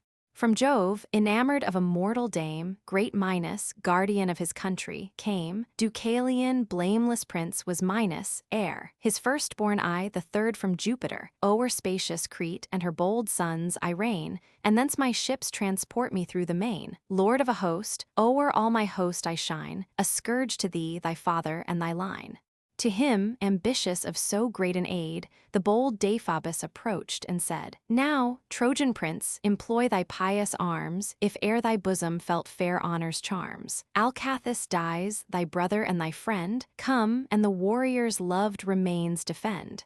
Beneath his cares thy early youth was trained, one table fed you, and one roof contained. This deed to fierce Idomeneus we owe, haste, and revenge it on insulting foe. Aeneas heard, and for a space resigned to tender pity all his manly mind. Then rising in his rage, he burns to fight. The Greek awaits him with collected might. As the fell boar, on some rough mountain's head, armed with wild terrors and to slaughter bred, when the loud rustics rise and shout from far, attends the tumult and expects the war. O'er his bent back the bristly horrors rise, fires stream in lightning from his sanguine eyes, his foaming tusks both dogs and men engage, but most his hunters rouse his mighty rage. So stood Idomeneus, his javelin shook, and met the Trojan with a lowering look. To these the warrior sent his voice around, Fellows in arms, your timely aid unite. Lo, great Aeneas rushes to the fight, sprung from a god and more than mortal bold, he fresh in youth and I in arms grown old. Else should this hand, this hour decide the strife, the great dispute of glory or of life. He spoke, and all as with one soul obeyed. Their lifted bucklers cast a dreadful shade around the chief. Aeneas too demands assisting forces of his native bands. Paris, Deiphobus, Agenor, join. In order follow all embodied train, like Ida's flocks proceeding o'er the plain. Before his fleecy care, erect and bold, stalks the proud ram, the father of the bold. With joy the swain surveys them, as he leads to the cool fountains through the well-known meads. So joys Aeneas, as his native band moves on in rank and stretches o'er the land. Round dread Alcathous now the battle rose. On every side the steely circle grows. Now battered breastplates and hacked helmets ring, and o'er their heads unheeded javelins sing. Above the rest, two towering chiefs appear, their great Idomeneus, Aeneas here. Like gods of war, dispensing fate, they stood, and burned to drench the ground with mutual blood. The Trojan weapon whizzed along in air. The Cretans saw, and shunned the brazen spear. Sent from an arm so strong, the missive wood stuck deep in earth, and quivered where it stood. But Oenomaus received the Cretan stroke. The forceful spear his hollow corslet broke. It ripped his belly with a ghastly wound, and rolled the smoking entrails on the ground. Stretched on the plain, he sobs away his breath, and furious, grasps the bloody dust in death. The victor from his breast the weapon tears. His spoils he could not, for the shower of spears. Though now unfit an active war to wage, heavy with cumbrous arms, stiff with cold age, his listless limbs unable for the course, in standing fight he yet maintains his force, till faint with labor, and by foes repelled, his tired slow steps he drags from off the field. Nor knew the furious father of his fall, high-throned amidst the great Olympian hall, on golden clouds immortal synod sate, detained from bloody war by Jove and fate. Swift as a vulture leaping on his prey, from his torn arm the Grecian rent away the reeking javelin, and rejoined his friends. His wounded brother good Polites tends, around his waist his pious arms he threw, and from the rage of battle gently drew. Him his swift coursers, on his splendid car, wrapped from the lessening thunder of the war. To Troy they drove him, groaning from the shore, and sprinkling, as he passed, the sands with gore. Meanwhile fresh slaughter bathes the sanguine ground, heaps fall on heaps, and heaven and earth resound. Bold Epharus by great Aeneas bled. As toward the chief he turned his daring head, he pierced his throat, the bending head depressed. Beneath his helmet, nods upon his breast. His shield reversed o'er the fallen warrior lies, and everlasting slumber seals his eyes. Antilochus, as Thune turned him round, transpierced his back with a dishonest wound. The hollow vein, that to the neck extends along the chine, his eager javelin rends. Supine he falls, and to his social train spreads his imploring arms, but spreads in vain. THV exulting victor, leaping where he lay, from his broad shoulders tore the spoils away, his time observed, for closed by foes around, on all sides thick the peals of arms resound. His shield embossed the ringing storm sustains, but he impervious and untouched remains. Great Neptune's care preserved from hostile rage this youth, the joy of Nestor's glorious age. In arms intrepid, with the first he fought, faced every foe and every danger sought. His winged lance, resistless as the wind, obeys each motion of the master's mind. Restless it flies, impatient to be free, and meditates the distant enemy. The son of Asius, Adamas, drew near, and struck his target with the brazen spear fierce in his front. But Neptune wards the blow, and blunts the javelin of eluded foe. In the broad buckler half the weapon stood, splintered on earth flew half the broken wood. Disarmed, he mingled in the Trojan crew, but Merian's spear o'ertook him as he flew, deep in the belly's rim an entrance found, where sharp the pang and mortal is the wound. Bending he fell, and doubled to the ground, lay panting. Thus an ox in fetters tied, while death's strong pangs distend his laboring side, his bulk enormous on the field displays, his heaving heart beats thick as ebbing life decays. The spear the conqueror from his body drew, and death's dim shadows swarm before his view. Next brave Deipyrus in dust was laid. King Helenus waved high the Thracian blade, and smote his temples with an arm so strong, the helm fell off, and rolled amid the throng. There for some luckier Greek it rests a prize, for dark in death the godlike owner lies. As on some ample barn's well-hardened floor, while the broad fan with force is whirled around, light leaps the golden grain, resulting from the ground. So from the steel that guards Atrides' heart, repelled to distance flies the bounding dart. Atrides, watchful of the unwary foe, pierced with his lance the hand that grasped the bow. and nailed it to the yew. The wounded hand trailed the long lance that marked with blood the sand. But good Agenor gently from the wound the spear solicits, and the bandage bound. A sling's soft wool, snatched from a soldier's side, at once the tent and ligature supplied. Behold, Pisander, urged by fate's decree, springs through the ranks to fall, and fall by thee, great Menelaus. To enchant thy fame, high towering in the front, the warrior came. First the sharp lance was by Atrides thrown, the lance far distant by the winds was blown. Nor pierced Pisander through Atrides' shield. Pisander's spear fell shivered on the field. Not so discouraged, to the future blind, vain dreams of conquest swell his haughty mind. Dauntless, he rushes where the Spartan lord like lightning brandished his far-beaming sword. His left arm high opposed the shining shield, his right beneath the covered poleaxe held. An olive's cloudy grain the handle made, distinct with studs, and brazen was the blade. This on the helm discharged a noble blow, the plume dropped nodding to the plain below, shorn from the crest. Atrides waved his steel. Deep through his front the weighty falchion fell. The crashing bones before its force gave way. In dust and blood the groaning hero lay. Forced from their ghastly orbs and spouting gore, the clotted eyeballs tumble on the shore. And fierce Atrides spurned him as he bled, tore off his arms, and loud exulting said, "Thus, Trojans, thus, at length be taught to fear, O race perfidious, who delight in war. Already noble deeds ye have performed. A princess raped transcends a navy stormed. In such bold feats your impious might approve, without assistance, or the fear of Jove. The violated rights, the ravished dame, our heroes slaughtered and our ships on flame, crimes heaped on crimes, shall bend your glory down, and whelm in ruins yon flagitious town. O thou, great father, Lord of earth and skies, above the thought of man, supremely wise, if from thy hand the fates of mortals flow, from whence this favor to an impious foe?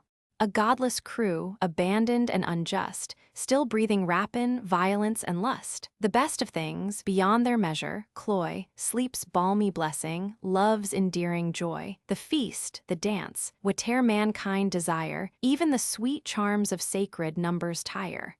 But Troy forever reaps a dire delight in thirst of slaughter and in lust of fight. This said, he seized the bloody armor, which his train received. Then sudden mixed among the warring crew, and the bold son of Pylaemenes slew. Harpalion had through Asia travelled far, following his martial father to the war. Through filial love he left his native shore, never, never to behold it more. His unsuccessful spear he chanced to fling against the target of the Spartan king. Thus of his lance disarmed, from death he flies, and turns around his apprehensive eyes. Him, through the hip transpiercing as he fled, the shaft of Merion mingled with the dead. Beneath the bone the glancing point descends, and, driving down, the swelling bladder rends. Sunk in his sad companion's arms he lay, and in short pantings sobbed his soul away, while life's red torrent gushed from out the wound. Him on his car, the Paphlagonian train in slow procession bore from off the plain. The pensive father now no more, attends the mournful pomp along the shore, and unavailing tears profusely shed, and, unrevenged, deplored his offspring dead. Paris from far the moving sight beheld, with pity softened and with fury swelled. His honored host, a youth of matchless grace, and loved of all the Paphlagonian race. With his full strength he bent his angry bow, and winged the feathered vengeance at the foe. A chief there was, the brave Euchenor named, for riches much and more for virtue famed, who held his seat in Corinth's stately town, Polidas' son, a seer of old renown. Oft had the father told his early doom, by arms abroad or slow disease at home. He climbed his vessel, prodigal of breath, and chose the certain glorious path to death. Beneath his ear the pointed arrow went, the soul came issuing at the narrow vent. His limbs, unnerved, drop useless on the ground, and everlasting darkness shades him round. Nor knew great Hector how his legions yield. Wide on the left the force of Greece commands, and conquest hovers o'er Achaean bands. With such a tide superior virtue swayed, and he that shakes the solid earth gave aid. But in the center Hector fixed remained, where first the gates were forced, and bulwarks gained. There, on the margin of the hoary deep, their naval station where the Agises keep. and where low walls confine the beating tides, whose humble barrier scarce the foe divides, where late in fight both foot and horse engaged, and all the thunder of the battle raged, there joined, the whole Boeotian strength remains, the proud Ionians with their sweeping trains, Locrians and Phthians, and Epean force, but joined, repel not Hector's fiery course. The flower of Athens, Stichius, Phaedas, led, Bias and great Menestheus at their head. Meges the strong the Epean bands controlled, and Dracius prudent, and Amphion bold. The Phthians, Medon, famed for martial might, and brave Podarces, active in the fight. This drew from Phylacus his noble line, Iphiclus' son, and that thine, young Ajax' brother by a stolen embrace. He dwelt far distant from his native place, by his fierce stepdame from his father's reign expelled and exiled for her brother slain. These rule the Phthians, and their arms employ, mixed with Boeotians, on the shores of Troy. Now side by side, with like unwearied care, each Ajax labored through the field of war. So when two lordly bulls, with equal toil, force the bright plowshare through the fallow soil, join to one yoke, the stubborn earth they tear, and trace large furrows with the shining share. O'er their huge limbs the foam descends in snow, and streams of sweat down their sour foreheads flow. A train of heroes followed through the field, who bore by turns great Ajax, sevenfold shield, whene'er he breathed, remissive of his might, tired with the incessant slaughters of the fight. Thus in the van the Telamonian train, thronged in bright arms, a pressing fight maintain. Far in the rear the Locrian archers lie, whose stones and arrows intercept the sky, the mingled tempest on the foes they pour, Troy's scattering orders open to the shower. Content with what the bounteous gods have given, seek not alone to engross the gifts of heaven. To some the powers of bloody war belong, to some sweet music and the charm of song. To few, and wondrous few, has Jove assigned a wise, extensive, all-considering mind. Their guardians these, the nations round confess, and towns and empires for their safety bless. If heaven have lodged this virtue in my breast, attend, O Hector. What I judge the best, see, as thou mov'st, on dangers spread, and war's whole fury burns around thy head. Behold, distressed within yon hostile wall, how many Trojans yield, disperse, or fall. What troops, outnumbered, scarce the war maintain. And what brave heroes at the ships lie slain. Here cease thy fury, and the chiefs and kings convoked to council, weigh the sum of things. Whether to yon tall ships to bear the Trojan fires, or quit the fleet and pass unheard away, contented with the conquest of the day. I fear, lest Greece, not yet undone, pay the large debt of last revolving sun. Achilles, great Achilles, yet remains on yonder decks, and yet o'erlooks the plains. The council pleased, and Hector, with a bound, leaped from his chariot on the trembling ground. Swift as he leaped his clanging arms resound. To guard this post thy art employ, and here detain the scattered youth of Troy. Where yonder heroes faint, I bend my way, and hasten back to end the doubtful day. This said, the towering chief prepares to go, shakes his white plumes that to the breezes flow, and seems a moving mountain topped with snow. Through all his host, inspiring force, he flies, and bids anew the martial thunder rise. To Panthus' son, at Hector's high command haste the bold leaders of the Trojan band. But round the battlements and round the plain, for many a chief he looked, but looked in vain. Deiphobus, nor Helenus the seer, nor Asius' son, nor Asius' self appear. For these were pierced with many a ghastly wound, some cold in death, some groaning on the ground, some low in dust, lay, high on the wall some breath their souls away. Slave to womankind, as smooth of face as fraudulent of mind. Where is Deiphobus, where Asius gone? The godlike father and intrepid son, the force of Helenus dispensing fate, and great Othryoneus so feared of late. Black fate hangs o'er thee from avenging gods, imperial Troy from her foundations nods. Whelmed in thy country's ruin shalt thou fall, and one devouring vengeance swallow all. When Paris thus, my brother and my friend, thy warm impatience makes thy tongue offend. In other battles I deserved thy blame, though then not deedless, nor unknown to fame. But since yon rampart by thy arms lay low, I scattered slaughter from my fatal bow. The chiefs you seek on yonder shore lie slain. Of all those heroes, 2 alone remain, Deiphobus and Helenus the seer, each now disabled by a hostile spear. Go then, successful, where thy soul inspires. This heart and hand shall second all thy fires. What with this arm I can, prepare to know, till death for death be paid, and blow for blow. But 'tis not ours, with forces not our own to combat. Strength is of the gods alone. These words the hero's angry mind assuage, then fierce they mingle where the thickest rage. Around Polydamas, disdained with blood, Cebrian, Phalces, stern Orpheus stood, Pomus, with Polypoetes the divine, and 2 bold brothers of Hippotion's line, who reached fair Ilion from Ascania far, the former day, the next engaged in war.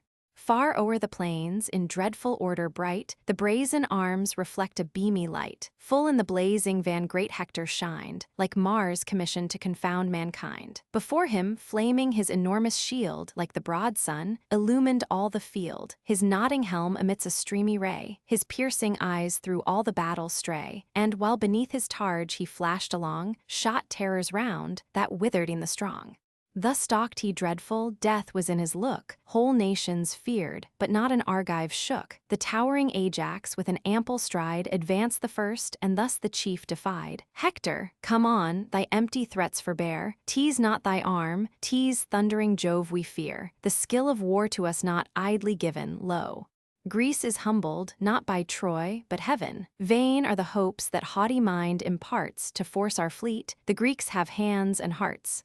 Long ere in flames our lofty navy fall, your boasted city and your God-built wall shall sink beneath us, smoking on the ground, and spread a long unmeasured ruin round. The time shall come when, chased along the plain, even thou shalt call on Jove and call in vain. Even thou shalt wish to aid thy desperate course, the wings of falcons for thy flying horse. Shalt run, forgetful of a warrior's fame, while clouds of friendly dust conceal thy shame.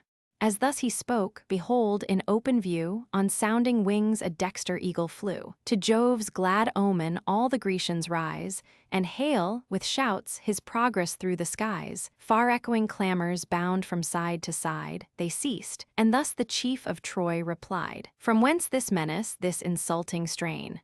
Enormous boaster, doomed to vaunt in vain, so may the gods on Hector life bestow, not that short life which mortals lead below, but such as those of Jove's high lineage born, the blue-eyed maid, or he that gilds the morn.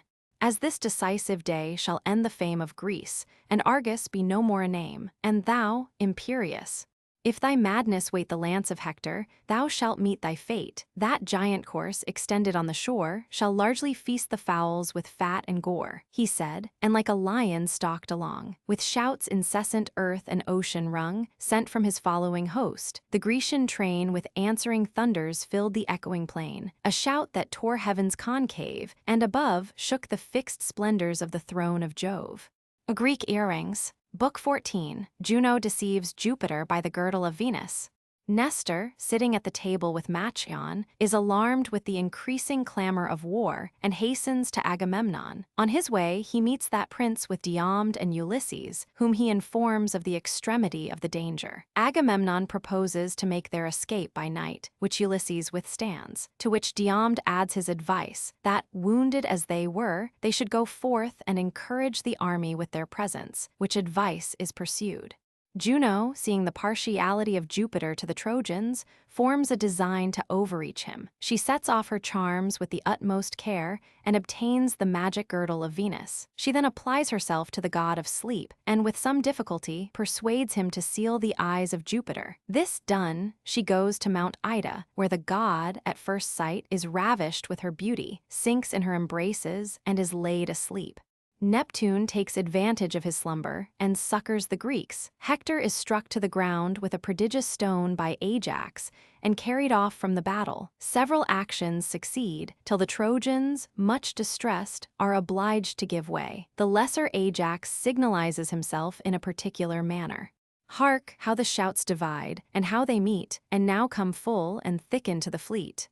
Here with the cordial draught dispel thy care, let Hecate the strengthening bath prepare, refresh thy wound, and cleanse the clotted gore, while I the adventures of the day explore, he said, and, seizing Thrasime's shield, hastened to the field, then snatched a lance, and issued from the door. Soon as the prospect opened to his view, his wounded eyes the scene of sorrow knew, dire disarray, the tumult of the fight, the wall in ruins, and the Greeks in flight. As when old ocean's silent surface sleeps, the waves just heaving on the purple deeps, while yet the expected tempest hangs on high, weighs down the cloud, and blackens in the sky, the mass of waters will no wind obey. Jove sends one gust, and bids them roll away. Him in his march the wounded princes meet, by tardy steps ascending from the fleet. The king of men, Ulysses the divine, and who to Tydeus owes his noble line, their ships at distance from the battle stand, in lines advanced along the shelving strand, whose bay the fleet unable to contain at length. Beside the margin of the main, rank above rank, the crowded ships they moor, who landed first, lay highest on the shore. Supported on the spears, they took their way, unfit to fight, but anxious for the day. Nestor's approach alarmed each Grecian breast, whom thus the general of the host addressed. O grace and glory of the Achaean name, what drives thee, Nestor, from the field of fame? Shall then proud Hector see his boast fulfilled, our fleets in ashes, and our heroes killed? Such was his threat, now too soon made good, on many a Grecian bosom written blood. Is every heart inflamed with equal rage against your king, nor will one chief engage. And have I lived to see with mournful eyes in every Greek a new Achilles rise. Gerenian Nestor then, so fate has willed, and all-confirming time has fate fulfilled. Not he that thunders from the aerial bower, not Jove himself, upon the past has power. The wall, our late inviolable bound, and best defense, lies smoking on the ground. Even to the ships their conquering arms extend, and groans of slaughtered Greeks to heaven ascend. On speedy measures then employ your thought in such distress. If counsel profit aught, arms cannot much, though Mars our souls in sight, these gaping wounds withhold us from the fight. To him the monarch, that our army bends, that Troy triumphant our high fleet ascends, and that the rampart, late our surest trust and best defense, lies smoking in the dust. All this from Jove's afflictive hand we bear, who, far from Argus, wills our ruin here. Past are the days when happier Greece was blessed, and all his favor, all his aid confessed. Now heaven averse, our hands from battle ties, and lifts the Trojan glory to the skies. Cease we at length to waste our blood in vain, and launch what ships lie nearest to the main, leave these at anchor, till the coming night. Then, if impetuous Troy forbear the fight, bring all to sea, and hoist each sail for flight. Better from evils, well foreseen, to run, than perish in the danger we may shun. Thus he, the sage Ulysses, thus replies, while anger flashed from his disdainful eyes. What shameful words fall from that trembling tongue and timorous heart? Oh, were thy sway the curse of meaner powers, and thou the shame of any host but ours. A host, by Jove endued with martial might, and taught to conquer, or to fall in fight. Adventurous combats and bold wars to wage, employed our youth, and yet employs our age. And wilt thou thus desert the Trojan plain, and have whole streams of blood been spilt in vain? In such base sentence if thou couch thy fear, speak it in whispers, lest a Greek should hear. Lives there a man so dead to fame, who dares to think such meanness, or the thought declares? And comes it even from him whose sovereign sway the banded legions of all Greece obey? Is this a general's voice that calls to flight, while war hangs doubtful, while his soldiers fight? What more could Troy, what yet their fate denies thou givest the foe? All Greece becomes their prize. No more the troops, our hoisted sails in view, themselves abandoned, shall the fight pursue, but thy ships flying with despair shall see, and owe destruction to a prince like thee. Thy just reproofs like arrows pierce me, for thy words are wise.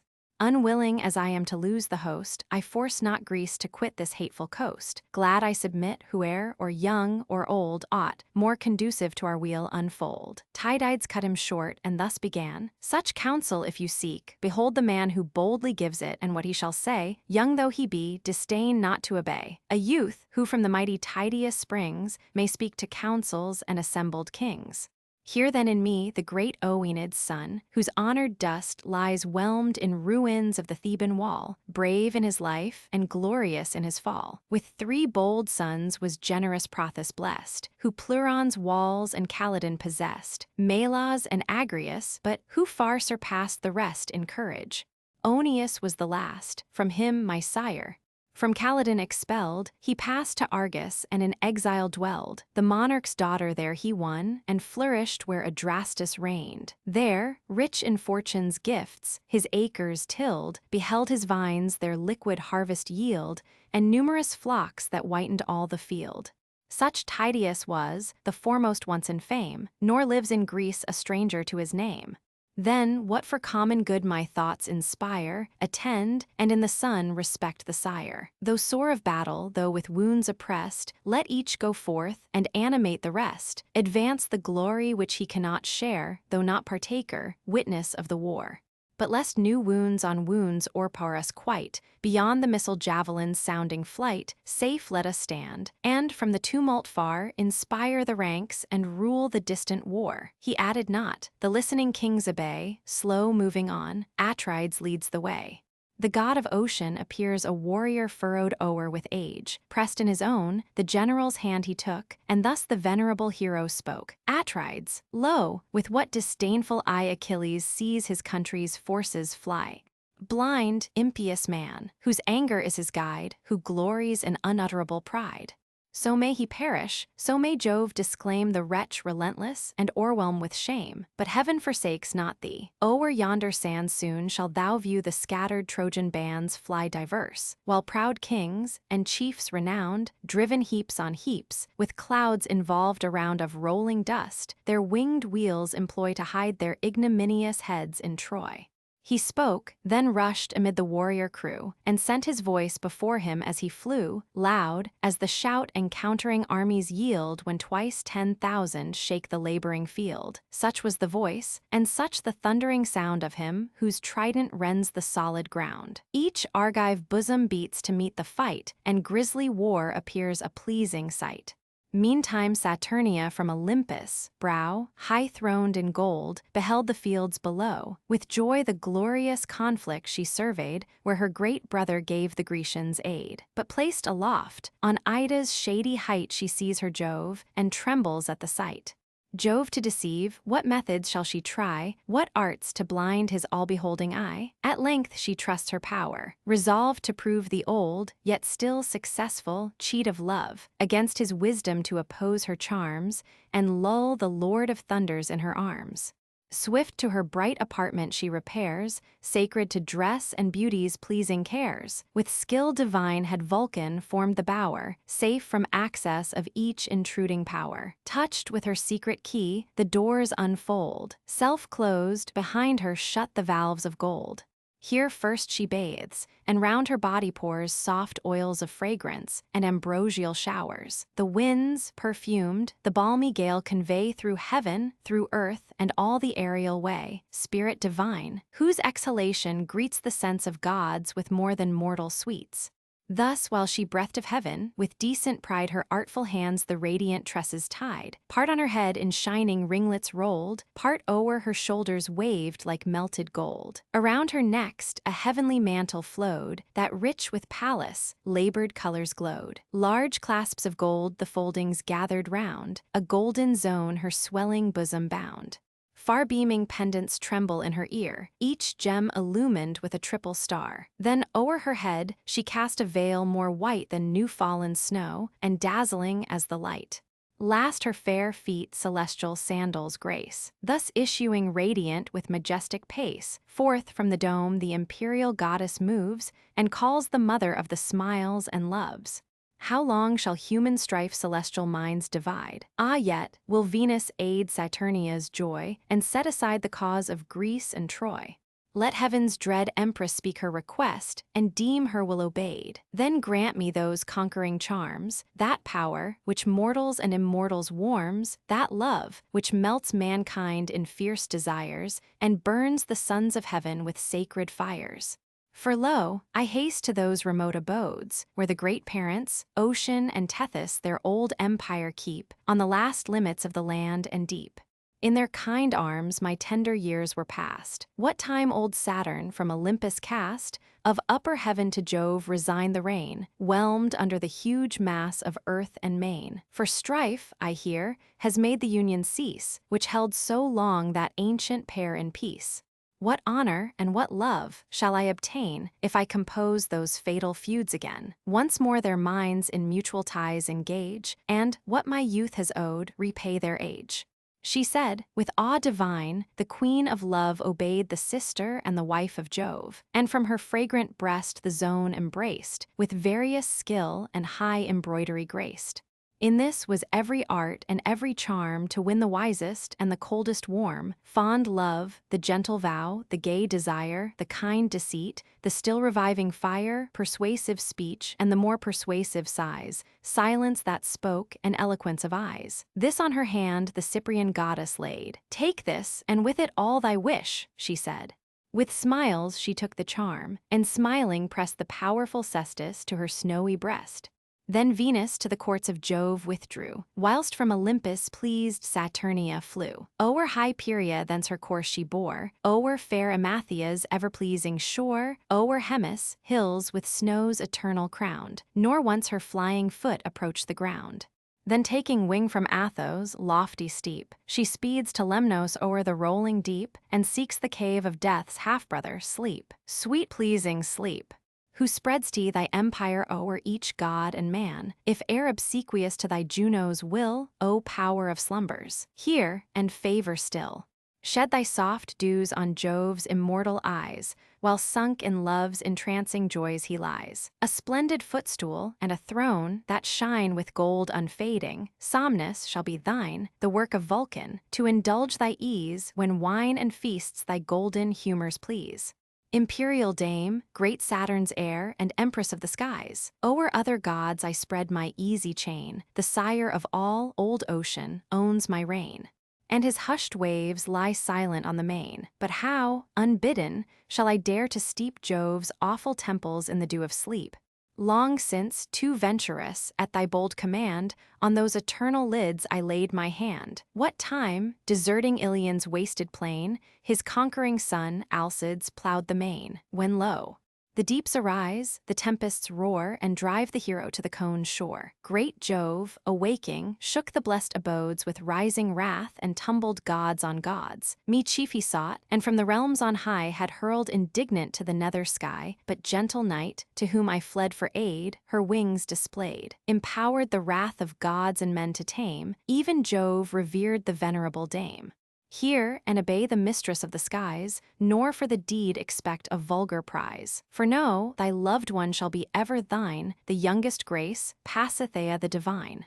The queen assents, and from the infernal bowers invokes the sable subtartarian powers, and those who rule the inviolable floods, whom mortals name the dread Titanian gods, sleep escaping from the wrath of Jupiter. Then swift as wind, o'er Lemnos, smoky isle they wing their way and embruise sea-beat soil, through air, unseen, involved in darkness glide, and light on Lectos on the point of Ide. Mother of savages, whose echoing hills are heard resounding with 100 rills. Fair Ida trembles underneath the god, hushed are her mountains and her forests nod. There on a fir, whose spiry branches rise to join its summit to the neighboring skies, dark in embowering shade, concealed from sight, sat Sleep, in likeness of the bird of night. Chalcis his name by those of heavenly birth, but called Symindes by the race of earth. Then she, I haste to those remote abodes where the great parents of the deathless gods, the reverend ocean and grey Tethys, reign on the last limits of the land and main. I visit these, to whose indulgent cares I owe the nursing of my tender years. For strife, I hear, has made that union cease which held so long that ancient pair in peace. The steeds prepared my chariot to convey o'er earth and seas, and through the aerial way wait under Ide. Of thy superior power to ask consent, I leave the Olympian bower, nor seek, unknown to thee, the sacred cells deep under seas, where hoary ocean dwells. For that suffice another day. But eager love denies the least delay. Let softer cares the present hour employ, and be these moments sacred all to joy. Ne'er did my soul so strong a passion prove, or for an earthly or a heavenly love, not when I pressed Ixion's matchless dame, whence rose Pirithous like the gods in fame, not when fair Danae felt the shower of gold stream into life, whence Perseus brave and bold. Not thus I burned for either Theban dame, nor Phoenix, daughter, beautiful and young, whence godlike Rhadamanth and Minos sprung. Not thus I burned for fair Latona's face, nor comelier Ceres, more majestic grace. Not thus even for thyself I felt desire, as now my veins receive the pleasing fire. He spoke, the goddess with the charming eyes glows with celestial red, and thus replies, "Is this a scene for love, on Ida's height, exposed to mortal and immortal sight? Our joys profaned by each familiar eye, the sport of heaven and fable of the sky. How shall I e'er review the blessed abodes, or mix among the senate of the gods? Shall I not think, that, with disordered charms, all heaven beholds me recent from thy arms?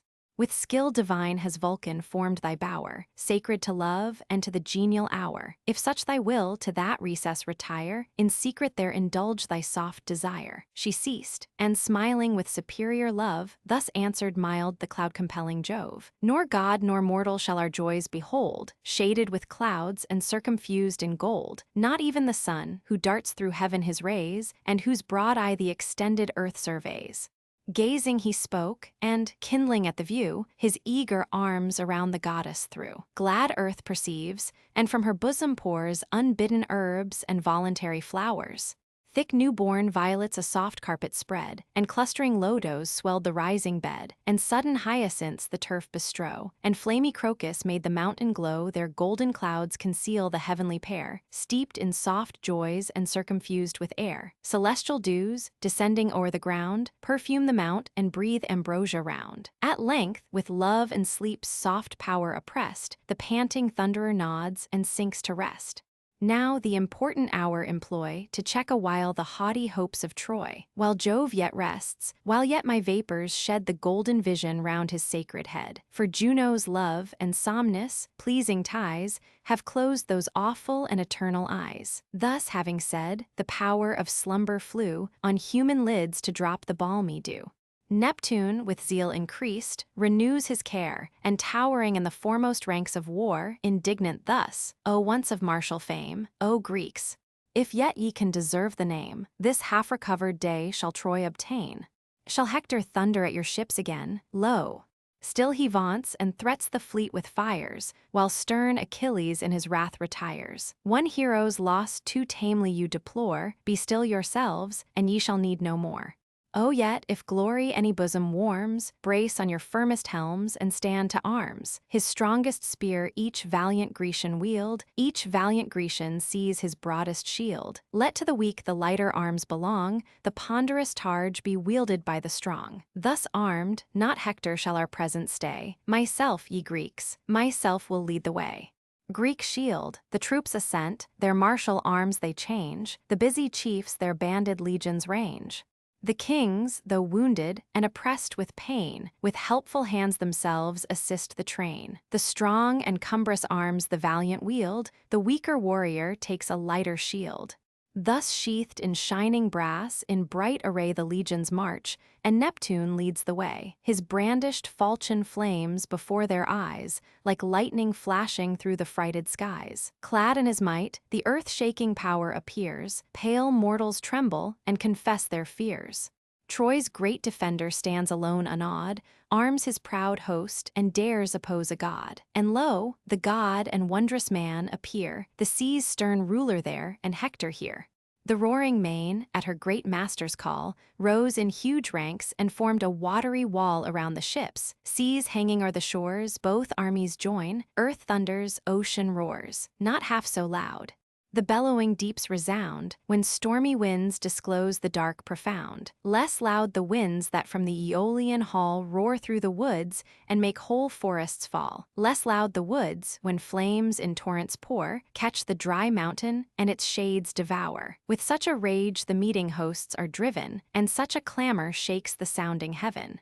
As when the bolt, red hissing from above, darts on the consecrated plant of Jove, the mountain oak in flaming ruin lies, black from the blow, and smokes of sulphur rise. Stiff with amaze the pale beholders stand, and own the terrors of the almighty hand.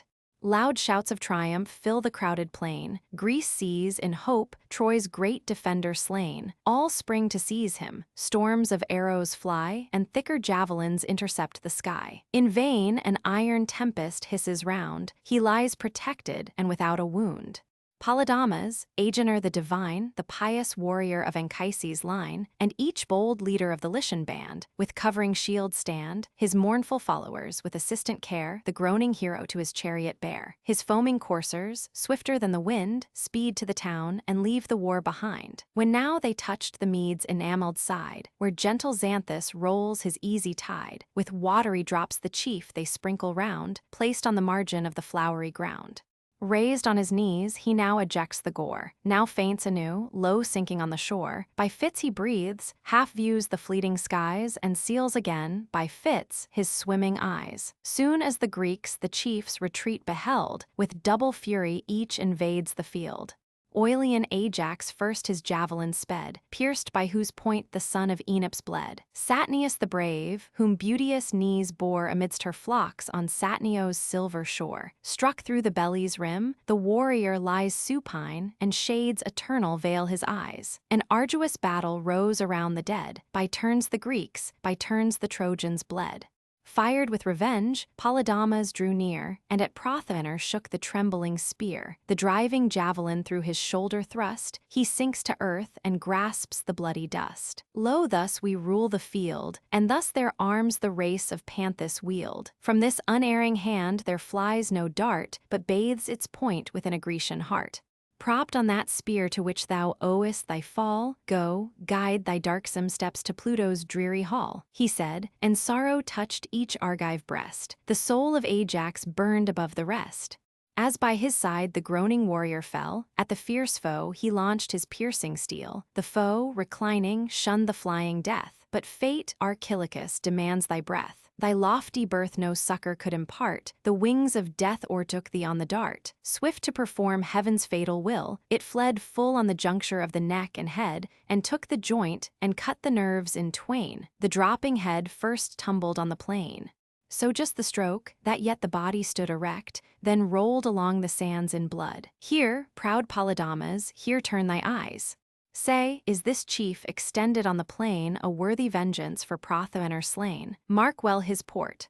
His figure and his face nor speak him vulgar, nor of vulgar race. Some lines, methinks, may make his lineage known, Antenor's brother, or perhaps his son. He spake and smiled severe, for well he knew the bleeding youth, Troy saddened at the view, but furious Acamas avenged his cause. As Promachus his slaughtered brother draws, he pierced his heart. Such fate attends you all, proud Argives, destined by our arms to fall. Not Troy alone, but haughty Greece, shall share the toils, the sorrows, and the wounds of war.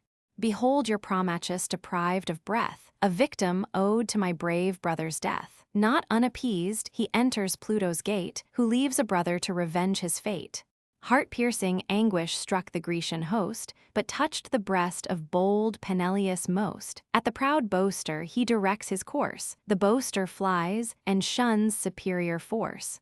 Swift his broad falchion fierce Peneleus spread, and from the spouting shoulders struck his head. To earth at once the head and helmet fly. The lance, yet sticking through the bleeding eye, the victor seized, and, as aloft he shook the gory visage, thus insulting spoke. Trojans, your great Ilioneus behold.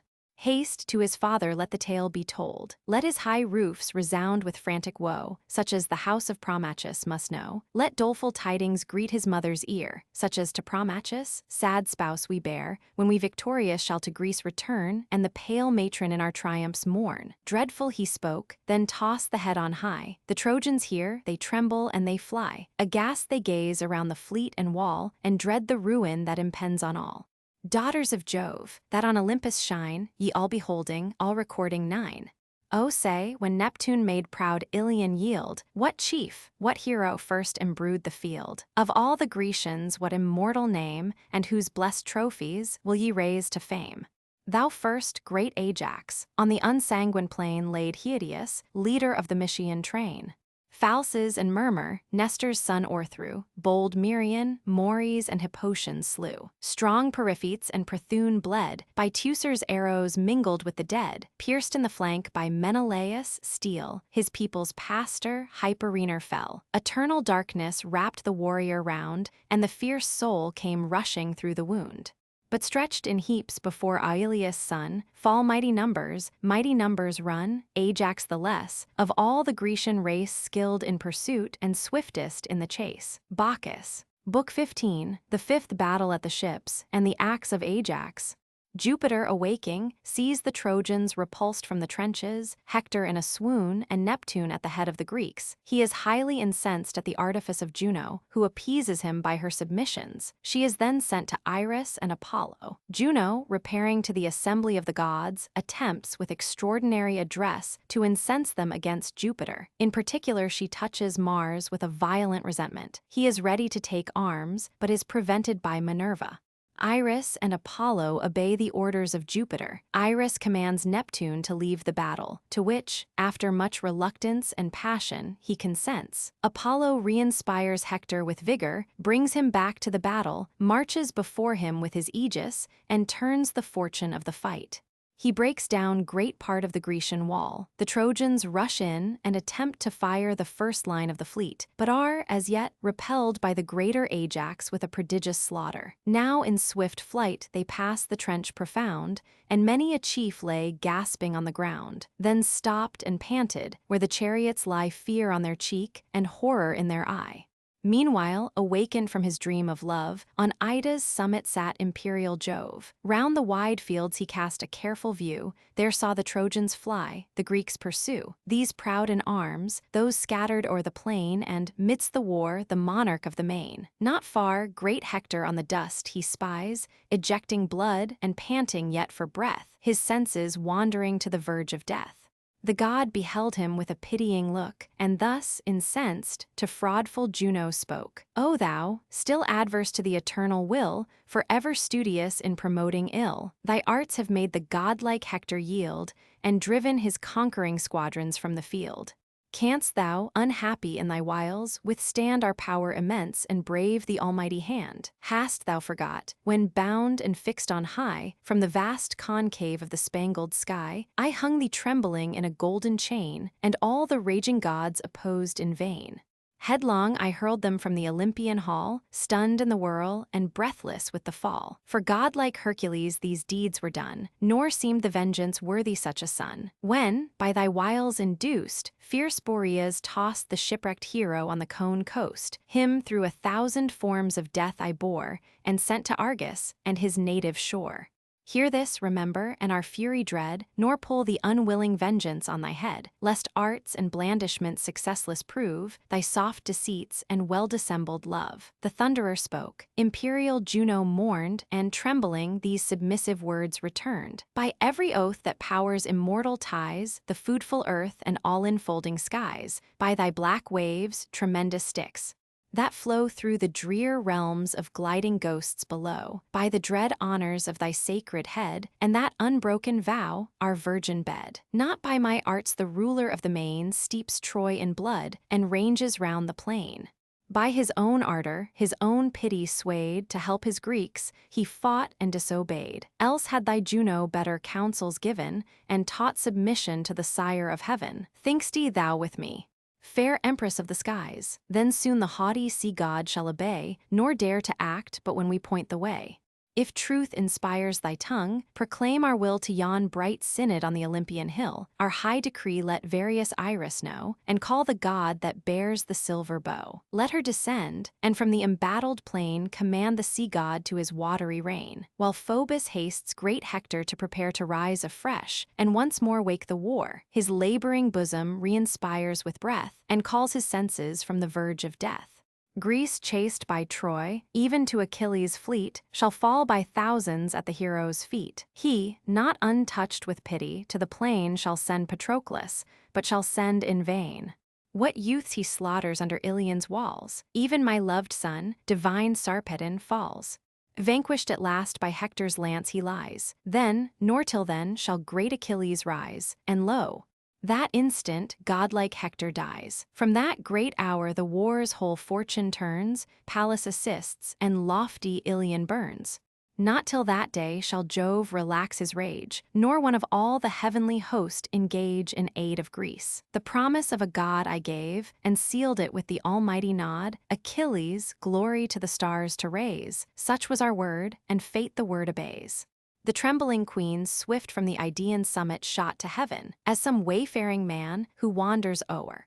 In thought a length of lands he trod before, sends forth his active mind from place to place, joins hill to dale, and measures space with space. So swift flew Juno to the blessed abodes, if thought of man can match the speed of gods. There sat the powers in awful synod placed. They bowed, and made obeisance as she passed through all the brazen dome, with goblets. Crowned they hail her queen, the nectar streams around. Fair Themis first presents the golden bowl, and anxious asks what cares disturb her soul. To whom the white-armed goddess thus replies, "Enough thou know'st the tyrant of the skies, severely bent his purpose to fulfill, unmoved his mind, and unrestrained his will. Go thou, the feasts of heaven attend thy call, bid the crown nectar circle round the hall. But Jove shall thunder through the ethereal dome such stern decrees, such threatened woes to come, as soon shall freeze mankind with dire surprise, and damp the eternal banquets of the skies." The goddess said, and sullen took her place. Black horror saddened each celestial face. To see the gathering grudge in every breast, smiles on her lips a spleenful joy expressed, while on her wrinkled front and eyebrow bent sat steadfast care and lowering discontent. Thus she proceeds, "Attend, ye powers above. But no, 'tis madness to contest with Jove. Supreme he sits, and sees in pride of sway. Your vassal godheads grudgingly obey. Fierce in the majesty of power controls, shakes all the thrones of heaven and bends the poles. Submiss, immortals, all he wills obey. And thou, great Mars, begin and show the way. Behold Ascalaphus, behold him die, but dare not murmur, dare not vent a sigh. Thy own loved boasted offspring lies o'erthrown, if that loved boasted offspring be thy own." Stern Mars, with anguish for his slaughtered son, smote his rebelling breast, and fierce begun. "Thus then, immortals, thus shall Mars obey. Forgive me, gods, and yield my vengeance way." Descending first to yon forbidden plain, the god of battles dares avenge the slain. Dares, though the thunder bursting o'er my head should hurl me blazing on those heaps of dead. With that, he gives command to fear, and flight to join his rapid coursers for the fight. Then grim in arms, with hasty vengeance flies, arms that reflect a radiance through the skies. And now had Jove, by bold rebellion driven, discharged his wrath on half the host of heaven. But Pallas, springing through the bright abode, starts from her azure throne to calm the god. Struck for the immortal race with timely fear, from frantic Mars she snatched the shield and spear. Then the huge helmet lifting from his head, thus to the impetuous homicide she said, "By what wild passion, furious, art thou tossed? Striv'st thou with Jove, thou art already lost. Shall not the thunderer's dread command restrain, and was imperial Juno heard in vain? Back to the skies wouldst thou with shame be driven, and in thy guilt involve the host of heaven. Ilion and Greece no more should Jove engage, the skies would yield an ampler scene of rage. Guilty and guiltless find an equal fate, and one vast ruin whelm the Olympian state. Cease then thy offspring's death unjust to call. Heroes as great have died, and yet shall fall. Why should heaven's law with foolish man comply, exempted from the race ordained to die?" This menace fixed the warrior to his throne. Sullen he sat, and curbed the rising groan. Then Juno called the winged Iris, and the god of day. "Go wait the thunderer's will on yon tall summit of the fountful Ide. There in the Father's awful presence stand, receive, and execute his dread command." She said and sat, the god that gilds the day and various Iris wing their airy way. Swift as the wind to Ida's hills they came, there sat the Eternal, he whose nod controls the trembling world and shakes the steady poles. Veiled in a mist of fragrance him they found, with clouds of gold and purple circled round. Well pleased the Thunderer saw their earnest care, and prompt obedience to the Queen of Air. Then commands the goddess of the showery bow, Iris, descend, and what we here ordain, report to yon mad tyrant of the main. Bid him from fight to his own deeps repair, or breathe from slaughter in the fields of air. If he refuse, then let him timely weigh our elder birthright and superior sway. How shall his rashness stand the dire alarms, if heaven's omnipotence descend in arms? Strives he with me, by whom his power was given, and is there equal to the Lord of heaven? The Almighty spoke. The goddess winged her flight to sacred Iliad from the Idaean height. Swift as the rattling hail or fleecy snows drive through the skies when Boreas fiercely blows, so from the clouds descending Iris falls, and to blue Neptune thus the goddess calls. Attend the mandate of the Sire above. In me behold the messenger of Jove. He bids thee from forbidden wars repair to thine own deeps, or to the fields of air. This if refused, he bids thee timely weigh his elder birthright and superior sway. How shall thy rashness stand the dire alarms, if heaven's omnipotence descend in arms? Striv'st thou with him, by whom all power is given? And art thou equal to the Lord of heaven? What means the haughty sovereign of the skies?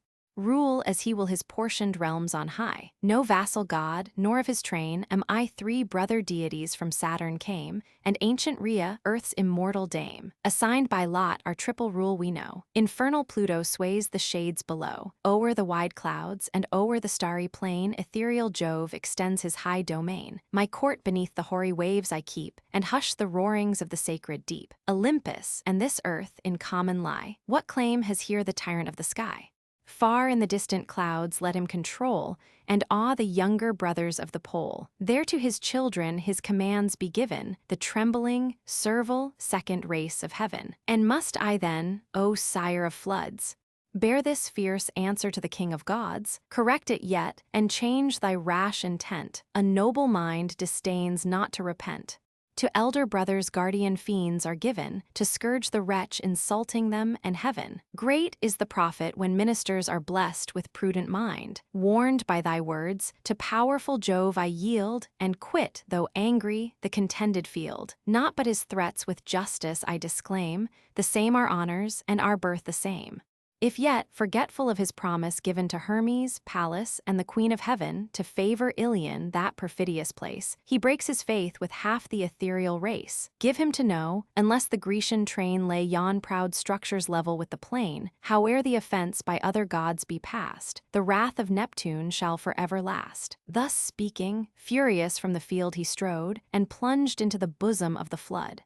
The Lord of Thunders from his lofty height beheld, and thus bespoke the source of light. Behold, the god whose liquid arms are hurled around the globe, whose earthquakes rock the world, desists at length his rebel war to wage, seeks his own seas, and trembles at our rage. Else had my wrath, heaven's thrones all shaking round, burned to the bottom of his seas profound, and all the gods that round old Saturn dwell had heard the thunders to the deeps of hell. Well was the crime, and well the vengeance spared, even power immense had found such battle hard. Go thou, my son. The trembling Greeks alarm, shake my broad aegis on thy active arm, be godlike Hector thy peculiar care, swell his bold heart, and urge his strength to war. Let Ilion conquer, till the Achaean train fly to their ships and Hellespont again. Then Greece shall breathe from toils. The Godhead said, his will divine the son of Jove obeyed. Not half so swift the sailing falcon flies, that drives a turtle through the liquid skies, as Phoebus, shooting from the Idaean brow, glides down the mountain to the plain below. There Hector seated by the stream he sees, his sense returning with the coming breeze. Again his pulses beat, his spirits rise. Again his loved companions meet his eyes. Jove thinking of his pains, they passed away, to whom the god who gives the golden day. Why sits great Hector from the field so far? What grief, what wound, withholds thee from the war? The fainting hero, as the vision bright stood shining o'er him, half unsealed his sight. What blessed immortal, with commanding breath, thus wakens Hector from the sleep of death? Has fame not told how, while my trusty sword bathed Greece in slaughter, and her battle gored, the mighty Ajax with a deadly blow had almost sunk me to the shades below?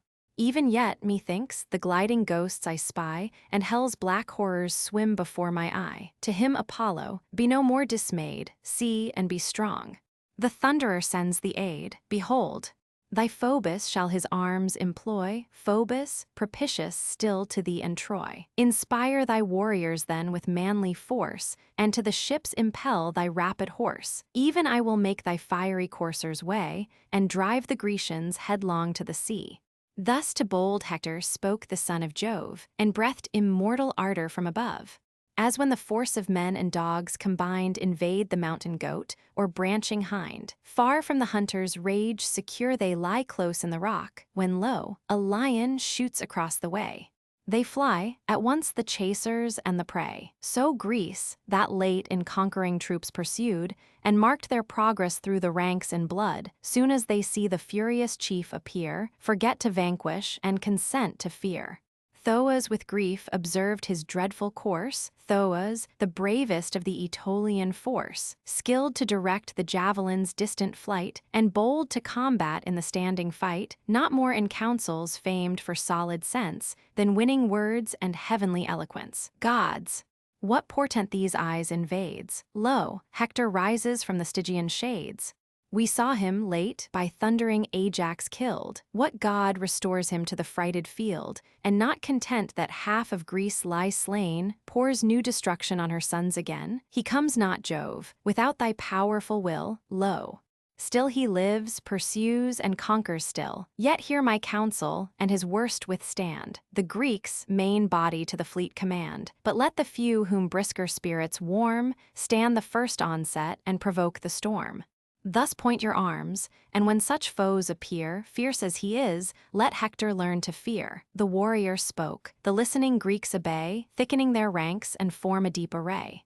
Each Ajax Teucer, Merion gave command, the valiant leader of the Cretan band. And Mars-like Megs, these the chiefs excite, approach the foe and meet the coming fight. Behind, unnumbered multitudes attend, to flank the navy and the shores defend. Full on the front the pressing Trojans bear, and Hector first came towering to the war. Phoebus himself the rushing battle led. A veil of clouds involved his radiant head. High held before him, Jove's enormous shield portentous shone, and shaded all the field. Vulcan to Jove the immortal gift consigned. To scatter hosts and terrify mankind, the Greeks expect the shock. The clamors rise from different parts and mingle in the skies. Dire was the hiss of darts, by heroes flung, and arrows leaping from the bowstring sung. These drink the life of generous warriors slain. Those guiltless fall, and thirst for blood in vain. As long as Phoebus bore unmoved the shield, sat doubtful conquest hovering o'er the field. But when aloft he shakes it in the skies, shouts in their ears and lightens in their eyes, deep horror seizes every Grecian breast. Their force is humbled, and their fear confessed. So flies a herd of oxen, scattered wide. No swain to guard them, and no day to guide, when two fell lions from the mountain come, and spread the carnage through the shady gloom. Impending Phoebus pours around them fear, and Troy and Hector thunder in the rear. Heaps fall on heaps. The slaughter Hector leads, first great Arcesilas, then Stichius bleeds, one to the bold Boeotians ever dear, and one Menestheus, friend and famed compeer. Medon and Iasus, Aeneas sped. This sprang from Phelus, and the Athenians led. But hapless Medon from Aelius came. Him Ajax honored with a brother's name, though born of lawless love. From home expelled, a banished man, in Phylace he dwelled, pressed by the vengeance of an angry wife. Troy ends at last his labors and his life. Mecists next Polydamas o'erthrew, and thee, brave Clonius, great Agenor slew. By Paris, Deiachus inglorious dies, pierced through the shoulder as he basely flies. Polites' arm laid Echius on the plain, stretched on one heap, the victors spoil the slain. The Greeks dismayed, confused, disperse or fall, some seek the trench, some skulk behind the wall. While these fly trembling, others pant for breath, and o'er the slaughter stalks gigantic death. On rushed bold Hector, gloomy as the night, forbids to plunder, animates the fight, points to the fleet. For, by the gods, who flies, who dares but linger, by this hand he dies. No weeping sister his cold eye shall close, no friendly hand his funeral pyre compose. Who stops to plunder at this signal hour, the birds shall tear him and the dogs devour. Furious, he said, the smarting scourge resounds, the coursers fly, the smoking chariot bounds, the hosts rush on, loud clamors shake the shore, the horses thunder, earth and ocean roar. Apollo, planted at the trenches bound, pushed at the bank. Down sank the enormous mound. Rolled in the ditch the heapy ruin lay, a sudden road, a long and ample way. O'er the dread fosse now steeds, and men, and cars tumultuous pass. The wondering crowds the downward level trod. Before them flamed the shield, and marched the god. Then with his hand he shook the mighty wall, and lo, the turrets nod, the bulwarks fall. Easy as when ashore an infant stands, and draws imagined houses in the sands. The sportive wanton, pleased with some new play, sweeps the slight works and fashioned domes away. Thus vanished at thy touch the towers and walls, the toil of thousands in a moment falls. The Grecians gaze around with wild despair, confused and weary all the powers with prayer. Exhort their men with praises, threats, commands, and urge the gods with voices, eyes, and hands. Experienced Nestor chief obtests the skies, and weeps his country with a father's eyes. O Jove! If ever, on his native shore, one Greek enriched thy shrine with offered gore; if e'er, in hope our country to behold, we paid the fattest firstlings of the fold; if e'er thou sign'st our wishes with thy nod, perform the promise of a gracious God. This day preserve our navies from the flame, and save the relics of the Grecian name. Thus prayed the sage, the Eternal gave consent, and peals of thunder shook the firmament. Presumptuous Troy mistook the accepting sign, and catched new fury at the voice divine. As, when black tempests mix the seas and skies, the roaring deeps in watery mountains rise, above the sides of some tall ship ascend, its womb they deluge, and its ribs they rend. Thus loudly roaring and o'erpouring all, mount the thick Trojans up the Grecian wall. Legions on legions from each side arise. Thick sound the keels, the storm of arrows flies. Fierce on the ships above, the cars below, these wield the mace, and those the javelin throw. While thus the thunder of the battle raged, and laboring armies round the works engaged, still in the tent Patroclus sat to tend the good Eurypylus, his wounded friend. He sprinkles healing balms, to anguish kind, and adds discourse, the medicine of the mind. But when he saw, ascending up the fleet victorious Troy, then, starting from his seat, with bitter groans his sorrows he expressed, he wrings his hands, he beats his manly breast. Though yet thy state require redress, depart I must. What horrors strike my eyes? Charged with Achilles, high command I go, a mournful witness of this scene of woe. I haste to urge him by his country's care to rise in arms, and shine again in war. Perhaps some favoring god his soul may bend, the voice is powerful of a faithful friend. He spoke, and speaking, swifter than the wind sprung from the tent, and left the war behind. The embodied Greeks the fierce attack sustain, but strive, though numerous, to repulse in vain. Nor could the Trojans, through that firm array, force to the fleet and tents the impervious way. As when a shipwright, with Palladian art, smooths the rough wood and levels every part, with equal hand he guides his whole design by the just rule and the directing line. The martial leaders, with like skill and care, preserved their line, and equal kept the war. Brave deeds of arms through all the ranks were tried, and every ship sustained an equal tide. At one proud bark, high towering o'er the fleet, Ajax the great and godlike Hector meet. For one bright prize the matchless chiefs contend, nor this the ships can fire, nor that defend. One kept the shore, and one the vessel trod, that fixed as fate, this acted by a god. The son of Clytius in his daring hand, the deck approaching, shakes a flaming brand, but pierced by Telamon's huge lance, expires. Thundering he falls, and drops the extinguished fires. Great Hector viewed him with a sad survey, as stretched in dust before the stern he lay. Oh, all of Trojan, all of Lycian race, stand to your arms, maintain this arduous space. Lo, where the son of royal Clytius lies, ah, save his arms, secure his obsequies. This said, his eager javelin sought the foe, but Ajax shunned the meditated blow. Not vainly yet the forceful lance was thrown. It stretched in dust unhappy Lycophron, an exile long, sustained at Ajax' board, a faithful servant to a foreign lord. In peace and war, forever at his side, near his loved master, as he lived, he died. From the high poop he tumbles on the sand, and lies a lifeless load along the land. With anguish Ajax views the piercing sight, and thus inflames his brother to the fight. Teucer, behold, extended on the shore our friend, our loved companion. Now no more, dear as a parent, with a parent's care to fight our wars he left his native air. This death deplored, to Hector's rage we owe, revenge, revenge it on the cruel foe. Where are those darts on which the fates attend? And where the bow which Phoebus taught to bend? Impatient Teucer, hastening to his aid, before the chief his ample bow displayed, the well-stored quiver on his shoulders hung. Then hissed his arrow, and the bowstring sung. Clytus, Pisner's son, renowned in fame, drove through the thickest of the embattled plains the startling steeds, and shook his eager reins. As all on glory ran his ardent mind, the pointed death arrests him from behind. Through his fair neck the thrilling arrow flies, in youth's first bloom reluctantly he dies. Hurled from the lofty seat, at distance far, the headlong coursers spurn his empty car, till sad Polydamas the steeds restrained, and gave Astinus to thy careful hand. Then, fired to vengeance, rushed amidst the foe, rage edged his sword, and strengthened every blow. Once more bold Teucer in his country's cause, at Hector's breast a chosen arrow draws. And had the weapon found the destined way, thy fall, great Trojan, had renowned that day. But Hector was not doomed to perish then. The all-wise disposer of the fates of men his present death withstands, nor was such glory due to Teucer's hands.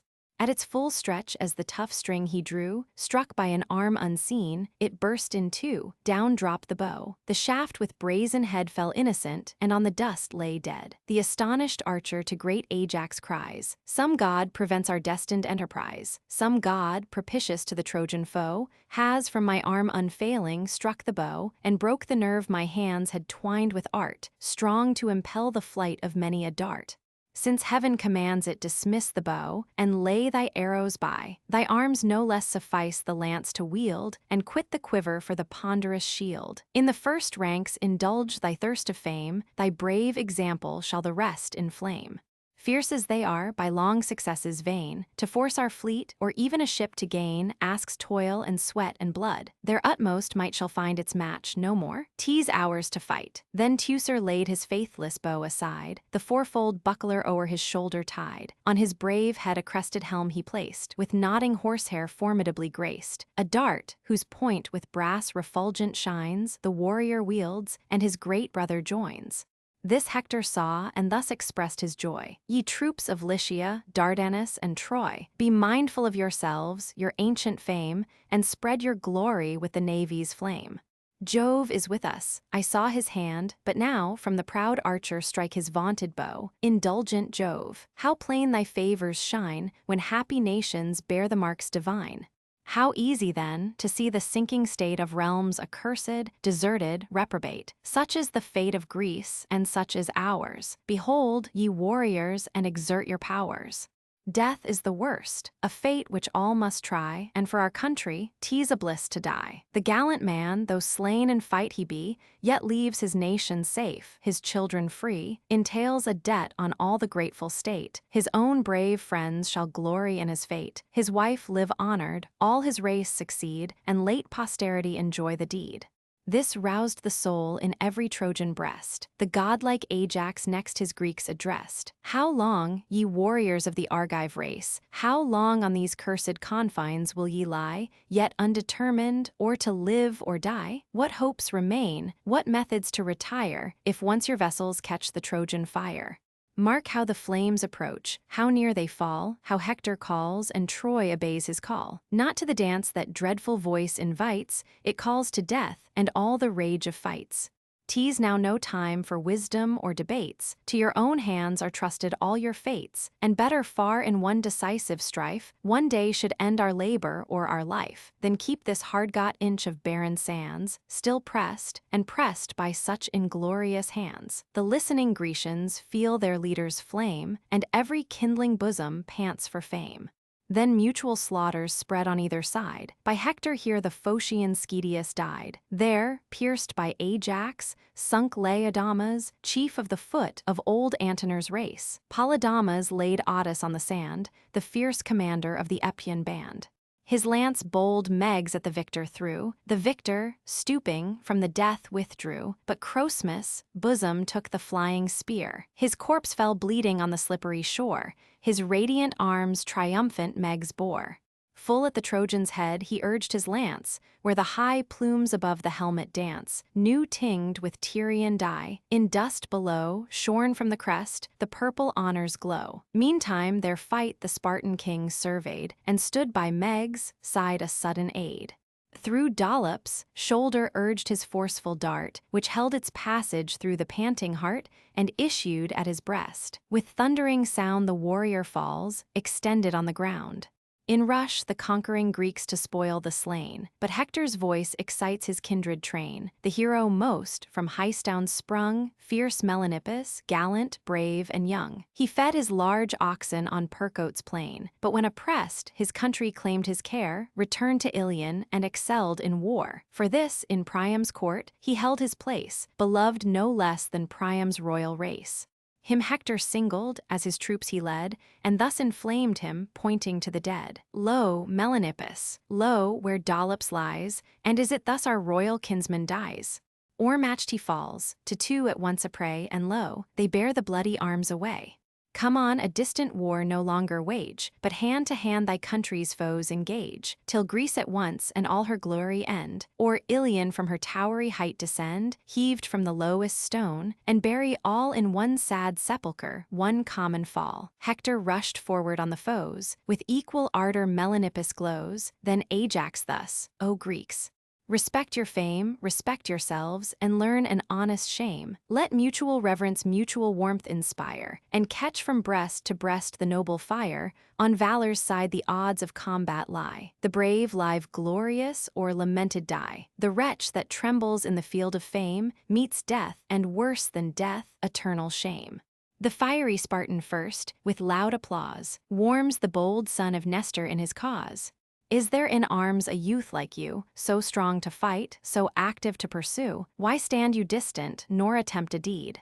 Lift the bold lance, and make some Trojan bleed, he said, and backward to the lines retired. Forth rushed the youth with martial fury fired, beyond the foremost ranks, his lance he threw, and round the black battalions cast his view. The troops of Troy recede with sudden fear, while the swift javelin hissed along in air. Advancing Melanippus met the dart with his bold breast, and felt it in his heart. Thundering he falls, his falling arms resound, and his broad buckler rings against the ground. The victor leaps upon his prostrate prize. Thus on a roe the well-breathed beagle flies, and rends his side, fresh bleeding with the dart the distant hunter sent into his heart. Observing Hector to the rescue flew, bold as he was, Antilochus withdrew. So when a savage, ranging o'er the plain, has torn the shepherd's dog, or shepherd's swain, while conscious of the deed, he glares around, and hears the gathering multitude resound. Timely he flies the yet untasted food, and gains the friendly shelter of the wood. So fears the youth. All Troy with shouts pursue, while stones and darts in mingled tempest flew. But entered in the Grecian ranks, he turns his manly breast, and with new fury burns. On Ida's top he waits with longing eyes, to view the navy blazing to the skies. Then, nor till then, the scale of war shall turn, the Trojans fly, and conquered Ilion burn. These fates revolved in his almighty mind, he raises Hector to the work designed, bids him with more than mortal fury glow, and drives him, like a lightning, on the foe. So Mars, when human crimes for vengeance call, shakes his huge javelin, and whole armies fall. Not with more rage a conflagration rolls, wraps the vast mountains, and involves the poles. He foams with wrath. Beneath his gloomy brow like fiery meteors his red eyeballs glow. The radiant helmet on his temple burns, waves when he nods, and lightens as he turns. For Jove his splendor round the chief had thrown, and cast the blaze of both the hosts on one. Unhappy glories, for his fate was near, due to stern Pallas and Pelides' spear. Yet Jove deferred the death he was to pay, and gave what fate allowed, the honors of a day. Now all on fire for fame, his breast, his eyes burn at each foe and single every prize. Still at the closest ranks, the thickest fight, he points his ardor and exerts his might. The Grecian phalanx, moveless as a tower, on all sides battered, yet resist his power. So some tall rock o'erhangs the hoary main, by winds assailed, by billows beat in vain. Unmoved it hears, above, the tempest blow, and sees the watery mountains break below. Girt in surrounding flames, he seems to fall like fire from Jove, and bursts upon them all. Bursts as a wave that from the cloud impends, and, swelled with tempests, on the ship descends. White are the decks with foam. The winds aloud howl o'er the masts, and sing through every shroud. Pale, trembling, tired, the sailors freeze with fears, and instant death on every wave appears. So pale the Greeks the eyes of Hector meet, the chief so thunders, and so shakes the fleet. As when a lion, rushing from his den, amidst the plain of some wide-watered fen, where numerous oxen, as at ease they feed, at large expatiate o'er the ranker mead, leaps on the herds before the herdsman's eyes. The trembling herdsman far to distance flies. Some lordly bull he singles out, arrests, and lays him dead.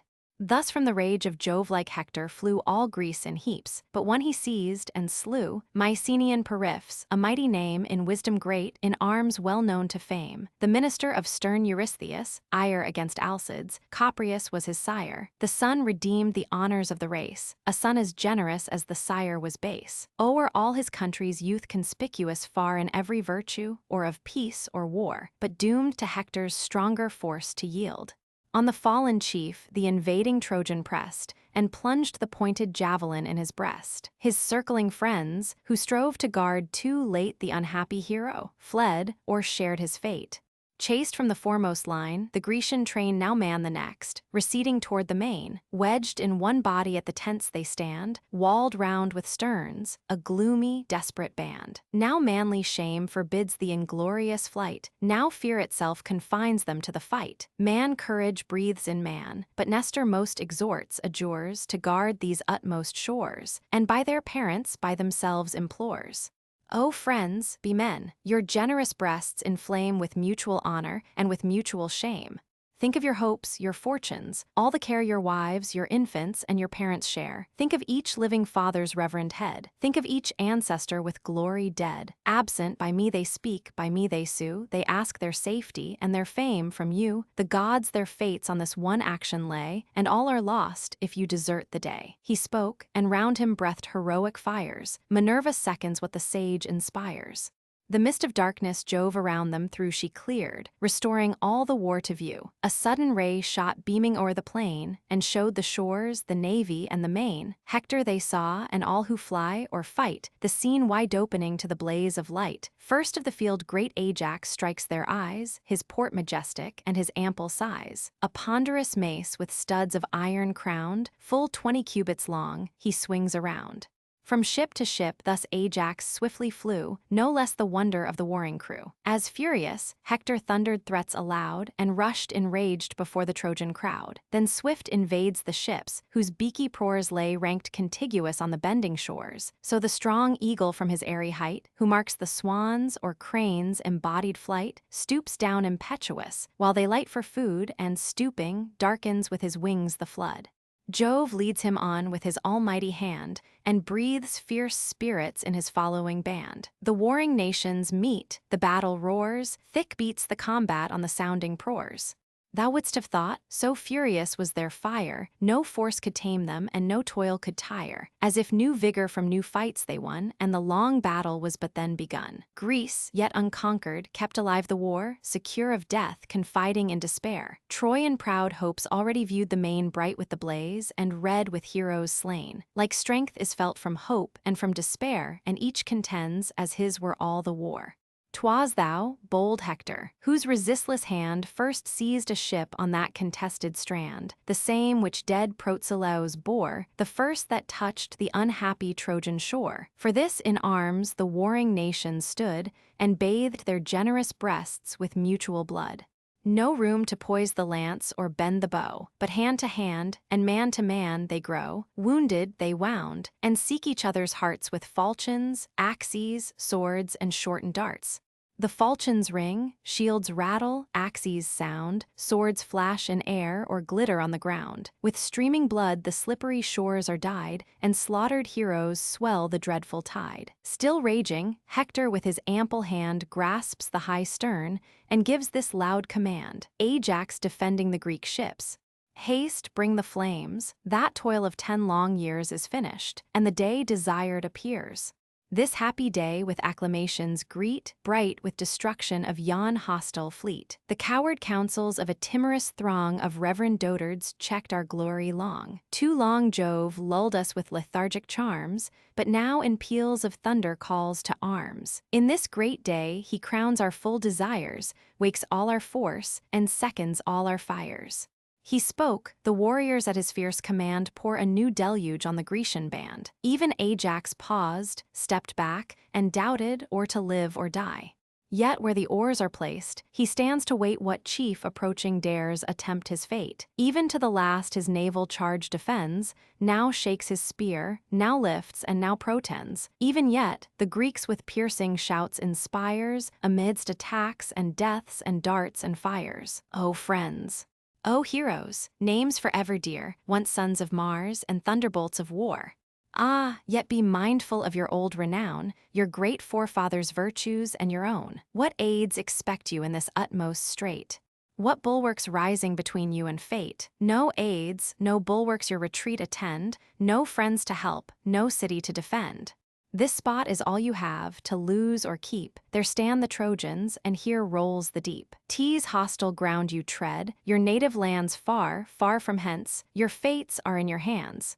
Raging he spoke, nor further wastes his breath, but turns his javelin to the work of death. Whate'er bold Trojan armed his daring hands against the sable ships, with flaming brands, so well the chief his naval weapon sped, the luckless warrior at his stern lay dead. Full 12, the boldest in a moment fell, sent by great Ajax to the shades of hell. Castor and Pollux, Book 16, the 6th battle, the axe and death of Patroclus.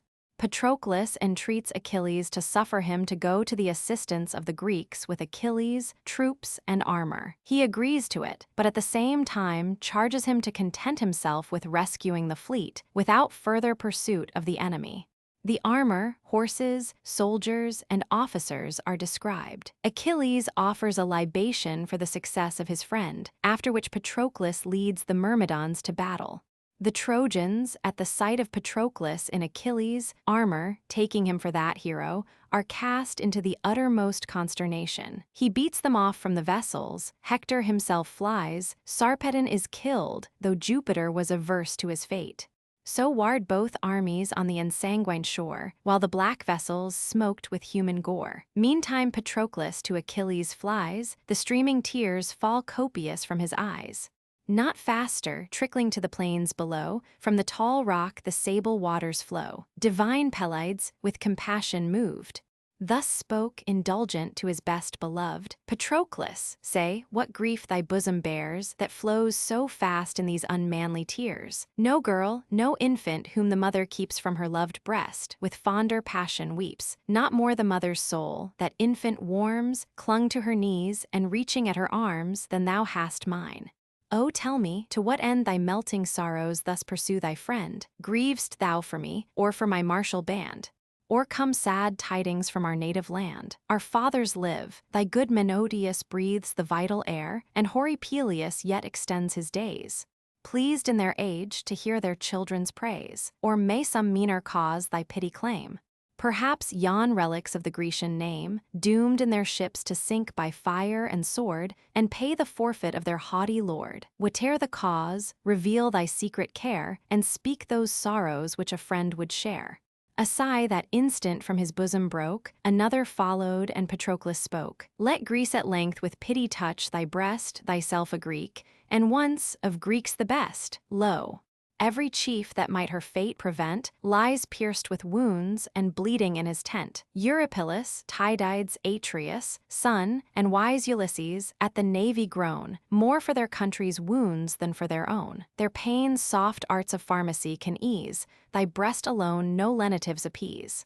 May never rage like than my soul enslave, O great in vain, unprofitably brave. Thy country slighted in her last distress, what friend, what man from thee shall hope redress? No, men unborn, and ages yet behind, shall curse that fierce, that unforgiving mind. O man unpitying, if of man thy race, but sure thou spring'st not from a soft embrace, nor ever amorous hero caused thy birth, nor ever tender goddess brought thee forth. Some rugged rock's hard entrails gave thee form, and raging seas produced thee in a storm. A soul well suiting that tempestuous kind, so rough thy manners, so untamed thy mind. If some dire oracle thy breast alarm, if aught from Jove, or Thetis, stop thy arm, some beam of comfort yet on Greece may shine, if I but lead the Myrmidonian line. Clad in thy dreadful arms if I appear, proud Troy shall tremble and desert the war. Without thy person Greece shall win the day, and thy mere image chase her foes away. Pressed by fresh forces, her o'erlabored train shall quit the ships, and Greece respire again. Thus, blind to fate, with supplicating breath, thou begg'st his arms, and in his arms thy death.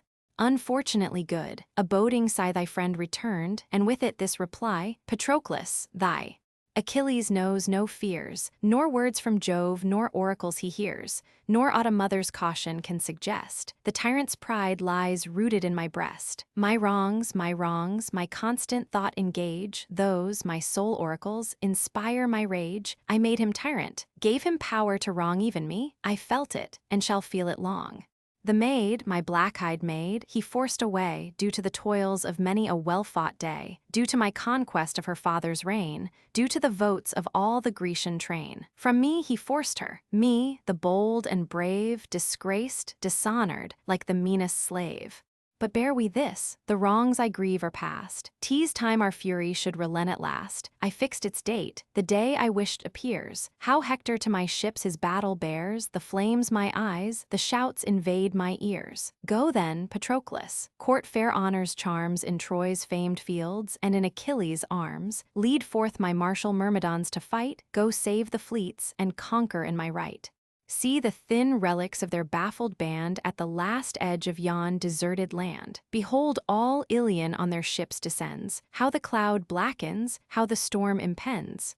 It was not thus, when, at my sight amazed, Troy saw and trembled as this helmet blazed. Had not the injurious king our friendship lost, yon ample trench had buried half her host. No camps, no bulwarks now the Trojans fear, those are not dreadful, no Achilles there. No longer flames the lance of Tydeus' son, no more your general calls his heroes on. Hector, alone, I hear, his dreadful breath commands your slaughter, or proclaims your death.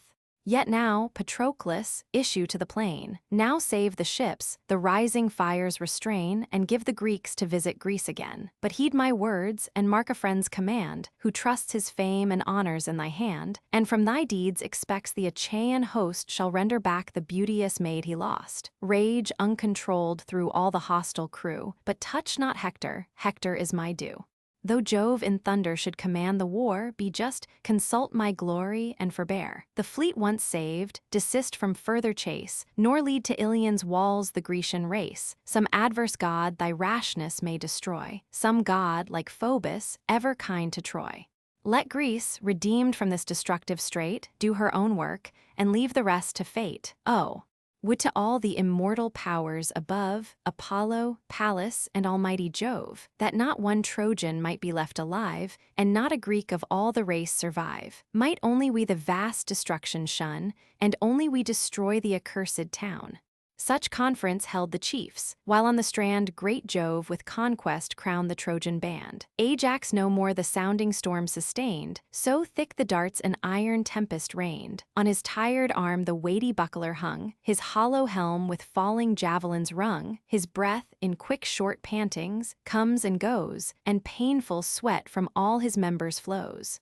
Spent and o'erpoured, he barely breathes at most, yet scarce an army stirs him from his post. Dangers on dangers all around him glow, and toil to toil, and woe succeeds to woe. Say, muses, throned above the starry frame, how first the navy blazed with Trojan flame. Stern Hector waved his sword, and standing near, where furious Ajax plied his ashen spear, Full on the lance a stroke so justly sped, that the broad falchion lopped its brazen head. His pointless spear the warrior shakes in vain, the brazen head falls sounding on the plain. Great Ajax saw, and owned the hand divine, confessing Jove, and trembling at the sign, warned he retreats.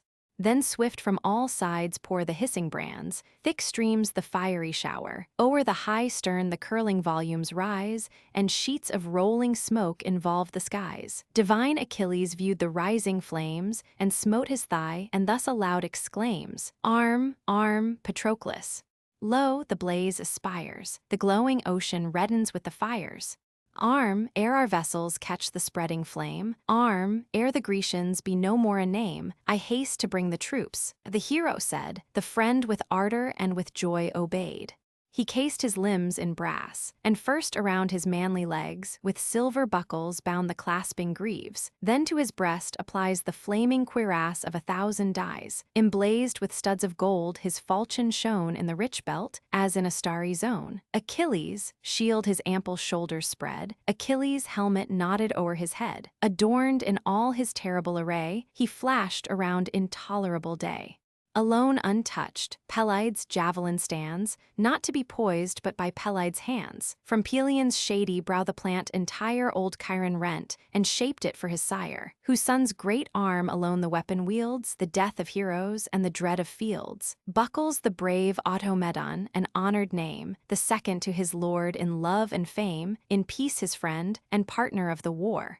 The winged coursers harnessed to the car, Xanthus and Balius, of immortal breed, sprung from the wind, and like the wind in speed. Whom the winged harpy, swift Podarge, bore by Zephyr pregnant on the breezy shore. Swift Pedasus was added to their side, who, like in strength, in swiftness, and in grace, a mortal courser matched the immortal race.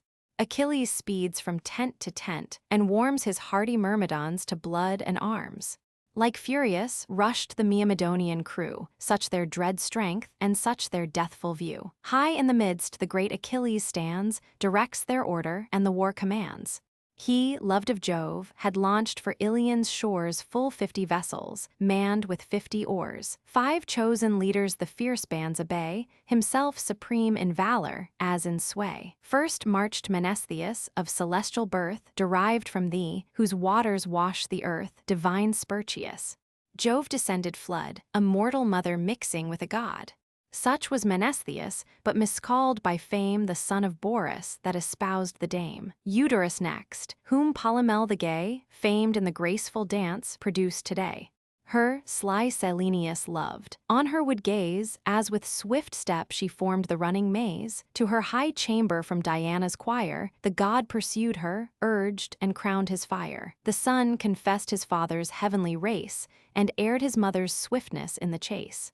Strong Echecleus, blessed in all those charms that pleased a god, succeeded to her arms, not conscious of those loves, long hid from fame, with gifts of price he sought and won the dame, her secret offspring to her sire she bare, her sire caressed him with a parent's care. Pisander followed, matchless in his art to wing the spear, or aim the distant dart, no hand so sure of all the Amathian line, or if a surer, great Patroclus, thine. The fourth by Phoenix, grave command was graced, Laerces' valiant offspring led the last. Soon as Achilles with superior care had called the chiefs, and ordered all the war, this stern remembrance to his troops he gave. Ye far-famed Myrmidons, ye fierce and brave. Think with what threats you dared the Trojan throng, think what reproach these ears endured so long. Stern son of Peleus, thus he used to say, while restless, raging, in your ships you lay, O nursed with gall, unknowing how to yield, whose rage defrauds us of so famed a field. If that dire fury must forever burn, what make we here? Return, ye chiefs, return. Such were your words, now warriors. Grieve no more, lo there the Trojans, bathe your swords in gore. This day shall give you all your soul demands, glut all your hearts, and weary all your hands. Diana. Thus while he roused the fire in every breast, close and more close the listening cohorts pressed, ranks wedged in ranks. Of arms a steely ring still grows, and spreads, and thickens round the king. Far o'er the rest in glittering pomp appear, their bold Automedon Patroclus here, brothers in arms with equal fury fired, 2 friends, 2 bodies with one soul inspired. This tinged with sulfur, sacred first to flame, he purged, and washed it in the running stream. Then cleansed his hands, and fixing for a space his eyes on heaven, his feet upon the place of sacrifice, the purple draught he poured forth in the midst, and thus the god implored, O thou supreme, high-throned all height above! O great Pelasgic Dodonian Jove, who midst surrounding frosts and vapors chill, persidst on bleak Dodona's vocal hill, whose groves the Selli, race austere, surround, their feet unwashed, their slumbers on the ground, who hear from rustling oaks thy dark decrees, and catch the fates low-whispered in the breeze. Here, as of old, thou gav'st at Thetis prayer, glory to me, and to the Greeks despair. Lo, to the dangers of the fighting field the best, the dearest of my friends, I yield, though still determined, to my ships confined. Patroclus gone, I stay but half behind. Oh, be his guard thy providential care, confirm his heart, and string his arm to war. Pressed by his single force, let Hector see his fame in arms not owing all to me. But when the fleets are saved from foes and fire, let him with conquest and renown retire, preserve his arms, preserve his social train, and safe return him to these eyes again. Great Jove consents to half the chief's request, but heaven's eternal doom denies the rest. To free the fleet was granted to his prayer, his safe return, the winds dispersed in air. Back to his tent the stern Achilles flies, and waits the combat with impatient eyes. Meanwhile the troops beneath Patroclus' care invade the Trojans and commence the war. As wasps, provoked by children in their play, pour from their mansions by the broad highway, in swarms the guiltless traveler engage, whet all their stings and call forth all their rage. All rise in arms, and with a general cry, assert their waxen domes and buzzing progeny. Thus from the tents the fervent legion swarms, so loud their clamors and so keen their arms. Their rising rage Patroclus' breath inspires, who thus inflames them with heroic fires. O warriors, partners of Achilles' praise! Be mindful of your deeds in ancient days. Your godlike master let your acts proclaim, and add new glories to his mighty name. Think your Achilles sees you fight. Be brave, and humble the proud monarch whom you save.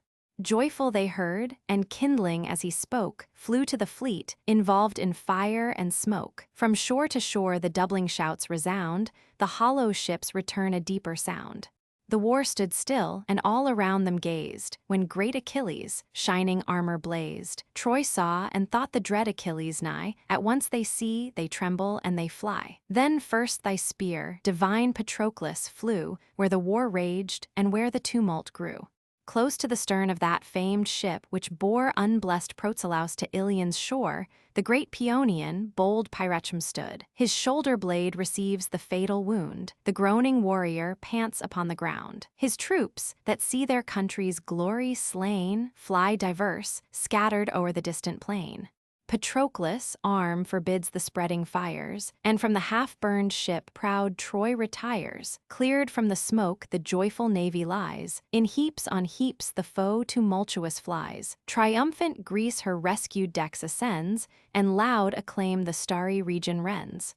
But Troy repulsed, and scattered o'er the plains, forced from the navy, yet the fight maintains. Now every Greek some hostile hero slew, but still the foremost, bold Patroclus flew. As Areilycus had turned him round, sharp in his thigh he felt the piercing wound. The brazen-pointed spear, with vigor thrown, the thigh transfixed, and broke the brittle bone. Headlong he fell. Next, Thoas was thy chance. Thy breast, unarmed, received the Spartan lance. Phylides' dart his blow prevented, and transpierced his thigh, tore all the brawn, and rent the nerves away. In darkness and in death the warrior lay. In equal arms 2 sons of Nestor stand, and 2 bold brothers of the Lycian band. By great Antilochus, Atymnius dies, pierced in the flank, lamented youth.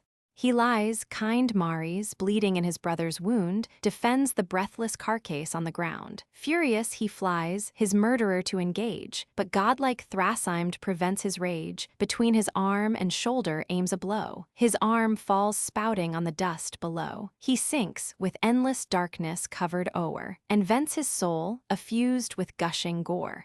Stopped in the tumult Cleobulus lies, beneath Aelius' arm, a living prize not long the Trojan stood. The thirsty falchion drank his reeking blood. Plunged in his throat the smoking weapon lies, black death and fate unpitying seal his eyes. Amid the ranks, with mutual thirst of fame, Lycon the brave and fierce Peneleus came. In vain their javelins at each other flew, now, met in arms, their eager swords they drew. On the plumed crest of his Boeotian foe, the daring Lycon aimed a noble blow. The sword broke short, but his Peneleus sped full on the juncture of the neck and head. The head, divided by a stroke so just, hung by the skin, the body sunk to dust. O'ertaken Nemas by Myrrhian bleeds, pierced through the shoulder as he mounts his steeds. Back from the car he tumbles to the ground. His swimming eyes eternal shades surround. Next Eurymas was doomed his fate to feel, his opened mouth received the Cretan steel. Beneath the brain the point a passage tore, crashed the thin bones, and drowned the teeth in gore. His mouth, his eyes, his nostrils pour a flood, he sobs his soul out in the gush of blood. As when the flocks neglected by the swain, or kids or lambs, lie scattered o'er the plain, a troop of wolves the unguarded charge survey, and rend the trembling, unresisting prey. Thus on the foe the Greeks impetuous came, Troy fled, unmindful of her former fame. But still at Hector godlike Ajax aimed, still, pointed at his breast, his javelin flamed.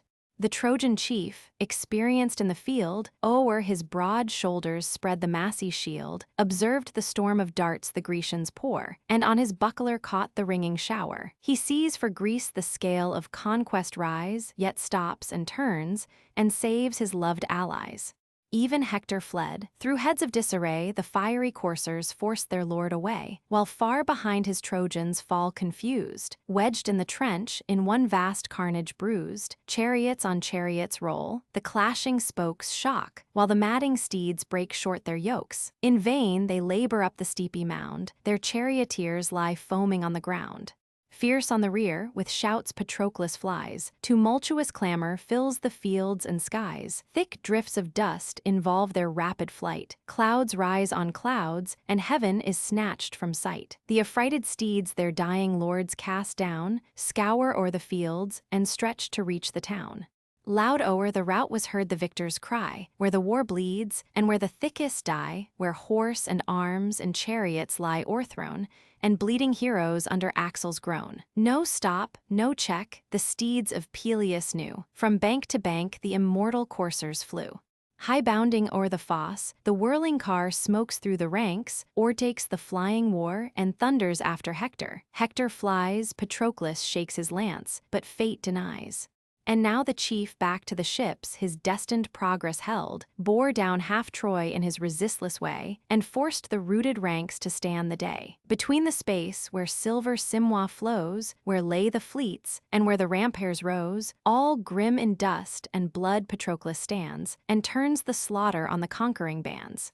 First Praunus died beneath his fiery dart, which pierced below the shield his valiant heart. Thistor was next, who saw the chief appear, and fell the victim of his coward fear. Shrunk up he sat, with wild and haggard eye, nor stood to combat, nor had force to fly. Patroclus marked him as he shunned the war, and with unmanly tremblings shook the car, and dropped the flowing reins. Him twixt the jaws the javelin sticks, and from the chariot draws. As on a rock that overhangs the main, an angler, studious of the line and cane, some mighty fish draws panting to the shore. Not with less ease the barbed javelin bore the gaping dastard. As the spear was shook, he fell, and life his heartless breast forsook. Next on Euryalus he flies. A stone, large as a rock, was by his fury thrown. Full on his crown the ponderous fragment flew, and burst the helm, and cleft the head in two. Prone to the ground the breathless warrior fell, and death involved him with the shades of hell. Then low in dust Epaltes, Echius, lie, Iphias, Evippus, Polymelus die, Amphotrus and Eurymas succeed, and last Telepolemus and Pyres bleed. Where'er he moves, the growing slaughters spread in heaps on heaps a monument of dead. When now Sarpedon his brave friends beheld groveling in dust, and gasping on the field, with this reproach his flying host he warms. O stain to honor, O disgrace to arms! Forsake, inglorious, the contended plain. This hand unaided shall the war sustain. The task be mine this hero's strength to try, who mows whole troops and makes an army fly. He spake, and, speaking, leaps from off the car, Patroclus lights, and sternly waits the war. As when two vultures on the mountain's height stoop with resounding pinions to the fight, they cuff, they tear, they raise a screaming cry. The desert echoes, and the rocks reply. The warriors thus opposed in arms, engage with equal clamors and with equal rage.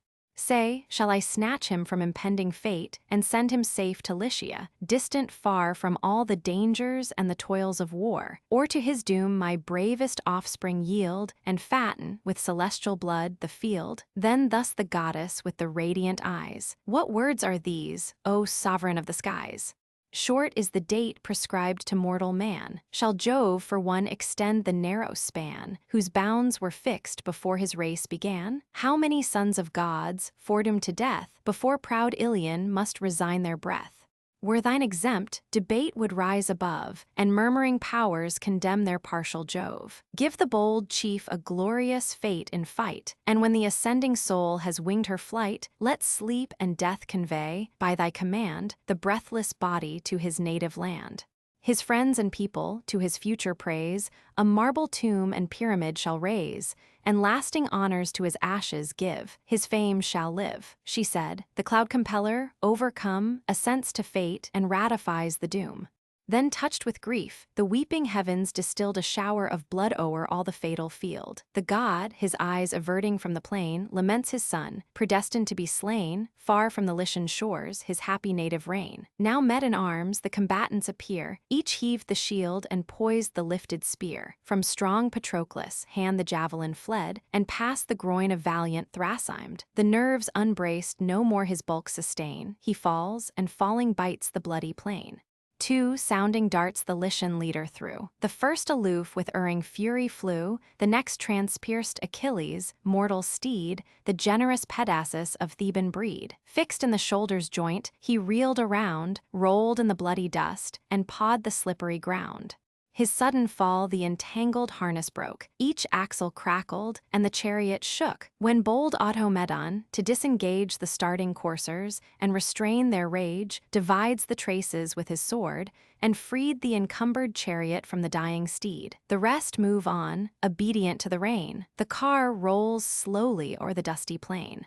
Not so Patroclus, never-erring dart. Aimed at his breast, it pierced a mortal part, where the strong fibers bind the solid heart. Then, as the mountain oak, or poplar tall, or pine nods to the axe, till with a groaning sound it sinks and spreads its honors on the ground, thus fell the king, and laid on earth supine, before his chariot stretched his form divine. He grasped the dust disdained with streaming gore, and pale in death lay groaning on the shore. So lies a bull beneath the lion's paws, while the grim savage grinds with foamy jaws the trembling limbs, and sucks the smoking blood. Deep groans and hollow roars rebellow through the wood. Then to the leader of the Lycian band, the dying chief addressed his last command. Glaucus, be bold. Thy task be first to dare the glorious dangers of destructive war, to lead my troops, to combat at their head, incite the living, and supply the dead. Tell them, I charged them with my latest breath not unrevenged to bear Sarpedon's death. What grief, what shame, must Glaucus undergo, if these spoiled arms adorn a Grecian foe? Then as a friend and as a warrior fight, defend my body, conquer in my right, that, taught by great examples, all may try like thee to vanquish, or like me to die. He ceased, the fates suppressed his laboring breath, and his eyes darkened with the shades of death. The insulting victor with disdain bestrode the prostrate prince, and on his bosom trod, then drew the weapon from his panting heart, the reeking fibers clinging to the dart. From the wide wound gushed out a stream of blood, and the soul issued in the purple flood. His flying steeds the Myrmidons detain, unguided now, their mighty master slain. All impotent of aid, with grief unhappy Glaucus heard the dying chief, his painful arm, yet useless with the smart inflicted late by Teucer's deadly dart, supported on his better hand he stayed. To Phoebus then he prayed, all-seeing monarch, whether Lycia's coast, or sacred Ilion, thy bright presence boast, powerful alike to ease the wretch's smart. Oh, hear me.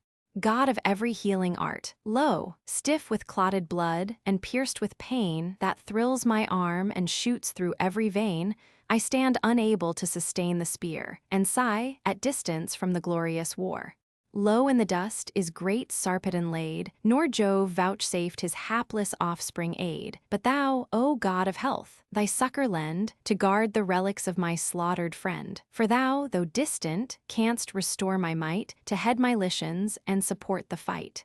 Apollo heard, and, suppliant as he stood, his heavenly hand restrained the flux of blood. He drew the dollars from the wounded part, and breathed a spirit in his rising heart. Renewed by art divine, the hero stands and owns the assistance of immortal hands. First to the fight his native troops he warms, then loudly calls on Troy's vindictive arms. With ample strides he stalks from place to place. Now fires Agenor, now Polydamas, Aeneas next, and Hector he accosts, inflaming thus the rage of all their hosts. What thoughts, regardless chief, thy breast employ? O too forgetful of the friends of Troy, those generous friends, who, from their country far, breathed their brave souls out in another's war.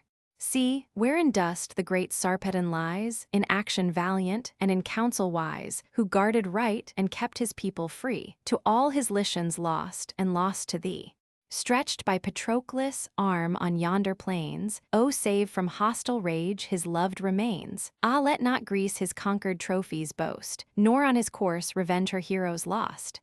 He spoke, each leader in his grief partook. Troy at the loss through all her legions shook. Transfixed with deep regret, they view o'erthrown at once his country's pillar and their own, a chief who led to Troy's beleaguered wall. A host of heroes, and outshine them all. Fired, they rush on, first Hector seeks the foes, and with superior vengeance greatly glows.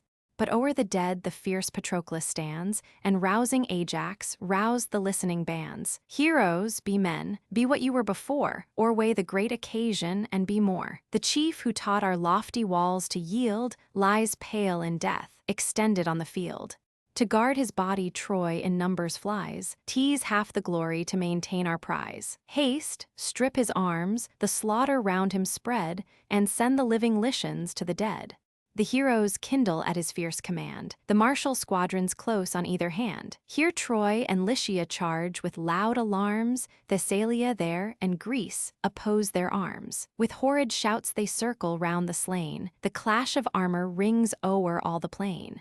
Great Jove, to swell the horrors of the fight, o'er the fierce armies pours pernicious night, and round his son confounds the warring hosts, his fate ennobling with a crowd of ghosts. Now Greece gives way, and great Epygeus falls, Agaclius' son, from Butium's lofty walls, who chased for murder thence a suppliant came to Peleus, and the silver-footed dame, now sent to Troy, Achilles' arms to aid, he pays due vengeance to his kinsman's shade.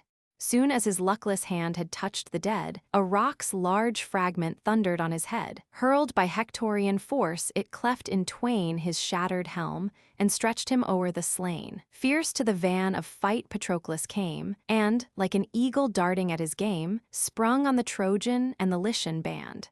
What grief thy heart, what fury urged thy hand, O generous Greek, when with full vigor thrown, at Esthenelaus flew the weighty stone, which sunk him to the dead, when Troy, too near that arm, drew back, and Hector learned to fear.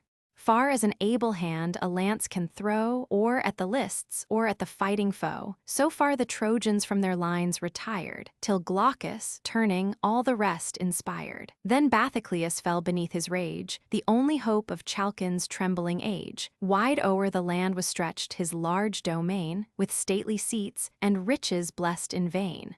Him, bold with youth, and eager to pursue the flying Lycians, Glaucus met and slew. Pierced through the bosom with a sudden wound he fell, and falling made the fields resound. The Achaeans sorrow for their heroes slain. With conquering shouts the Trojans shake the plain, and crowd to spoil the dead. The Greeks oppose, an iron circle round the carcase grows. Then brave Laogonus resigned his breath, dispatched by Merion to the shades of death. On Ida's holy hill he made abode, the priest of Jove, and honored like his god. Between the jaw and ear the javelin went, the soul, exhaling, issued at the vent. His spear Aeneas at the victor threw, who stooping forward from the death withdrew. The lance hissed harmless o'er his covering shield, and trembling struck, and rooted in the field. There yet scarce spent, it quivers on the plain, sent by the great Aeneas' arm in vain. Swift as thou art, and skilled in dancing to dispute the prize, my spear, the destined passage had it found, had fixed thy active vigor to the ground. O valiant leader of the Dardan host! Strong as you are, 'tis mortal force you trust, an arm as strong may stretch thee in the dust. And if to this my lance thy fate be given, vain are thy vaunts, success is still from heaven. This instant sends thee down to Pluto's coast. Mine is the glory, his thy parting ghost. O friend with words to combat, ill befits the brave. Not empty boasts the sons of Troy repel, your swords must plunge them to the shades of hell.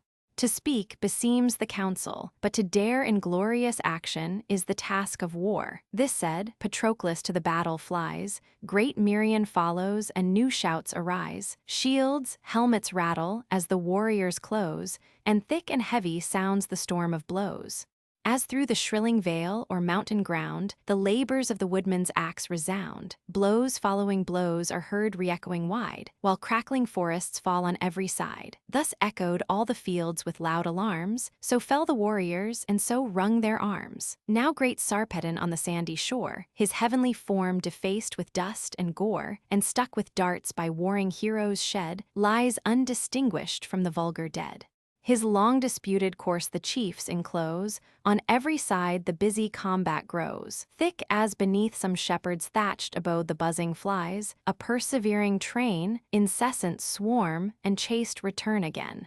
Jove viewed the combat with a stern survey, and eyes that flashed intolerable day. Fixed on the field his sight, his breast debates the vengeance due, and meditates the fates, whether to urge their prompt effect, and call the force of Hector to Patroclus, fall, this instant see his short-lived trophies won, and stretch him breathless on his slaughtered son. Or yet, with many a soul's untimely flight, augment the fame and horror of the fight. To crown Achilles, valiant friend, with praise at length he dooms, and, that his last of days shall set in glory, bids him drive the foe, nor unattended see the shades below. Then Hector's mind he fills with dire dismay. He mounts his car, and calls his hosts away. Sunk with Troy's heavy fates, he sees decline the scales of Jove, and pants with awe divine.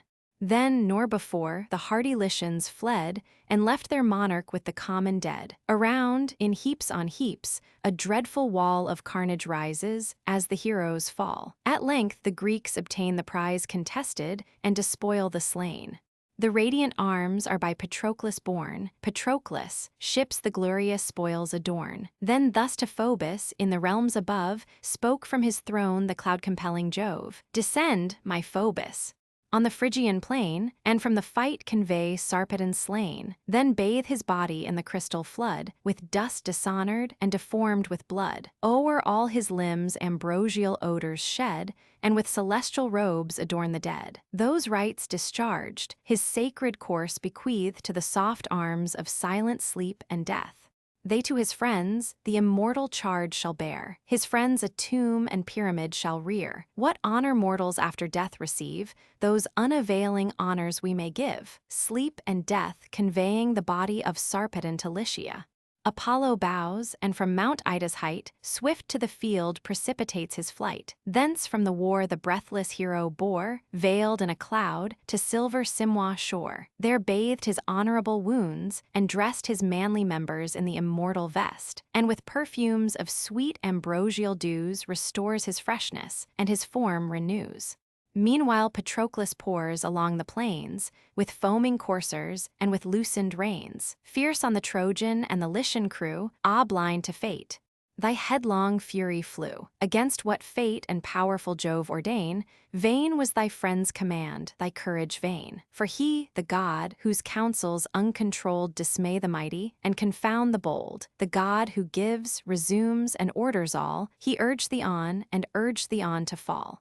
Who first, brave hero, by that arm was slain, who last beneath thy vengeance pressed the plain, when heaven itself thy fatal fury led, and called to fill the number of the dead. Adrestus first, Autonus then succeeds, Echeclus follows, next young Megas bleeds, Epistor, Melanippus bite the ground, the slaughter Elasus and Mulius crowned, then sunk Pylarts to eternal night, the rest, dispersing, trust their fates to flight. Now Troy had stooped beneath his matchless power, but flaming Phoebus kept the sacred tower. Thrice at the battlements Patroclus strook, his blazing aegis thrice Apollo shook. He tried the fourth, when, bursting from the cloud, a more than mortal voice was heard aloud. Patroclus, cease, this heaven-defended wall defies thy lance, not fated yet to fall. Thy friend, thy greater far, it shall withstand, Troy shall not stoop even to Achilles' hand. So spoke the god who darts celestial fires, the Greek obeys him, and with awe retires. While Hector, checking at the Scaean gates his panting coursers, in his breast debates, or in the field his forces to employ, or draw the troops within the walls of Troy. Thus while he thought, beside him Phoebus stood, in Asius shape, who reigned by Sangar's flood. Thy brother Hecuba, from Dymas sprung, a valiant warrior, haughty, bold, and young. Thus he accosts him, what a shameful sight! God, is it Hector that forbears the fight? Were thine my vigor this successful spear, should soon convince thee of so false a fear. Turn thee, turn thee to the field of fame, and in Patroclus' blood efface thy shame. Perhaps Apollo shall thy arms succeed, and heaven ordains him by thy lance to bleed. So spoke the inspiring god, then took his flight, and plunged amidst the tumult of the fight. He bids Cebrion drive the rapid car, the lash resounds, the coursers rush to war. The god the Grecians, sinking souls depressed, and poured swift spirits through each Trojan breast. Patroclus lights, impatient for the fight, a spear his left, a stone employs his right. With all his nerves he drives it at the foe. Pointed above and rough and gross below, the falling ruin crushed Cebrion's head, the lawless offspring of King Priam's bed. His front, brows, eyes, one undistinguished wound. The bursting balls drop sightless to the ground. The charioteer, while yet he held the rein, struck from the car, falls headlong on the plain. To the dark shades the soul unwilling glides, while the proud victor thus his fall derides. Good heaven!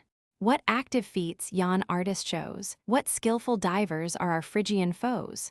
Mark with what ease they sink into the sand, pity that all their practice is by land. Then rushing sudden on his prostrate prize, to spoil the carcass fierce Patroclus flies. Swift as a lion, terrible and bold, that sweeps the field, depopulates the fold, pierced through the dauntless heart, then tumbles slain, and from his fatal courage finds his bane. At once bold Hector leaping from his car, defends the body, and provokes the war. Thus for some slaughtered hind, with equal rage, two lordly rulers of the wood engage. Stung with fierce hunger, each the prey invades, and echoing roars rebellow through the shades. Stern Hector fastens on the warrior's head, and by the foot Patroclus drags the dead. While all around, confusion, rage, and fright mix the contending hosts in mortal fight. So pent by hills, the wild winds roar aloud in the deep bosom of some gloomy wood. Leaves, arms, and trees, aloft in air are blown, the broad oaks crackle, and the sylvans groan. This way and that, the rattling thicket bends, and the whole forest in one crash descends. Not with less noise, with less tumultuous rage, in dreadful shock the mingled hosts engage. Darts showered on darts now round the carcase ring, now flights of arrows bounding from the string. Stones follow stones, some clatter on the fields, some hard and heavy shake the sounding shields. But where the rising whirlwind clouds the plains, sunk in soft dust the mighty chief remains, and, stretched in death, forgets the guiding reins.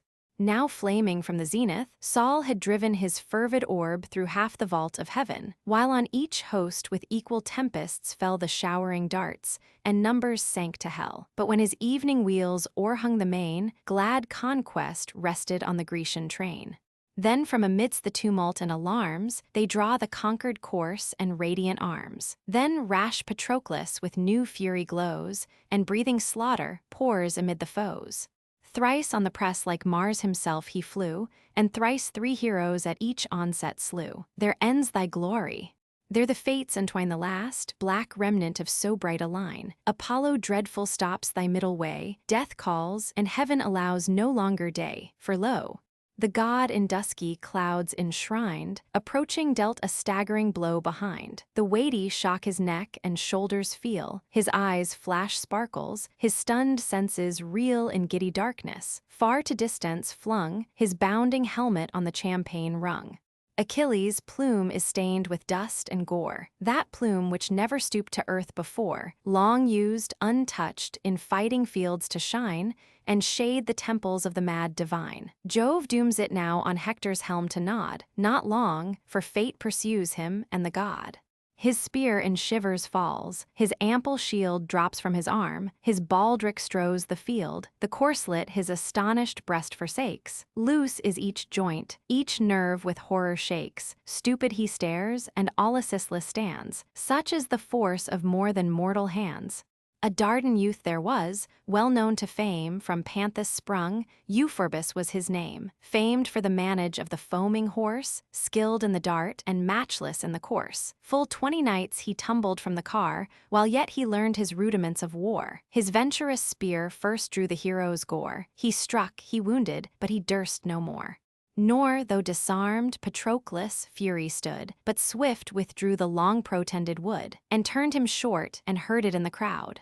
Thus, by an arm divine and mortal spear, wounded at once, Patroclus yields to fear, retires for succor to his social train, and flies the fate which heaven decreed in vain. Stern Hector, as the bleeding chief he views, breaks through the ranks, and his retreat pursues. The lance arrests him with a mortal wound. He falls, earth thunders, and his arms resound.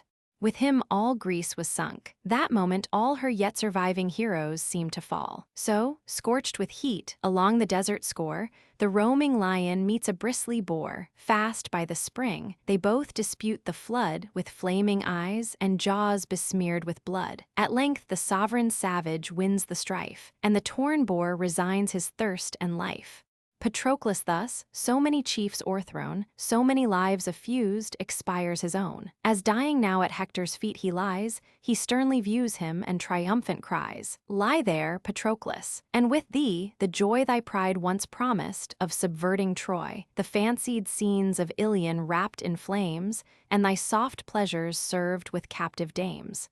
Unthinking man, I fought those towers to free, and guard that beauteous race from lords like thee. But thou a prey to vultures shalt be made. Thy own Achilles cannot lend thee aid, though much at parting that great chief might say, and much enjoin thee this important day.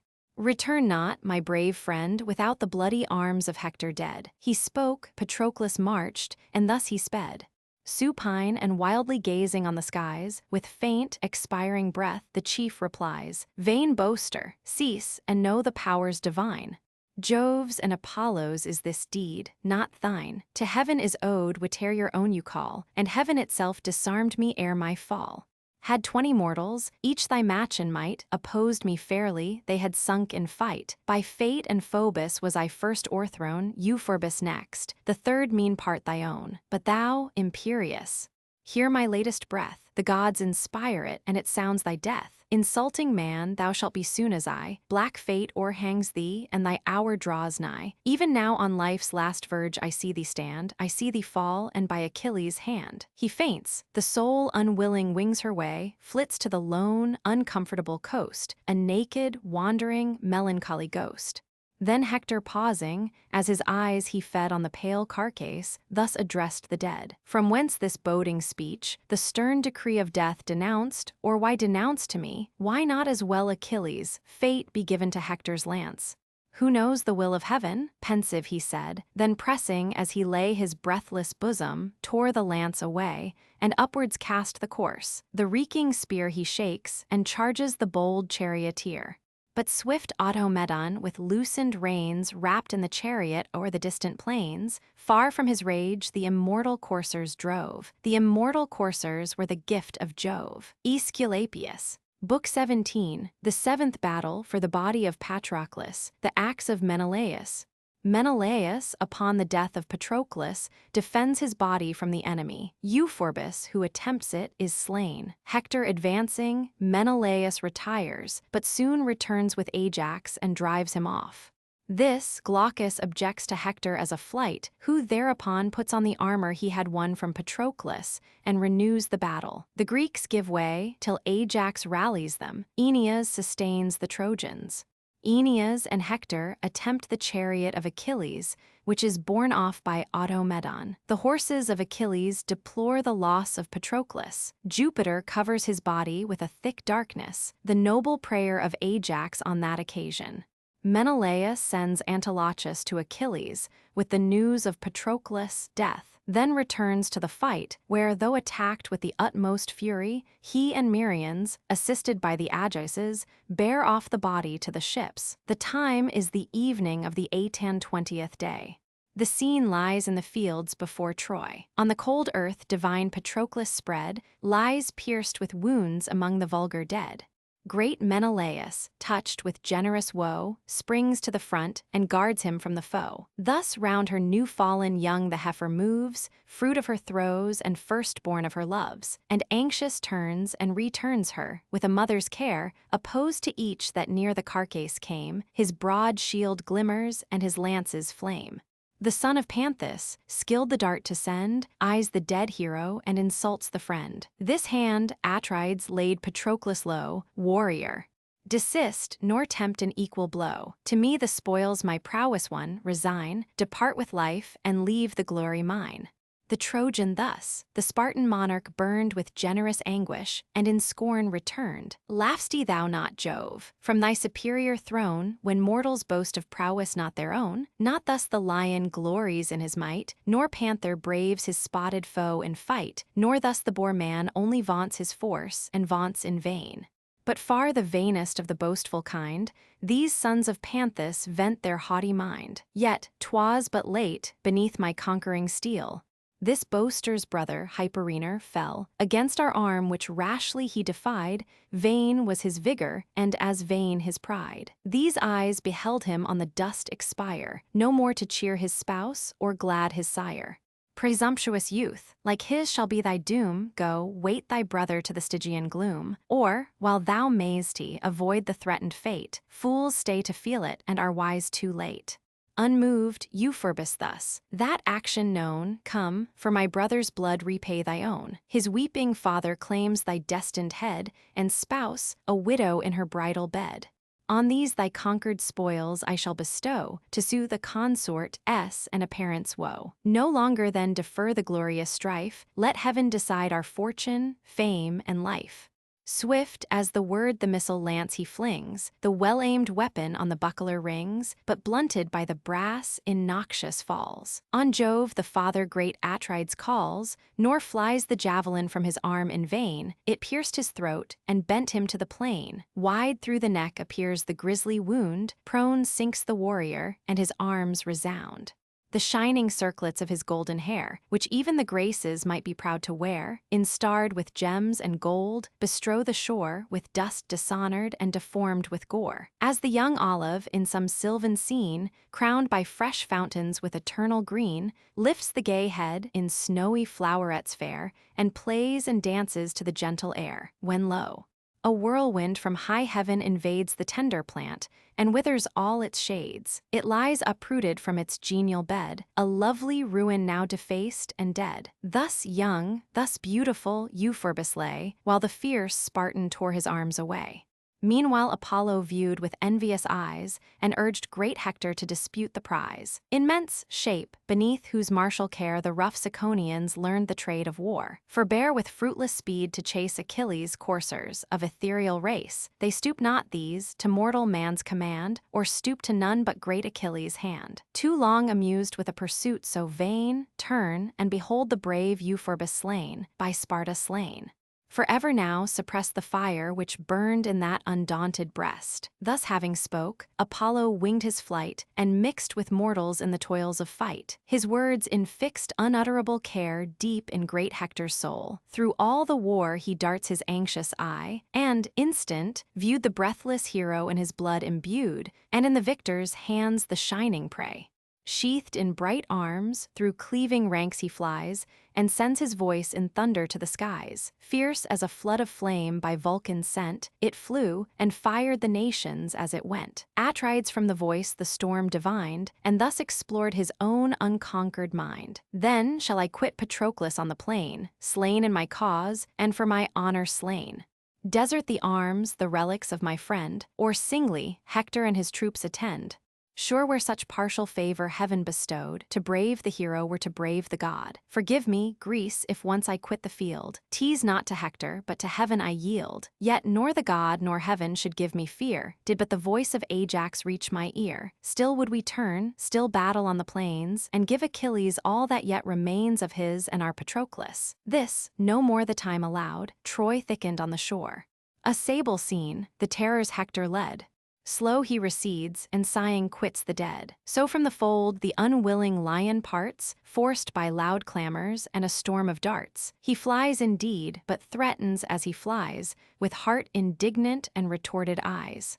Now entered in the Spartan ranks, he turned his manly breast, and with new fury burned. O'er all the black battalions sent his view, and through the cloud the godlike Ajax knew, where laboring on the left the warrior stood, all grim in arms and covered o'er with blood, their breathing courage, where the god of day had sunk each heart with terror and dismay. To him the king, "O Ajax, O my friend, haste and Patroclus, loved remains defend. The body to Achilles to restore demands our care. Alas, we can no more, for naked now, despoiled of arms, he lies, and Hector glories in the dazzling prize."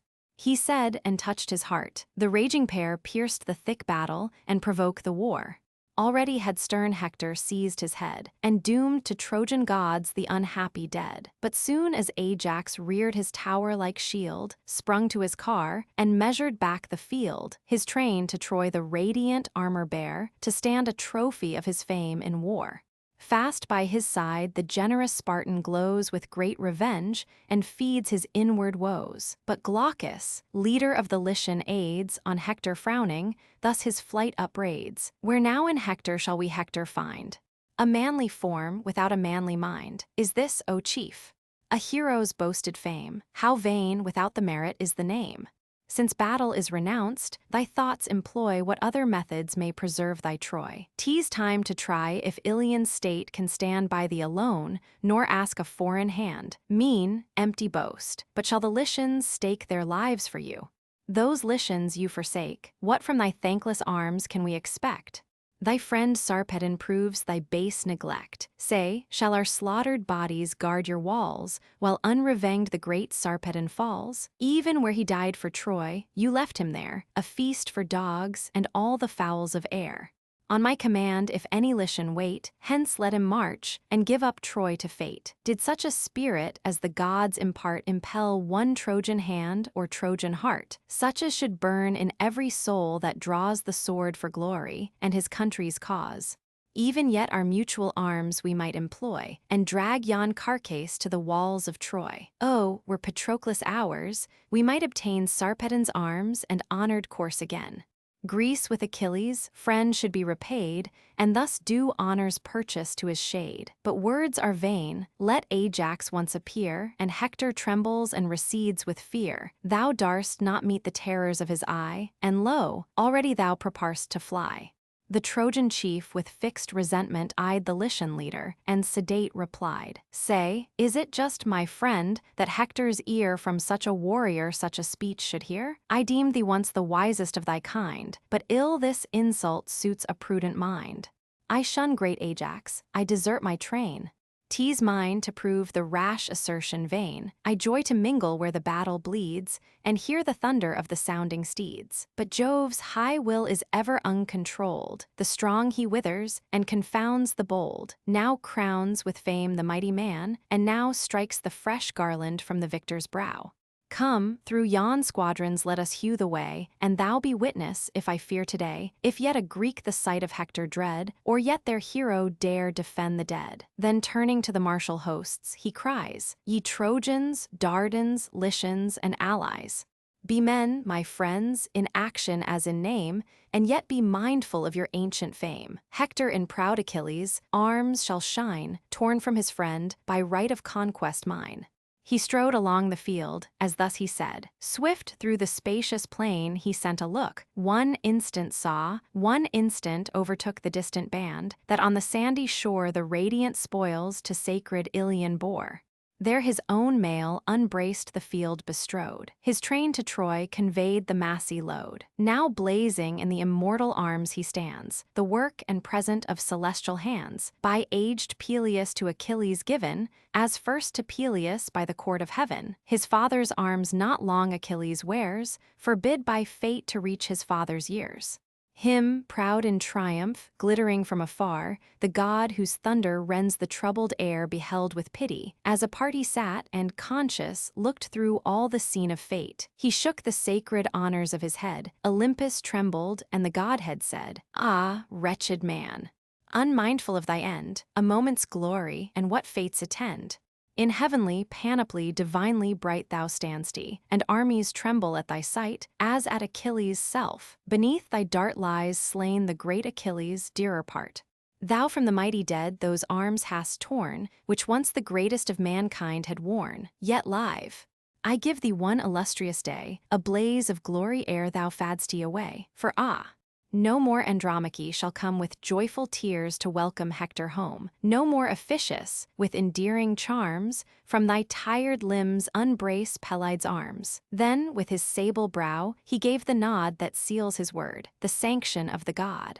The stubborn arms conformed spontaneous, and around him closed, filled with the god, enlarged his members grew, through all his veins a sudden vigor flew, the blood in brisker tides began to roll, and Mars himself came rushing on his soul. Exhorting loud through all the field he strode, and looked and moved Achilles or a god. Now Mesthles, Glaucus, Medon he inspires, now Phorcys, Chromius, and Hippothous fires. The great Thersilochus like fury found, Asteropaeus kindled at the sound, and Anamus in augury renowned. Hear, all ye hosts, and hear, unnumbered bands of neighboring nations, or of distant lands. 'Twas not for state we summoned you so far, to boast our numbers, and the pomp of war. Ye came to fight, a valiant foe to chase, to save our present and our future race. For this, our wealth, our products, you enjoy, and glean the relics of exhausted Troy. Now then, to conquer or to die prepare, to die or conquer are the terms of war.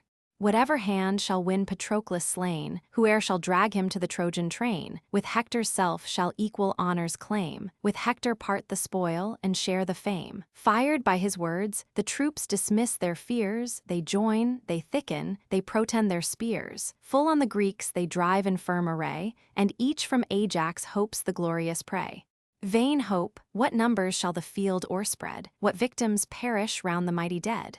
Great Ajax marked the growing storm from far, and thus bespoke his brother of the war. Our fatal day, alas, is come, my friend, and all our wars and glories at an end. 'Tis not this course alone we guard in vain, condemned to vultures on the Trojan plain. We too must yield, the same sad fate must fall on thee, on me, perhaps, my friend, on all. See what a tempest direful Hector spreads, and lo! It bursts, it thunders on our heads. Call on our Greeks, if any hear the call, the bravest Greeks. This hour demands them all. The warrior raised his voice, and wide around the field re-echoed the distressful sound. O chiefs! O princes, to whose hand is given the rule of men, whose glory is from heaven, whom with due honors both Atrides grace.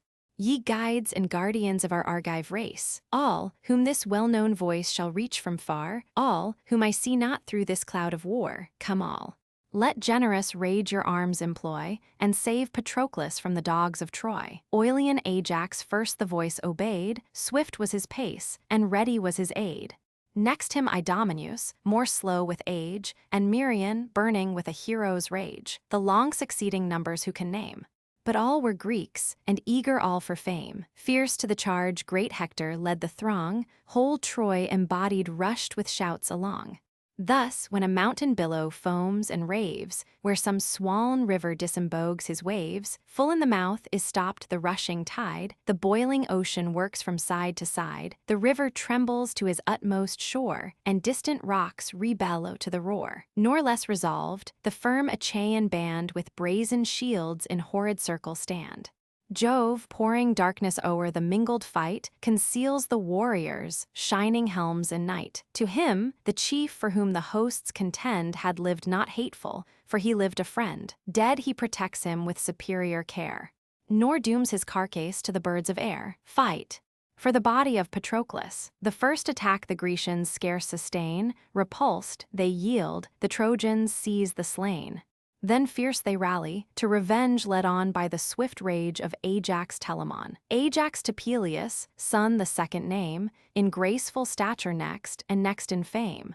With headlong force the foremost ranks he tore, so through the thicket bursts the mountain boar, and rudely scatters, for a distance round, the frighted hunter and the baying hound. Lamented youth, in life's first bloom he fell, sent by great Ajax to the shades of hell. Once more at Ajax Hector's javelin flies, the Grecian marking, as it cut the skies, shunned the descending death, which hissing on, stretched in the dust the great Iphitus, son, Schedius the brave, of all the Phocian kind the boldest warrior and the noblest mind. In little Panope, for strength renowned, he held his seat and ruled the realms around.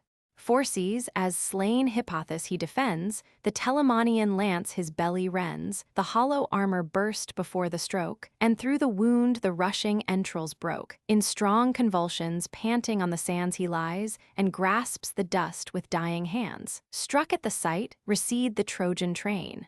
The shouting Argives stripped the heroes slain. And now had Troy, by Greece compelled to yield, fled to her ramparts and resigned the field. Greece, in her native fortitude elate, with Jove averse, had turned the scale of fate, but Phoebus urged Aeneas to the fight. He seemed like aged Periphas to sight, a herald in Anchises, love grown old, revered for prudence and with prudence bold. Thus he, what methods yet, O chief, remain to save your Troy, though heaven its fall ordain? There have been heroes who, by virtuous care, by valor, numbers, and by arts of war, have forced the powers to spare a sinking state, and gained at length the glorious odds of fate. But you, when fortune smiles, when Jove declares his partial favor and assists your wars, your shameful efforts gainst yourselves employ, and force the unwilling god to ruin Troy.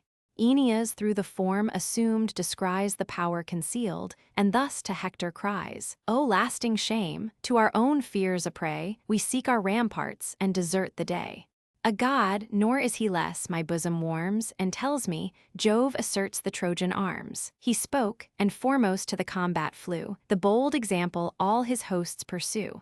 Then first, Leocritus beneath him bled, in vain beloved by valiant Lycomed, who viewed his fall, and grieving at the chance, swift to revenge it sent his angry lance. The whirling lance, with vigorous force addressed, descends, and pants in Apisaon's breast. From rich Paeonia's vales the warrior came, next thee, Asteropaeus, in place and fame. Asteropaeus with grief beheld the slain, and rushed to combat, but he rushed in vain. Indissolubly firm, around the dead, rank within rank on buckler spread, and hemmed with bristled spears, the Grecians stood, a brazen bulwark and an iron wood. Greece, in close order and collected might, yet suffers least and sways the wavering fight. Fierce as conflicting fires the combat burns, and now it rises, now it sinks by turns. In one thick darkness all the fight was lost. The sun, the moon, and all the ethereal host seemed as extinct, day ravished from their eyes, and all heaven's splendors blotted from the skies. Such o'er Patroclus' body hung the night, the rest in sunshine fought, and open light. Unclouded there the aerial azure spread, no vapor rested on the mountain's head, the golden sun poured forth a stronger ray, and all the broad expansion flamed with day. Dispersed around the plain, by fits they fight, and here and there their scattered arrows light. But death and darkness o'er the carcass spread, there burned the war, and there the mighty bled. Meanwhile, the sons of Nestor in the rear toss the distant spear and skirmish wide. So Nestor gave command, when from the ships he sent the Pylian band. The youthful brothers thus for fame contend, nor knew the fortune of Achilles' friend. In thought they viewed him still, with martial joy, glorious in arms, and dealing death to Troy.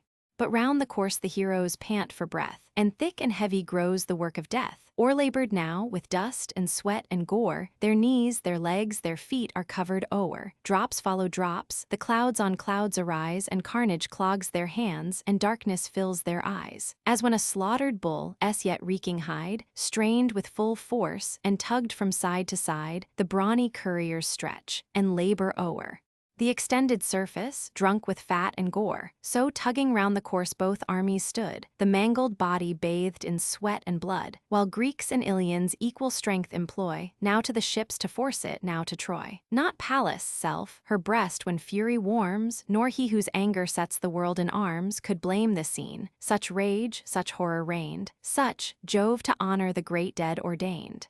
Achilles in his ships at distance lay, nor knew the fatal fortune of the day. He, yet unconscious of Patroclus' fall, in dust extended under Ilion's wall, expects him glorious from the conquered plain, and for his wished return prepares in vain, though well he knew, to make proud Ilion bend was more than heaven had destined to his friend. Perhaps to him, this Thetis had revealed, the rest, in pity to her son, concealed.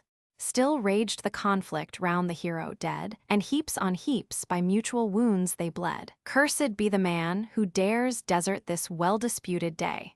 First may the cleaving earth before our eyes gape wide, and drink our blood for sacrifice. First perish all, ere haughty Troy shall boast we lost Patroclus, and our glory lost. Thus they, while with one voice the Trojans said, grant this day, Jove, or heap us on the dead.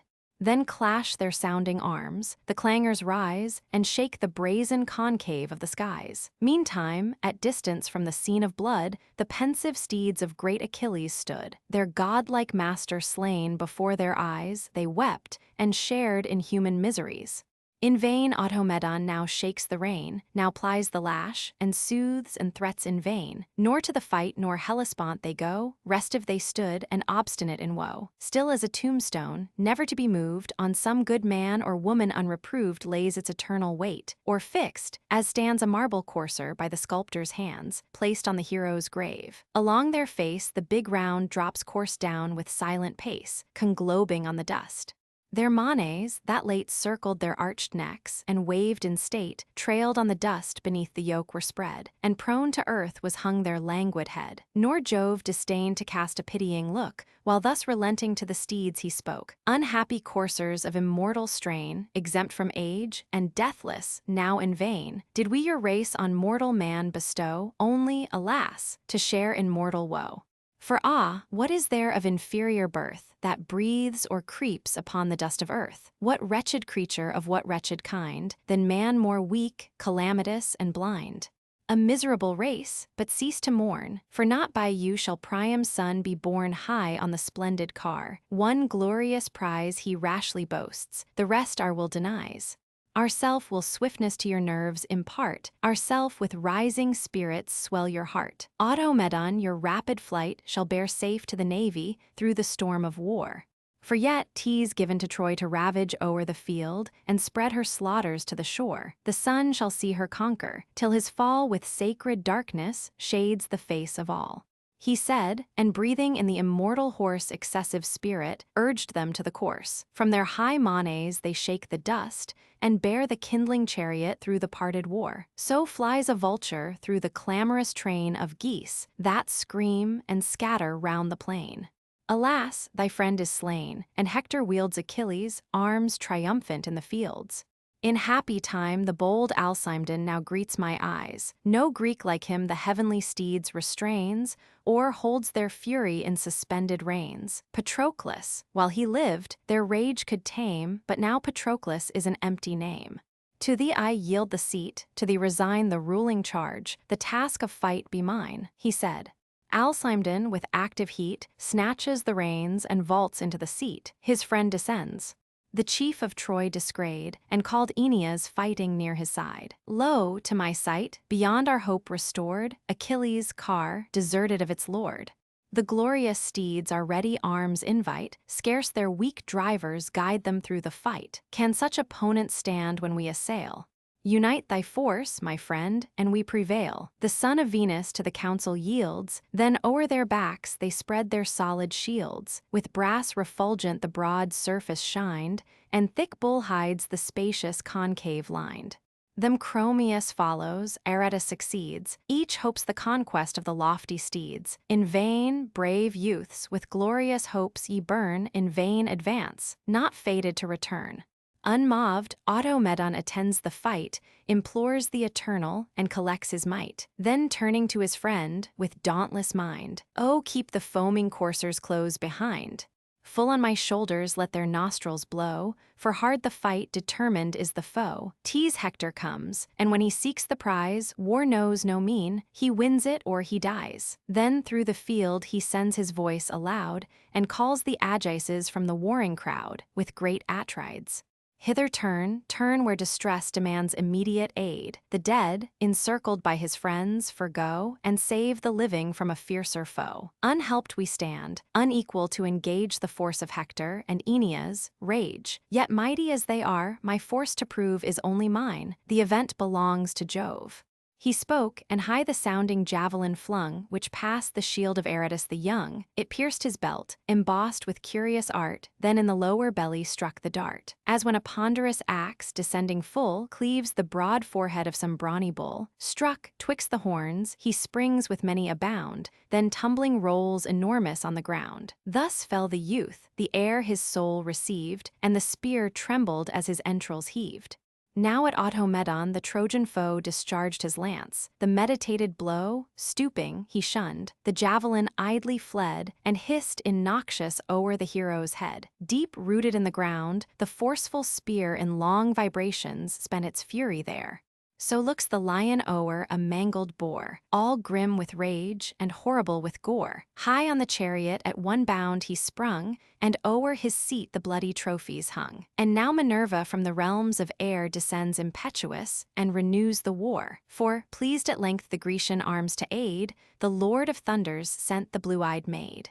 As when high Jove, denouncing future woe, o'er the dark clouds extends his purple bow, in sign of tempests from the troubled air, or from the rage of man, destructive war. The drooping cattle dread the impending skies, and from his half-tilled field the laborer flies. In such a form the goddess round her drew a livid cloud, and to the battle flew.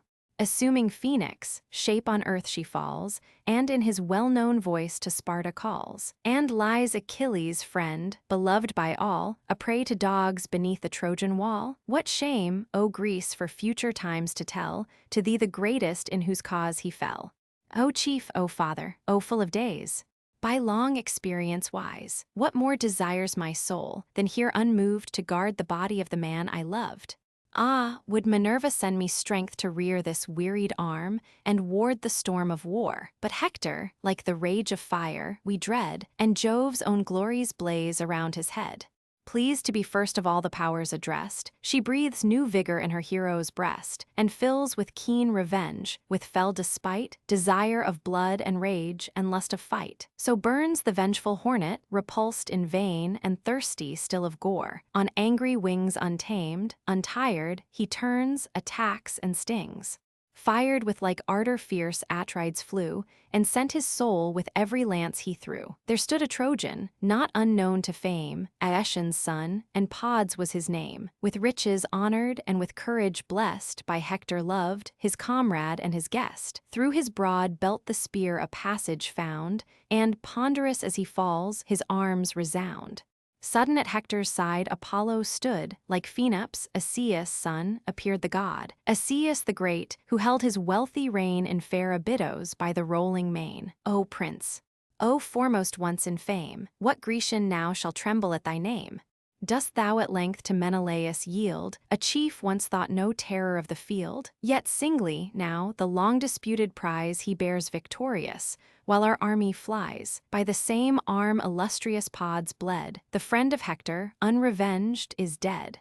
This heard, o'er Hector spreads a cloud of woe, rage lifts his lance, and drives him on the foe. But now the Eternal shook his sable shield, that shaded-eyed and all the subject field beneath its ample verge. A rolling cloud involved the mount, the thunder roared aloud, the affrighted hills from their foundations nod, and blaze beneath the lightnings of the god. At one regard of his all-seeing eye the vanquished triumph, and the victors fly. Then trembled Greece, the flight Peneleus led, for as the brave Boeotian turned his head to face the foe, Polydamas drew near, and raised his shoulder with a shortened spear. By Hector wounded, Latus quits the plain, pierced through the wrist, and raging with the pain, grasps his once formidable lance in vain. But erring from its aim, the impetuous spear struck to the dust the squire and charioteer of martial Merion, Coeranus his name, who left fair Lyctus for the fields of fame. On foot bold Merion fought, and now laid low, had graced the triumphs of his Trojan foe, but the brave squire the ready coursers brought, and with his life his master's safety bought. Between his cheek and ear the weapon went, the teeth it shattered, and the tongue it rent. Prone from the seat he tumbles to the plain, his dying hand forgets the falling rain. This Merion reaches, bending from the car, and urges to desert the hopeless war. Idomeneus consents, the lash applies, and the swift chariot to the navy flies. Not Ajax less the will of heaven disgrayed, and conquest shifting to the Trojan side, turned by the hand of Jove. Then thus begun, to Atreus' seed, the godlike Telamon. Alas, who sees not Jove's almighty hand transfers the glory to the Trojan band. Whether the weak or strong discharge the dart, he guides each arrow to a Grecian heart. Not so our spears. Incessant though they rain, he suffers every lance to fall in vain. Deserted of the god, yet let us try what human strength and prudence can supply. If yet this honored course, in triumph borne, may glad the fleets that hope not our return, who tremble yet, scarce rescued from their fates, and still hear Hector thundering at their gates. Some hero, too, must be dispatched to bear the mournful message to Pelides' ear, for sure he knows not, distant on the shore, his friend, his loved Patroclus, is no more. But such a chief I spy not through the host. The men, the steeds, the armies, all are lost in general darkness, lord of earth and air. O king, O father, hear my humble prayer. Dispel this cloud, the light of heaven restore. Give me to see, and Ajax asks no more. If Greece must perish, we thy will obey, but let us perish in the face of day. With tears the hero spoke, and at his prayer the god relenting cleared the clouded air. Forth burst the sun with all-enlightening ray, the blaze of armor flashed against the day. Now, Atrides, cast around thy sight, if yet Antilochus survives the fight, let him to great Achilles' ear convey the fatal news. Atrides hastes away. But fate decreed his end, in death a hero, as in life a friend. So parts the chief, from rank to rank he flew, and round on all sides sent his piercing view. As the bold bird, endued with sharpest eye of all that wings the mid-aerial sky, the sacred eagle from his walks above looks down, and sees the distant thicket move, then stoops, and sousing on the quivering hair, snatches his life amid the clouds of air. Not with less quickness, his exerted sight passed this and that way, through the ranks of fight, till on the left the chief he sought, he found, cheering his men and spreading deaths around. To him the king, beloved of Jove, draw near, for sadder tidings never touched thy ear. Thy eyes have witnessed what a fatal turn. How Ilion triumphs and the Achaeans mourn. This is not all. Patroclus, on the shore now pale and dead, shall succor Greece no more. Fly to the fleet this instant fly, and tell the sad Achilles how his loved one fell. He too may haste the naked course to gain. The arms are Hector's, who despoiled the slain. The youthful warrior heard with silent woe, from his fair eyes the tears began to flow. Big with the mighty grief, he strove to say what sorrow dictates, but no word found way. To brave Laodocus his arms he flung, who, near him wheeling, drove his steeds along. Then ran the mournful message to impart, with tearful eyes and with dejected heart. Swift fled the youth, nor Menelaus stands to aid the Pylian bands, but bids bold Thrasymede those troops sustain, himself returns to his Patroclus slain. Gone is Antiochus, but hope not, warriors, for Achilles' aid. Though fierce his rage, unbounded be his woe, unarmed, he fights not with the Trojan foe. 'Tis in our hands alone our hopes remain, 'tis our own vigor must the dead regain, and save ourselves, while with impetuous hate Troy pours along, and this way rolls our fate. 'Tis well, be it then thy care, with Merian's aid, the weighty course to rear. Myself and my bold brother will sustain the shock of Hector and his charging train. Nor fear we armies, fighting side by side. What Troy can dare, we have already tried, have tried it, and have stood, the hero said. High from the ground the warriors heave the dead. A general clamor rises at the sight. Loud shout the Trojans, and renew the fight.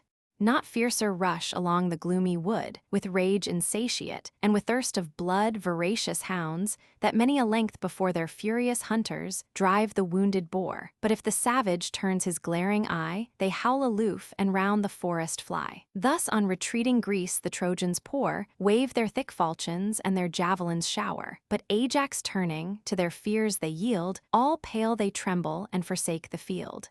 While thus aloft the heroes' course they bear, behind them rages all the storm of war. Confusion, tumult, horror, o'er the throng of men, steeds, chariots, urge the rout along. Less fierce the winds with rising flames conspire to whelm some city under waves of fire. Now sink in gloomy clouds the proud abodes, now crack the blazing temples of the gods. The rumbling torrent through the ruin rolls, and sheets of smoke mount heavy to the poles.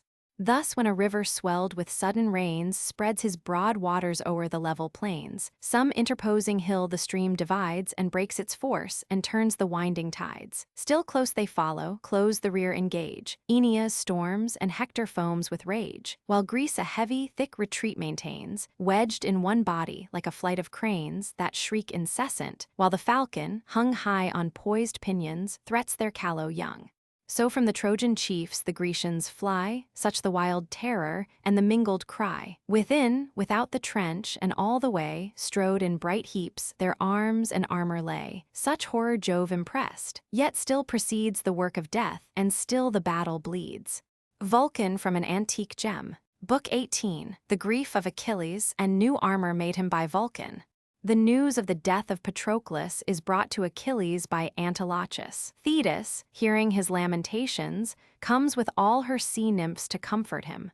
The speeches of the mother and son on this occasion. Iris appears to Achilles by the command of Juno and orders him to show himself at the head of the entrenchments.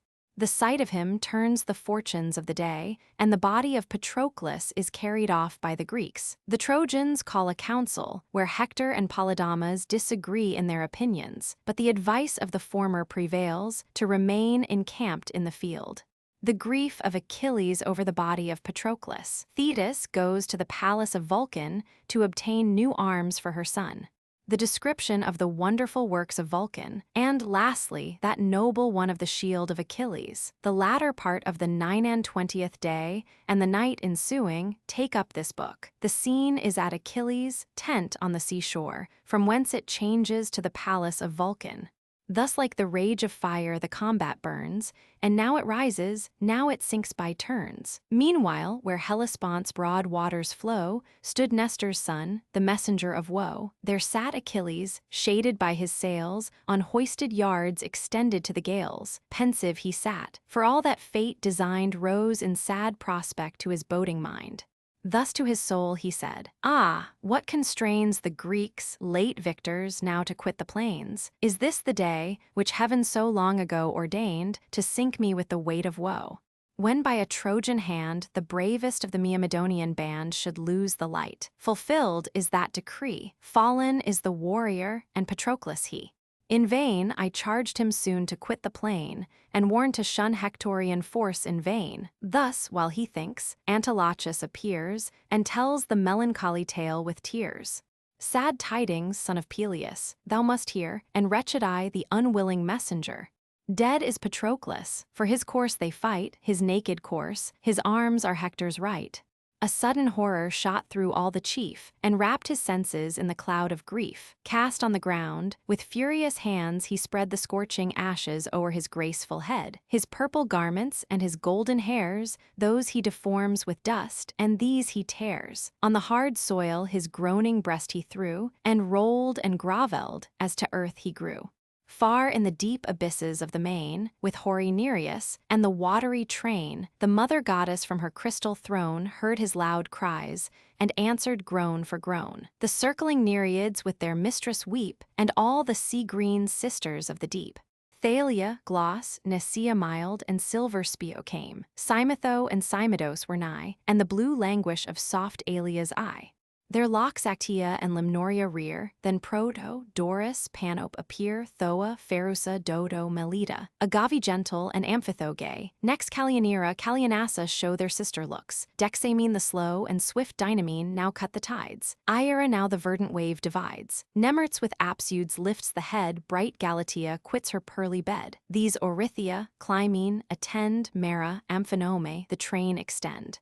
How just a cause has Thetis to complain? How wretched, were I mortal, were my fate. How more than wretched in the immortal state. Sprung from my bed a godlike hero came, the bravest far that ever bore the name. Like some fair olive, by my careful hand he grew, he flourished and adorned the land.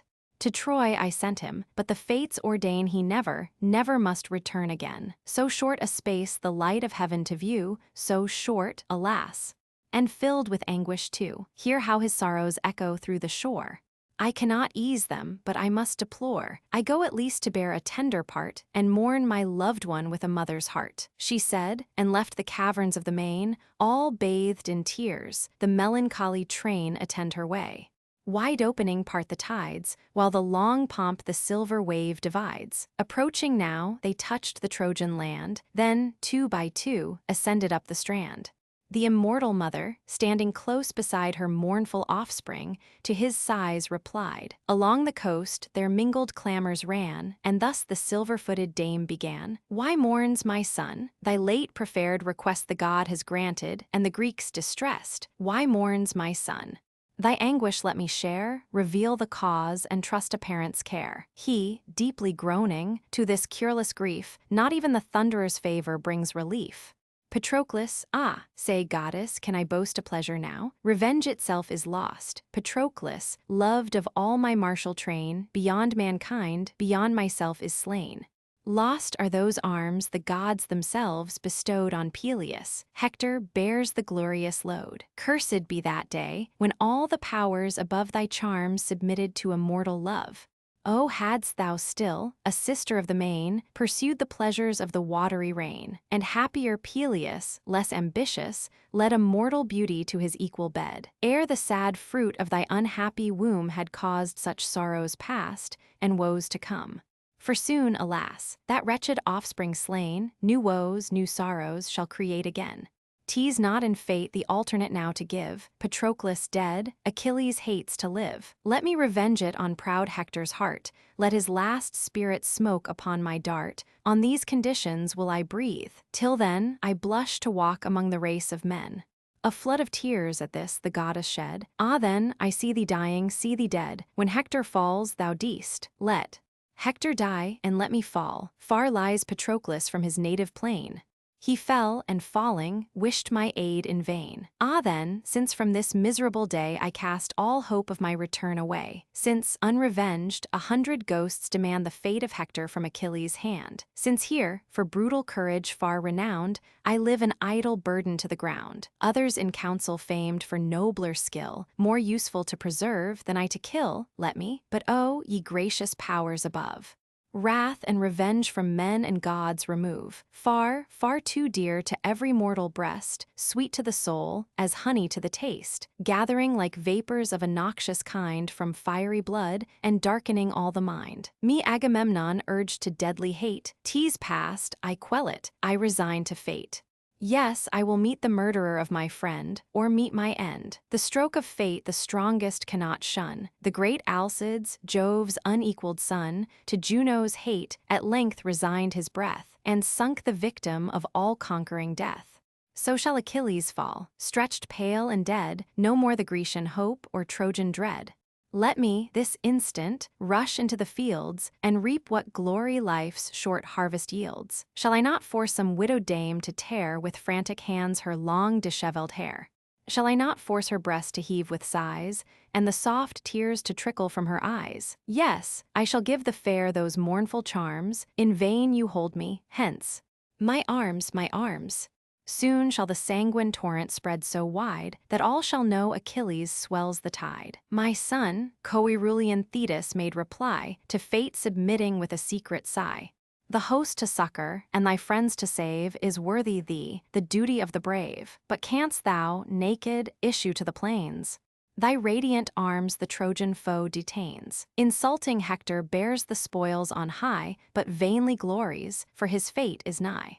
Yet a while thy generous ardor stay. Assured, I meet thee at the dawn of day, charged with refulgent arms, Vulcanian arms, the labor of a god. Then turning to the daughters of the main, the goddess thus dismissed her azure train. Ye sister Nereids, to your deeps descend, haste and our Father's sacred seat attend. I go to find the architect divine, where vast Olympus' starry summits shine. So tell our hoary sire, this charge she gave. The sea-green sisters plunge beneath the wave. Thetis once more ascends the blessed abodes, and treads the brazen threshold of the gods. Thetis ordering the Nereids to descend into the sea.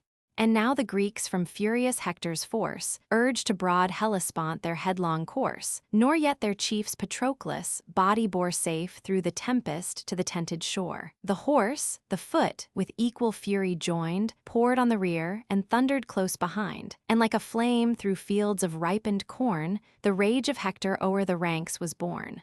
Thrice the slain hero by the foot he drew, thrice to the skies the Trojan clamors flew, as oft the Ajaces his assault sustain. But checked, he turns, repulsed, attacks again. With fiercer shouts his lingering troops he fires, nor yields a step, nor from his post retires. So watchful shepherds strive to force, in vain, the hungry lion from a carcass slain. Even yet Patroclus had he borne away, and all the glories of the extended day, had not high Juno from the realms of air, secret, dispatched her trusty messenger. The various goddess of the showery bow, shot in a whirlwind to the shore below. To great Achilles at his ship she came, and thus began the many-colored dame. Rise, son of Peleus. Rise, divinely brave, assist the combat, and Patroclus save. For him the slaughter to the fleet they spread, and fall by mutual wounds around the dead. To drag him back to Troy the foe contends, nor with his death the rage of Hector ends. A prey to dogs he dooms the course to lie, and marks the place to fix his head on high. Rise, and prevent thy friend's disgrace, thy own eternal shame. Who sends thee, goddess, from the ethereal skies? Achilles thus. And Iris thus replies, I come, Pelides, from the queen of Jove, the immortal empress of the realms above, unknown to him who sits remote on high, unknown to all the synod of the sky. Thou comest in vain, arms I have none, and can I fight unarmed? Unwilling as I am, of force I stay, till Thetis bring me at the dawn of day Vulcanian arms. What other can I wield, except the mighty Telamonian shield? That in my friend's defense has Ajax spread, while his strong lance around him heaps the dead. The gallant chief defends Menodius' son, and does what his Achilles should have done, thy want of arms. Well we know, but though unarmed, yet clad in terrors go. Let but Achilles o'er yon trench appear, proud Troy shall tremble, and consent to fear. Greece from one glance of that tremendous eye shall take new courage, and disdain to fly. She spoke and passed in air. The hero rose, her aegis Pallas o'er his shoulder throws, around his brows a golden cloud she spread, a stream of glory flamed above his head. As when from some beleaguered town arise the smokes, high curling to the shaded skies, seen from some island, o'er the main afar, when men distressed hang out the sign of war. Soon as the sun in ocean hides his rays, thick on the hills the flaming beacons blaze. With long projected beams the seas are bright, and heaven's high arch reflects the ruddy light. So from Achilles' head the splendors rise, reflecting blaze on blaze against the skies. As the loud trumpet's brazen mouth from far with shrilling clangor sounds the alarm of war, struck from the walls, the echoes float on high, and the round bulwarks and thick towers reply. So high his brazen voice the hero reared, hosts dropped their arms and trembled as they heard, and back the chariots roll, and coursers bound, and steeds and men lie mingled on the ground. Aghast they see the living lightnings play, and turn their eyeballs from the flashing ray. Thrice from the trench his dreadful voice he raised, and thrice they fled, confounded and amazed. 12 in the tumult wedged, untimely rushed on their own spears, by their own chariots crushed, while, shielded from the darts, the Greeks obtain the long-contended carcase of the slain. A lofty bier the breathless warrior bears. Around, his sad companions melt in tears. But chief Achilles, bending down his head, pours unavailing sorrows o'er the dead, whom late triumphant with his steeds and car, he sent refulgent to the field of war. Now senseless, pale, he found, stretched forth, and gashed with many a gaping wound. Meantime, unwearied with his heavenly way, in ocean's waves the unwilling light of day quenched his red orb at Juno's high command, and from their labors eased the Achaean band. The frighted Trojans, panting from the war, their steeds unharnessed from the weary car. A sudden council called, each chief appeared in haste and standing, for to sit they feared. 'Twas now no season for prolonged debate, they saw Achilles, and in him their fate. Silent they stood, Polydamas at last, skilled to discern the future by the past, the son of Panthus, thus expressed his fears, the friend of Hector, and of equal years. The self-same night to both a being gave, one wise in counsel, one in action brave, Juno commanding the sun to set. In free debate, my friends, your sentence speak. For me, I move before the morning break to raise our camp. Too dangerous here our post, far from Troy walls and on a naked coast. I deemed not Greece so dreadful, while engaged in mutual feuds her king and hero raged. Then, while we hoped our armies might prevail, we boldly camped beside 1,000 sail. I dread Pelides now. His rage of mind not long continues to the shores confined, nor to the fields, where long in equal fray contending nations won and lost the day. For Troy, shall henceforth be the strife, and the hard contest not for fame, but life. Haste then to Ilion, while the favoring night detains these terrors, keeps that arm from fight.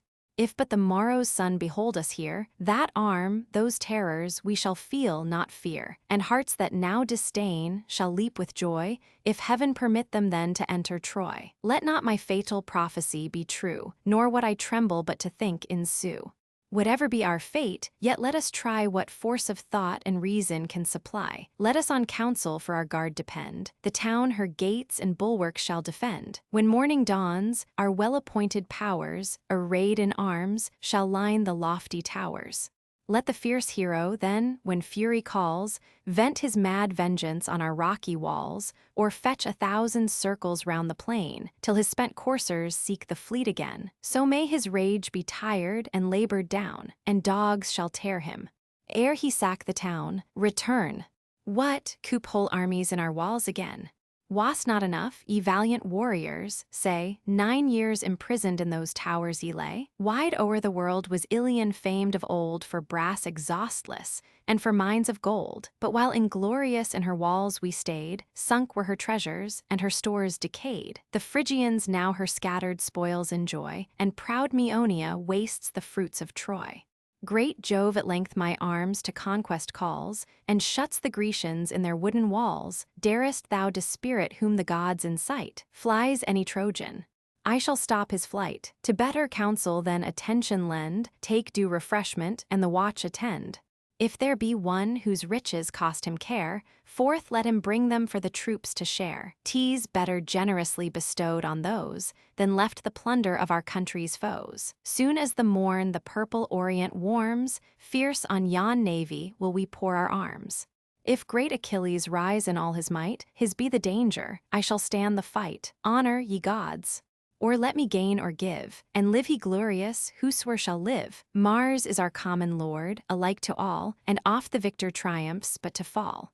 The shouting host in loud applauses joined, so Pallas robbed the many of their mind, to their own sense condemned, and left to choose the worst advice, the better to refuse. While the long night extends her sable reign, around Patroclus mourned the Grecian train.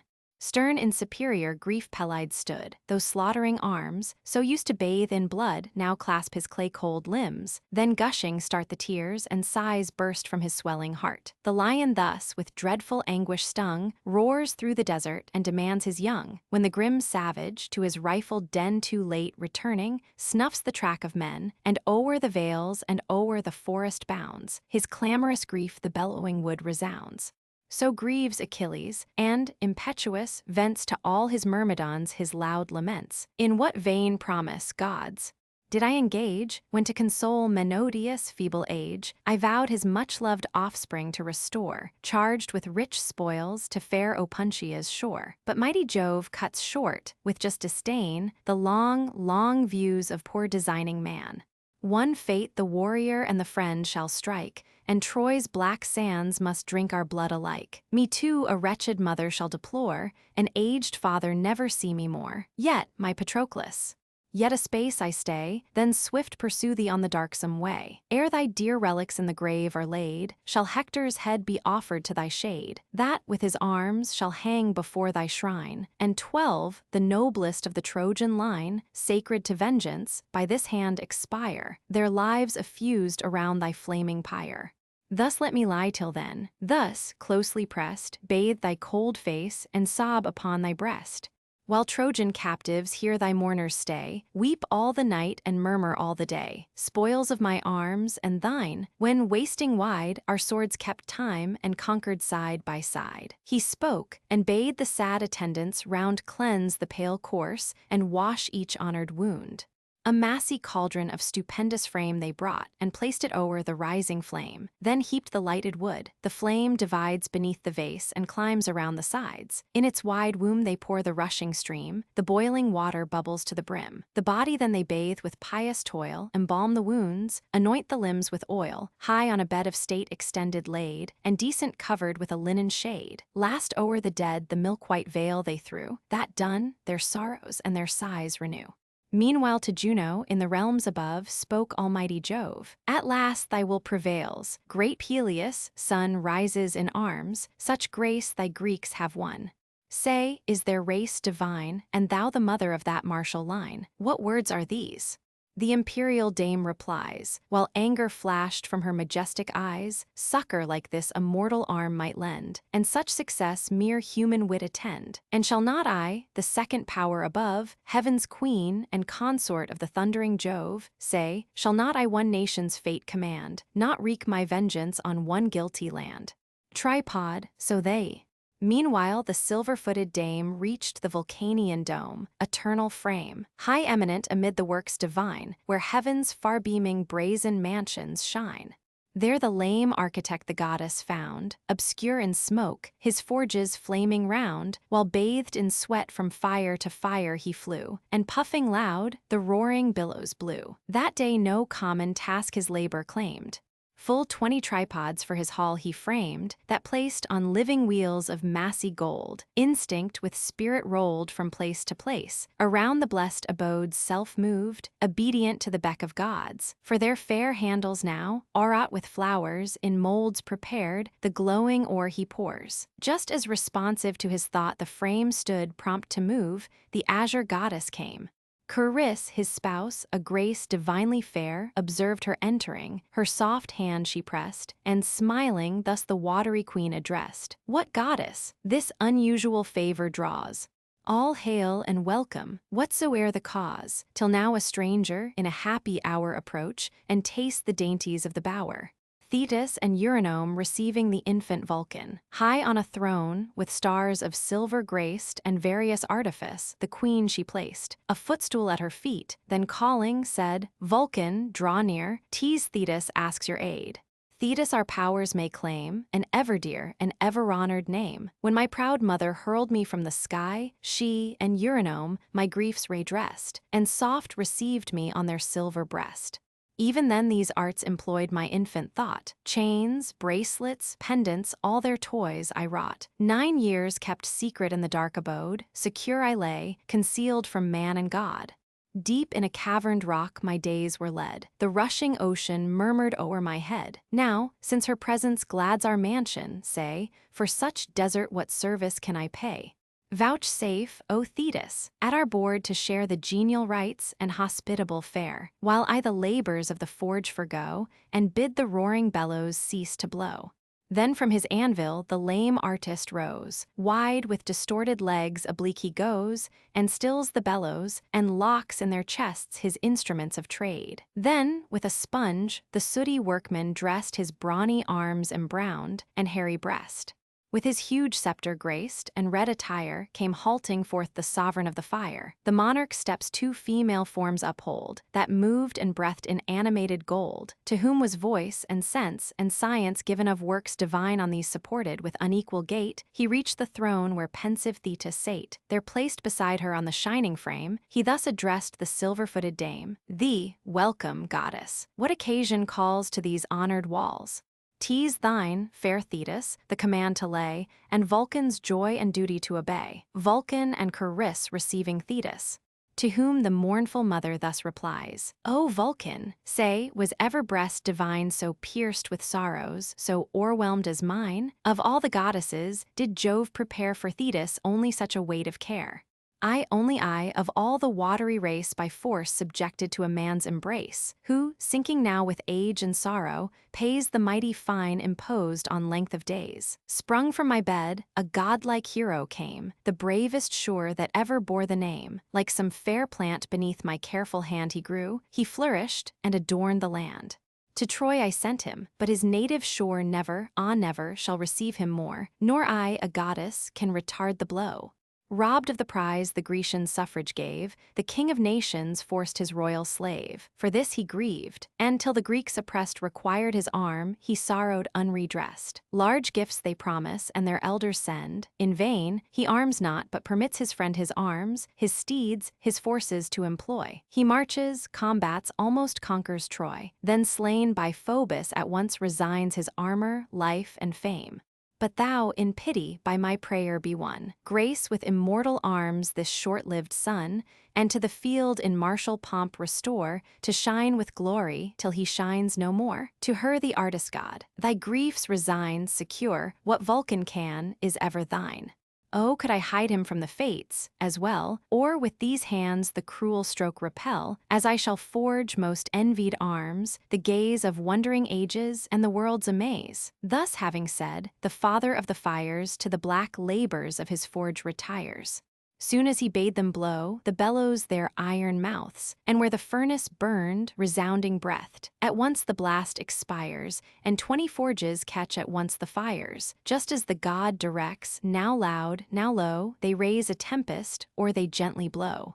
In hissing flames, huge silver bars are rolled, and stubborn brass and tin and solid gold. Before, deep fixed, the eternal anvils stand. The ponderous hammer loads his better hand, his left with tongs turns the vexed metal round, and thick, strong strokes, the doubling vaults rebound. There shone the image of the mastermind. Their earth, their heaven, their ocean he designed, the unwearied sun, the moon completely round, the starry lights that heaven's high convex crowned, the Pleiads, Hyads with the northern team, and great Orion's more refulgent beam, to which, around the axle of the sky, the bear, revolving, points his golden eye, still shines exalted on the ethereal plain, nor bathes his blazing forehead in the main. Here sacred pomp and genial feast delight, and solemn dance and hymeneal rite. Along the street the new-made brides are led, with torches flaming, to the nuptial bed. The youthful dancers in a circle bound to the soft flute, and cithern's silver sound. Through the fair streets the matrons in a row stand in their porches, and enjoy the show. 2 golden talents lay amidst in sight, the prize of him who best adjudged the right. Another part glowed with refulgent arms and horrid war. 2 mighty hosts a leaguered town embrace, and one would pillage, one would burn the place. Meantime the townsmen, armed with silent care, a secret ambush on the foe prepare. Their wives, their children, and the watchful band of trembling parents on the turrets stand. They march, by Pallas and by Mars made bold. Gold were the gods, their radiant garments gold, and gold their armor. These the squadron led, august, divine, superior by the head. A place for ambush fit they found, and stood, covered with shields, beside a silver flood. 2 spies at distance lurk, and watchful seem if sheep or oxen seek the winding stream. Soon the white flocks proceeded o'er the plains, and steers slow-moving, and 2 shepherd swains. Behind them piping on their reeds they go, nor fear an ambush, nor suspect a foe. In arms the glittering squadron rising round rush sudden. Hills of slaughter heap the ground. Whole flocks and herds lie bleeding on the plains, and all amidst them, dead, the shepherd swains. The bellowing oxen the besiegers hear. They rise, take horse, approach, and meet the war. They fight, they fall, beside the silver flood. The waving silver seemed to blush with blood. Their tumult, their contention stood confessed. One reared a dagger at a captive's breast. One held a living foe, that freshly bled with new-made wounds. Another dragged a dead. Now here, now there, the carcasses they tore. Fate stalked amidst them, grim with human gore. And the whole war came out and met the eye, and each bold figure seemed to live or die. A field deep furrowed next the god designed, the 3rd time labored by the sweating hind. The shining shares full many ploughmen guide, and turn their crooked yokes on every side. Still, as at either end they wheel around, the master meets them with his goblet crowned. The hearty draught rewards, renews their toil, then back the turning plowshares cleave the soil. Behind, the rising earth in ridges rolled, and sable looked, though formed of molten gold. Another field rose high with waving grain, with bended sickles stand the reaper train. Here stretched in ranks the levelled swarths are found, sheaves heaped on sheaves here thicken up the ground. With sweeping stroke the mowers strow the lands, the gatherers follow and collect in bands, and last the children, in whose arms are borne the brown sheaves of corn. The rustic monarch of the field descries, with silent glee, the heaps around him rise. A ready banquet on the turf is laid, beneath an ample oak's expanded shade. The victim ox the sturdy youth prepare, the reapers do repast, the woman's care. Next, ripe in yellow gold, a vineyard shines, bent with the ponderous harvest of its vines. A deeper dye the dangling clusters show, and curled on silver props in order glow. A darker metal mixed entrench the place, and pails of glittering tin the enclosure grace. To this, one pathway gently winding leads, where march a train with baskets on their heads, that smiling bear the purple product of the autumnal year. To these a youth awakes the warbling strings, whose tender lay the fate of Linus sings. In measured dance behind him move the train, tune soft the voice, and answer to the strain. Here herds of oxen march, erect and bold, rear high their horns, and seem to low in gold, and speed to meadows on whose sounding shores a rapid torrent through the rushes roars. 4 golden herdsmen as their guardians stand, and 9 sour dogs complete the rustic band. 2 lions rushing from the wood appeared, and seized a bull, the master of the herd. He roared. In vain the dogs, the men withstood, they tore his flesh and drank his sable blood. The dogs desert the prey, dread the grim terrors, and at distance bay. Next this, the art of Vulcan leads deep through fair forests, and a length of meads and stalls and folds and scattered cots between, and fleecy flocks that whiten all the scene. A figured dance succeeds, such once was seen in lofty Knossos for the Cretan queen, formed by Daedalian art, a comely band of youths and maidens, bounding hand in hand. The maids in soft simmers of linen dressed, the youths all graceful in the glossy vest, of those the locks with flowery wreath inrolled, of these the sides adorned with swords of gold, that glittering gay, from silver belts depend. The gazing multitudes admire around, 2 active tumblers in the center bound. Now high, now low, their pliant limbs they bend, and general songs the sprightly revel end. Thus the broad shield complete the artist crowned with his last hand, and poured the ocean round. In living silver seemed the waves to roll, and beat the buckler's verge, and bound the whole. This done, whate'er a warrior's use requires he forged, the cuirass that outshone the fires, the greaves of ductile tin, the helm impressed with various sculpture, and the golden crest. At Thetis' feet the finished labor lay. She, as a falcon, cuts the aerial way, swift from Olympus, snowy summit flies, and bears the blazing present through the skies. Book 19, The Reconciliation of Achilles and Agamemnon. Thetis brings to her son the armor made by Vulcan. She preserves the body of his friend from corruption and commands him to assemble the army to declare his resentment at an end.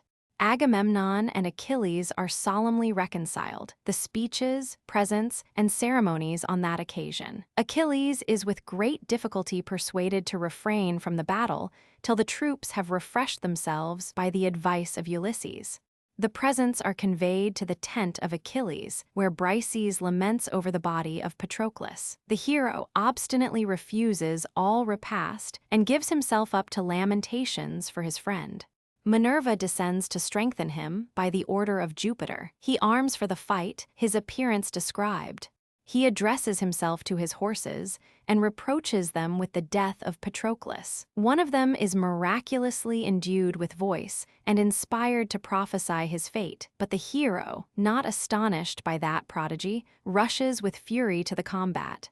The 30th day, the scene is on the seashore. Soon as Aurora heaved her orient head above the waves, that blushed with early red, with new-born day to gladden mortal sight, and gild the courts of heaven with sacred light. The immortal arms the goddess-mother bears swift to her son. Her son she finds in tears stretched o'er Patroclus' corse, while all the rest their sovereign's sorrows in their own expressed. A ray divine her heavenly presence shed, and thus his hand soft touching, Thetis said, "Suppress, my son, this rage of grief, and know it was not man, but heaven that gave the blow. Behold what arms by Vulcan are bestowed, arms worthy thee, or fit to grace a god." Then drops the radiant burden on the ground, clang the strong arms, and ring the shores around. Back shrink the Myrmidons with dread surprise, and from the broad effulgence turn their eyes. Unmoved the hero kindles at the show, and feels with rage divine his bosom glow. From his fierce eyeballs living flames expire, and flash incessant like a stream of fire. He turns the radiant gift, and feeds his mind on all the immortal artist had designed. "Goddess! These glorious arms, that shine with matchless art, confess the hand divine. Now to the bloody battle let me bend. But ah, the relics of my slaughtered friend! In those wide wounds through which his spirit fled, shall flies and worms obscene pollute the dead. That unavailing care be laid aside, whole years untouched, uninjured shall remain, fresh as in life, the carcase of the slain.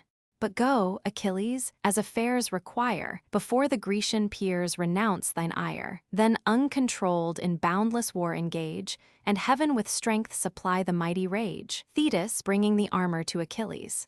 Then in the nostrils of the slain she poured nectareous drops, and rich ambrosia showered o'er all the course. The flies forbid their prey, untouched it rests, and sacred from decay. Achilles to the strand obedient went. The shores resounded with the voice he sent. The heroes heard, and all the naval train that tend the ships or guide them o'er the main, alarmed, transported at the well-known sound, frequent and full, the great assembly crowned. Studious to see the terror of the plain, long lost to battle, shine in arms again. Tydides and Ulysses first appear, lame with their wounds and leaning on the spear. These on the sacred seats of council placed, the king of men, Atrides, came the last, he too sore wounded by Agenor's son. Achilles begun, "O monarch! Better far had been the fate of thee, of me, of all the Grecian state, if, ere the day when by mad passions swayed, rash we contended for the black-eyed maid. Preventing Dian had dispatched her dart, and shot the shining mischief to the heart. Then many a hero had not pressed the shore, nor Troy's glad fields been fattened with our gore. Long, long shall Greece the woes we caused bewail, and sad posterity repeat the tale. But this, no more the subject of debate, is past, forgotten, and resigned to fate. Why should, alas, a mortal man, as I, burn with a fury that can never die? Here then my anger ends. Let war succeed, and even as Greece has bled, let Ilion bleed. Now call the hosts, and try if in our sight Troy yet shall dare to camp a second night. I deem their mightiest, when this arm he knows, shall scape with transport and with joy repose." He said, his finished wrath with loud acclaim the Greeks accept, and shout Pelides' name. When thus, not rising from his lofty throne, in state unmoved, the king of men begun, "Hear me, ye sons of Greece, with silence hear. and grant your monarch an impartial ear, a while your loud, untimely joy suspend, and let your rash, injurious clamors end. Unruly murmurs or ill-timed applause wrong the best speaker and the justest cause. Nor charge on me, ye Greeks, the dire debate. No, angry Jove and all-compelling fate with fell Erinnys urged my wrath that day when from Achilles' arms I forced the prey. What then could I against the will of heaven? Not by myself, but vengeful Ate driven. She, Jove's dread daughter, fated to infest the race of mortals, entered in my breast. Not on the ground that haughty fury treads, but prints her lofty footsteps on the heads of mighty men, inflicting, as she goes, long-festering wounds, inextricable woes. Of old she stalked amid the bright abodes, and Jove himself, the sire of men and gods, the world's great ruler, felt her venomed dart, deceived by Juno's wiles and female art. For when Alcmena's 9 long months were run, and Jove expected his immortal son, to gods and goddesses the unruly joy he showed, and vaunted of his matchless boy. From us, this day an infant springs, fated to rule and born a king of kings. Saturnia asked an oath to vouch the truth, and fix dominion on the favored youth. The thunderer, unsuspicious of the fraud, pronounced those solemn words that bind a god. The joyful goddess from Olympus, height, swift to Achaean Argus bent her flight. Scarce 7 moons gone, lay Esthenelus' wife. She pushed her lingering infant into life, her charms Alcmena's coming labors stay, and stop the babe just issuing to the day. Then bid Saturnius bear his oath in mind. A youth of Jove's immortal kind is this day born. From Esthenelus he springs, and claims thy promise to be king of kings. Grief seized the thunderer, by his oath engaged. Stung to the soul, he sorrowed and he raged. From his ambrosial head, where perched she sate, he snatched the fury goddess of debate. The dread, the irrevocable oath he swore, the immortal seats should ne'er behold her more, and whirled her headlong down, for ever driven from bright Olympus and the starry heaven. Thence on the nether world the fury fell, ordained with man's contentious race to dwell. Full oft the god his son's hard toils bemoaned, cursed the dire fury, and in secret groaned. Even thus, like Jove himself, was I misled, while raging Hector heaped our camps with dead. What can the errors of my rage atone? My martial troops, my treasures are thy own. This instant from the navy shall be sent whate'er Ulysses promised at thy tent. But thou, appeased, propitious to our prayer, resume thy arms and shine again in war. O King of nations, whose superior sway all our hosts obey, to keep or send the presents be thy care. To us, 'tis equal, all we ask is war. While yet we talk, or but an instant shun the fight, our glorious work remains undone. Let every Greek, who sees my spear confound the Trojan ranks, and deal destruction round, with emulation, what I act survey, and learn from thence the business of the day. The son of Peleus thus, and thus replies the great in counsels, Ithacus the wise. Though godlike thou art by no toils oppressed, at least our armies claim repast and rest. Long and laborious must the combat be, when by the gods inspired and led by thee. Strength is derived from spirits and from blood, and those augment by generous wine and food. What boastful son of war, without that stay, can last a hero through a single day?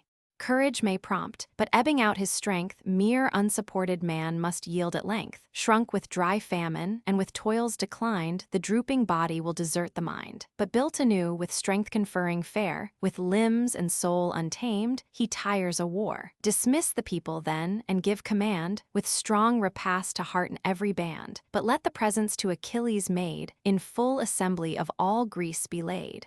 The king of men shall rise in public sight, and solemn swear that spotless, as she came, the maid removes, pure from his arms, and guiltless of his loves. That done, a sumptuous banquet shall be made, and the full price of injured honor paid. Stretch not henceforth, O prince, thy sovereign might beyond the bounds of reason and of right. Tease the chief praise that e'er to kings belonged, to right with justice whom with power they wronged. To him the monarch, just as thy decree, thy words give joy, and wisdom breathes in thee. Each due atonement gladly I prepare, and heaven regard me as I justly swear. Here then a while let Greece assembled stay, nor great Achilles grudge this short delay, till from the fleet our presence be conveyed, and Jove attesting, the firm compact made. A train of noble youths the charge shall bear. These to select, Ulysses, be thy care. In order ranked let all our gifts appear, and the fair train of captives close the rear. Talthybius shall the victim bore convey, sacred to Jove, and yon bright orb of day. For this some less important season may suffice, when the stern fury of the war is o'er, and wrath, extinguished, burns my breast no more. By Hector slain, their faces to the sky, all grim with gaping wounds, our heroes lie, those call to war. And might my voice incite, now, this instant shall commence the fight. Then, when the day's complete, let generous bowls and copious banquets glad your weary souls. Let not my palate know the taste of food, till my insatiate rage be cloyed with blood. Pale lies my friend, with wounds disfigured o'er, and his cold feet are pointed to the door. Revenge is all my soul. No meaner care, interest, or thought has room to harbor there. Destruction be my feast, and mortal wounds, and scenes of blood and agonizing sounds. O first of Greeks, the best and bravest of the warrior kind!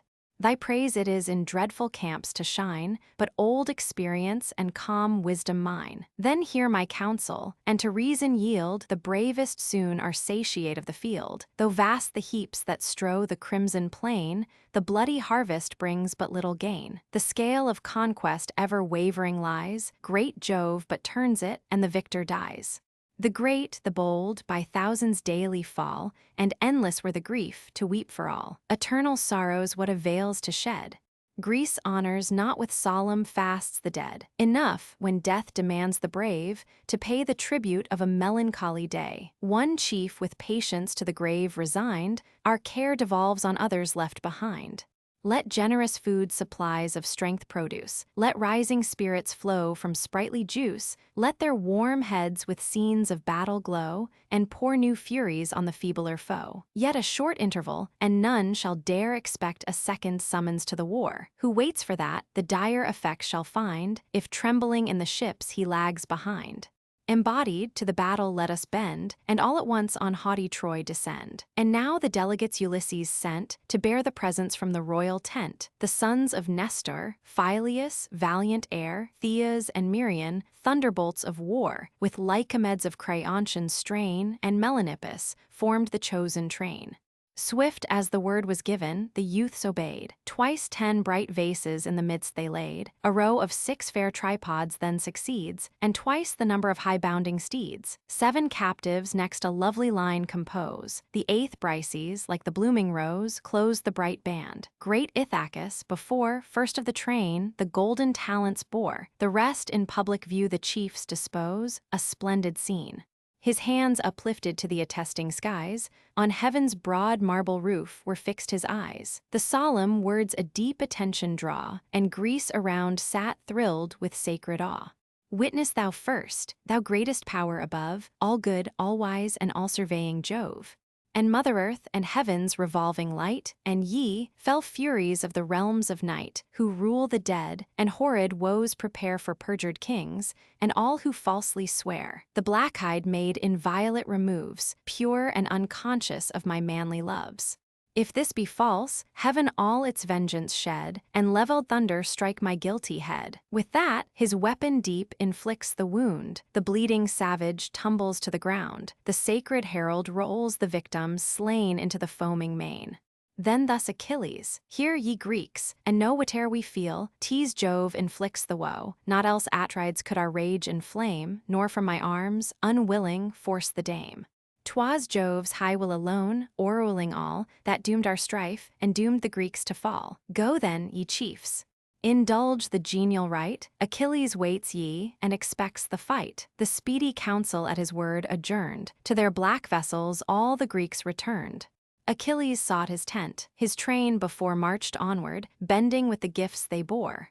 Those in the tents the squires industrious spread, the foaming coursers to the stalls they led. To their new seats the female captives move. Brises, radiant as the queen of love, slow as she passed, beheld with sad survey where, gashed with cruel wounds, Patroclus lay. Prone on the body fell the heavenly fair, beat her sad breast, and tore her golden hair. All beautiful in grief, her humid eyes shining with tears she lifts, and thus she cries, "Ah, youth forever dear, forever kind, once tender friend of my distracted mind. I left thee fresh in life, in beauty gay, now find thee cold, inanimated clay. What woes my wretched race of life attend, sorrows on sorrows, never doomed to end. The first loved consort of my virgin bed before these eyes in fatal battle bled. My 3 brave brothers in one mournful day all trod the dark, irremeable way. Thy friendly hand upreared me from the plain, and dried my sorrows for a husband slain. Achilles, care you promised I should prove, the first, the dearest partner of his love. That rights divine should ratify the band, and make me empress in his native land. Accept these grateful tears. For thee they flow, for thee, that ever felt another's woe." Her sister captives echoed groan for groan, nor mourned Patroclus' fortunes, but their own. The leaders pressed the chief on every side. Unmoved he heard them, and with sighs denied. "If yet Achilles have a friend, whose care is bent to please him, this request forbear, till yonder sun descend. Ah, let me pay to grief and anguish one abstemious day." He spoke, and from the warriors turned his face. Yet still the brother kings of Atreus race. Nestor, Idomeneus, Ulysses sage, and Phoenix strive to calm his grief and rage. His rage they calm not, nor his grief control. He groans, he raves, he sorrows from his soul. Thou too, Patroclus, once spread the inviting banquet in our tents. Thy sweet society, thy winning care, once stayed Achilles rushing to the war. But now, alas, to death's cold arms resigned, what banquet but revenge can glad my mind? What greater sorrow could afflict my breast? What more if hoary Peleus were deceased? Who now, perhaps, in Phthia dreads to hear his son's sad fate, and drops a tender tear? What more should Neoptolemus the brave, my only offspring, sink into the grave? If yet that offspring lives, I distant far, of all neglectful, wage a hateful war. I could not this cruel stroke attend. Fate claimed Achilles, but might spare his friend. I hoped Patroclus might survive, to rear my tender orphan with a parent's care. From Scyros, I'll conduct him o'er the main, and glad his eyes with his paternal reign, the lofty palace, and the large domain. For Peleus breathes no more the vital air, or drags a wretched life of age and care, but till the news of my sad fate invades his hastening soul, and sinks him to the shades. Sighing he said, his grief the heroes joined, each stole a tear for what he left behind.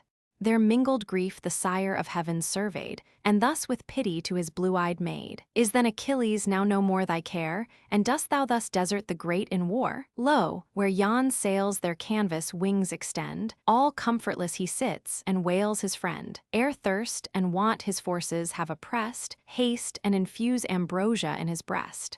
He spoke, and sudden at the word of Jove shot the descending goddess from above. So swift through ether the shrill harpy springs, the wide air floating to her ample wings, to great Achilles she her flight addressed, and poured divine ambrosia in his breast. With nectar sweet, then, swift ascending, sought the bright abodes.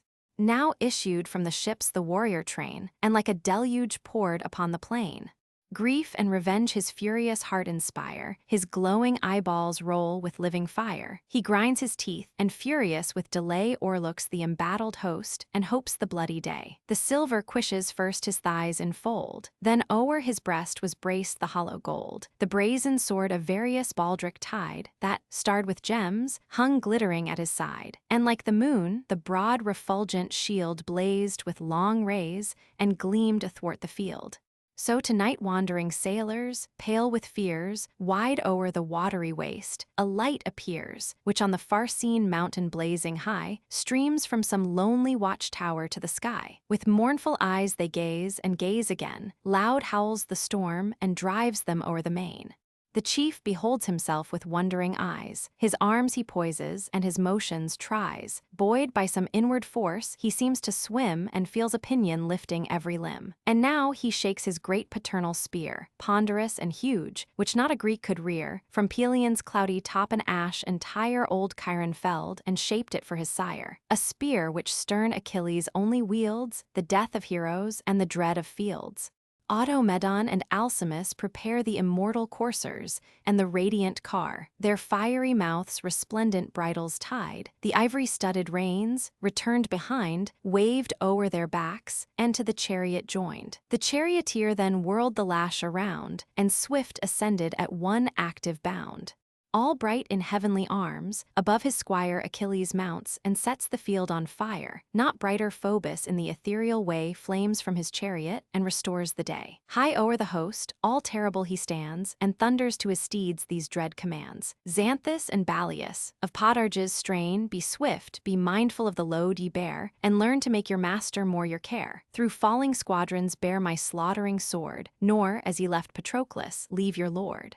The generous Xanthus, as the words he said, seemed sensible of woe and drooped his head. Trembling he stood before the golden wain, and bowed to dust the honors of his mane. When, strange to tell, he broke eternal silence and portentous spoke, Achilles, yes, this day at least we bear thy rage in safety through the files of war. But come it will, the fatal time must come, not ours the fault, but God decrees thy doom. Not through our crime or slowness in the course fell thy Patroclus, but by heavenly force. The bright far-shooting god who gilds the day tore his arms away. No, could our swiftness o'er the winds prevail, or beat the pinions of the western gale, all were in vain, the fates thy death demand, due to a mortal and immortal hand. Then ceased forever, by the Furies tied, his fateful voice. The intrepid chief replied with unabated rage, so let it be. Portents and prodigies are lost on me. I know my fate, to die, to see no more my much-loved parents and my native shore enough, when heaven ordains, I sink in night, now perish Troy. He said and rushed to fight. Hercules. Book 20, The Battle of the Gods and the Axe of Achilles. Jupiter, upon Achilles' return to the battle, calls a council of the gods and permits them to assist either party. The terrors of the combat described when the deities are engaged. Apollo encourages Aeneas to meet Achilles. After a long conversation, these two heroes encounter, but Aeneas is preserved by the assistance of Neptune. Achilles falls upon the rest of the Trojans and is upon the point of killing Hector, but Apollo conveys him away in a cloud. Achilles pursues the Trojans with a great slaughter. The same day continues. The scene is in the field before Troy.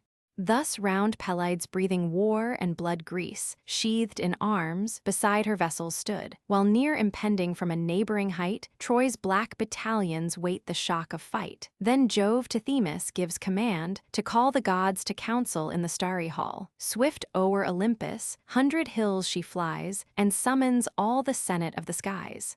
These shining on, in long procession come to Jove's eternal adamantine dome. Not one was absent, not a rural power that haunts the verdant gloom or rosy bower. Each fair-haired dryad of the shady wood, each azure sister of the silver flood. All but old Ocean, hoary sire, who keeps his ancient seat beneath the sacred deeps. On marble thrones, with lucid columns crowned, sat the powers around. Even he whose trident sways the watery rain heard the loud summons, and forsook the main, assumed his throne amid the bright abodes, and questioned thus the sire of men and gods. What moves the god who heaven and earth commands, and grasps the thunder in his awful hands, thus to convene the whole ethereal state? Is Greece and Troy the subject in debate? Already met, the luring hosts appear, and death stands ardent on the edge of war. 'Tis true this day we call the council of the skies in care of human race. Even Jove's own eye sees, with regret unhappy mortals die. Far on Olympus, top in secret state ourself will sit, and see the hand of fate work out our will. Celestial powers, descend, and as your minds direct, your succor lend to either host. Troy soon must lie o'erthrown, if uncontrolled Achilles fights alone, their troops. But lately durst not meet his eyes. What can they now, if in his rage he rise? Assist them, gods. Or Ilion's sacred wall may fall this day, though fate forbids the fall. He said, and fired their heavenly breasts with rage.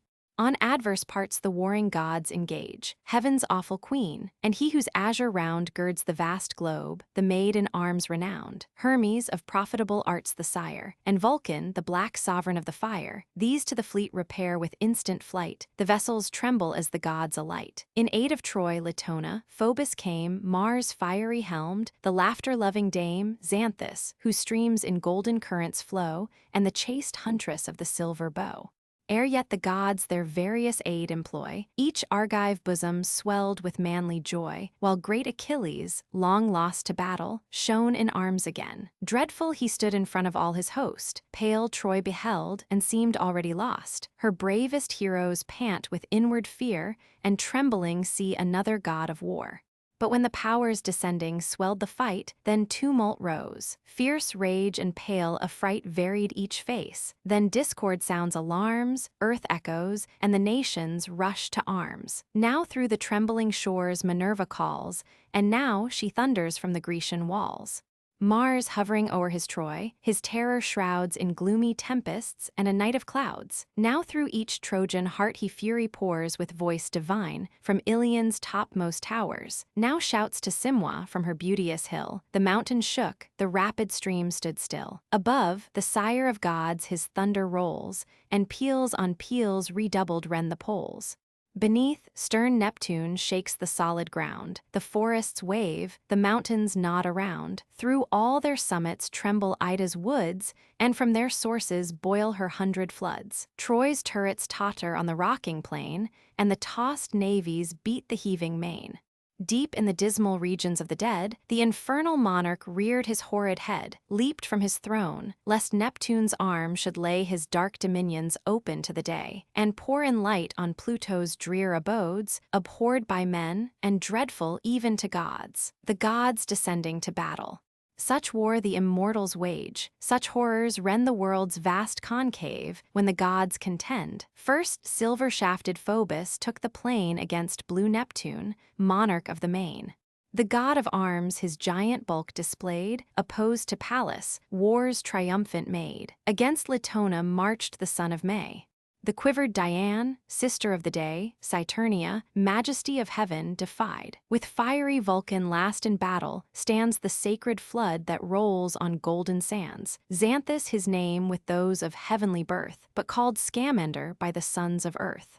While thus the gods in various league engage, Achilles glowed with more than mortal rage. Hector he sought. In search of Hector, his eyes around, for Hector only burned, and burst like lightning through the ranks, and vowed to glut the god of battles with his blood.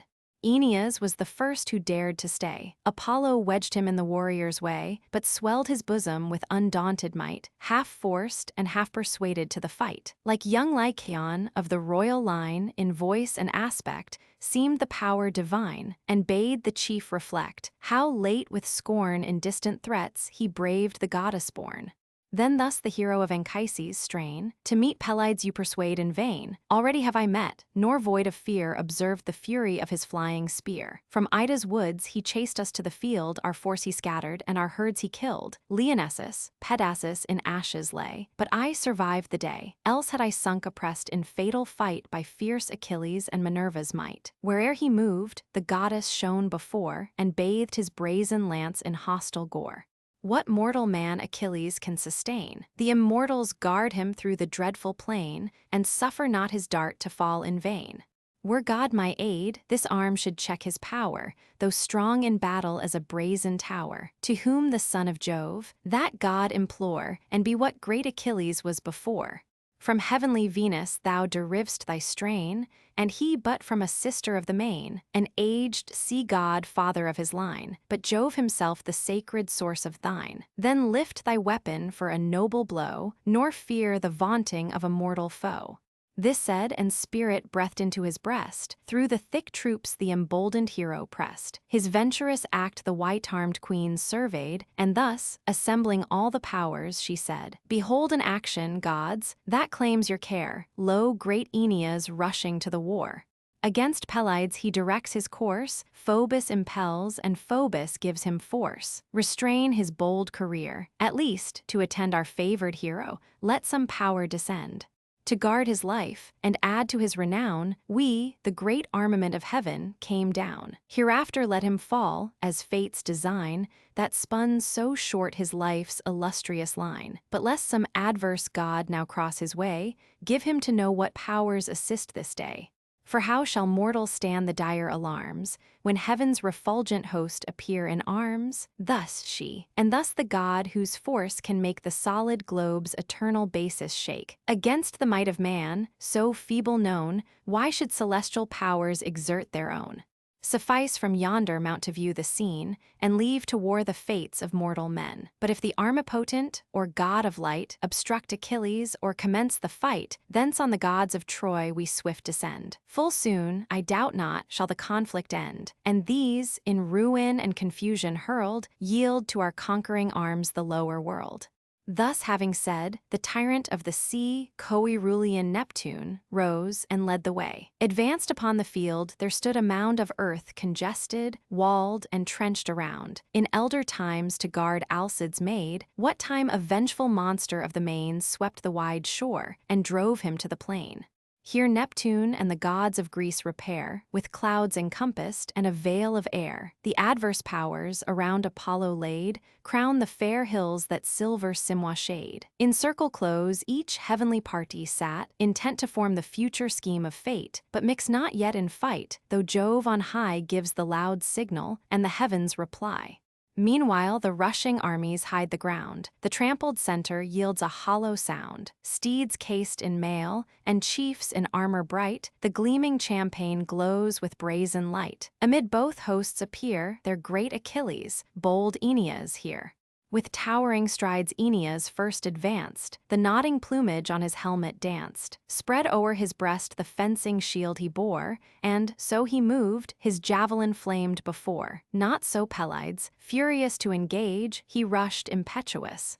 Such the lion's rage, who viewing first his foes with scornful eyes, though all in arms the peopled city rise, stalks careless on, with unregarding pride, till at the length, by some brave youth defied, to his bold spear the savage turns alone, he murmurs fury with a hollow groan. He grins, he foams, he rolls his eyes around, lashed by his tail his heaving sides resound. He calls up all his rage, he grinds his teeth, resolved on vengeance or resolved on death.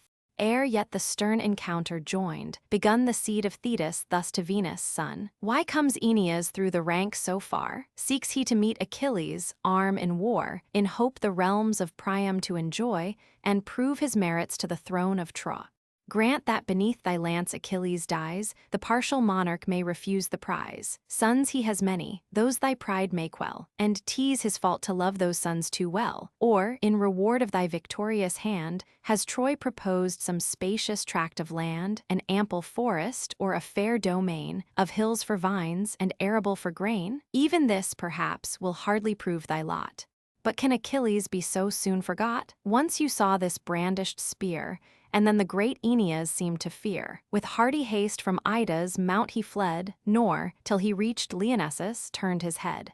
Her lofty walls not long our progress stayed. Those, Pallas, Jove, and we, in ruins laid. In Grecian chains her captive race were cast. 'Tis true, the great Aeneas fled too fast. Defrauded of my conquest once before, what then I lost, the gods this day restore. Go, while thou mayst he, avoid the threatened fate. Fools stay to feel it, and are wise too late. To this Anchises' son, such words employ to one that fears thee, some unwarlike boy, such we disdain. The best may be defied with mean reproaches, and unmanly pride. Unworthy the high race from which we came proclaimed so loudly by the voice of fame. Each from illustrious fathers draws his line. Each goddess born, half human, half divine. Thetis, this day, or Venus, offspring dies, and tears shall trickle from celestial eyes. For when two heroes, thus derived, contend, 'tis not in words the glorious strife can end. If yet thou further seek to learn my birth here, how the glorious origin we prove from ancient Dardanus, the first from Jove. Dardania's walls he raised, for Ilion then was not. The natives were content to till the shady foot of Ida's fountful hill. From Dardanus great Erichthonius springs, the richest once of Asia's wealthy kings. 3,000 mares his spacious pastures bred, 3,000 foals beside their mothers fed. Boreas, enamored of the sprightly train, concealed his godhead in a flowing mane, with voice dissembled to his loves he neighed, and coursed the dappled beauties o'er the mead. Hence sprung 12 others of unrivalled kind, swift as their mother mares and father wind. These lightly skimming when they swept the plain, nor plied the grass, nor bent the tender grain, and when along the level seas they flew, scarce on the surface curled the briny dew. Such Erichthonius was. From him there came the sacred Tros, of whom the Trojan name. 3 sons renowned adorned his nuptial bed, Ilus, Assaracus, and Ganymed. The matchless Ganymed, divinely fair, whom heaven enamored snatched to upper air, to bear the cup of Jove, ethereal guest, the grace and glory of the ambrosial feast. The 2 remaining sons the line divide. First rose Laomedon from Ilus' side, from him Tithonus, now in cares grown old, and Priam, blessed with Hector, brave and bold, Clytius and Lampus, ever-honored pair, and Hicedown, thunderbolt of war. From great Assaracus sprang Capys, he begat Anchises and Anchises me. Such is our race. T's fortune gives us birth, but Jove alone endues the soul with worth. He, source of power and might. With boundless sway, all human courage gives or takes away. Long in the field of words we may contend, reproach is infinite, and knows no end, armed or with truth or falsehood, right or wrong. So voluble a weapon is the tongue, wounded we wound, and neither side can fail, for every man has equal strength to rail. Women alone, when in the streets they jar, perhaps excel us in this wordy war. Like us they stand, encompassed with the crowd, and vent their anger impotent and loud. Cease then, our business in the field of fight is not to question, but to prove our might. To all those insults thou hast offered here, receive this answer: 'Tis my flying spear. He spoke, with all his force the javelin flung, fixed deep, and loudly in the buckler rung. Far on his outstretched arm, Pelides held his dreadful shield, that trembled as it stuck, nor void of fear saw, ere it fell, the immeasurable spear. His fears were vain, impenetrable charms secured the temper of the ethereal arms. Through 2 strong plates the point its passage held, but stopped and rested, by the 3rd repelled. 5 plates of various metal, various mold, composed the shield, of brass each outward fold, of tin each inward, and the middle gold, there stuck the lance. Then rising ere he threw, the forceful spear of great Achilles flew, and pierced the Dardan shield's extremest bound, where the shrill brass returned a sharper sound. Through the thin verge the Pelian weapon glides, and the slight covering of expanded hides. Achilles, rushing in with dreadful cries, draws his broad blade, and at Aeneas flies. Aeneas, rousing as the foe came on, with force collected, heaves a mighty stone, a mass enormous, which in modern days no 2 of earth's degenerate sons could raise. But ocean's god, whose earthquakes rock the ground, saw the distress, and moved the powers around. Lo! On the brink of fate Aeneas stands, an instant victim to Achilles' hands, by Phoebus urged. But Phoebus has bestowed his aid in vain. The man o'erpours the god. And can ye see this righteous chief atone with guiltless blood for vices not his own? To all the gods his constant vows were paid. Sure, though he wars for Troy, he claims our aid. Fate wills not this, nor thus can Jove resign the future father of the Dardan line. The first great ancestor obtained his grace, and still his love descends on all the race. For Priam now, and Priam's faithless kind, at length are odious to the all-seeing mind. On great Aeneas shall devolve the reign, and sons succeeding sons the lasting line sustain.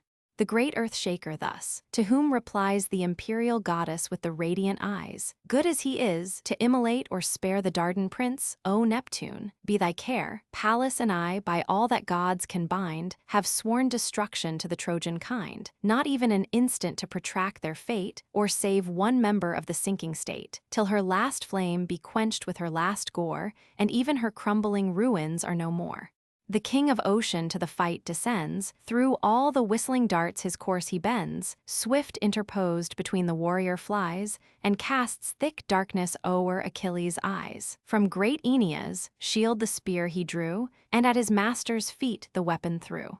That done, with force divine he snatched on high the Dardan prince, and bore him through the sky, smooth gliding without step, above the heads of warring heroes and of bounding steeds, till at the battle's utmost verge they light, where the slow calkins close the rear of fight. The godhead there with words like these the panting chief addressed: "What power, O prince, with force inferior far, urged thee to meet Achilles' arm in war? Henceforth beware, nor antedate thy doom, defrauding fate of all thy fame to come. But when the day decreed shall lay this dreadful hero in the dust, let then the furies of that arm be known, secure no Grecian force transcends thy own." With that, he left him wondering as he lay, then from Achilles chased the mist away. Sudden, returning with a stream of light, the scene of war came rushing on his sight. Then thus, amazed, "What wonders strike my mind? My spear, that parted on the wings of wind, laid here before me, and the Dardan lord, that fell this instant, vanished from my sword. I thought alone with mortals to contend, but powers celestial sure this foe defend. Great as he is, our arms he scarce will try, content for once, with all his gods to fly. Now then let others bleed." This said aloud. He vents his fury and inflames the crowd. "O Greeks, join battle man to man and arms to arms. Tease not in me, though favored by the sky, to mow whole troops and make whole armies fly. No god can singly such a host engage, not Mars himself, nor great Minerva's rage. But whatsoe'er Achilles can inspire, whate'er of active force or acting fire, whate'er this heart can prompt or hand obey, all Achilles, Greeks, is yours today. Through yon wide host this arm shall scatter fear, and thin the squadrons with my single spear," he said. Nor less elate with martial joy, the godlike Hector warmed the troops of Troy. "Trojans, to war! Think, Hector leads you on, nor dread the vaunts of Peleus' haughty son. Deeds must decide our fate. E'en these with words insult the brave, who tremble at their swords. The weakest atheist stretch all heaven defies, but shrinks and shudders when the thunder flies. Nor from yon boaster shall your chief retire, not though his heart were steel, his hands were fire, that steel, your Hector should withstand, and brave that vengeful heart, that dreadful hand." Thus the hero said. A wood of lances rises round his head, clamors on clamors tempest all the air, they join, they throng, they thicken to the war. But Phoebus warns him from high heaven to shun the single fight with Thetis, godlike son, more safe to combat in the mingled band, nor tempt too near the terrors of his hand. He hears, obedient to the god of light, and plunged within the ranks awaits the fight. Then fierce Achilles, shouting to the skies, on Troy's whole force with boundless fury flies.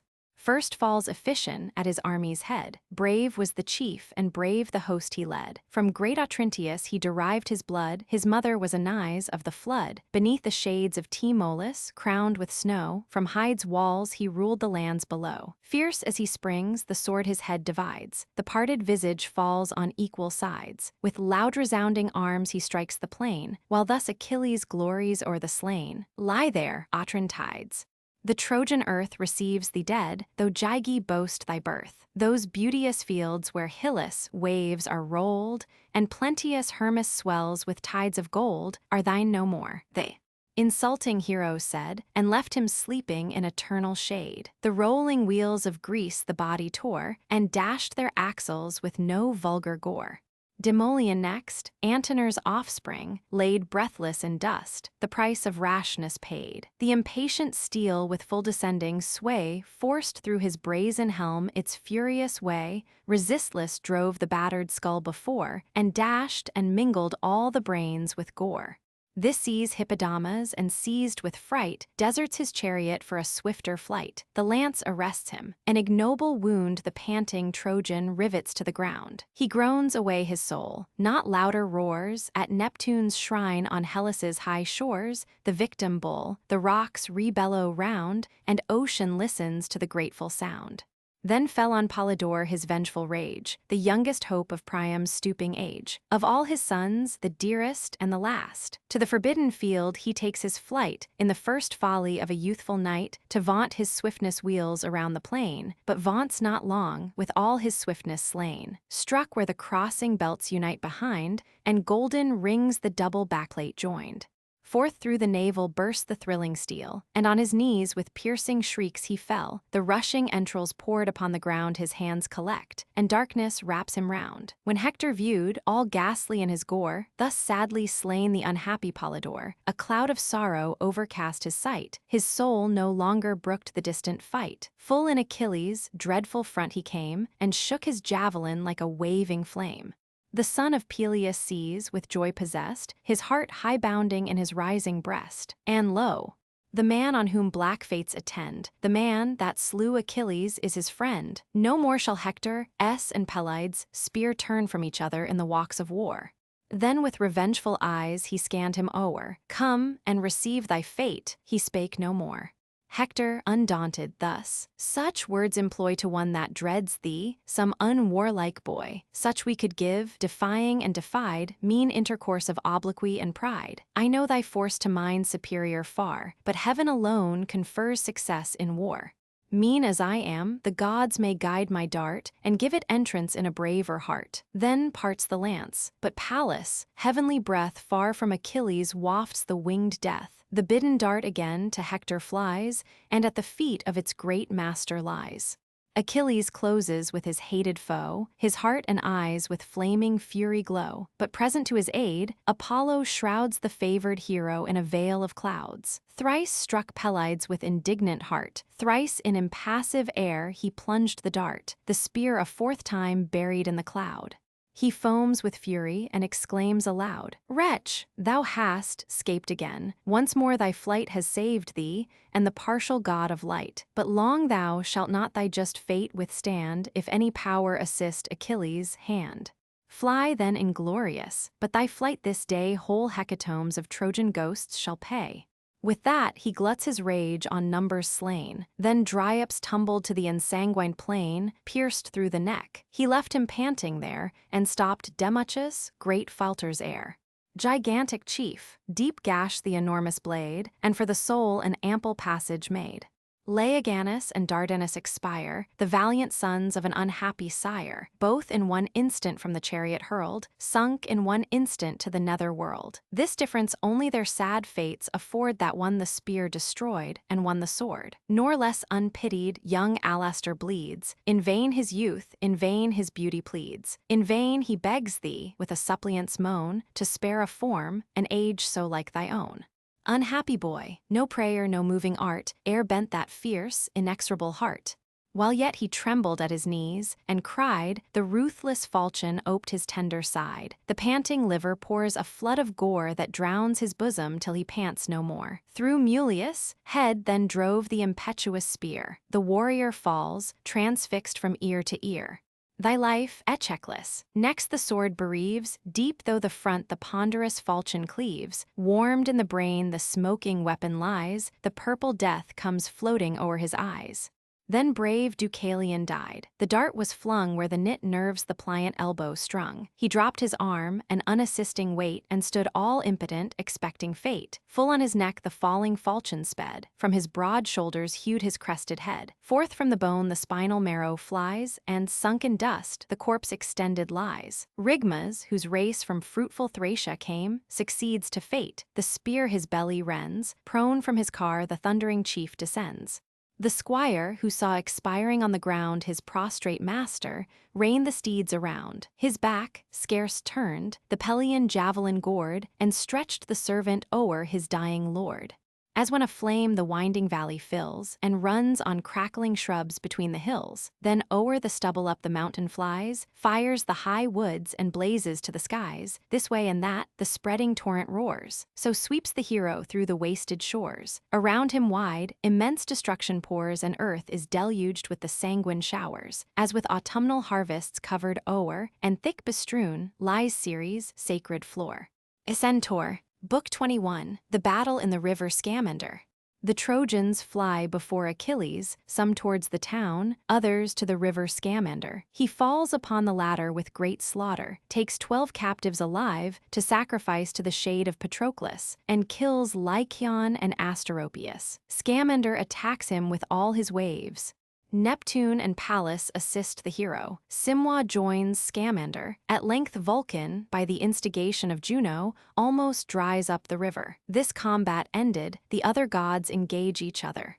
Meanwhile Achilles continues the slaughter, drives the rest into Troy. Agenor only makes a stand, and is conveyed away in a cloud by Apollo, who takes upon him Agenor's shape, and while he pursues him in that disguise, gives the Trojans an opportunity of retiring into their city. The same day continues. The scene is on the banks and in the stream of Scamander. And now to Xanthus, gliding stream they drove, Xanthus, immortal progeny of Jove.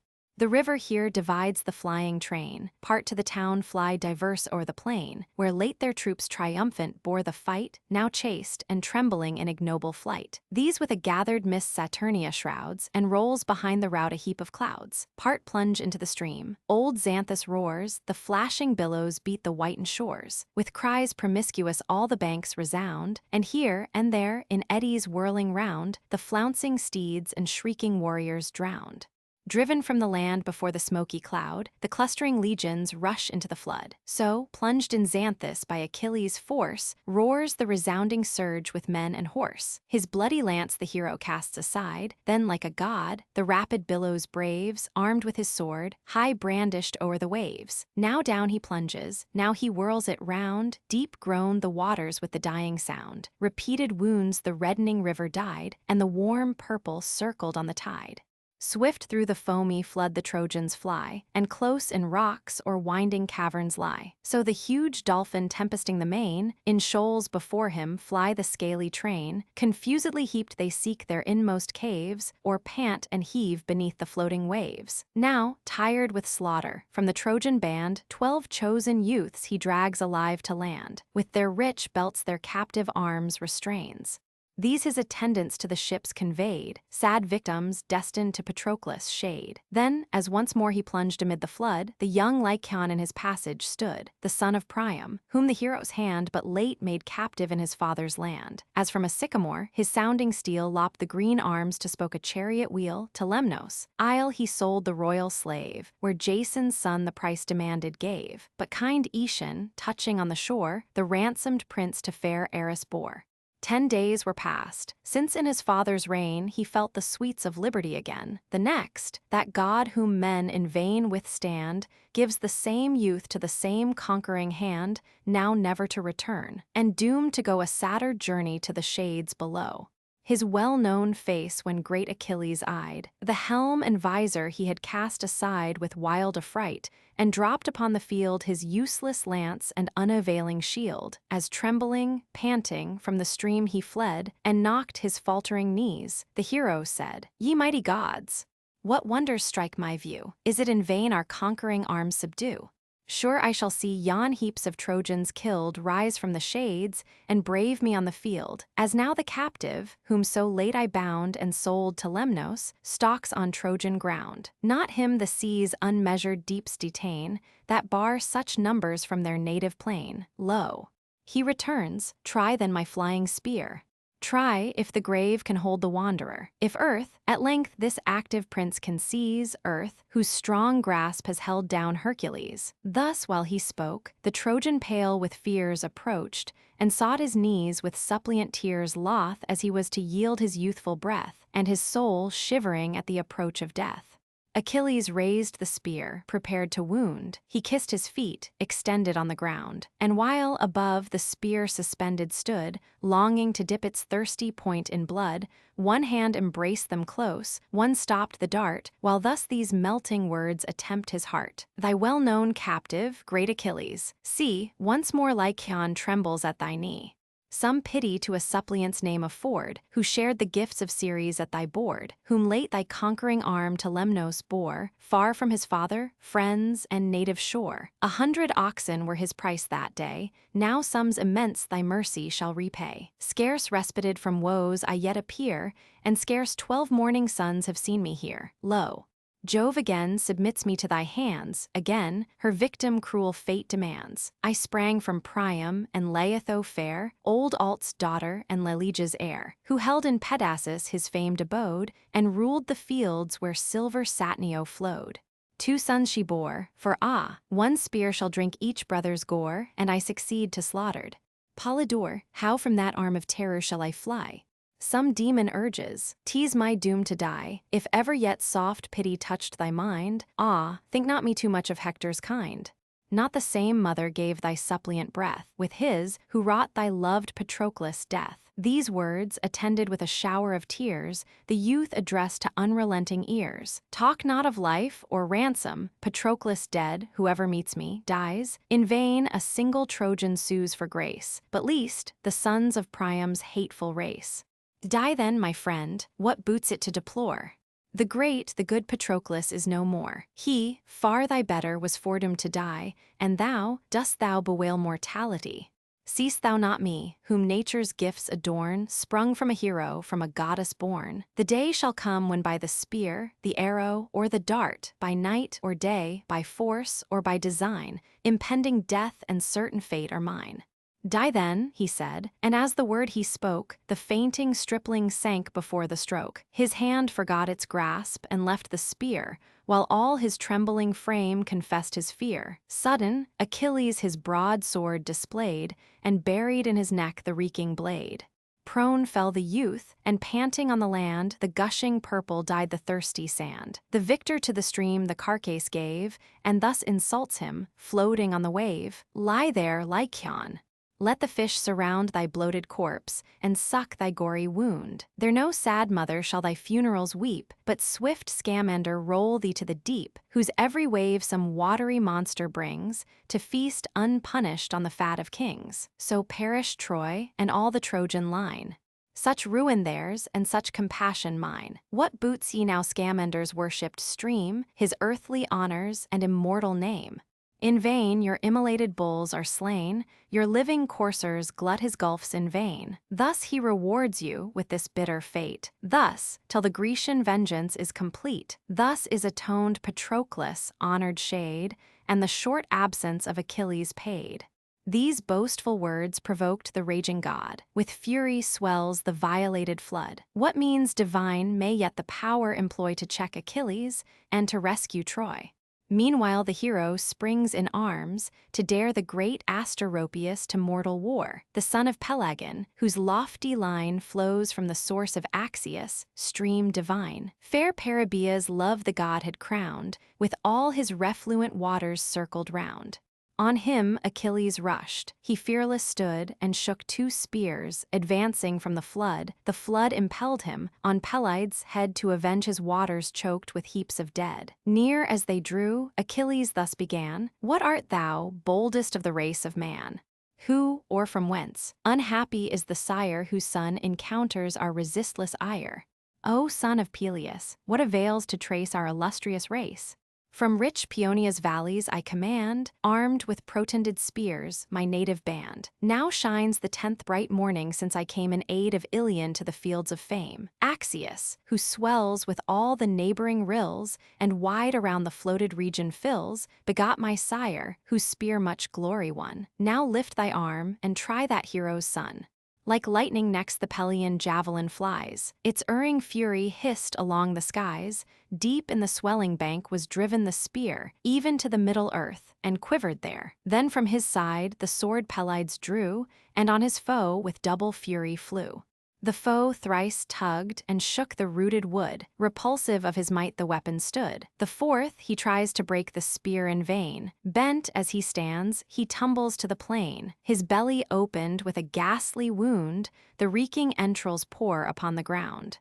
Beneath the hero's feet he panting lies, and his eye darkens, and his spirit flies, while the proud victor thus triumphing said, his radiant armor tearing from the dead, So ends thy glory, such the fate they prove, who strive presumptuous with the sons of Jove. Sprung from a river, didst thou boast thy line, but great Saturnius is the source of mine. How durst thou vaunt thy watery progeny? Of Peleus, Aeacus, and Jove am I. The race of these superior far to those, as he that thunders to the stream that flows. What rivers can, Scamander might have shown, but Jove he dreads, nor wars against his son. even Achilles might contend in vain, and all the roaring billows of the main. The eternal ocean, from whose fountains flow the seas, the rivers, and the springs below, the thundering voice of Jove abhors to hear, and in his deep abysses shakes with fear. He said, then from the bank his javelin tore, and left the breathless warrior in his gore. The floating tides the bloody carcass lave, and beat against it, wave succeeding wave, till, rolled between the banks, it lies the food of curling eels and fishes of the flood. All scattered round the stream, the amazed Paeonians scour along the plain. He vents his fury on the flying crew. Thracius, Astyplus, and Nessus slew. Mydon, Thersilochus, with Aeneas fell, and numbers more his lance had plunged to hell. But from the bottom of his gulfs profound, Scamander spoke. The shores returned the sound. O first of mortals! In valor matchless, and in force divine, if Jove have given thee every Trojan head, tease not on me thy rage should heap the dead. See, my choked streams no more their course can keep, nor roll their wonted tribute to the deep. Turn then, impetuous, from our injured flood, content thy slaughters could amaze a god. In human form, confessed before his eyes the river thus, and thus the chief replies, O sacred stream, thy word we shall obey, but not till Troy the destined vengeance pay, not till within her towers the perjured train shall pant and tremble at our arms again, not till proud Hector, guardian of her wall, or stain this lance, or see Achilles fall. He said, and drove with fury on the foe. Then to the godhead of the silver bow the yellow flood began, O son of Jove! Was not the mandate of the sire above full and express, that Phoebus should employ his sacred arrows in defense of Troy, and make her conquer, till Hyperion's fall in awful darkness hide the face of all? He spoke in vain. The chief, without dismay, plows through the boiling surge his desperate way. Then rising in his rage above the shores, from all his deep the bellowing river roars, huge heaps of slain disgorges on the coast, and round the banks the ghastly dead are tossed, while all before, the billows ranged on high, screen the bands who fly. Now bursting on his head with thundering sound, the falling deluge whelms the hero round. His loaded shield bends to the rushing tide. His feet, upborne, scarce the strong flood divide, slittering and staggering. On the border stood a spreading elm that overhung the flood. He seized a bending bough, his steps to stay. The plant uprooted to his weight gave way. Heaving the bank and undermining all, loud flashed the waters to the rushing fall of the thick foliage. The large trunk displayed bridged the rough flood across. The hero stayed on this his weight, and raised upon his hand, leaped from the channel, and regained the land. Then blackened the wild waves. The murmur rose. The god pursues, a huger billow throws, and bursts the bank, ambitious to destroy the man whose fury is the fate of Troy. He like the warlike eagle speeds his pace. Far as a spear can fly, Achilles springs. At every bound his clanging armor rings. Now here, now there, he turns on every side, and winds his course before the following tide. The waves flow after, wheresoe'er he wheels, and gather fast, and murmur at his heels. So when a peasant to his garden brings soft rills of water from the bubbling springs, and calls the floods from high to bless his bowers, and feed with pregnant streams the plants and flowers, soon as he clears whate'er their passage stayed, and marks the future current with his spade, swift o'er the rolling pebbles, down the hills, louder and louder purl the falling rills. Before him scattering, they prevent his pains, and shine in mazy wanderings o'er the plains. Oft as he turned the torrent to oppose, and bravely try if all the powers were foes, so oft the surge, in watery mountains spread, beats on his back or bursts upon his head. Yet dauntless still the adverse flood he braves, and still indignant bounds above the waves. Tired by the tides, his knees relax with toil, washed from beneath him slides the slimy soil. When thus forth bursts the hero with an angry groan, is there no god Achilles to befriend, no power to avert his miserable end? Prevent, O Jove, this ignominious date, and make my future life the sport of fate. Of all heaven's oracles believed in vain, but most of Thetis must her son complain. By Phoebus' darts she prophesied my fall, in glorious arms before the Trojan wall. Oh, had I died in fields of battle warm, stretched like a hero, by a hero's arm! Might Hector's spear this dauntless bosom rend, and my swift soul o'erdake my slaughtered friend? Ah no! Achilles meets a shameful fate. Oh, how unworthy of the brave and great! Like some vile swain, whom on a rainy day, crossing a ford, the torrent sweeps away, an unregarded carcass to the sea. Neptune and Pallas haste to his relief, and thus in human form addressed the chief, the power of ocean first. Forbear thy fear, O son of Peleus, lo, thy gods appear. Behold, from Jove descending to thy aid, propitious Neptune and the blue-eyed maid. Stay, and the furious flood shall cease to rave, tease not thy fate to glut his angry wave. But thou, the counsel heaven suggests, attend. Nor breathe from combat, nor thy sword suspend, till Troy receive her flying sons, till all her routed squadrons pant behind their wall. Hector alone shall stand his fatal chance, and Hector's blood shall smoke upon thy lance. Thine is the glory doomed. Thus spake the gods, then swift ascended to the bright abodes. Stung with new ardor, thus by heaven impelled, he springs impetuous and invades the field. O'er all the expanded plain the waters spread. Heaved on the bounding billows danced the dead, floating midst scattered arms, while casques of gold and turned-up bucklers glittered as they rolled.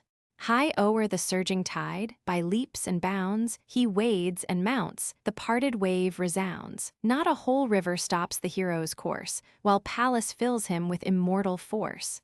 With equal rage, indignant Xanthus roars, and lifts his billows and o'erwhelms his shores. Then thus to Simwa: haste, my brother flood, and check this mortal that controls a god. Our bravest heroes else shall quit the fight, and Ilion tumble from her towery height. Call then thy subject streams and bid them roar. From all thy fountains swell thy watery store. With broken rocks, and with a load of dead, charge the black surge and pour it on his head. Mark how resistless through the floods he goes, and boldly bids the warring gods be foes. But nor that force, nor form divine to sight, shall aught avail him, if our rage unite. Whelmed under our dark gulfs those arms shall lie, that blaze so dreadful in each Trojan eye. And deep beneath a sandy mountain hurled, immersed remain this terror of the world.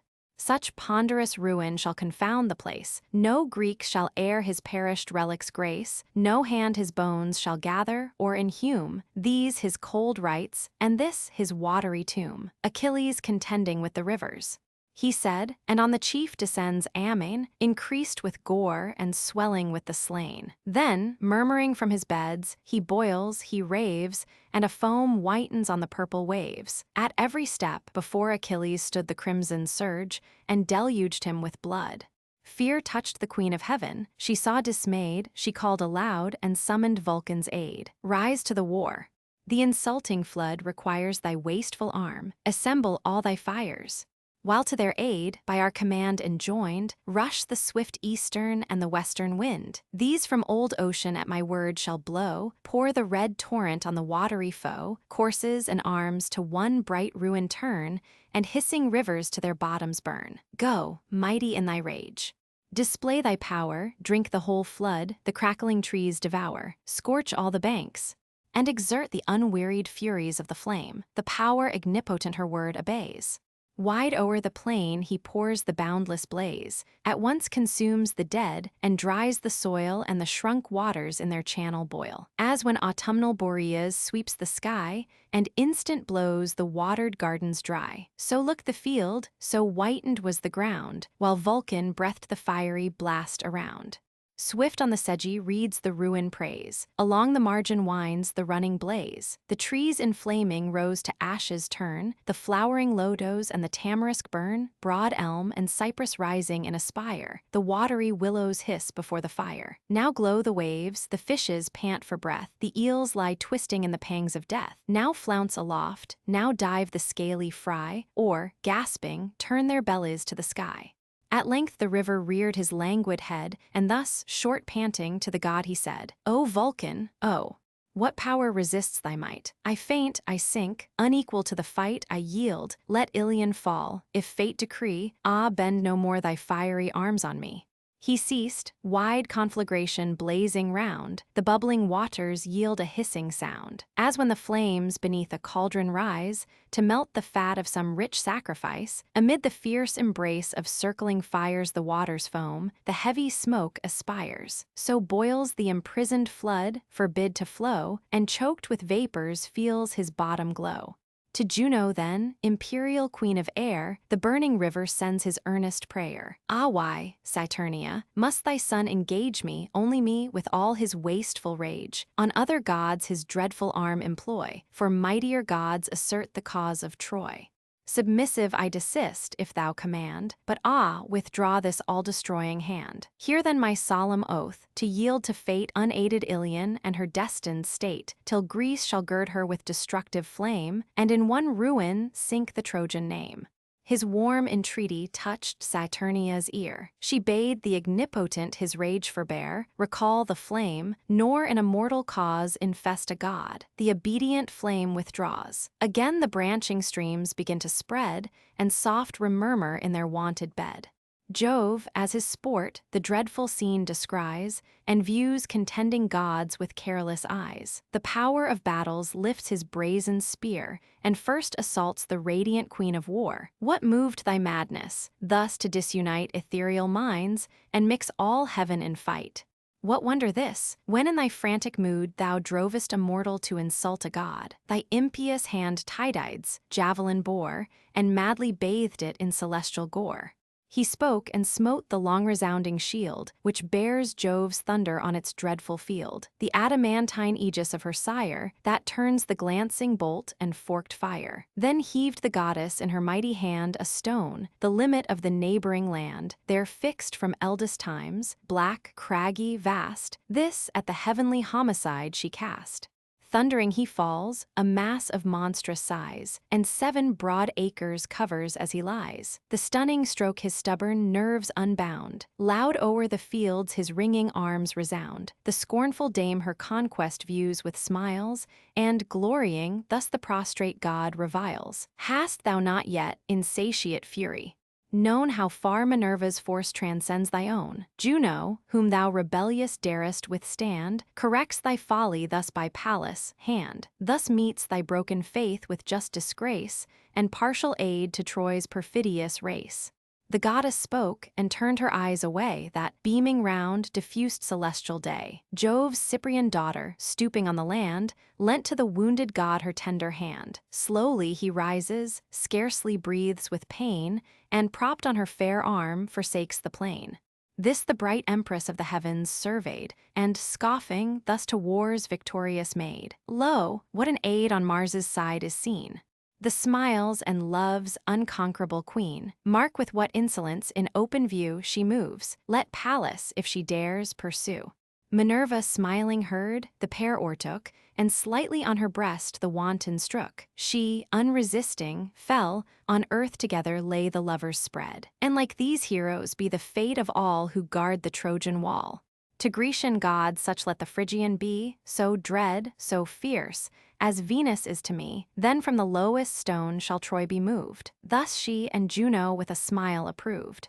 Meantime, to mix in more than mortal fight, the god of ocean dares the god of light. What sloth has seized us, when the fields around ring with conflicting powers, and heaven returns the sound? Shall, ignominious, we with shame retire, no deed performed, to our Olympian sire? Come, prove thy arm, for first the war to wage suits not my greatness or superior age. Rash as thou art to prop the Trojan throne, and guard the race of proud Laomedon, hast thou forgot how, at the monarch's prayer, we shared the lengthened labors of a year?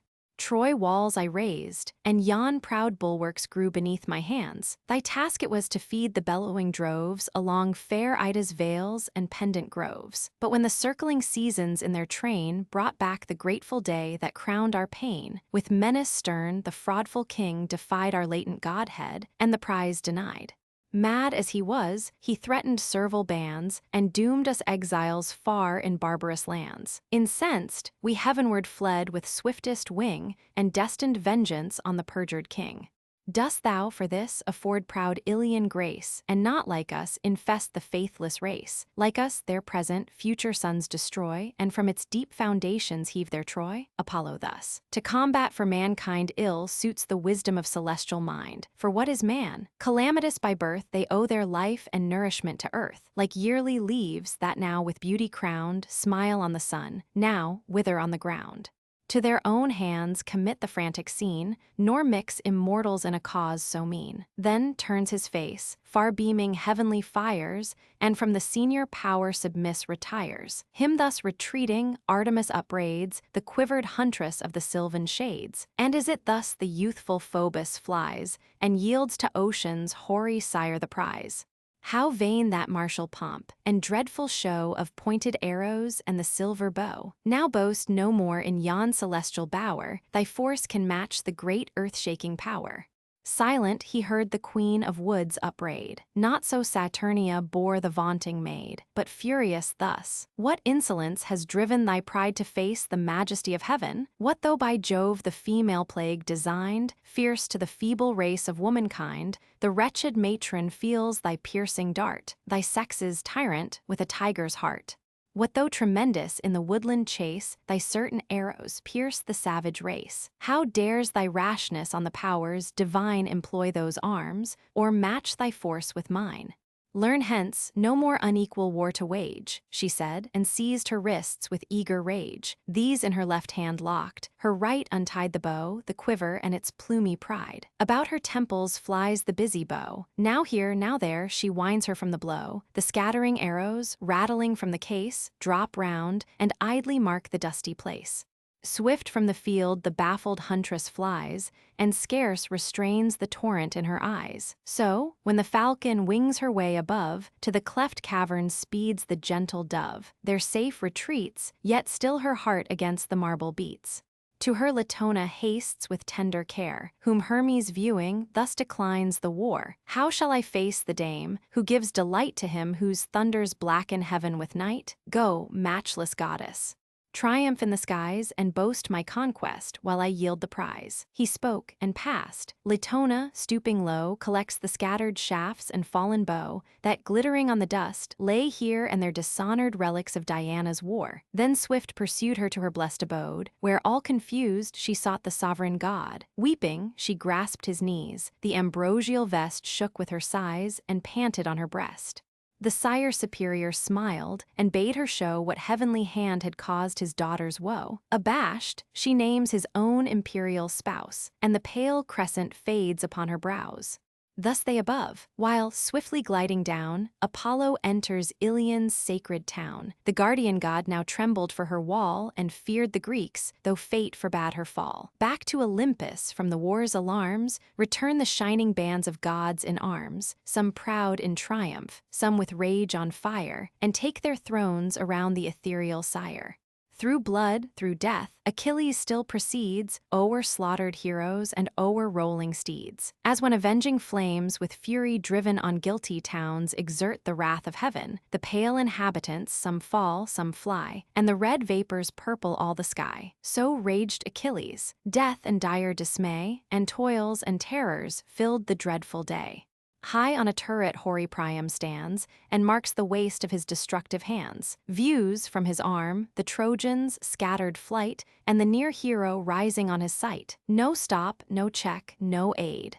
With feeble pace and settled sorrow on his aged face, fast as he could, he sighing quits the walls, and thus descending on the guards he calls. You to whose care our city gates belong, set wide your portals to the flying throng, for lo, he comes with unresisted sway. He comes, and desolation marks his way. But when within the walls our troops take breath, lock fast the brazen bars and shut out death. Thus charged the reverend monarch. Wide were flung the opening folds, the sounding hinges rung. Phoebus rushed forth, the flying bands to meet, struck slaughter back and covered the retreat. On heaps the Trojans crowd to gain the gate, and gladsome see their last escape from fate. Thither, all parched with thirst, a heartless train, hoary with dust, they beat the hollow plain, and gasping, panting, fainting, labor on with heavier strides that lengthen toward the town. Enraged Achilles follows with his spear, wild with revenge, insatiable of war. Then had the Greeks eternal praise acquired, and Troy inglorious to her walls retired. But he, the god who darts ethereal flame, shot down to save her and redeem her fame. To young Agenor force divine he gave. In aid of him, beside the beach he sate, and wrapped in clouds, restrained the hand of fate. When now the generous youth Achilles spies, thick beats his heart, the troubled motions rise. He stops and questions thus his mighty soul. What, shall I fly this terror of the plain, like others fly, and be like others slain? Vain hope, to shun him by the self-same road yon line of slaughtered Trojans lately trod.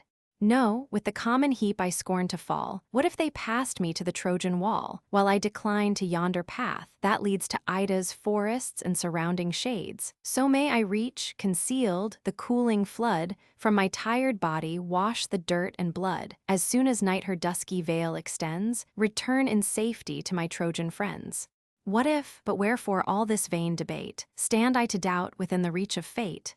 Even now perhaps, ere yet I turn the wall, the fierce Achilles sees me, and I fall. Such is his swiftness, 'tis in vain to fly, and such his valor, that who stands must die.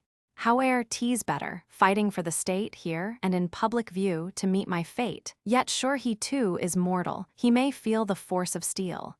One only soul informs that dreadful frame, and Jove's sole favor gives him all his fame. He said, and stood, collected in his might, and all his beating bosom claimed the fight.